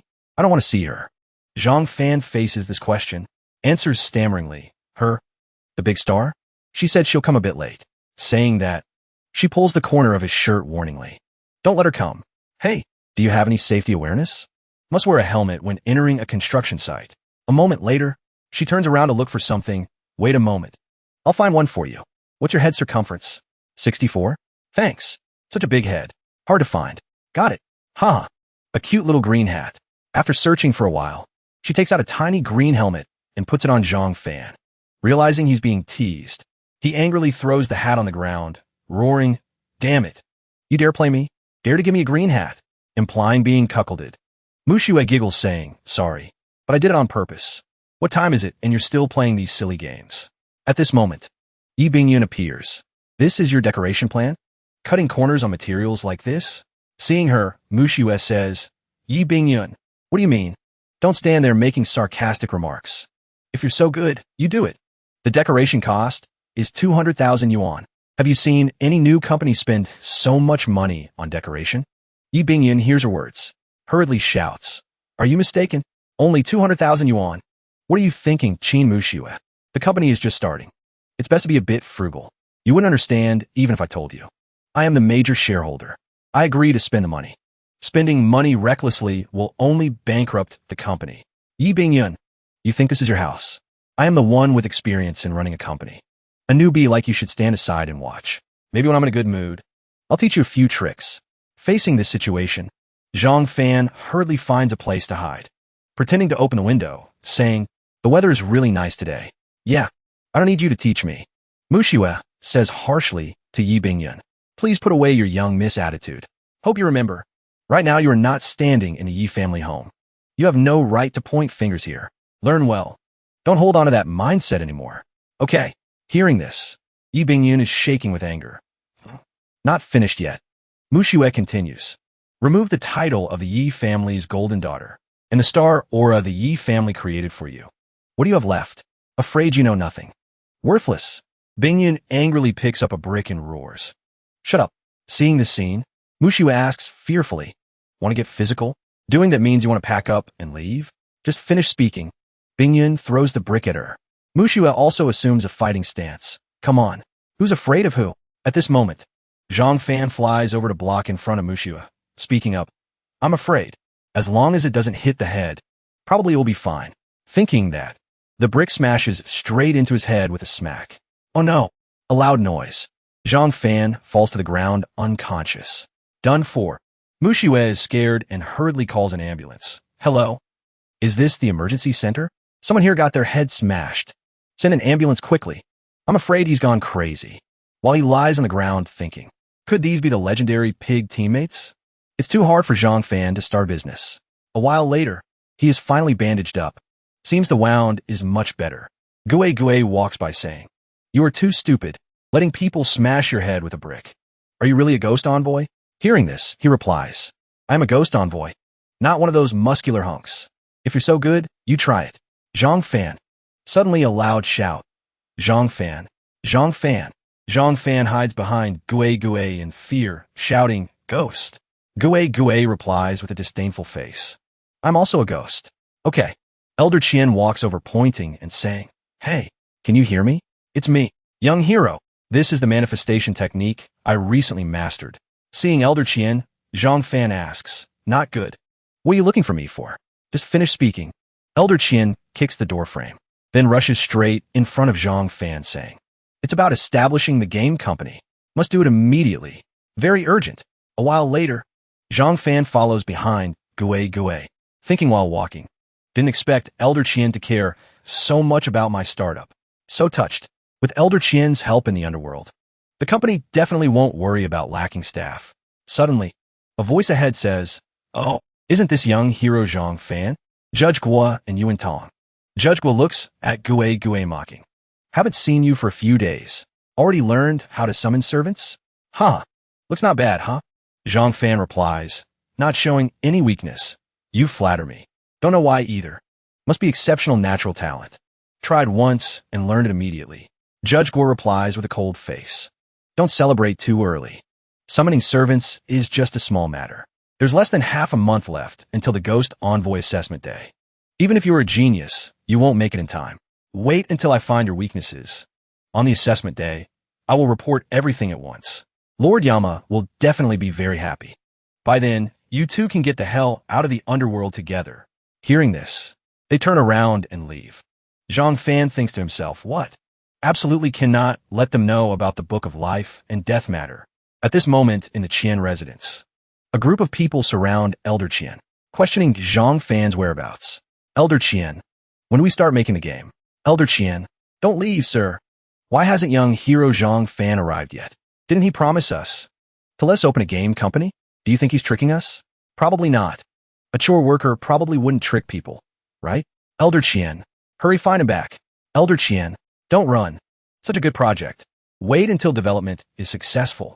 I will become the most famous game programmer in the underworld. Tell him I don't need a salary. Just having food to eat is enough. Why hasn't the young hero arrived yet? Elder Qian, how about we go find him? Aren't you curious?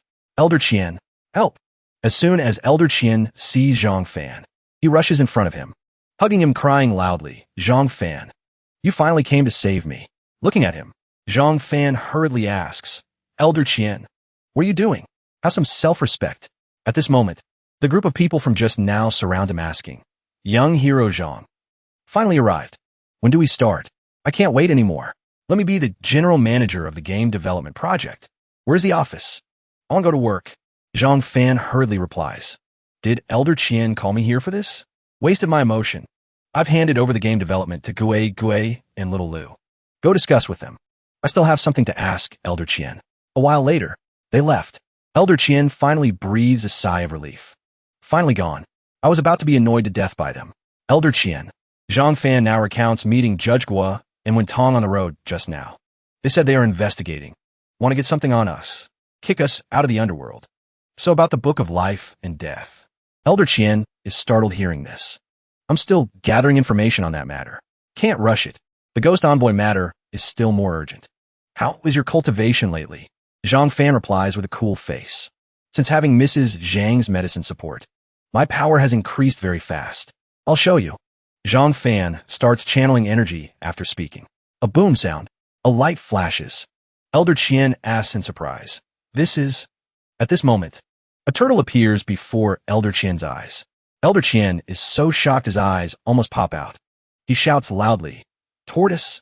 Then points at Zhang Fan asking, So when you said you summoned a turtle before, it was true. You're the turtle. Oomph.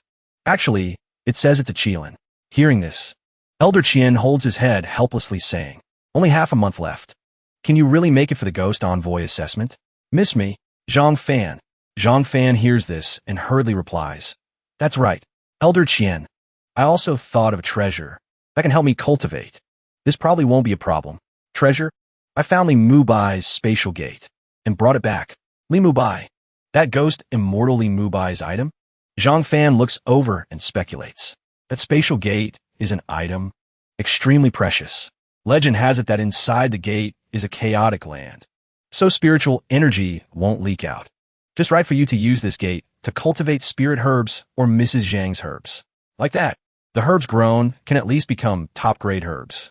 Used to refine pills, then consume.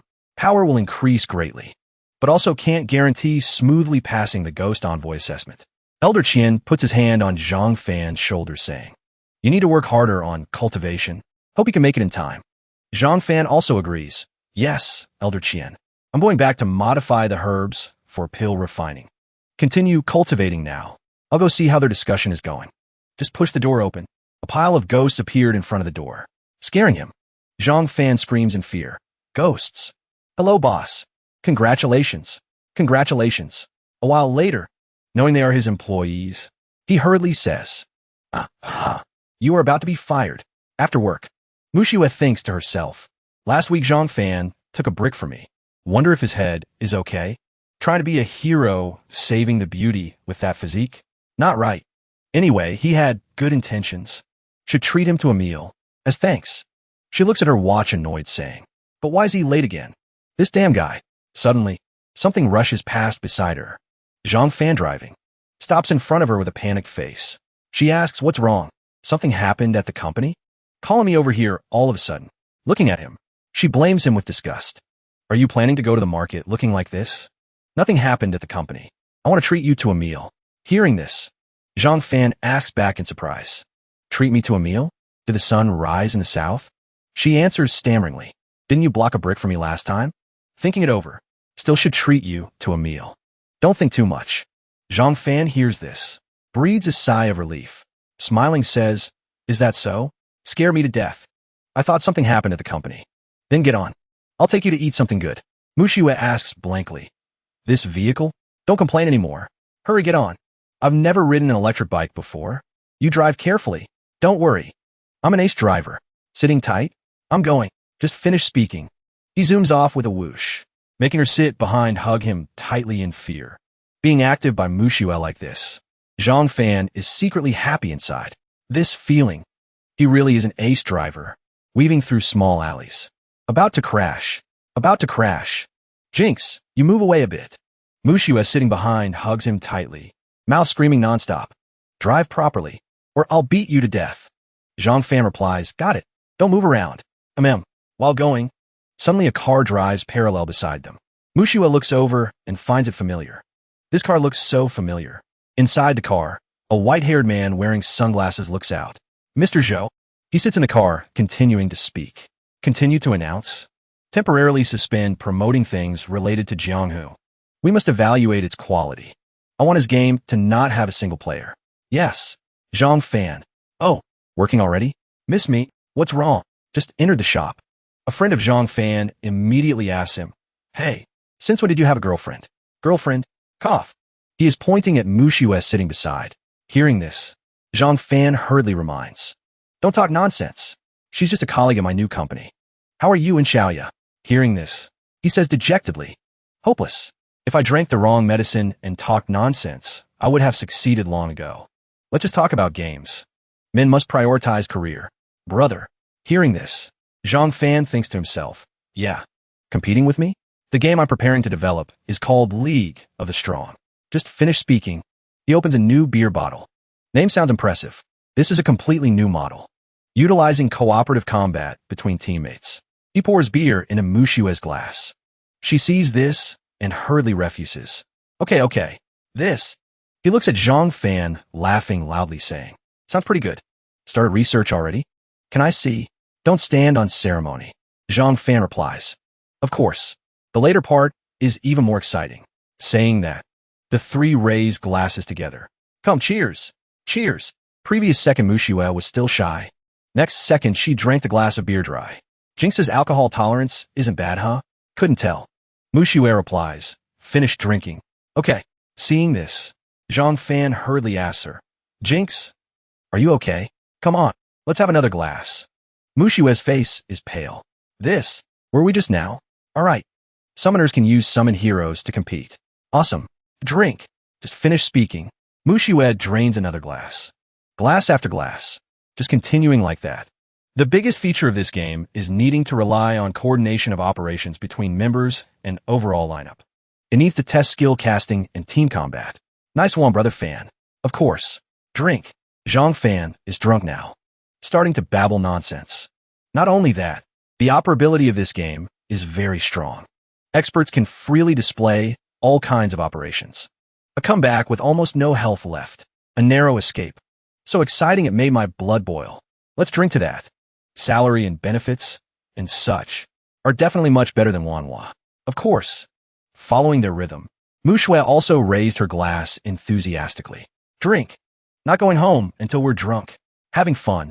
Everything around started to spin. Zhang Fan fearfully ducked under the table, then poked his head out and asked, Earthquake? Seeing Mu Shue pass out drunk, he thought this. How much did she drink? I thought she could really hold her liquor, drinking nonstop. Sigh. Let's take her home first. Then looking at her flushed face. Can I use your bathroom? No problem. It's upstairs. In the bathroom. Zhang Fan sighed in relief. Suddenly, a click. The door was opened. Zhang Fan jumped and turned his head. Did I not lock the door? How did this happen? Before he could react to what was happening, he saw Qin Mu Shue lifting her shirt up. He immediately got a nosebleed. Oh my god, is the water hot yet? I want a shower. Zhang Fan's face turned bright red as he covered his eyes. Shower? Shower. Whoosh. Mu Shue started showering. Zhang Fan panicked on the side. She started showering. I'm going to be seen as a pervert. Because he was too panicked, Zhang Fan reached out and knocked over a stack of plates on the counter. He immediately felt terrified. No. Where's my life going? Then a crash. Mu Shue inside realized there was someone else. Who? She shouted loudly. Who is in there? Bastard. I caught you. You're dead. Saying that, she yanked the shower curtain open. Whoosh. At this moment, Zhang Fan stood outside, trembling with fear. Didn't see. Zhang Fan kept trembling in that situation. Didn't see. Wasn't detected. But luckily, Mu Shue didn't see him. Strange. I clearly heard noise. Did I mishear? She really didn't see me. Zhang Fan thought with a pale face. Taekwondo 9th Dan. I can't mess with her. Thank goodness for the invisibility talisman. But this countdown timer, will she leave within this time? If not, even jumping into the Yellow River won't wash away my sins. If she discovers I'm here, she'll definitely beat me to death. And I can't even fight back. Mom said, absolutely do not mess with women. Or else prepare your coffin. Looks like I can only hope she leaves before the talisman wears off. Otherwise, I can't get out either. Thinking this, he looked towards where she was showering. What on earth am I thinking? Mu Shue inside kept enjoying the wonderful moment under the cool water, while he outside kept praying, Sharaputra, form does not differ from emptiness. Emptiness does not differ from form. Form itself is emptiness. Emptiness itself is form. So too are feeling, cognition, formation, and consciousness. Sharaputra. All dharmas are empty of characteristics. They are not produced, not destroyed, not defiled, not pure, and they neither increase nor diminish. Therefore, in emptiness there's no form, no feeling, cognition, formation, or consciousness. No eyes, ears, nose, tongue, body, or mind. No sights, sounds, smells, tastes, objects of touch, or dharmas. No field of the eyes, up to and including no field of mind consciousness, and no ignorance or the ending of ignorance, up to and including no old age and death or the ending of old age and death. The countdown timer got shorter and shorter. Look at nothing improper. Listen to nothing improper. Do nothing improper. Last 3 minutes. Finally, the clock stopped at 2 minutes and 55 seconds. He finally snapped out of it. She finished showering. Mu Shui, after finishing enjoying herself, started to step out, saying, "So comfortable after a shower." She walked and talked. "Hurry up. Go back and see how drunk those guys are. Might not even be able to make it back otherwise. Drinking so much. My stomach is growling. Must find something to eat. Let's go, let's go." Invisibility. I need a minute to calm down. At this moment, the timer only had a few seconds left. Zhang Fan poked his head out to observe the surroundings. A while later, only then did he dare step out completely. Too dangerous. Too dangerous. Didn't expect this talisman to be used like this. Really not resigned to it. Suddenly, Mu Shui suddenly remembered something. That's right. Just as the time ran out, the door opened. He turned his head in shock. What the hell is this? Seeing Mu Shui walk in, he was extremely shocked. Zhang Fan panicked. Done for. I'm really done for this time, teacher. Being caught by her like this. She'll definitely know I've been here the whole time. Whatever. I'm discovered anyway. Just have to accept it. Next is Rosen Shou Ryu Ha, Rosen Rising Dragon Lord. Or Pegasus Ryu Ci Ken, Pegasus Meteor Fist. Come on, bring it on. Thinking of this, he suddenly became spirited. But suddenly, he squinted to observe. Aesthetics? Why hasn't she come over yet? Huh, where are my glasses? Turns out she was fumbling around searching. Seeing this, he immediately reacted. She's not wearing glasses, so she can't see me. The road is paved. Not taking it wouldn't be manly. Thinking this, he immediately dashed out. Just as he brushed past Mu Shui, she said, huh? Felt like a breeze just blew past. Found them. Here they are. She immediately put on her glasses, gritted her teeth, and said, "Is there a ghost in the bathroom? Oh my God, scare me to death. I have to go back quickly, or else they'll drink everything." Night had fallen. "You're back?" She asked. "Where's Zhang Fan?" The other person asked. "You don't know where Zhang Fan is?" "He went to wash his hands." Mu Shui asked back in confusion. "No, he didn't. I just came from there." Suddenly, over here, Zhang Fan waved and called out. "I'm back. Zhang Wei. The bathroom door is broken. Wouldn't open. Made me run to the outside restroom." Hearing this, Mu Shui said, "The person in there just now was me." Zhang Fan pretended not to hear, scratched his head, and replied, "Oh, so that's it. No wonder the door wouldn't open." Zhang Wei looked at Zhang Fan suspiciously and said, "I clearly saw you go in there." Zhang Fan was afraid of being exposed. Immediately interrupted him. "Huh, what are you saying? Drank too much? Drink some more to sober up." Then glanced at Mu Shui and said, "The game isn't over. Let's continue." Mu Shui was sipping her wine, thinking. Zhang Wei said Zhang Fan went into the bathroom. But when I showered just now, I clearly didn't see anyone. But there were strange noises in the bathroom. Seemed like someone was there. Over here, Zhang Fan and Zhang Wei were joking around with each other. Next segment. Let's go check on the others. Just leave this matter to me. I'll handle it. Good brother. Last glass. Bottoms up. The two kept playing happily. Look at this. Telescope. Ahaha. Zhang Fan. Stop drinking. If you can't handle it, don't force it. Huh. Zhang Fan used the telescope to look towards Mu Shui. Said, "Why is mom here?" Zhang Wei couldn't stop laughing convulsively. Huh. While Mu Shui's face darkened as she said, "Good son, you're drunk." Hearing this, Zhang Fan. "Chiu bird chirp sound? I had so much fun drinking with the brothers today." Mu Shui shook her head helplessly. "Suit yourself." Drank himself stupid. Then she suddenly had an idea. Wait, like an idiot. Doesn't that mean he'll answer whatever's asked? So she asked him, Zhang Fan, "Where did you go to the bathroom just now?" He didn't hide anything. Immediately answered, "Of course it was Zhang Wei's bathroom." "Then what did you see when you washed your hands?" Speaking of this, he suddenly gestured with his hand. "Can't let that tigress know about this." I'll only whisper it to you, Mom. Mu Shui asked eagerly with suspicion. Saw what? So mysterious? I saw the girl with glasses.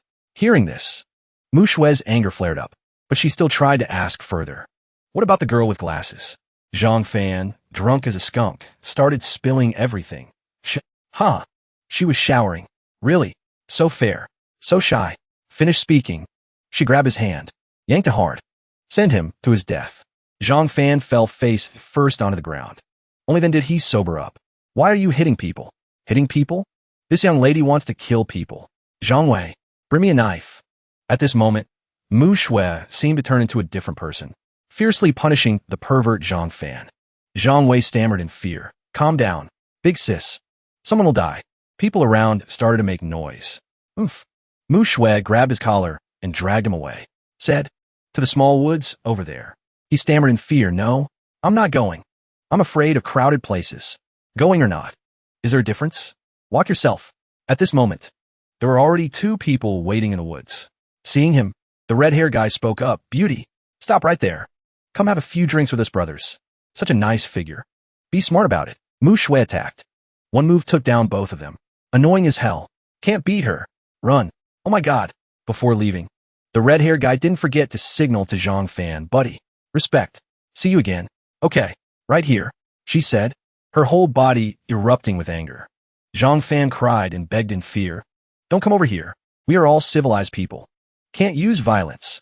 A gentleman uses his mouth, not his fists. But Mu Shui was already in stance. Ready? You are dead meat. A fiery punch swung toward Zhang Fan. Rosen Shou Ryu Ha. Rosen Rising Dragon Lord. A pop sound. Zhang Fan was punched into the sky by her. Pegasus Ryu Ci Ken. Pegasus Meteor Fist. At this moment, Zhang Fan's miserable screams echoed through the woods. The 2 guys from earlier were scared out of their wits. So much pressure. Oh my god. So scary. Photos were released one by one. Photo 1. A young man typing furiously on a keyboard. Mu Shui's photo. She stood next to a group of people clicking away, happily jumping up. There was also a photo of Gue Gue, the little girl cheering for those vengeful spirits. Photo of Zhang Fan being tossed in the air by everyone, and the gold trophy he received. Welcome everyone to this beautiful May game exhibition. This time, a total of 213 companies participated, bringing 320 new game titles. Fierce competition. Who will win the grand prize? Everyone has one trial play. Please vote for the game you are most satisfied with.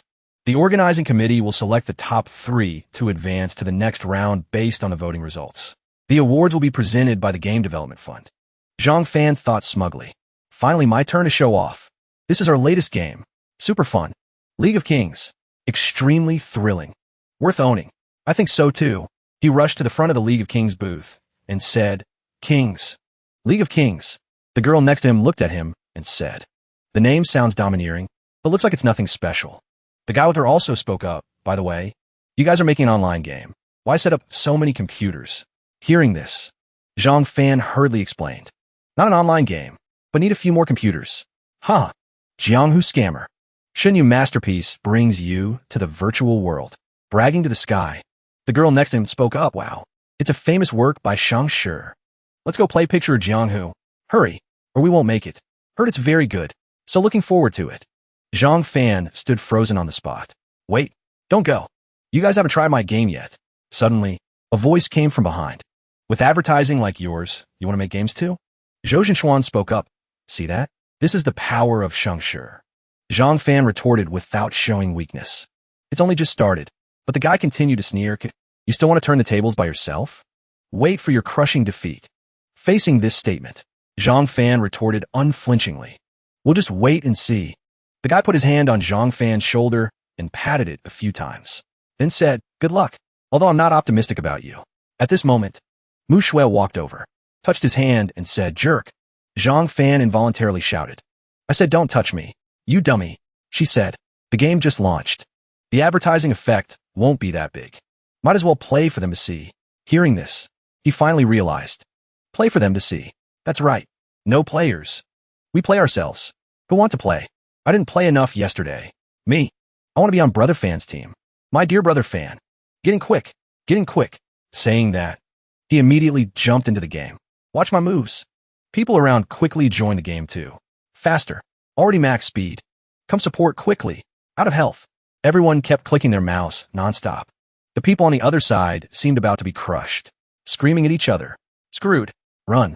Come on. So powerful. Brother fans' moves are truly excellent. First place is Picture of Jianghu by the Shengshi Company. 132 votes. Suddenly, the host discovered something, then shouted loudly, wait. Huh? There's a game like this too.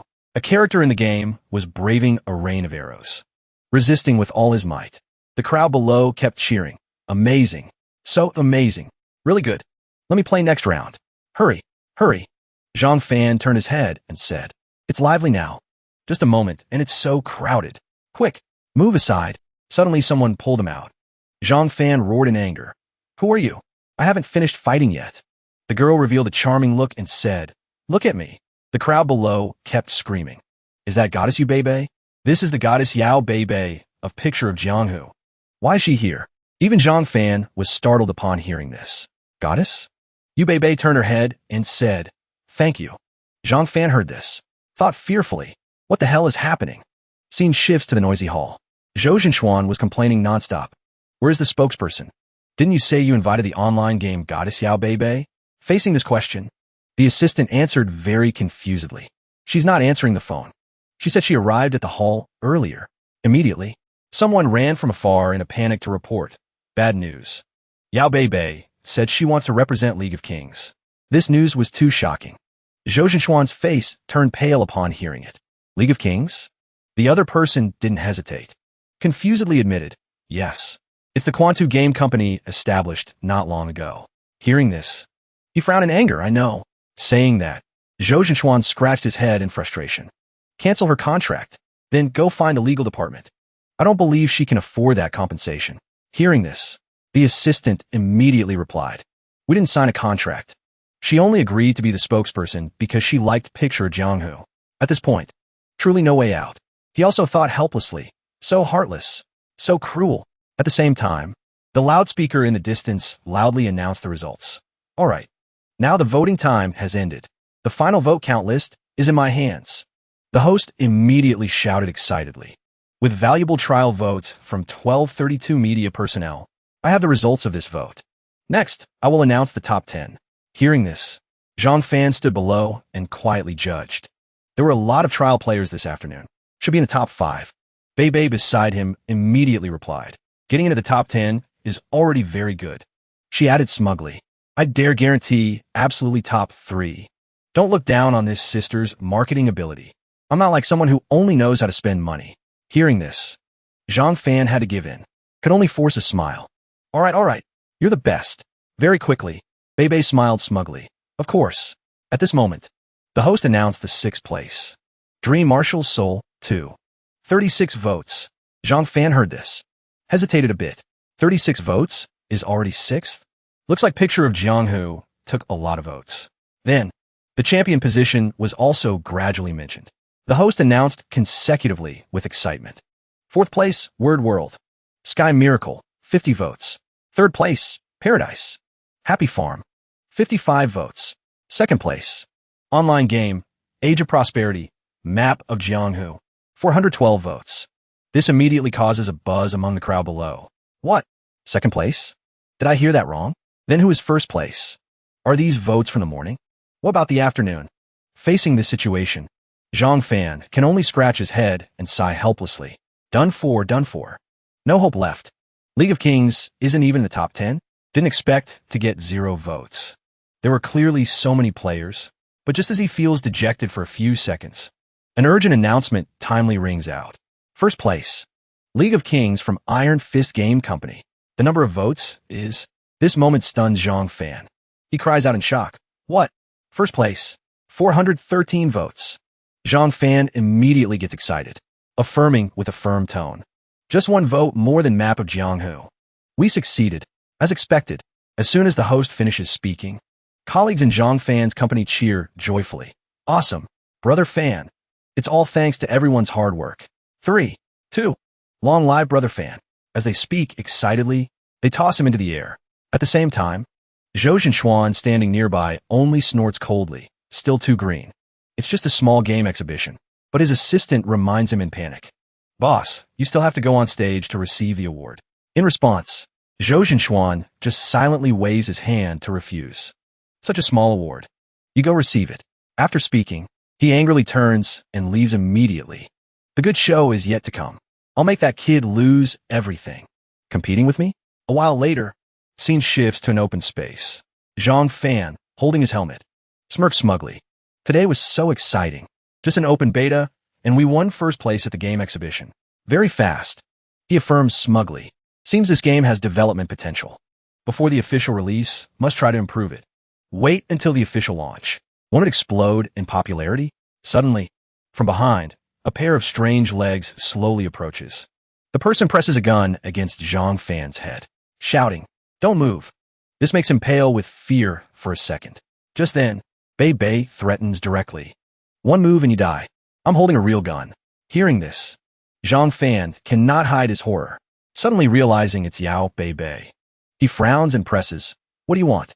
In response, Bei Bei is silent for a moment. A while later, she stammers, "I want." Hearing this, Zhang Fan momentarily thinks wrongly, asking himself, "Is it because I'm too attractive? What a sin." Hearing this, Bei Bei is also speechless, suggesting with a poker face, "I want your game. The full version. All the champions. I want them all. Hurry up." But in response, Zhang Fan immediately frowns again, looking unhappy. "Sorry, I cannot agree to that. If possible, I want to be a good person." Towards these words, Bei Bei doesn't care, insisting firmly, "Don't talk nonsense. Hurry, give it to me." Hearing this, Zhang Fan also sighs helplessly. Girls are so troublesome. Thinking this, he immediately provokes cheerfully, Ooh, shoot, you'll miss. You won't hit me anyway. Can you keep up with my rhythm? This gun is really powerful, huh? Aren't you afraid of being arrested?" The more he speaks, the more Zhang Fan reveals a teasing expression. Very quickly, these words immediately touch Bei Bei's self-esteem. She momentarily roars in anger. "Shut up for me." As soon as Bei Bei finishes speaking, a series of large bubbles continuously hit his face. She immediately shouts angrily, "Annoying to death. Hurry, give me the game, or I'll shoot you full of holes right now." Hearing this, Zhang Fan can only stand dumbfounded, wondering, what the hell is this? Very quickly, he grits his teeth, struggling to pull the sticky liquid off his face, while sighing nonstop. "What is this stuff? So gross. Stop messing around. Wait for the official game release." Then, Zhang Fan involuntarily smiles slyly, continuing, "Or, you come to my house to play?" Hearing this, Bei Bei immediately panics. "To your house." Towards these words, Zhang Fan thinks firmly. Like this, she'll probably give up. Then he decisively puts on his helmet, preparing to get on the bike and leave. "I remember you took her company's business card. Contact again another day." But just as he sits on the bike, Bei Bei shouts loudly in time, "No." She decisively puts her hand on his shoulder, affirming, "I'm going to your house to play." Hearing this, Zhang Fan freezes immediately, replying, "Stop messing around."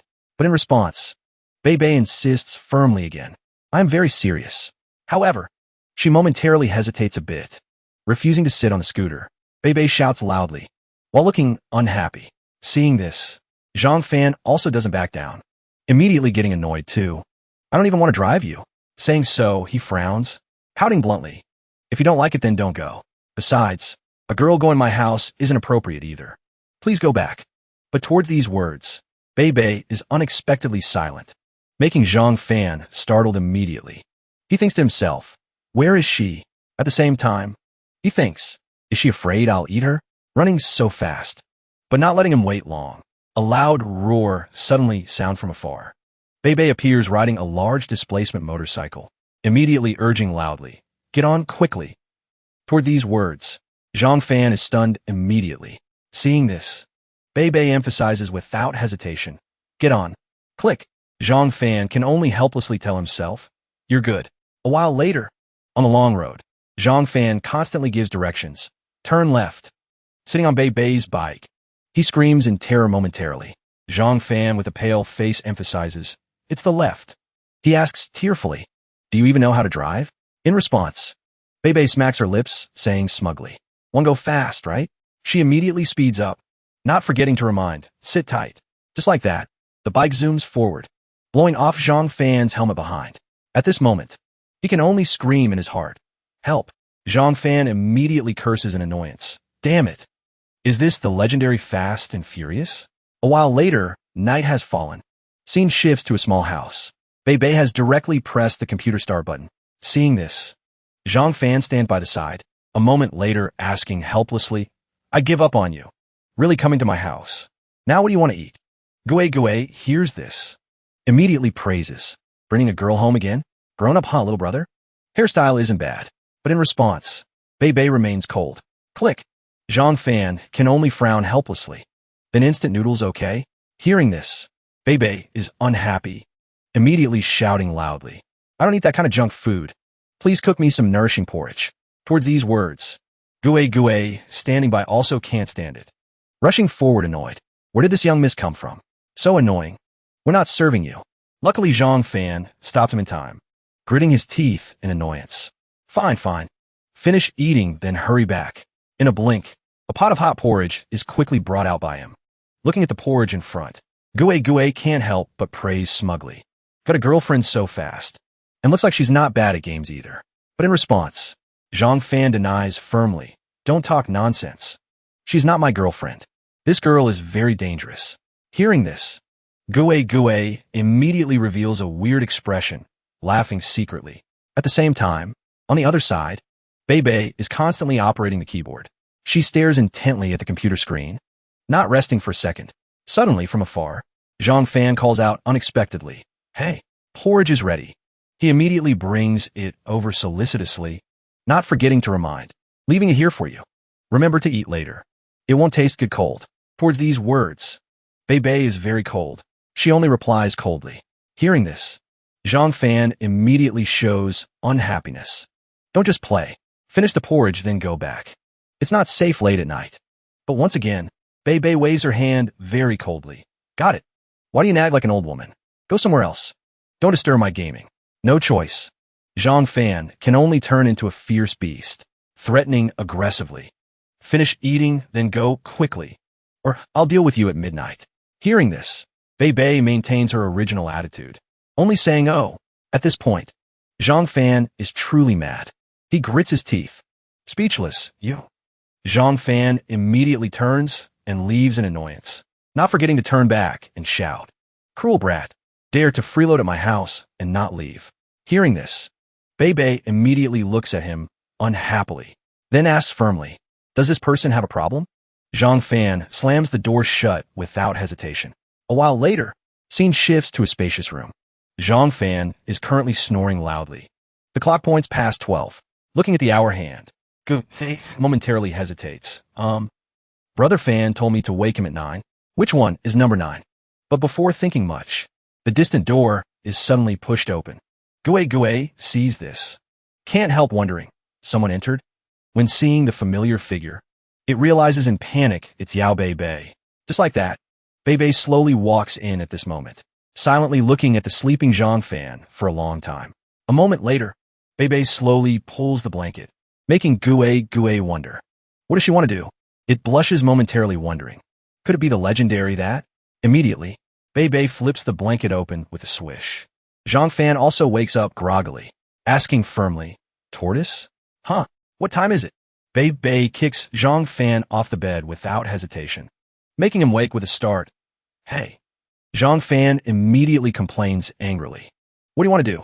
My God. But in response, Bei Bei calmly states, I need to sleep. Hearing this, Zhang Fan momentarily panics, sweating profusely. Sleep? Sleep with me?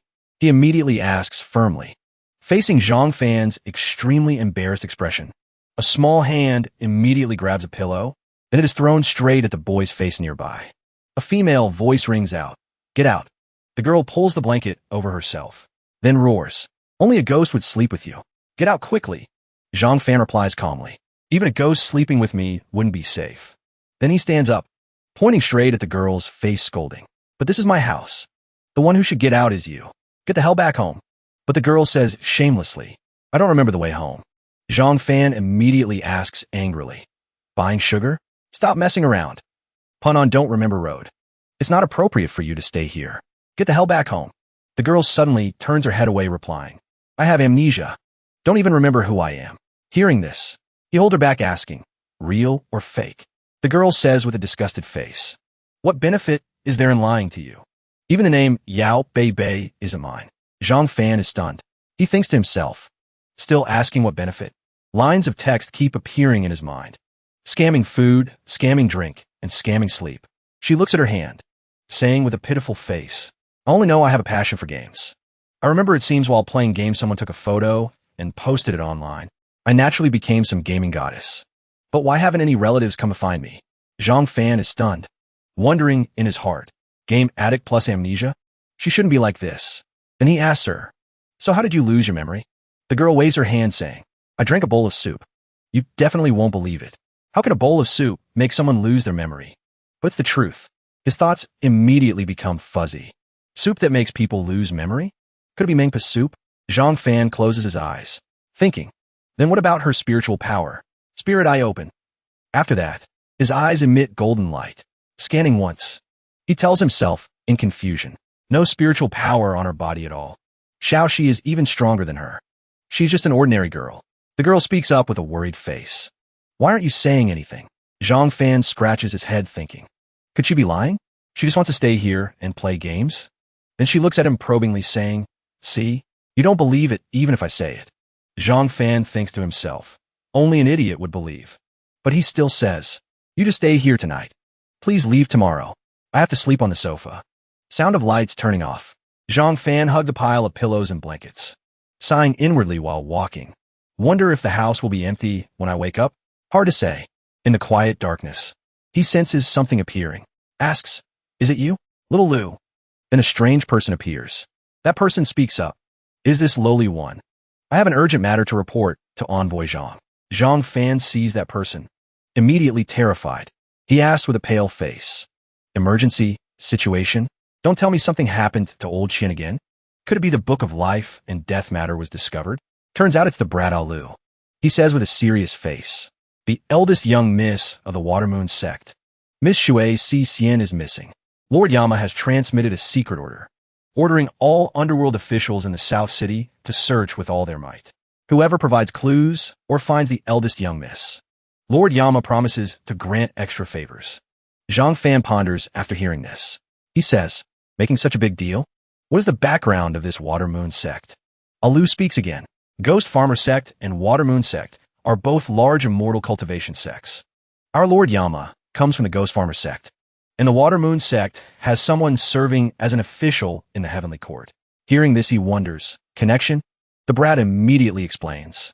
These two large sects are planning a marriage alliance, but the eldest young miss mysteriously disappeared. Lu bows to him, rubbing hands. Message delivered. This lowly one must return. Zhang Fan also quickly responds, go, go, go. After the brat leaves, Zhang Fan wonders in confusion. Girl side has a heavenly official. Boy side has Lord Yama. These two families uniting in marriage. Is this the world of the rich? Immediately after, phone sound rings. Beep beep. Looking at the phone screen, his jaw drops. A name immediately appears in his mind. Xiao Dai. Image of a message on his phone appears. Xiao Dai. Face slapper, big big. Are you going to find that runaway Shui Si Xian? Professional face slapper. Probably not. Xiao Dai. I'm preparing to go search with my senior brothers. Thought there was a chance to meet face slapper big big too. On this side, Miss Xiao Dai is sighing in boredom. Miss face slapper big big so much. Thought this time I could take the opportunity to find him and play. Chat history of the two appears again. Professional face slapper. Do you know where Shui Si Xian is? Xiao Dai. Reliable news. Shui Si Xian ran away on the sword flight path from Watermoon sect to Ghost Farmer sect, based on the location where the spiritual imprint disappeared on the sword. It's at longitude 113 east, latitude 41 north. Immediately, a photo marked with a location appeared. The two continued chatting. Professional face slapper. That's in the territory of North China province. Professional face slapper. North China is too far. Face slapping specialist. I have some business here and can't leave. Let's meet another time if we have the chance, Xiao Dai. Brother Xiao Yin is truly amazing. You're in North China. Xiao Dai. Flying across 3 provinces on a sword is as easy as flipping a hand for Brother Xiao Yin. Immediately after, a thought flashed through his mind. Fly on a sword? Brother Gaozi, I don't understand.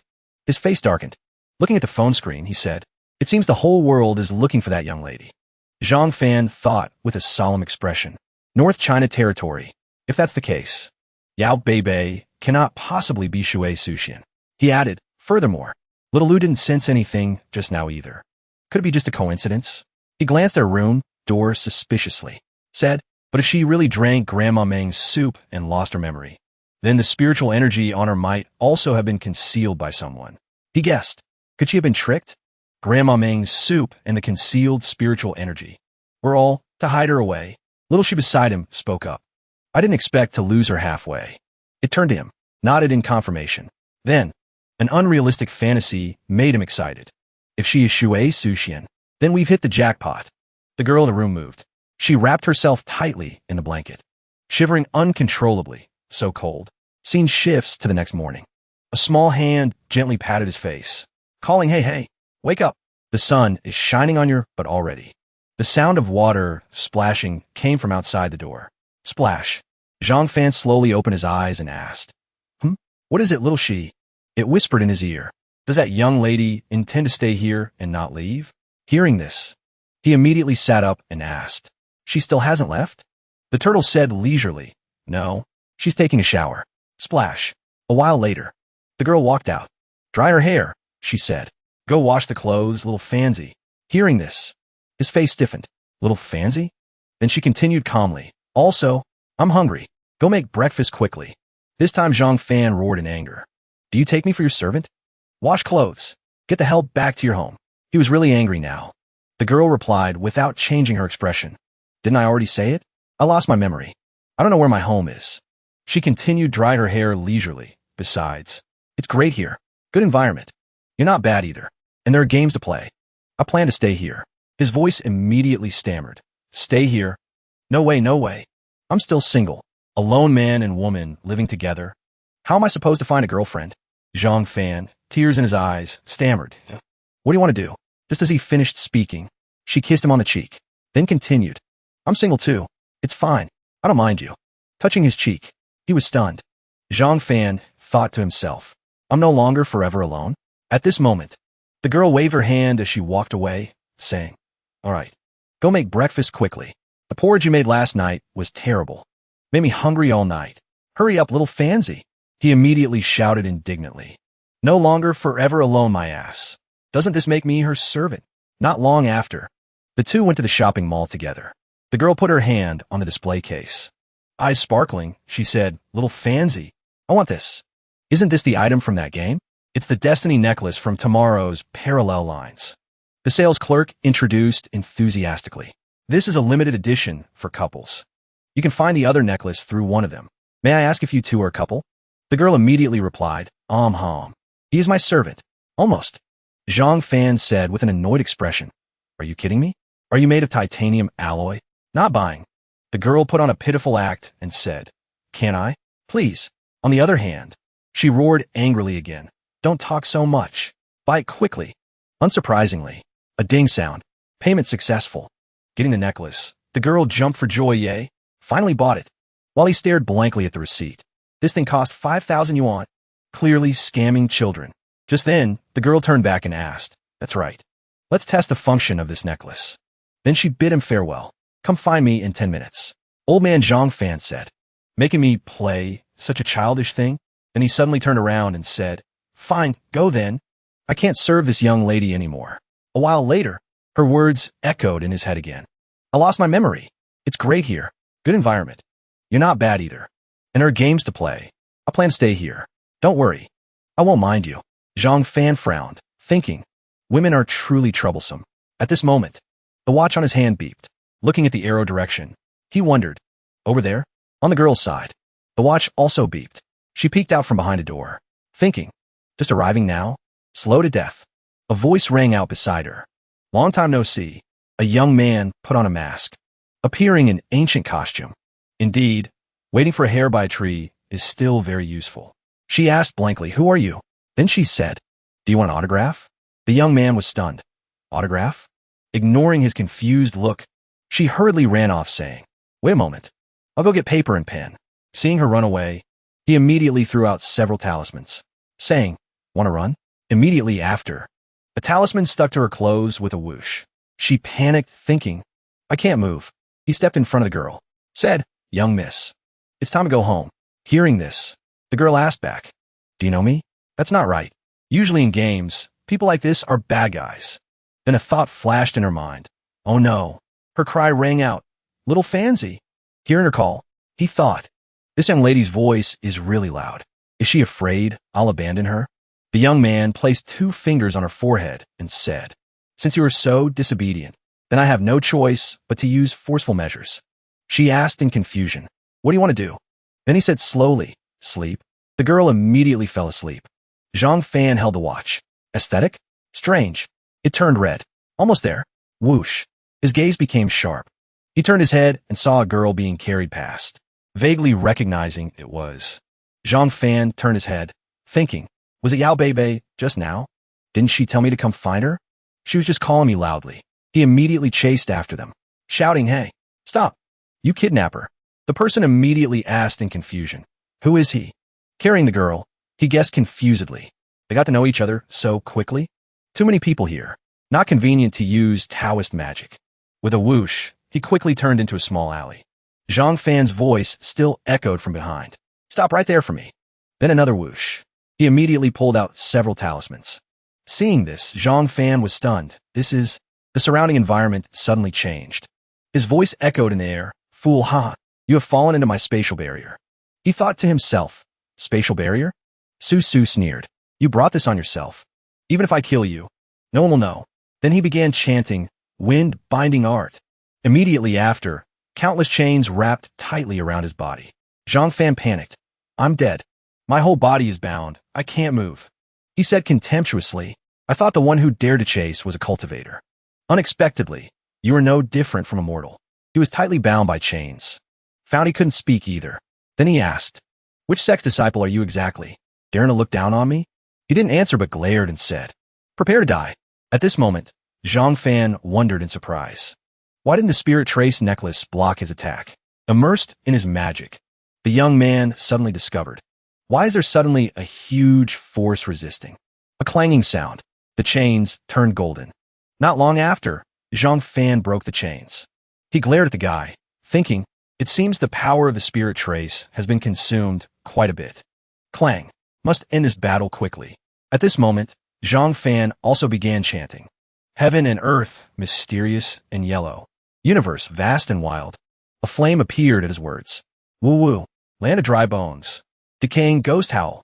He pointed it straight at the person opposite. The person realized in astonishment. Ghost fire. Is that the famous ghost messenger? The roar of fire resounded. He dodged and said, You have some skills. Able to control ghost messengers. What tricks did you use? The young man shouted, Wine wall art. He sneered. Trash, you have some skills too. Buzz buzz. Zhang Fan said coldly. Don't look down on ghost messengers. He immediately used the move, order manifestation. Then pointed the blade tip at the other person, saying, Nether ghost claw. A hand with sharp claws pierced through his defense layer. He asked in shock, What move is this? Able to break my wind wall? Boom. The young man realized angrily, Damn it. The barrier disappeared. He was quickly blown into the air. Even so, he didn't forget to turn back and shout, Brat, you wait for me. I will come back to seek revenge. Zhang Fan glanced to the side, called out, Yao Bei? Looking at the girl, fainting against the wall. He guessed silently. Could she really be Shui Suxian? He walked over to her, whispered, Looks like she fainted. Then he thought, Even if she is Shui Suxian, how did that guy find her? He stared at her, thinking, There's clearly no spiritual energy on her. Zhang Fan sat down next to her, thoughts still swirling in his head. Could it be just a coincidence? Passing by and mistaking her for someone else?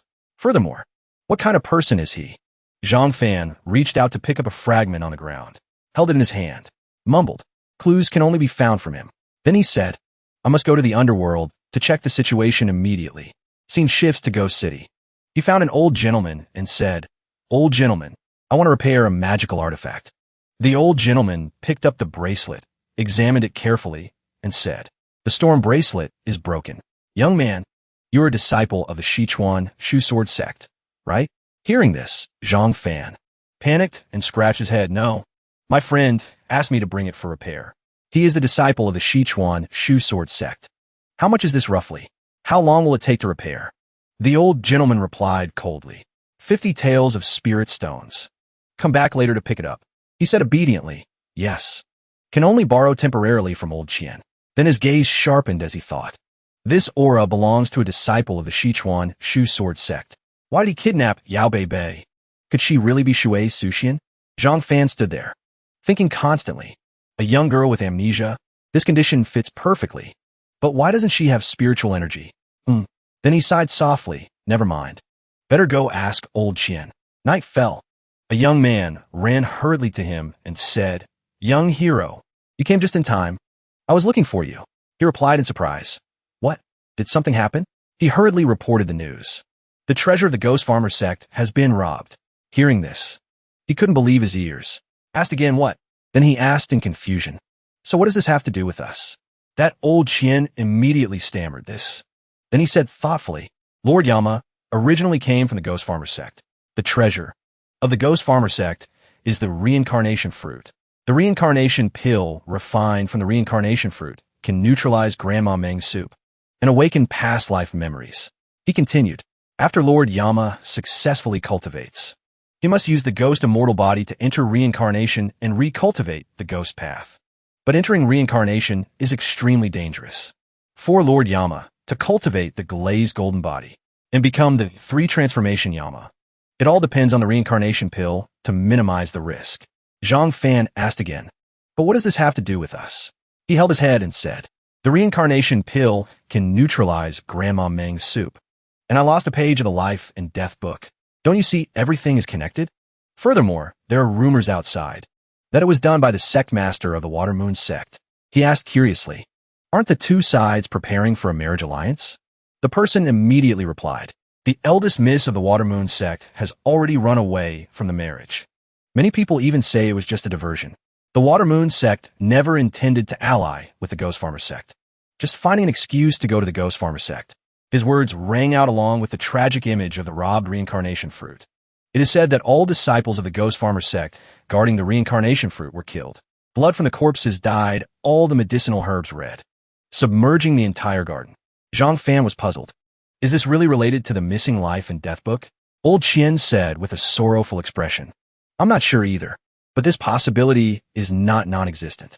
To determine the identity of a reincarnated person, there's only one way. That is to check the life and death book. Besides that, there's no other way. He said worriedly, I was thinking, should I turn myself into Lord Yama? Then he suddenly shouted, no. Old Qian. If old Qian had explained clearly right after taking office, then we should have started from small things. But now such a big thing has happened. Hearing this, his voice was full of gratitude. Brother Zhang Fan, I have implicated you. His voice became cold. No. If not for old Qian, there wouldn't be the me of today. Then he said enthusiastically to old Qian, although this matter is huge, but after all, we just got caught in the crossfire. As long as we find the missing page of the life and death book, perhaps we can still overcome this calamity. Old Qian bowed his head and said, originally I thought so too, but it's too difficult. At this moment, Zhang Fan put his hand on old Qian's shoulder. He said seriously, exactly because of that, we must persevere. He was instantly stunned. Zhang Fan. Then he said casually, first lend me 50 taels of spirit stones. Old Qian's face instantly stiffened, followed by a knocking sound. Don't move. Bang. He asked in confusion, what are you doing? The person said with a solemn expression, Judge Qiandezhong, for losing the life and death book. By order of Lord Yama, you are under arrest. Zhang Fan gritted his teeth and cursed silently. Discovered so quickly. While old Qian panicked endlessly. Discovered. Discovered. The man shouted loudly. Take him away. Old Qian immediately fainted in Zhang Fan's arms. Old Qian. Someone suddenly knelt on the ground. Old Qian spoke up. My lord, when his subordinate just took over the prefecture office, I discovered a page missing from the life and death book. I fear it was lost by the previous judge during his duty. I hope my lord investigates clearly. Yama, high above, looked down contemptuously. If that is so, why didn't you report it immediately? He immediately stammered this. Yama shouted impatiently. Strip him of his position as judge. Throw him into the great prison. Investigate thoroughly. Retrial the day after tomorrow. Take him down. He widened his eyes and screamed. Being dragged away by 2 soldiers, he cries. Lord Yama, spare my life. This official is innocent. Please investigate clearly, my lord. Then he says to Zhang Fan, you are Zhang Fan? So young, and already so outstanding.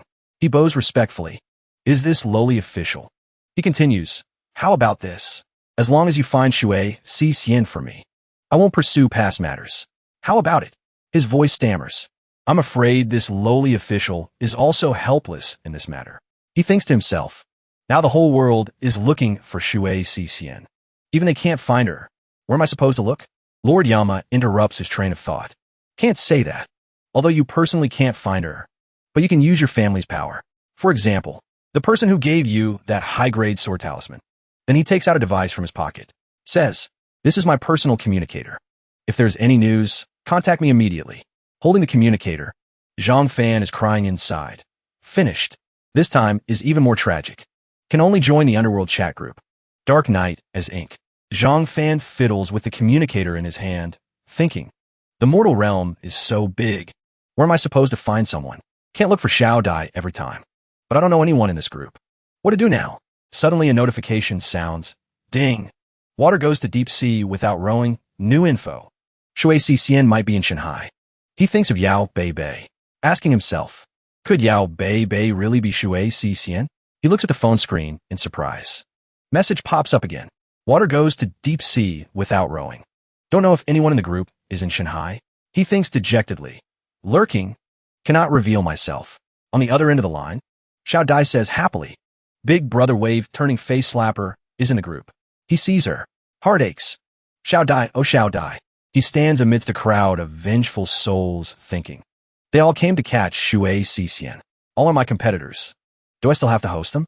This is my first time showing up in the group. Must perform well. Messages pop up continuously. Professional face slapper. Everyone, if you come to Shanghai, I can arrange food and accommodation. Deep affection step by step. Count me in for one spot. Water goes to deep sea without rowing. And me too. Yellow River City God. You see her being so active too. Feeling depressed. Sister Z Dai. I thought you were opening a gaming group. Zhang Fan returns to his room, tiredly saying, Master, I came to pick up the storm bracelet. The old watch repair master says happily, money exchanged, goods delivered. Your bracelet was damaged too badly. Difficult to fix. You say, should I? The thing in his hand makes him excited. Done. The old master roars angrily. Said, give 50 taels. And you actually give exactly 50 taels? Like that don't come to me to fix things anymore. He runs while humming excitedly. La la la la. The doorbell rings. Ring ring ring ring. A pair of legs lazily steps off the bed. Yao Bei Bei in pajamas walks while yawning. So hungry. Xiao Fan. I'm hungry. Let's eat. Opens door. She asks in surprise. Where is everyone? Yao Bei Bei walks everywhere calling Zhang Fan. She goes to another place. Calling loudly nonchalantly. Zhang Fan. Her call echoes through the house. Zhang Fan. Where are you? Bang. Then she huffs angrily. Whatever. I'll go eat by myself. The blonde girl behind says annoyed. This young miss is really troublesome. I want to chase her away. Scene shifts to the street. A blue-eyed young man asks, are you sure she will come here? The other young man says boredly, waiting by the stump for the rabbit is definitely not wrong. My intuition is very accurate. One person threatens, just wait and see. Zhang Fan hovering in the air thinks, could she really be Shui Si Xian? Suddenly he speaks up. Why is the house so quiet? Where's Yao Bei Bei? Hungry Ghost frowns saying, only a ghost knows where she went. Ghost Girl also says, she couldn't find you. So she went out to eat by herself. She went alone? He looks at the watch on his hand thinking, nothing will happen, right? Crash. The glass window suddenly shatters. Bang. Crash. Hungry Ghost hides behind Zhang Fan screaming. What kind of monster? Zhang Fan also speaks up. That guy came again? Ghost Girl beside also hurriedly says, spiritual power is too strong. Young master, is there a guest coming? Hearing this, he suddenly thinks. The way he looks at the phone in his hand. Stunned. Young friend, 13th floor. We have arrived. Seeing the message, he hurriedly says, prepare to welcome guests. To prepare to welcome guests. He also prepares hot tea to serve. After the guests arrive, 3 people sit down to drink tea and talk. Everyone is looking for Shui Si Xian. Don't know if the 2 venerables have her photo. The 2 venerables reply, I met her a very long time ago. Still have some impression now. Photos of people from big families won't be leaked out, except for extremely close people. No one has her photo. Hearing this, he hurriedly thinks, extremely close people, huh? Two venerables. Sorry, I'm going to the restroom for a bit. Zhang Fan is standing in the restroom pondering. Lord Yama is her fiancé. Definitely has her photo. At this moment a message pops up. Face slapper. Sorry to trouble Lord Yama. Don't know if your lordship can send this lowly official a photo of Shui Cician. Whoosh whoosh, he suddenly thinks. So fast. He reaches out, repeatedly tapping to view the photo. Message pops up again. Delete immediately after viewing. After reading, he is stunned again. It's her. It really is her. Must go find her immediately. A loud bang. Venerable says. Could it be a guest arrived? Two venerables look at each other. Say, it's young friend Zhang. But didn't he just go to the restroom? This yard is so big. Restroom is probably quite far. No rush. Let's drink tea and wait for him to return. At this moment, Zhang Fan is rushing like flying. Arriving. He looks at the compass saying, the needle keeps pointing left. Isn't this the breakfast place from this morning? Feeling something is wrong. Saying that he hits the gas and continues rushing. He speeds like flying, making pedestrians shout warnings in unison. Want to die. Driving so fast. Do you know how to drive? Sick. Screech in the restaurant. The boss shouts loudly. Want to eat and run. Pay up quickly. I didn't bring money this time. Next time. Still a next time? No way. The compass on her body also starts spinning nonstop. Seeing this, she says, my servant has arrived. The boss hears this. Suspicious servant. Does this girl have a problem? Boss, someone will pay you later. See you later. Hearing her say, she'll return. The boss immediately shouts. See your head. Yao Bei runs out calling his name loudly. Hey, Xiao Fan, I'm here. The white-haired man sees her and suspects. See, didn't the rabbit arrive? At this moment, she is also running toward Zhang Fan, calling his name loudly, Xiao Fan. Zhang Fan sees her, breathes a sigh of relief. Luckily, she's fine. Then he suddenly thinks, not right. This atmosphere isn't quite right. Suspicion rises in his heart. He immediately uses Spirit Eye. Open. Immediately, a golden snake appears. This is... Zhang Fan immediately tenses. Not good. At this moment, Bei has been wrapped up by that snake, screaming in fear in a loud voice. Xiao Fan also shouts, running too fast. Need help. Thinking so, Zhang Fan immediately calls teammates for help. Lord Yama found Shui Cician, but was taken away by a snake rider. The other end replies, I'm coming immediately. A boom sound. Rain pours down. Lord Yama looks at him saying, where is Shui Cician? Zhang Fan sitting beside asks, what's going on? Moved already? Lord Yama. Shui Cician was taken away, heading southwest. Lord Yama frowns saying, all troops head southwest. A while later, Lord Yama speaks up, hold tight, grasping the reins tightly. The carriage immediately rushes off. Zhang Fan sitting on the carriage, sweating cold sweat. With this speed, probably catch up to them soon. Just finished speaking. Carriage rushes forward like wind.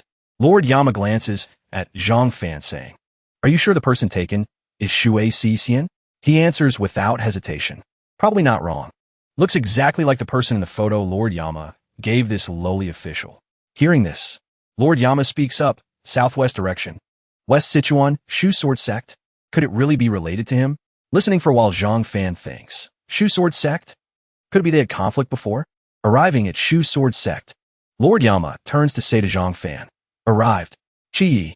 Lord Yama stands in front of Xiao Yao saying, do you know the consequences of plotting against Ghost Farmer Sect? Xiao Yao immediately replies, of course I've thought about it. Everything is under my control. Chi Yi, don't need to worry about me. Hearing this, he suddenly thinks, this is the expert Xiao Yao invited? Truly cunning. Xiao Yao starts approaching Lord Yama saying, in our youth, Xiao Yao says, Brother Chi, you liked a girl. Stayed in her inn for 3 years. For 3 years. You didn't say a word to her. She didn't say a word to you either. Hearing this, Zhang Fan's face turns pale. So explosive? On a dark and windy night, that girl finally gave her bedroom key to Brother Chi. You sneaked into that girl's room. Lord Yama's eyes become cold as ice at this moment. Lord Yama immediately slashes a few times in front of Xiao Yao, then asks coldly, where is Shui Cician? Xiao Yao replies with a smug smile, Shui Cician is in my hands. If you have the ability, come find me. Saying that, he gradually disappears.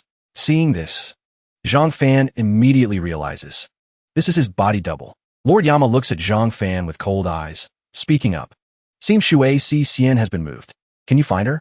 This matter should end. Left a bit. Right a bit again.